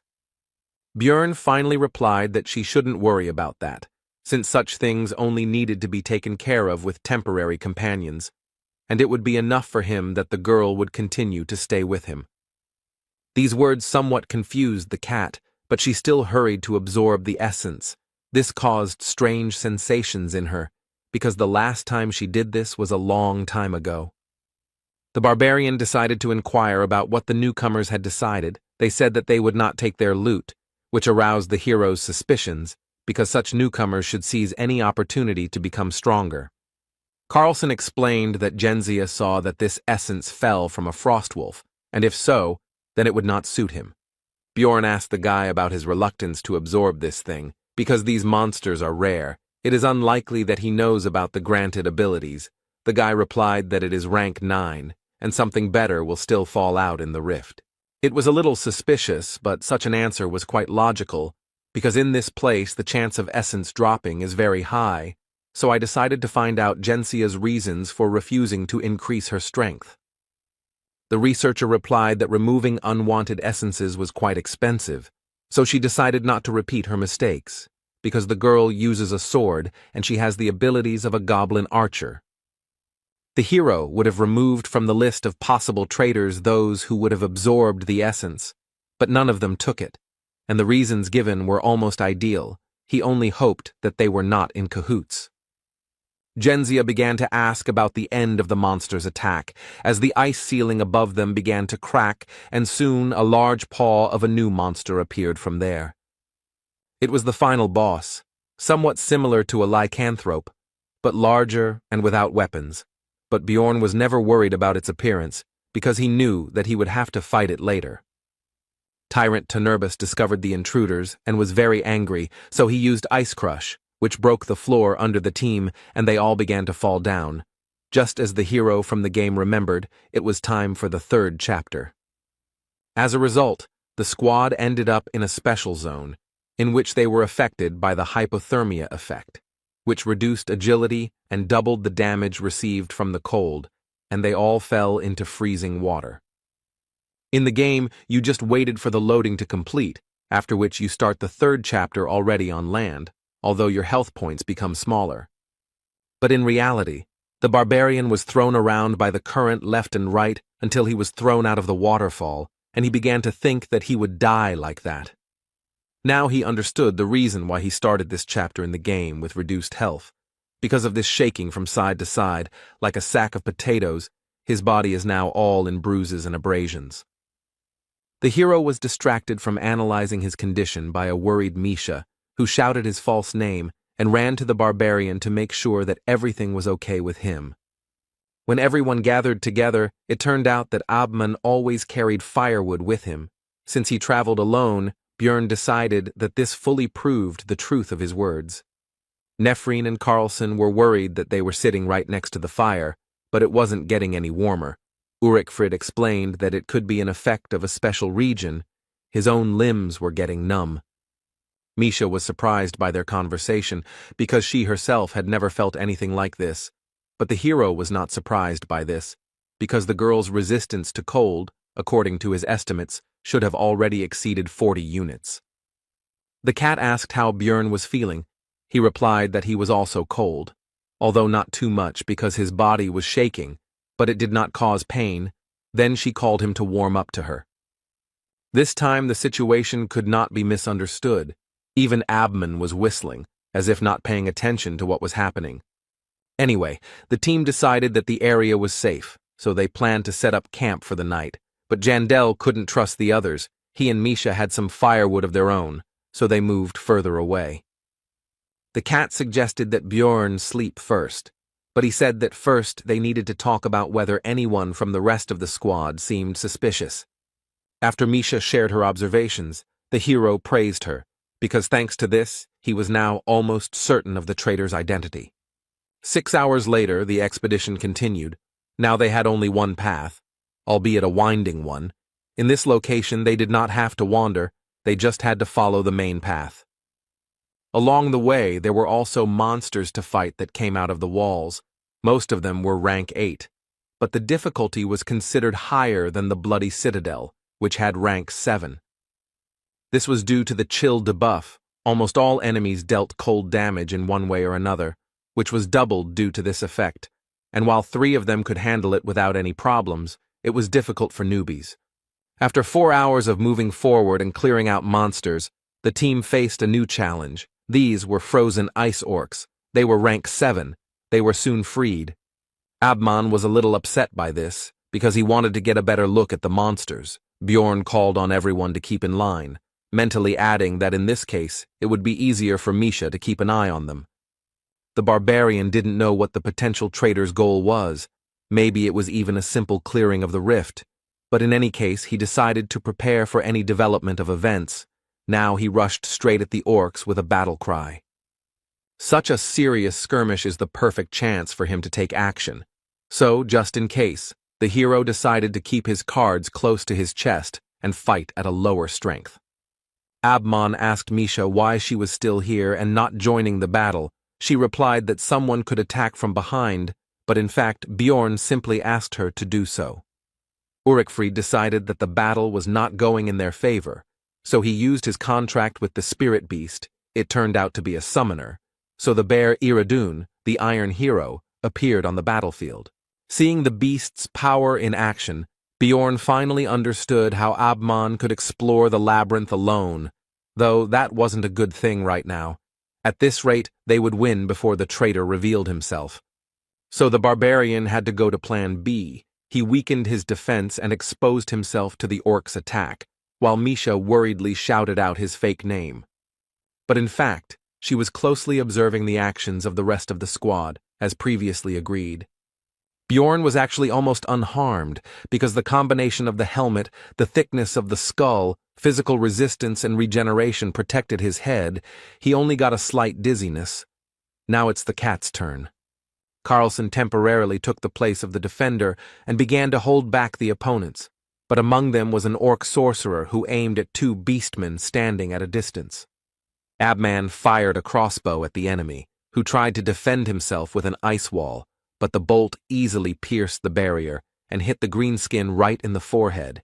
Even without the barbarian, the team coped with this fight. Jandel was already beginning to think that his whole idea of creating a difficult situation was losing its meaning, when a voice was heard that said that since the essence had appeared, it was possible to begin implementing the plan. Genzia used armament change, which instantly changed all of her equipment to a higher rank, after which she used the skill Beast Walk, which imposed invisibility and speed. Thanks to this, she quickly got closer to Abman and also activated Vengeance, which increased the penetrating and cutting abilities of one blow and also imposed the abnormal state of bleeding. She said that she would receive 30 million for his things, and due to Ulrichfried's critical injury, his spirit beast was recalled. The next moment, Misha threw some potion right at Genzia's head. She didn't understand its effect, so she tried to find out about it. But the thrower interrupted her with a shout that Bjorn must act now. No one noticed when the barbarian had already managed to get up and get closer to Nephrine, and he was already here. Using Wild Splash, he tried to strike. But the traitor was quick enough to avoid the surprise attack. She realized that the enemy had somehow figured out her intentions, but it didn't matter because she still had the skill of stealth. But when she tried to use Beast Walk again, she was in for a surprise. It didn't work. The effect was cancelled by the potion that the cat had thrown a few moments ago. Bjorn insulted her intelligence, thinking that she should have kept her mouth shut because she herself said that she had the essence of a goblin archer, and that was how he learned about the invisibility skill. In general, there were many hints that Gentia was a traitor. For example, she acted as if she knew how to get through the location. She mentioned key things for the passage, although she pretended that she did not understand anything. But he was finally convinced of this after Misha said that after they got out of the water, Nephrine's smell changed. Before, she smelled like the beast's lair. And to open this rift, you need magic stones from the monsters of this location. She just didn't think that this could somehow give her away. But then it became obvious to him who the traitor was here. Despite the hero's thoughts, the fight continued, and as a result of a short skirmish between Genzia and Misha, it became clear that the latter was stronger, so Nephrine had to jump back further to avoid a fatal blow. But there a barbarian was already waiting for her. Before the traitor could do anything, she received a powerful attack from a huge mace on her back. Blood spurted from her mouth. A normal speed fighter wouldn't be able to withstand this, but it seemed like this girl had invested a lot in her defensive stats, so she jumped back and angrily cursed with words about stupid NPCs. The hero realized that she was also a former player, like him. But this did not change anything for him, because if she wanted to finish him off, then he did not care who she was. Now she was just an enemy. While Bjorn stood there waiting for Genzia's next move, an orc with an axe came up behind him, but thanks to Wild Surge, he couldn't deal damage, so he was ignored, and killing him would spawn a boss. Nephrine herself, seeing how the 7th rank monster did not leave a single scratch on the barbarian, decided that it was not worth getting involved with such a thing, so she turned around and ran away. But it was pointless. It seemed she didn't know that when the ice orcs woke up, the passage would collapse. But as they say, a cornered rat will bite a cat, so you have to be careful. All this time, the enemy continued to beat the barbarian wherever he could. It seemed he was even starting to like it. Misha offered to take him on herself. Bjorn said not to kill him, but only to distract him. After that, he went straight to Genzia. She tried to say that they misunderstood each other and they needed to talk first, but the hero understood that she was just trying to stall for time. She recently cast Vengeance and is now waiting for the cooldown to be able to use it to win, which she needs to do for about 3 more minutes. In other words, she wouldn't be able to break through the shield yet, but his thoughts were interrupted by the enemy's attack. He realized that despite this, she would still try. Nephrine's onslaught didn't last long. Jandel timed it right and struck her leading arm with his massive mace, causing the blade to fly far away from them and leaving the girl unarmed. After that, the barbarian returned to the conversation and asked about what they had misunderstood. Genzia at first did not believe that they believed her, but this was her only chance, so she began to explain. But her speech did not last long. While she was speaking, a blow from Bjorn fell on her head, not strong enough to kill, but enough to knock her unconscious. It was all just a distraction. Soon all the equipment was removed from her. It was all sharpened for fighting with other people, but some of it could well be suitable for Misha. The rest could be sold for a solid sum. The loot was finished. Now it was time for a conversation. But before that, the barbarian crushed all the limbs of the victim and forced him to use change armament to remove the second set of equipment. After that, it was possible to find out that rumors about Genzia's tricks had spread throughout the guild. So this time, she decided to act for sure and kill all witnesses. Then the hero asked why she opened the rift. The The girl replied that she wanted to get the heart of the snowfield, and that there were also supposed to be lower-ranking researchers here, and after that, she latched onto the words about opening the rift. It was Bjorn's miscalculation. Now Nephrine asked if he was a player, but the barbarian was not going to agree with this. Genzia began to beg for mercy, because she just wanted to get home. The girl said that in this world, in order to survive, she had to go through terrible things, and also thought that Jandel NPC, if she knew that he was a player, she would not have attacked, because real people cannot be killed. After that, she broke down. She wanted to hear at least some kind of answer, and the hero was silent all this time. He was surprisingly calm. There was not a drop of sadness, and there was no pity either. He simply said that she was an evil spirit. He raised the mace up and abruptly lowered it down. With her last word, the girl called her mother. After that, she would never say anything again, and the floor of the labyrinth was once again stained with human blood. Bjorn killed another player for the first time, whether it was easy or hard, whether he felt excitement or fear. Looking at Misha, he understood that none of it mattered. He did what he had to do. The cat ran towards the barbarian, because she was already starting to worry about his long absence, thinking that something had already happened. Meanwhile, Carlson was barely holding back that last ice orc. He began to call for help. The enemy was clearly stronger than the newcomer and was about to gain the upper hand in the confrontation. In the end, the monster knocked the guy to the ground and was about to finish him off, but Bjorn told Misha to deal with the orc, and at the same time, she should try out her new active skill. The cat used 2 skills at once. The first was strengthening, the second was condensation of cold. Her sensitivity to cold increased significantly. The orc was about to deliver the final blow with his axe when Misha rushed past at great speed and wounded his hand, saving Carlson. The wound looked like frostbite damage.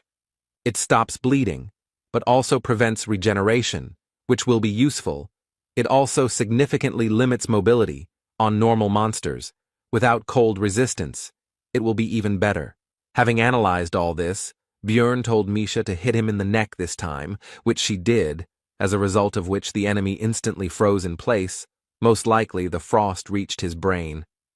Now, after asking about the cat's readiness, the barbarian attacked the helpless orc with his mace, after which the boss should appear. After this, the tyrant Tarunbas broke through the wall. Earlier he woke up from a long sleep, and now he also restored all his strength. This enemy has a few special features. He is 1.5 times bigger than a normal lycanthrope, and his stats are twice as high. He wields an ice club and inflicts hypothermia, but none of this is a problem. The fight will take less than 10 seconds because the preparation was done in advance. Bjorn ate the thundergrass, which increased the damage from lightning, after which he used a scroll with the same element. This boss is vulnerable to this attribute. After the attack, he fell into a state of paralysis, but it was too early to let his guard down, because Tarunbas has a skill that can remove debuffs that limit mobility, which he soon used. However, since the skill was used, it will now be recharged, so you can just do the same thing again that Misha did, throwing lightning bombs at the enemy. All this was taken into account in advance. This time the tyrant Tarunbas fell into a state of complete unconsciousness. Only 3 seconds had passed since the start of the fight. Everything would be as easy as pie. The preparation was at the highest level. Now Misha and Bjorn began to beat the boss with weapons enchanted to deal lightning damage. It reminded him of the good old days when he and Einar also killed death demons. The essence fell from the keeper. It was previously decided that it would go to the cat. She again began a conversation about the same as last time, but he did not listen to her and simply forced her to absorb the prey. Here they were attracted by the weak voice of Abman, who asked to get a potion from his bag. Misha was glad that he was alive, although she could have sworn that a second ago he had not been breathing. Carlson and the girl found the best potion and, telling the wounded man not to complain about the waste later, began the treatment. But it didn't help, so they continued. The hero realized that the blade was probably lubricated with poison that prevents healing and regeneration. The antidote also didn't work. The bleeding didn't stop. Urikfried was getting worse. Then Misha remembered the advanced healing potion that she and Bjorn had acquired earlier and suggested using it. After using 5 regular and 1 advanced elixir, the bear's condition improved more or less. It should even grow back the severed limb. His poison was very strong. After this, Jandel gave Carlson his share. He noticed that there was too much here. Then the barbarian said that it was because he did not receive the promised essences, and also he should not talk about what happened here. Misha seemed to think that Bjorn did it out of the kindness of his heart and cast a warm glance at him, but he didn't understand why she was staring at him like that. When Carlson left, Abman finally woke up. The first thing he said was that he was very lucky to stay alive. The hero was pleased that he understood this. Urikfried assured that he would pay for the potion. Jandel said that it would cost 5 million. The bear noted that it was only 1 million, but agreed, because the price of items can change depending on the circumstances. He left one of his numbered items as collateral. It was 7611, Gravedigger's Deception, which after receiving fatal damage plunges the wearer into suspended animation and gives immunity to damage for a certain time. It was thanks to this that the bear was able to survive. There were only 2 out of 3 uses left, but the barbarian still thought about simply taking the debt with the artifact. But Abman understood his thoughts and did not agree. At parting, Urikfried promised that he would not forget everything that the hero did for him.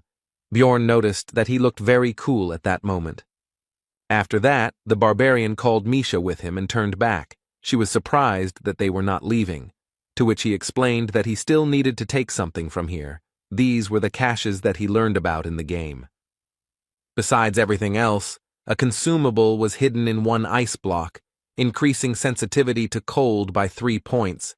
It, of course, went to the cat, and he himself increased his resistance to frost with another find. After that, Jandel explained that they had not slept much due to being on duty, so they should rest before continuing the hike, and besides, there was no place safer than a cleared rift. But the barbarian was in no hurry to fall asleep. Now was the time to think about today and the decisions he had made along the way. First of all, he thought about what would have happened if he had been here alone. As soon as the hero killed the player, all sorts of thoughts began to creep into his head. He suddenly began to hope that she would still open her eyes, at least in her world, and her dream would come true. Bjorn was disappointed in himself. And even so, despite all his actions, he was overcome by greed. For Abman's equipment, he could get 30 million. This would allow him to raise his seal to the 6th level. He just had to wait. However, Jandel poured the potion on his wound, deciding that it would be wrong to let him die like that in front of the one he was going to work with in the future. Despite his corrupted morals, if it weren't for Misha, who was now looking at him and asking about his thoughts, how far he would have gone, he didn't know the answer to this question and didn't want to know. It was cold, so the cat and Bjorn spent the night under one blanket. The heat of the fire embraced them. They dozed off for a while.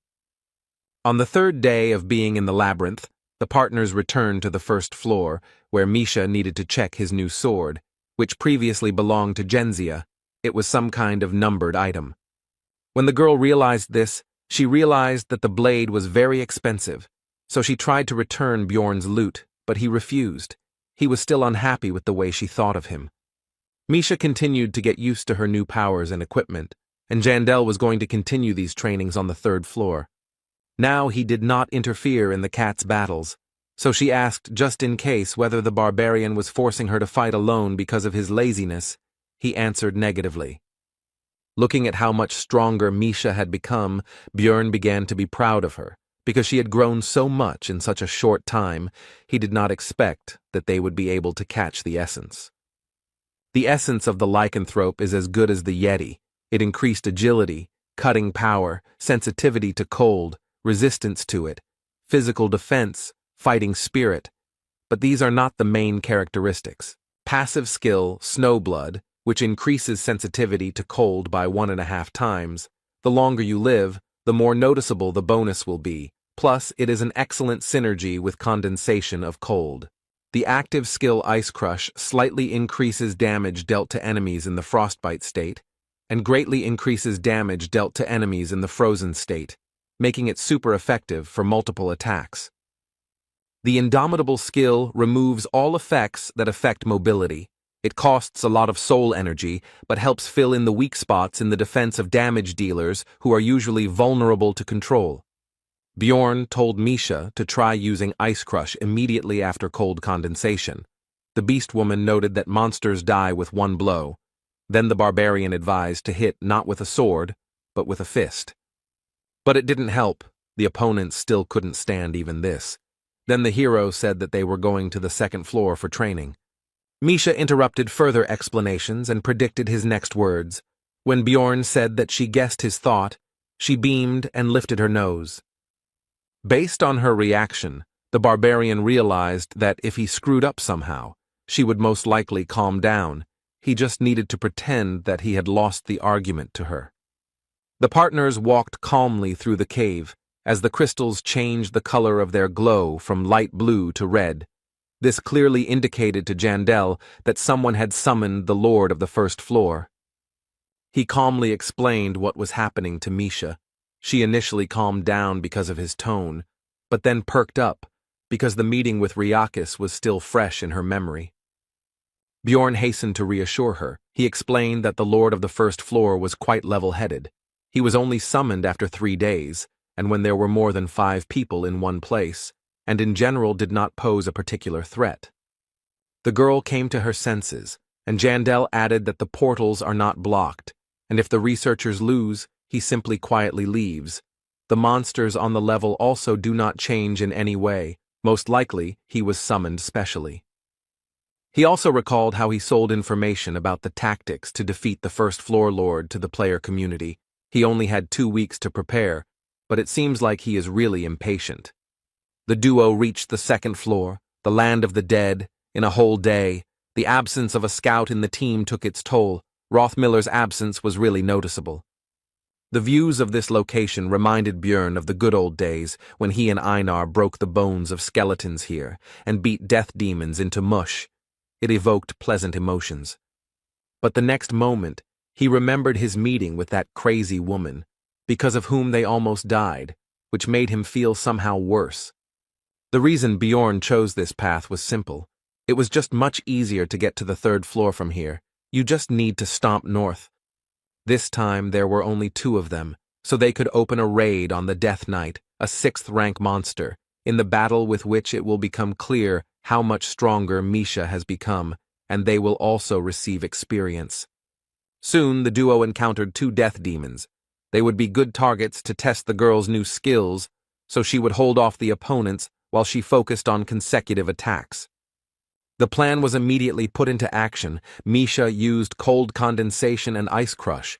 This immediately caused the entire lower part of the monster to be covered in a ball of ice. He was unable to move, but he was not going to give up, so he used Call of the Dead. New opponents pounced on Bjorn while he held back the 2nd death demon, which made him unable to defend himself. The dead man, despite all the hero's physical protection, managed to bite through his skin and draw blood. The damage was not particularly significant, but it was unpleasant. Misha became worried and rushed to help the barbarian. But this was not such a dangerous situation as it seemed to the cat, because a moment later the wound began to rapidly regenerate with a hiss. The beast woman asked if Bjorn was a monster. He told her not to look at him, but to return to the battle, and the thought also came to his mind that the further he leveled up, the less he would resemble a human. Soon the opponents were easily defeated. Their bodies began to dissolve, and the duo continued their journey north, simultaneously fighting other monsters. The girl continued to train.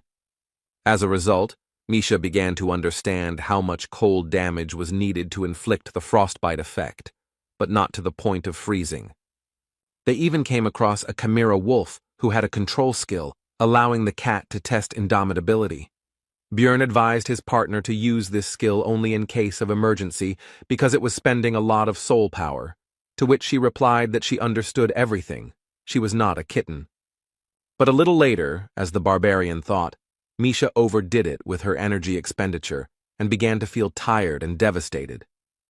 The barbarian began to carry his partner by the scruff of the neck as if she were an ordinary cat, while simultaneously recommending that she spend her soul power wisely next time, while she justified herself by saying that she felt fine until the last moment. Some more time passed, and it was decided to set up a camp for rest in some ruins. The girl was resting, and the hero was on duty. Everything was calm. But soon the voices of some researchers were heard nearby. They seemed not to notice the presence of Jandel and the beast woman nearby. Bjorn decided that it was time to leave here, so it was time to wake up Misha. But he froze when he heard the guests begin to discuss a certain barbarian, in particular, how he slept carelessly, and that they could cut out his heart right now, but the magicians preferred fresh ingredients. The hero heard something he couldn't ignore. It was obvious that his fellow was lying there, unaware that he was surrounded by hyena explorers. Bjorn remembered that of the barbarians who had gone through the initiation ceremony with him, less than a third had survived by now. Karak had told him this. And of course it couldn't be just the monster's fault. It was obviously the work of marauders aiming for their hearts. Continuing to listen to the researchers' conversations, the hero began to understand that they, it seems, were not going to do anything today. So what should he do? His first thought was to just kill them all. It was a simple and convenient solution, but not ideal, so he came up with another option for the development of events, after which he woke up his partner. The researchers were resting peacefully. One of them, as expected, was on duty. No one expected any incidents. But suddenly they heard a loud cry which woke up the entire detachment, except for the barbarian who was sleeping extremely soundly. It was the hero's voice, who told his partner that he simply wanted to do it. The researchers heard them and were surprised by the unexpected guests, but did not lose their heads and told them not to come closer. After this, one of the squad members hurried to wake up the barbarian and explained the situation to him. He was surprised that it was not monsters that arrived, but other people. He did not understand the danger. After all, his relative was among the guests. They hurried to meet each other. Bjorn introduced himself by his false name, Bjorn, son of Thor, and the second big guy was Karen, son of Tarson. Watching the actions of the barbarians, Misha did not understand what they were doing, although she knew that the hero was pretending, but she still wanted to move away from them because of the atmosphere. After the introduction, Charon turned to his team and said that they needed to lower their weapons because Bayan was not a bad explorer, and Jandel confirmed these words while they seemed to shine. One of the members of this squad twice began to address the barbarian, but he first told him to call him by name. But he made a mistake in this too, calling him Thor. He corrected him again, and soon the hero got him angry. The explorer was still able to correctly name Jandel and said that they should leave here because this is their camp. Then Bjorn said that they can become friends for the night. He began to explain that this was not done above the first floor, but the faces of the other people showed that they were already fed up to death. They had no idea that this was only the beginning. The researcher continued his speech. He said that you need to go up with those you trust. Bjorn clarified that they cannot become friends for the night. And the next moment he yelled that they were completely stupid, that they only had the bull for decoration, because if they united, then each of them would be able to sleep longer. Charon was surprised by this. He exclaimed that this was simply a brilliant solution, and he also wondered how the others had not thought of this before. The researchers were extremely surprised by this whole conversation. They decided that there was no point in even talking to these stupid barbarians. They even tried to somehow object, but this did not bring any results. The leader, with whom Bjorn had been talking all this time, had already decided that this would only bring disadvantages when he noticed the beast woman, who was very beautiful. He asked her opinion. The cat replied that since they were in the company of a barbarian, they could not be bad people, so she was not against their temporary unification. After which she told that her companion had lost his weapon, so she could not trust him to be on duty. This news pleased the squad leader, and Bjorn added that he had stuck the weapon into the monster and it had run away. The hero came up with a ridiculous excuse, but they believed him, looked at each other and decided to agree. Sometimes the reputation of not the smartest barbarians can be useful. The duo began to pretend that they were sleeping. Misha asked if they had to lie together. Bjorn replied that it was necessary. In exchange, he would then fulfill any wish of his partner. Soon the people stood up. Jandel squeezed the cat's shoulder tighter. The researchers decided to split up to deal with all the targets at once. 2 went to the hero and the beast girl, 1 to Karen. Bjorn pretended to wake up. He asked if they also got up because of hunger. They answered in the affirmative and said that they had dried meat. The hero turned away. Then the researcher struck him, which did not cause him any damage. The attacker was so surprised by this result that he simply froze, not even continuing the attack. Jandel turned around and asked about the fact that he had done this by accident, and also said that you can't make a mistake like that even if you are very hungry. The leader of the squad began to justify himself. But before he could say 3 words, he received a punch in the face. Several of his teeth flew off, after which the hero said that it happened by accident, because he was also hungry. Charon meanwhile woke up because of the noise. Then one of the squad members shouted to the archer who was standing behind Tarson's son to shoot him. But the barbarian still managed to defend himself from the arrow. Although it pierced his arm through and through, the tip almost reached his eye, but he still survived. This made Karen very angry. He grabbed the archer by the neck and began to demand answers. The situation of the researchers was getting worse and worse. Misha dealt with the last one. She told Bjorn that at first she was a little doubtful, but he turned out to be right. These people really are marauders. All the enemies were neutralized. Now it was time for interrogation. These researchers had a notebook with their conversations, which they conducted in writing so as not to be heard by their future victims. Charon did not understand the reasons for their attack. The archer read these conversations. From them, the reasons for which the squad accepted Bjorn became clear. They discussed the stupidity of the barbarians, and at some point he stopped. But the hero forced him to continue, and then the conversation turned to the fact that they had already killed many of them, and they also believed that these blockheads were just walking monsters, about the same in intelligence and aggressiveness. Charon was furious about the whole situation. He asked whose last words were. The archer answered, after which Bjorn ordered the prisoner to continue. Then the conversation turned to the fact that, in addition to the barbarians, they had good prey, the same stupid beast woman, but pretty, although she probably doesn't just travel with her companion. At these words, Misha interrupted it. She snatched a notebook, read something, and then asked the prisoner who had written certain lines, and upon learning this, she said that the researcher would be hers, to which the hero agreed. After that, they skimmed through the dirty words about the cat. Then there was talk about who would kill whom, and now there was the archer's own phrase about taking on Karen, since he had infuriated him with his condescending attitude toward his class. A shadow fell over the barbarian's face. He asked about what he had done wrong and asked Bjorn for advice, because he did not know what to do next. Soon the archer's head was cut off by Karen's axe. The leader was stabbed to death by Misha, and the last guy, who began to beg for mercy, was taken on by Jandel, who broke his neck. Tarson's son decided to leave himself a battle mark.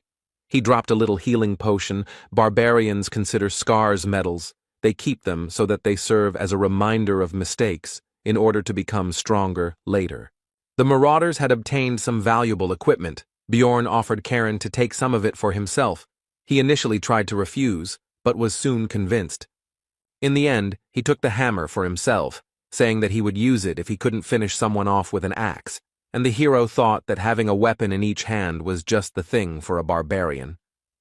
Misha and Bjorn suggested that he take something else, even if it doesn't suit him, then he can sell it. After that, they decided to take Karen to the first floor. When the squad reached the crystal cave, the hero decided to introduce himself again, because earlier he had given a false name. Tarson's son immediately recognized the celebrity. He said that it was an honor for him to meet little Balkan, and also added that in that case, he would not mind taking his booty, although before that he wanted to give up his share. Bjorn said that this was right, and also that Karen should not forget that the stronger he became, the easier life would be for the young warriors. At the moment, barbarians are the weakest species. They are in the most vulnerable position, unlike other non-human races. They have a lot of personal potential, but they are often targeted by people with bad intentions, and they are too naive. And the lack of proper training and support also has an effect. As a result, many newcomers become victims of marauders hunting for valuable hearts, and loners become victims of monsters. But what will happen if we gradually increase the number of capable barbarians? This will lead to the fact that the youths will live longer, and then they themselves will become advanced researchers. Then the cycle will start, the influence of the race will increase, and now this is the hero's people, so if he rises, then it will be better for him too. The Magi prove this quite well, because if it weren't for the tower, they wouldn't be able to afford such impudent behavior. So far his actions are practically nothing, but if Bjorn starts helping such people, then everything can change. Having completed his thoughts, Jandel turned to Charon and began to give him a lot of advice, starting with the fact that when looking for a team, you need to choose one where there is at least one non-human. When Bjorn finished speaking, Tarson's son thanked the hero and said that hiding the axe behind a kind smile was indeed an excellent tactic, which surprised Misha and her partner. Charon continued his speech. He said that he would only take people as friends for the night, and if someone showed their true nature, he would open their skulls. And when he meets the young warrior, he will tell his story and give advice, exactly the same as little Balkan gave him, all for the sake of their people. Björn, meeting his gaze, realized that anyone who crossed this guy would find themselves in a very bad situation. After that, Misha and Jandel returned to the second floor, where they wandered for 2 more days. Now they were looking for one special monster. The hero was already beginning to think that he could forget about it. The cat told him not to be sad and asked what this story was about, a huge tombstone in the lands of the dead, from where a death knight emerges on the 7th day. She had never heard of anything like that.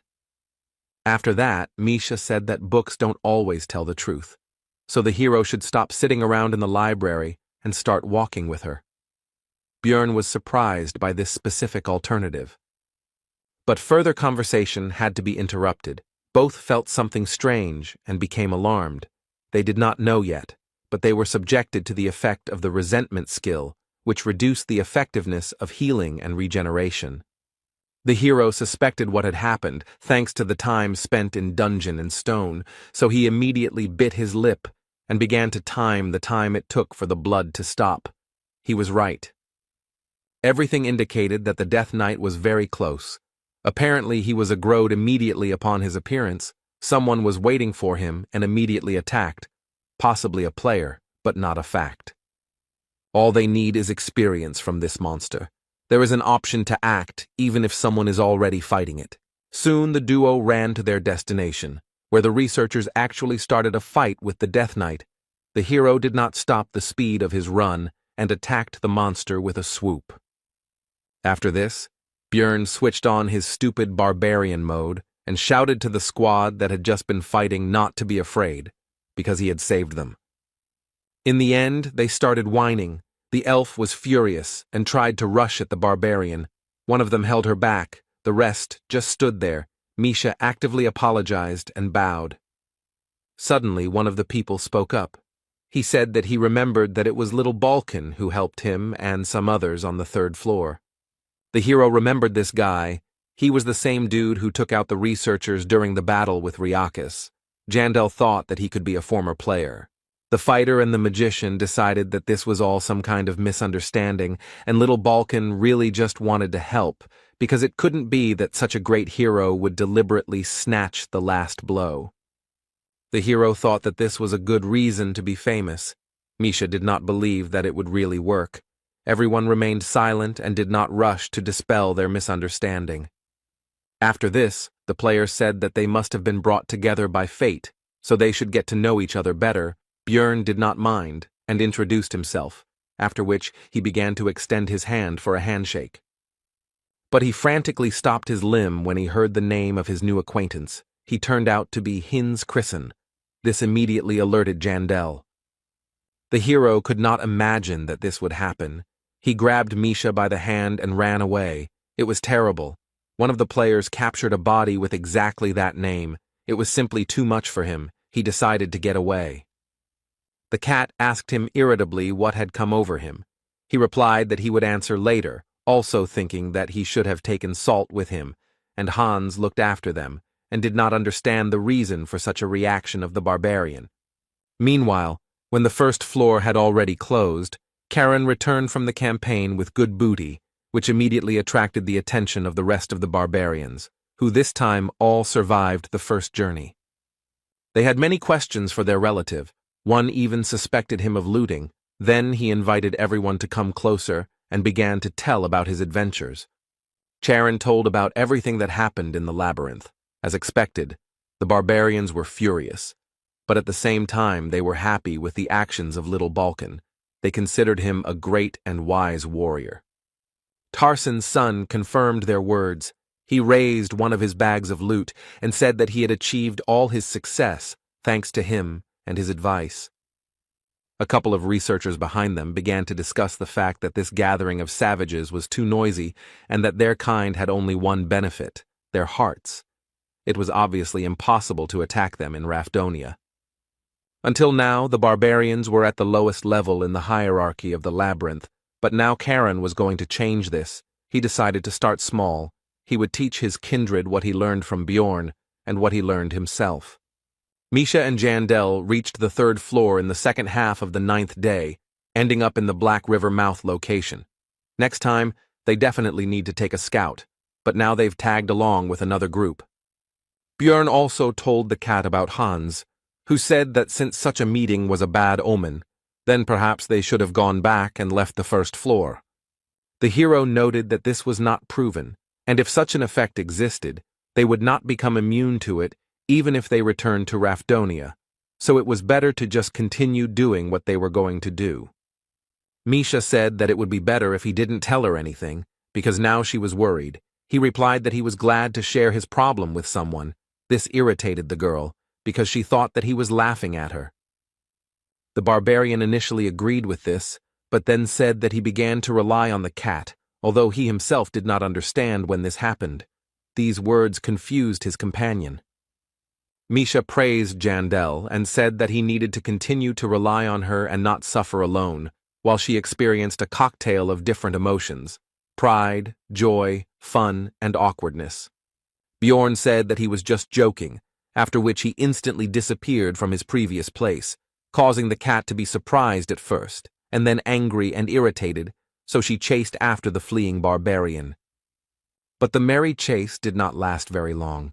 To reach the place for a halt, it was necessary to cross the river. At certain moments, the water rises. They were lucky to make it in time, but the best places were already taken. Misha said that she forgave Bjorn because she has a generous heart, and certainly not because she didn't want to get wet. Suddenly, the voices of the researchers were heard asking someone to be quieter, because they were trying to sleep here. They apologized, and the cat was happy, because she recognized the one who was asking for forgiveness for the noise. Hikuro, Devalki, and Rottmiller also set up camp here. Misha said that they were definitely connected by fate itself, but so the team of outcasts became one again. The dwarf asked about their task. Bjorn answered that it was on the 1st floor. The customer had already returned, after which he inquired about their presence here, because the trio was going to stop on the 2nd level. Hikuro explained that they had already finished all their business on the previous floor, so they had come here on a backup mission that they had taken just in case, which was exactly what had happened. After that, the team completed the task that Murad took. It was necessary to get the eyes of the frog sorcerer. The reward would be 2 million. It did not take even 3 days. Misha was surprised that the matter was finished, but Devalki was glad that his distortion magic, which kept the monster's body from dissolving, finally worked, and told the beast woman that she was a talisman of good luck. But Hikuro said that he was looking at her through rose-colored glasses. The lucky one here was obviously Jandel. Fortune was following him on his heels. The barbarian himself had a clearly opposite opinion about this. After that, he suggested going to the 4th floor. Since they were done here, it would be a shame to stop there. If they set out now, they should make it in time, even if it would be tight. Everything was decided, and 3 days later, the team entered the witch forest, and 3 hours before the third level closed, the portal was reached. The hero praised Rothmiller for his work. When Jandel was already entering the passage, he heard a familiar voice calling him from behind, but he did not have time to turn around. It seemed to him that it was Erwin. He began to think about the likelihood of such a meeting. But there was no time for that, because in the Sky Tower, the monsters attack immediately. This time they had a nasty combination. It was an orc sorcerer, a stone golem, living armor, and a Dullahan. Only a few moments passed and the battle began. Hikuro exclaimed that his comrades should not lose their vigilance, because even though the opponents were low-ranked, their teamwork could be unpleasant. But the next moment, everything was already finished. All the enemies were killed. Bjorn dealt with the Dullahan and the living armor. Misha dealt with the golem, and Devalki demonstrated his new spell on the orc. Murad was surprised at how easy the fight was, but quickly came to his senses, because 4 multicolored portals opened, behind each of which were different types of tests. They did not have time, so the choice was obvious. This will be the Ladder of Wisdom, a path that requires a scout, since the road is very confusing and filled with traps. Monsters appear periodically, but you can climb up 5 floors at once. The hero was interested in what could have happened if they had chosen a different path, because then perhaps this would not have happened. On the first level of the Sky Tower, the team passed the Door of Wisdom, then Courage, and then Wisdom again. Thus they reached the 12th floor, where they came across a troll, a 5th-rank monster. Everyone was surprised and afraid of this meeting. The hero was no exception, because this is a very dangerous opponent who somehow jumped out right here. Of course, rank 5 monsters do appear in the Sky Tower, but they are extremely rare. In 10 years of playing, Bjorn had only encountered them 7 times, and even then it was on the 100th floor, not the 12th. The hero was finally convinced that people named Hans bring bad luck, because he had just recently met one of them. But now was not the time for reflection. The barbarian shouted to his comrades to pull themselves together, after which he used Wild Splash and rushed into battle, because if this happened, then he needed to strike ahead. Even with a skill that significantly increased physical characteristics, Jandel had a hard time taking the blows of such a powerful monster on his shield.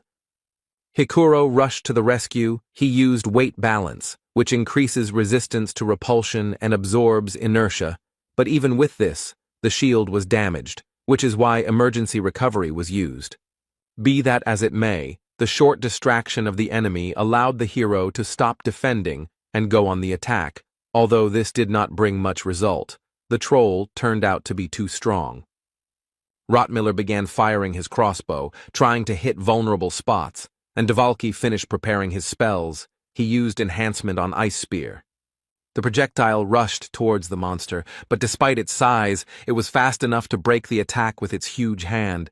The wizard could not believe what he saw. But the team was in no hurry to give up. Now it was time for Misha to try her strength against the enemy. She began to cut him, but the skin turned out to be too strong for her blades, but she managed to freeze him a little. The troll's defense left a lasting impression on the squad. Devalki began to shout that they needed to retreat because it was impossible to win, but Bjorn reminded his comrades that they had nowhere to run.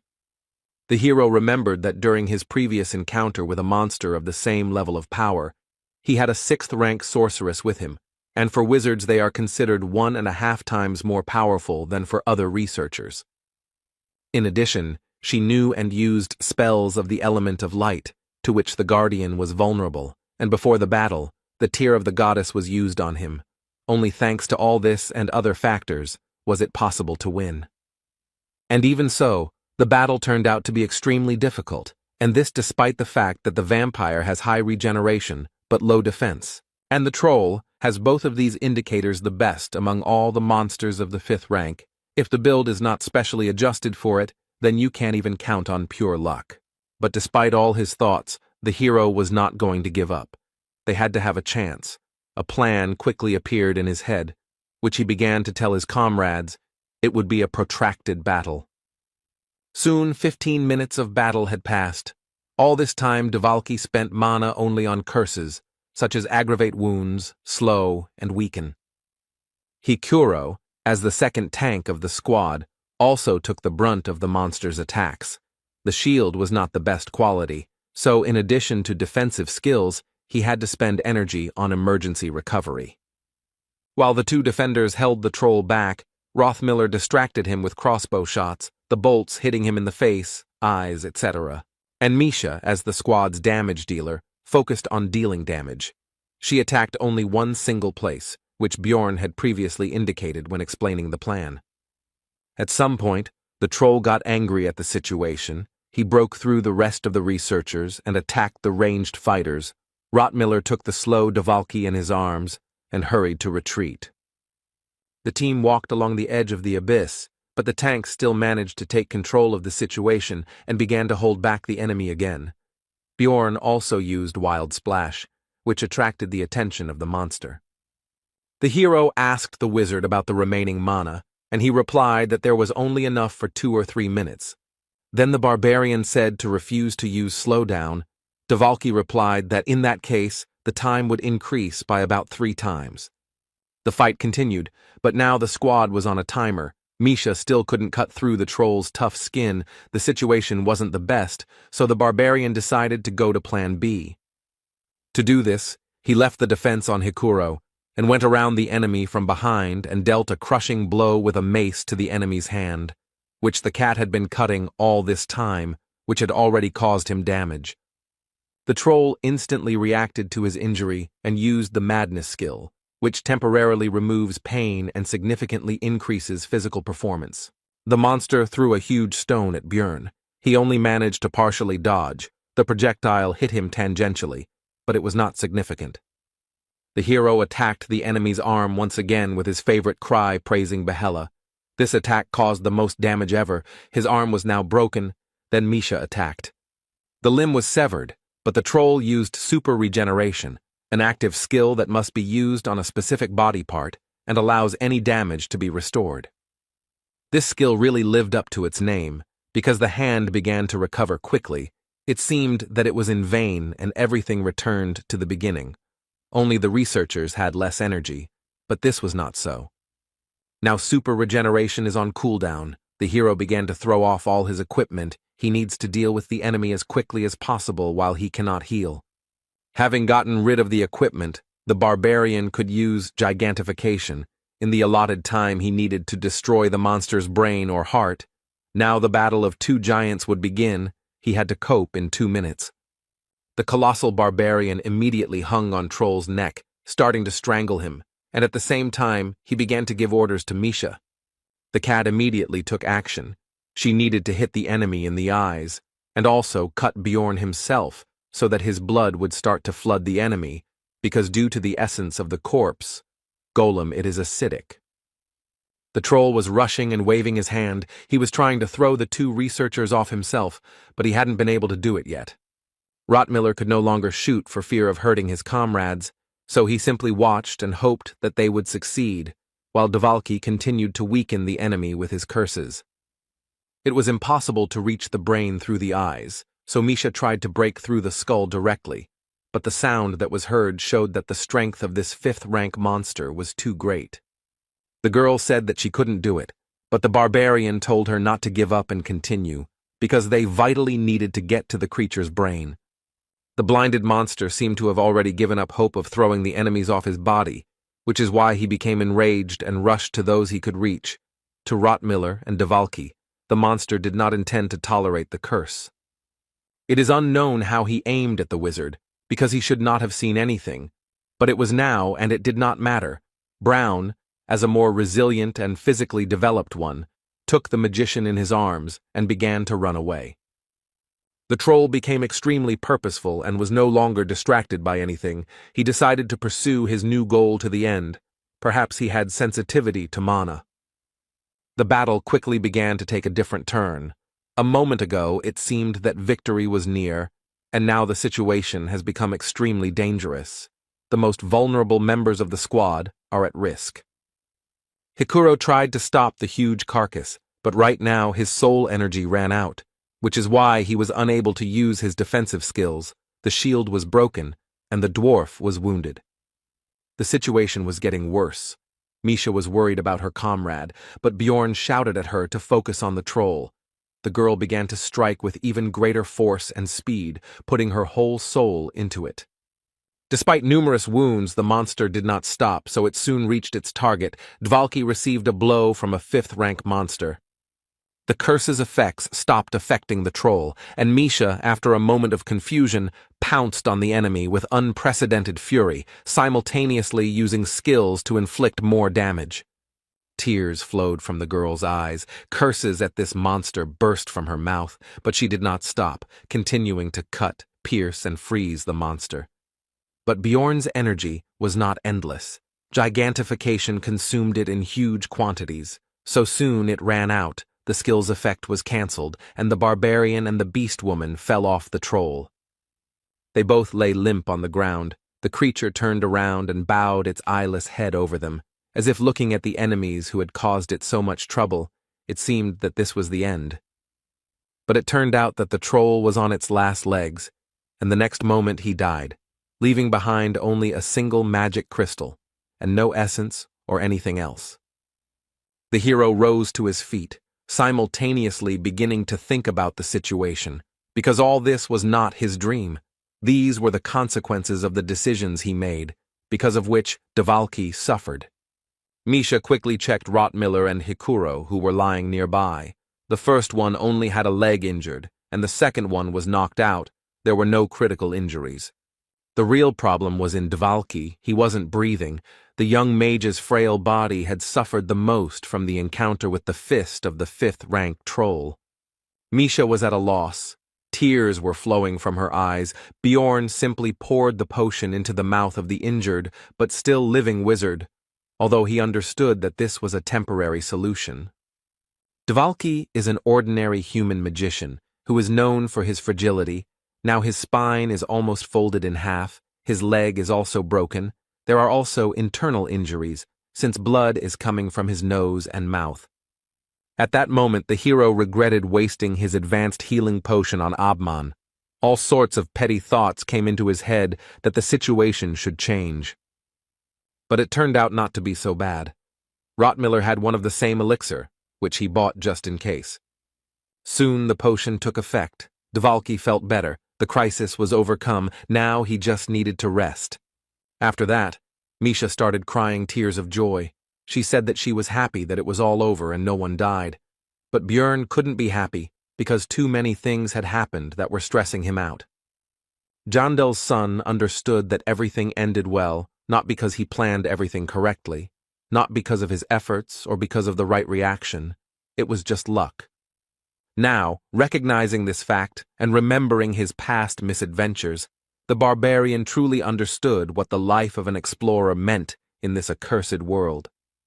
The hero was also sure that luck, like today's, would not be with them forever. Death might await them in one of their next journeys into the labyrinth. Soon Hikuro came to his senses, and having learned all the details, was glad that everyone survived. Rothmiller said that it was worth leaving a donation at the temple when they returned. Bjorn bowed his head and began to apologize to his comrades, because he did not expect such behavior from the troll at the end of the battle. They were not going to blame him, because without him, no one would have survived. He made the right decisions. The conversation was interrupted by Dvalka's cough. He woke up. Everyone immediately rushed to come closer to him and began to calm him down and explain the situation. The potion hadn't completely healed everything, so some blood was still coming out of his mouth, but he said he was glad to see all his comrades were okay.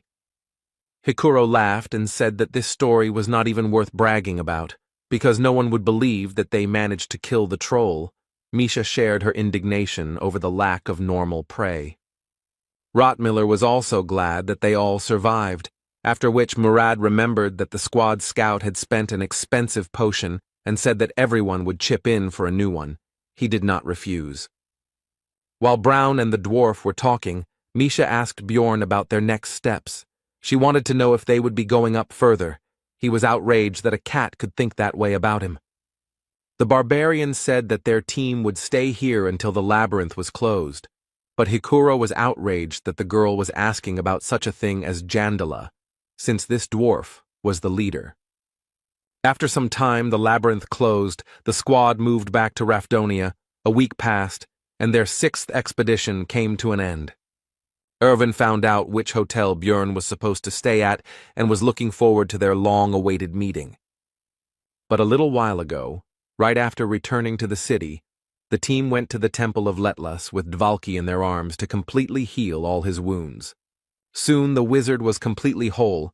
Bjorn expected something like this, because some advanced potion cannot compare with divine power, but neither one nor the other will help with psychological trauma.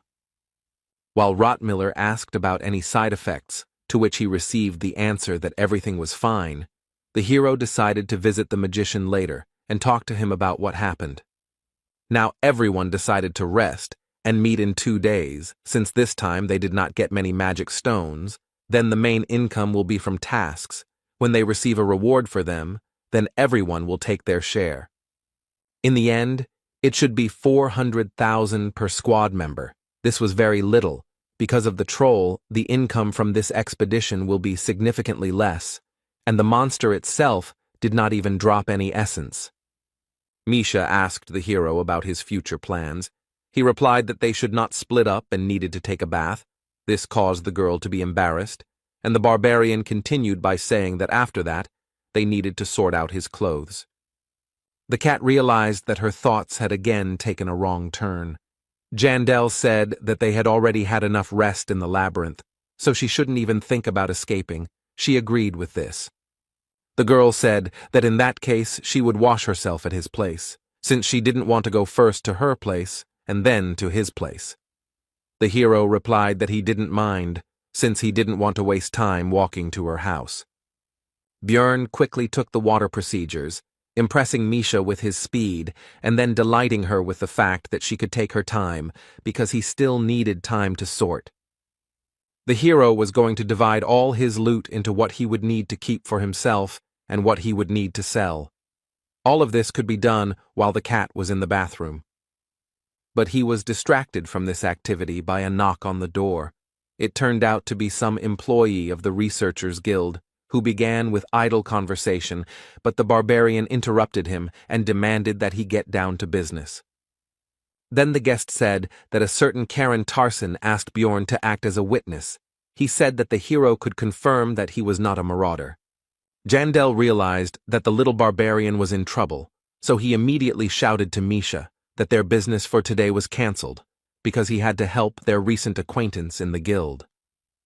He was in such a hurry that he couldn't explain properly what was happening, which made the cat angry and irritated, which she quickly expressed with a scream, but Björn wasn't going to waste time. Meanwhile, Erwin ran through the 9th district, hurrying to finally meet the hero because now she knew that he survived. A few days earlier in the labyrinth timeline, in the witch's forest, Daria told her sisters that she should be able to find her way to the 4th floor on her own, despite the fact that she is not a scout. In order to find the right path, she had to learn to sense the fluctuations of mana, thus figuring out the location of the portal, which she soon succeeded in doing. The sounds of the transition were getting closer, but suddenly Erwin heard with her long ears a very familiar voice, which was rough, but at the same time it was warm. The girl instantly rushed forward, leaving her sister in bewilderment. She was sure that this was exactly the one she was thinking about. Soon the elf reached the portal. A barbarian was standing in it. He had different equipment. His face was not visible because of the helmet, but it was definitely him. Irvin spoke loudly to him. He began to turn around, but it was too late. He moved to the next floor. The girl decided that she should follow him. But Daria stopped her and said that she could be mistaken for a marauder, and besides, she hadn't even taken a good look at this barbarian. After this, Erwin began to cry and demanded to be let go. Her sister was unpleasantly surprised by such a reaction. After the labyrinth closed, the girl asked people about Björn Yandel. She didn't expect that he would become so famous. Everyone knew about Little Balkan. From them, she learned where he lived. And Erwin didn't know anything about it, because like a fool, she sat in her room all the time. but suddenly she wondered why her sister didn't tell her anything, but decided that she didn't know either. Now it doesn't matter what the reason was. Now there will be a meeting with Bjorn. First of all, the elf was going to apologize to him. She was also sure that he was also looking for her. For a second, the elf was overcome with doubt, because for some reason the barbarian had not found her first. But after a moment, the girl convinced herself that he had simply forgotten where she lived. Throwing away unnecessary thoughts now, Erwin knocked on the door. Now she felt excitement and joy. She had a feeling as if her heart was about to jump out of her chest. But her expectations were dashed. The door was opened by some beast woman from the cat tribe, who immediately asked about the elf's identity and not the barbarian. Erwin was surprised to be greeted by a woman here, but decided that she had simply made a mistake in the room, so she asked where Bjorn Yandel lived. The beast woman replied that this was his place of residence. He had just washed himself and had already left, after which she suggested that the elf wait for him here. Erwin mentally repeated the words she had just heard and realized that this was indeed Bjorn's room, from which the girl had come out, clearly just from the shower. She was at a loss about this situation. After this, Misha said that if the elf did not want to wait, then let her say her name, then she would tell Jandel about her arrival when he returned. This phrase made Erwin even more tense, because it sounded like they were living together, but she decided not to ask about it. After this, the elf decided to wait for the barbarian in the room and not go anywhere. The beast woman did not object to this. When they entered the room, Erwin noticed the things scattered here, while Misha explained that there was usually no such disorder here.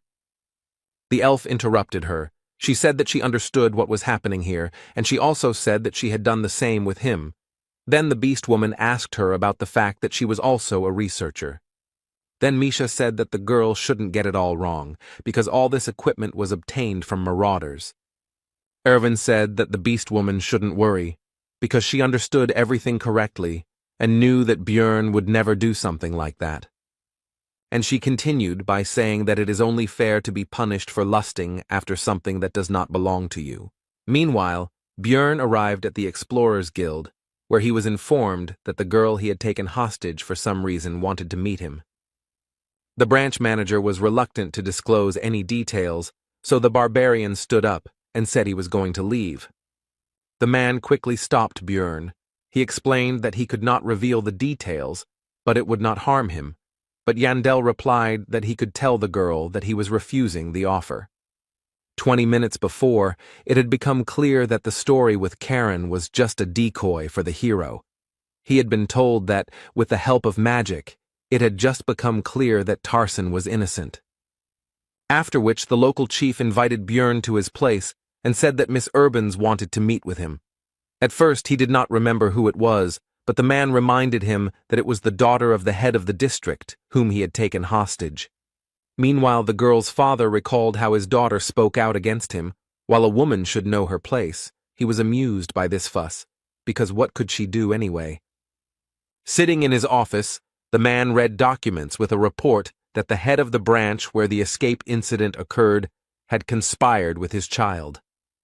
The subordinate added that Niall Urban's daughter most likely decided to fall into the hands of that barbarian, and the chief realized that his stupid offspring had decided to rebel against him.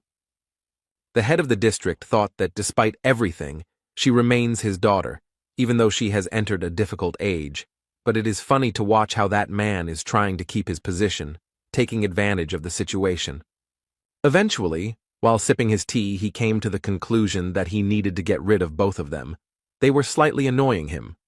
Somehow these two managed to continue to get on his nerves, but the amazing thing is that the barbarian manages to do the same. Meanwhile, Bjorn, who had no idea about the intrigues swirling around him, left the guild and unexpectedly found himself right in the middle of a downpour.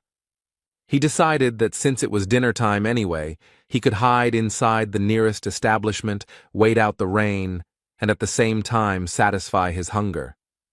Having tried the meat, the barbarian came to the conclusion that Misha was doing better. He was interested in what she was doing now, and also thought about the fact that tomorrow he could buy a piece and ask the girl to cook it. After that, he suddenly wanted pancakes with green onions and soju, But there probably isn't anything like that here, but he still doesn't have much of a desire to return because he's already gotten used to the local way of life. And to the creaky bed, to the only room with a bathroom in the entire tavern, but most importantly, to the everyday life with his comrades, of course. He could complain all day about all the troubles that happened to him here. The hero came to the conclusion that he had simply begun to become attached to this world, especially if you pay attention to how he thinks about it. Later, he thought about the fact that if he was going to get to the next floors of the labyrinth, he would have to look for a new team.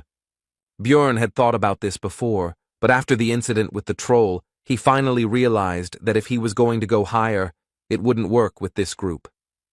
After all, the further you go, the more dangerous your opponents will be, and you can't expect too much from your current comrades. They can't be lucky all their lives, as they were in past events. The hero was pulled out of his thoughts by Abman Urikfried, who unexpectedly approached his table. Bjorn first made a mistake with his last name, but he corrected him and said that if it was difficult to pronounce, then he could use his first name. The beastman sat down on the chair opposite and said that he did not expect to see Jandel in this place. He did not understand why, to which he received the explanation that this was his wife's establishment. The barbarian was surprised that Urikfried was a married man, but still went into research. He replied that business was going badly, and it was his job to cover the rear. Bjorn decided not to comment on this. The conversation continued with Abman saying that their meeting was fate and asking to be taken into the team because he could be sure that the barbarian would not betray him since he saved him in a desperate situation.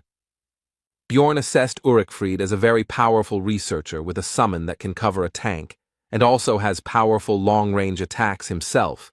Such a person will definitely not let you down on the 5th floor. However, the barbarian already had a team, which he explained to the bear, and also added that he and Misha had simply separated from the others, and then Abman had asked to notify him when a place became free or something like that. Yandel asked about how he saw the first one. Urikfried's face became serious, and he replied that the hero should understand what he was talking about. After this, the issue of repaying the debt was discussed. They agreed to meet in 10 days. The barbarian borrowed a raincoat and went home. In the hero's room, the two girls continued their conversation. Misha noticed that Erwin was much sterner than he seemed at first glance, and she herself was surprised that she said her phrase about justice out loud. After this, the elf came up with the idea that technically Bjorn could not have been stolen from her, because he was not some kind of thing that belonged to her, and she herself decided to form a team with her sister.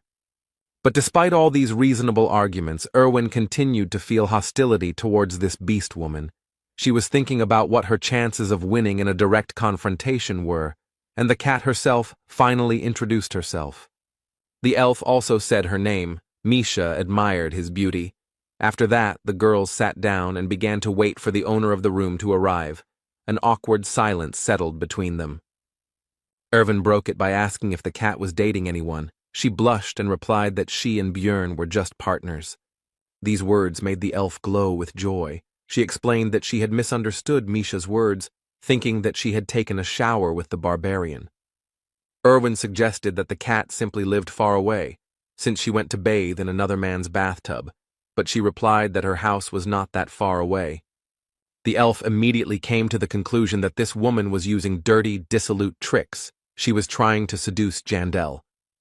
Misha wanted to know how Erwin knew Bjorn, and she told him that they were also teammates before. After that, she added that she had a special relationship with the hero because they were each other's first partners and also had their first drink together upon returning from the labyrinth. Misha noticed that all this was so important, it seemed, only for her, which somewhat upset the elf's mood, who asked for an explanation. The cat grinned and said that she had been with Bjorn for several months, but in all this time she had never heard from him about Erwin. There he instantly jumped up from the table. She could not believe these words, which she loudly told the beast woman, to which she calmly asked her name again. And she continued by saying that she couldn't just turn a blind eye to the elf's behavior, who seemed to be treating her like an idiot and didn't even hide her dislike. Now the cat was angry. Irwin was already out of her mind. She had the feeling from the first glance that this Misha Karlstein would be her enemy. She was trying to steal something important from her, so she needed to be dealt with. But a moment later, the elf's ardor quickly began to fade. When the beast girl became serious, it became clear that the chances of winning in a direct fight were absolutely zero. At that moment, Irwin remembered a moment from his childhood when someone also took away something important from her, which he had succeeded in doing, and now this woman was going to do the same. Tears began to flow from the elf's eyes. She bowed down and began to beg Misha not to take the hero away from her. In the midst of this scene, the owner of the room returned to his home and found an unexpected guest inside. This meeting seemed to Björn as sudden as the rain in the middle of this sunny day. Misha was glad that the barbarian had finally returned, after which she said that Irwin had come to see him, and the hero realized that they had already managed to get acquainted while he was busy.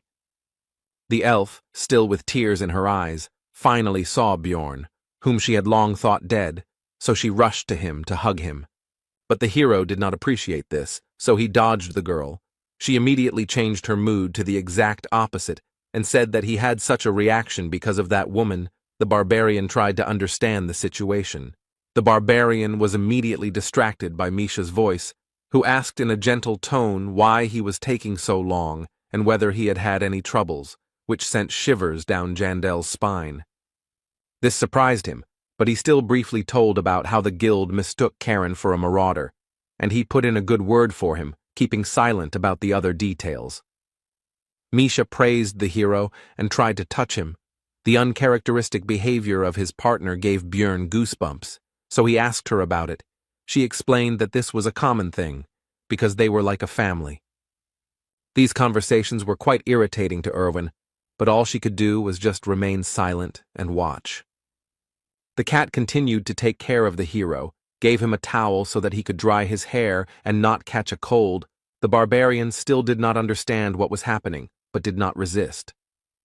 After this, Björn addressed the guest with the words that he was glad to see her, and also said that he was going to find her. This made the girl shine with happiness. The elf told him about her thoughts about him forgetting her. The hero replied that he couldn't do that, because she was his first partner. The news that it was important not only for her encouraged Irwin even more. Now a shadow appeared on Misha's face, because earlier she said the opposite, and now her words are being refuted. And so, word for word, Irwin told about what had happened to her during this time, chirping like a bird, and she also could not help but boast about her achievements in the growth of her combat power and her skills. The elf said that she could now control the spirits of all 4 elements, 3 of which she had already endowed with their own will, greatly surprising the barbarian. The hero wondered if this is what they call talent, because not even a year had passed, and the girl had achieved such success. This was definitely a huge rarity. Björn had the idea that if the elf gave will to the 4th spirit, then his plans would have a chance to come true, although there was a problem in the form of her sister. Jandel praised Irwin for not just lounging around, but being busy with self-development, and also said that he thought that she couldn't find him because she changed hotels, and she began to explain the details. But she was immediately interrupted by Misha, who put her hand on her shoulder and said that since she was only a researcher for the first year, she should understand her personal path, while the hero noted that she was afraid of the cat. The barbarian asked about what happened here while he was gone, because it looked like the girls had a fight or something like that, but the beast woman pretended that everything was normal and answered that nothing had happened. She also added that they got along well and asked the elf to express her opinion. She confirmed everything, calling her Miss Karlstein, while the cat asked to call her by her name.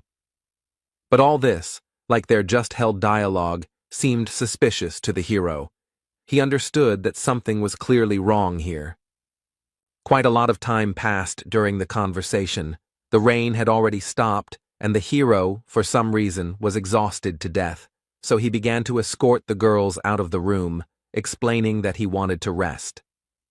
When they both went outside, it turned out that they needed to go in the same direction. Misha suggested that the elf go first, and she would go a little later. But Erwin understood that her rival was simply trying to get back to Björn in the room, so with a false smile, she gave her the right to go ahead of her. The cat smiled wryly at this. She realized that they both now knew about each other's thoughts and intentions, and neither of them would give in so easily. A tense silence formed between the girls. They looked at each other and each waited for what the other would say. But they couldn't stand there forever, so Erwin suggested going together, to which Misha agreed. On the way, the elf thought that if Bjorn had not come in time, she would most likely have had to beg the beast woman on her knees. At that moment, the only thing the girl could think about was how to keep Jandel with her, nothing else. Now Misha most likely considers the elf to be an extremely strange woman. This worried and embarrassed Erwin. Soon the road brought the girls to a crossroads where they had to split up. The silence between them was broken. It was time for them to say goodbye. Misha asked if Erwin would come tomorrow, and she answered in the affirmative. This irritated the cat, which she expressed through her actions and facial expressions, while the elf was mentally outraged by such a reaction because she just wanted to have a good time with Björn. Misha was about to leave when Erwin overcame her hostility and thanked the beast woman for not telling the barbarian what had happened. She sighed and asked the elf to forget about it, after which she demanded that she promise one thing, because even if she forbade her rival from visiting Bjorn, she would not listen. She ended by saying that they should keep what happened between them, since there was no need to bother the barbarian with something like that, to which Erwin agreed. Upon returning home, the girl threw herself into her sister's arms and told her that she had seen Björn and that he was indeed alive. Darja had already decided that Erwin would stop training so hard, but her expectations were dispelled by the youngest's words that she would become even stronger. And she added that now there was someone she needed to defeat, but she was not going to reveal the details to her sister. It was her personal business. Erwin asked Darja for help in gaining more power, because in order to prevent Misha from stealing Bjorn from her, she herself was going to become the one who steals. The next morning, the hero was awakened by a knock on the door and Misha's screams. It was only 6:30, so he was still sleeping. The barbarian was unhappy that he was woken up so early, but since he was already up, there was nothing he could do. He opened the door and asked the cat about the reasons for her arrival at such an hour. The beast girl invited Björn to eat something tasty and reminded him that today they would have to divide the spoils from their last trip to the labyrinth. The work took up the entire day. The Marauder's equipment was sold for 3 million, 2 of which were immediately spent on new equipment and an advanced healing potion, and 350,000 were also spent on repairing things. The result was 640,000. This is the income of Misha and Björn together, which still needs to be divided in half, because not everything goes to their joint account, but only part. As a result, the hero returned home late at night. A surprise was waiting for him at the door. It was Erwin, who, it seemed, had been waiting for him here for a long time. She was also wearing a very bold outfit. The girl was happy to see the barbarian. He asked how long she had to wait. She answered that it was not long, and then asked her own question about whether Misha and Bjorn had been walking together. Jandel answered in the affirmative, and also specified that they needed to go to a shopping area called Kommelby, which somewhat upset the elf. The hero asked about the purpose of Erwin's visit. It turned out that tomorrow she would start special training with her sister, so she would only be able to see Björn once a week. She was very upset about this. She wanted to meet more often, but she couldn't do otherwise, because then it would take forever. The barbarian asked what exactly would take her forever, but the girl did not want to answer this question, and screaming that it was not important, ran away, finally reminding him that she would come next week.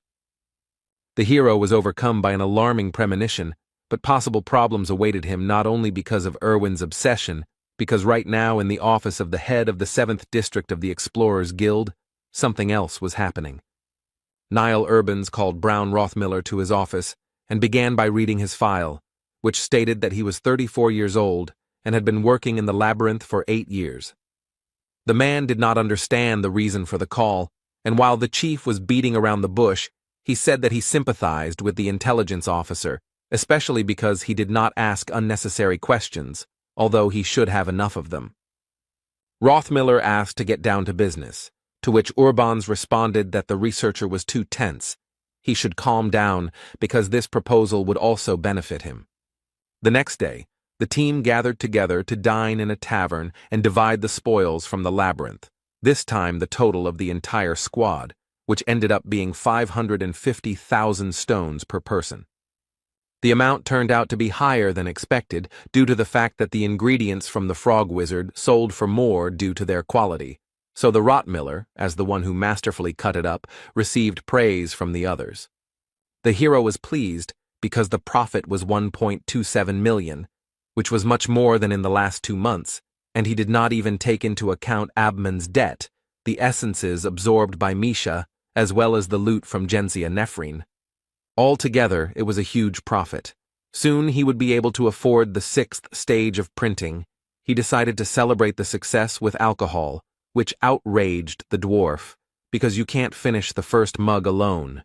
The hero did not understand the complaint, to which Hikuro explained that they should drink their first glass upon returning together. It was an important tradition. Soon the squad began to celebrate. Everyone celebrated their profit. But the main toast was that they all managed to return alive from the labyrinth. The comrades actively discussed the last campaign and had fun. Misha was the first to leave the company. She still had things to do today, including visiting her family. Hikuro was sorry that she was leaving so early, but nothing could be done, so he simply said goodbye, like the others. Rottmiller was next. He stood up abruptly, slapped the table, and said that he was done too. He had things to do, after which he left. He was a little out of sorts and taciturn.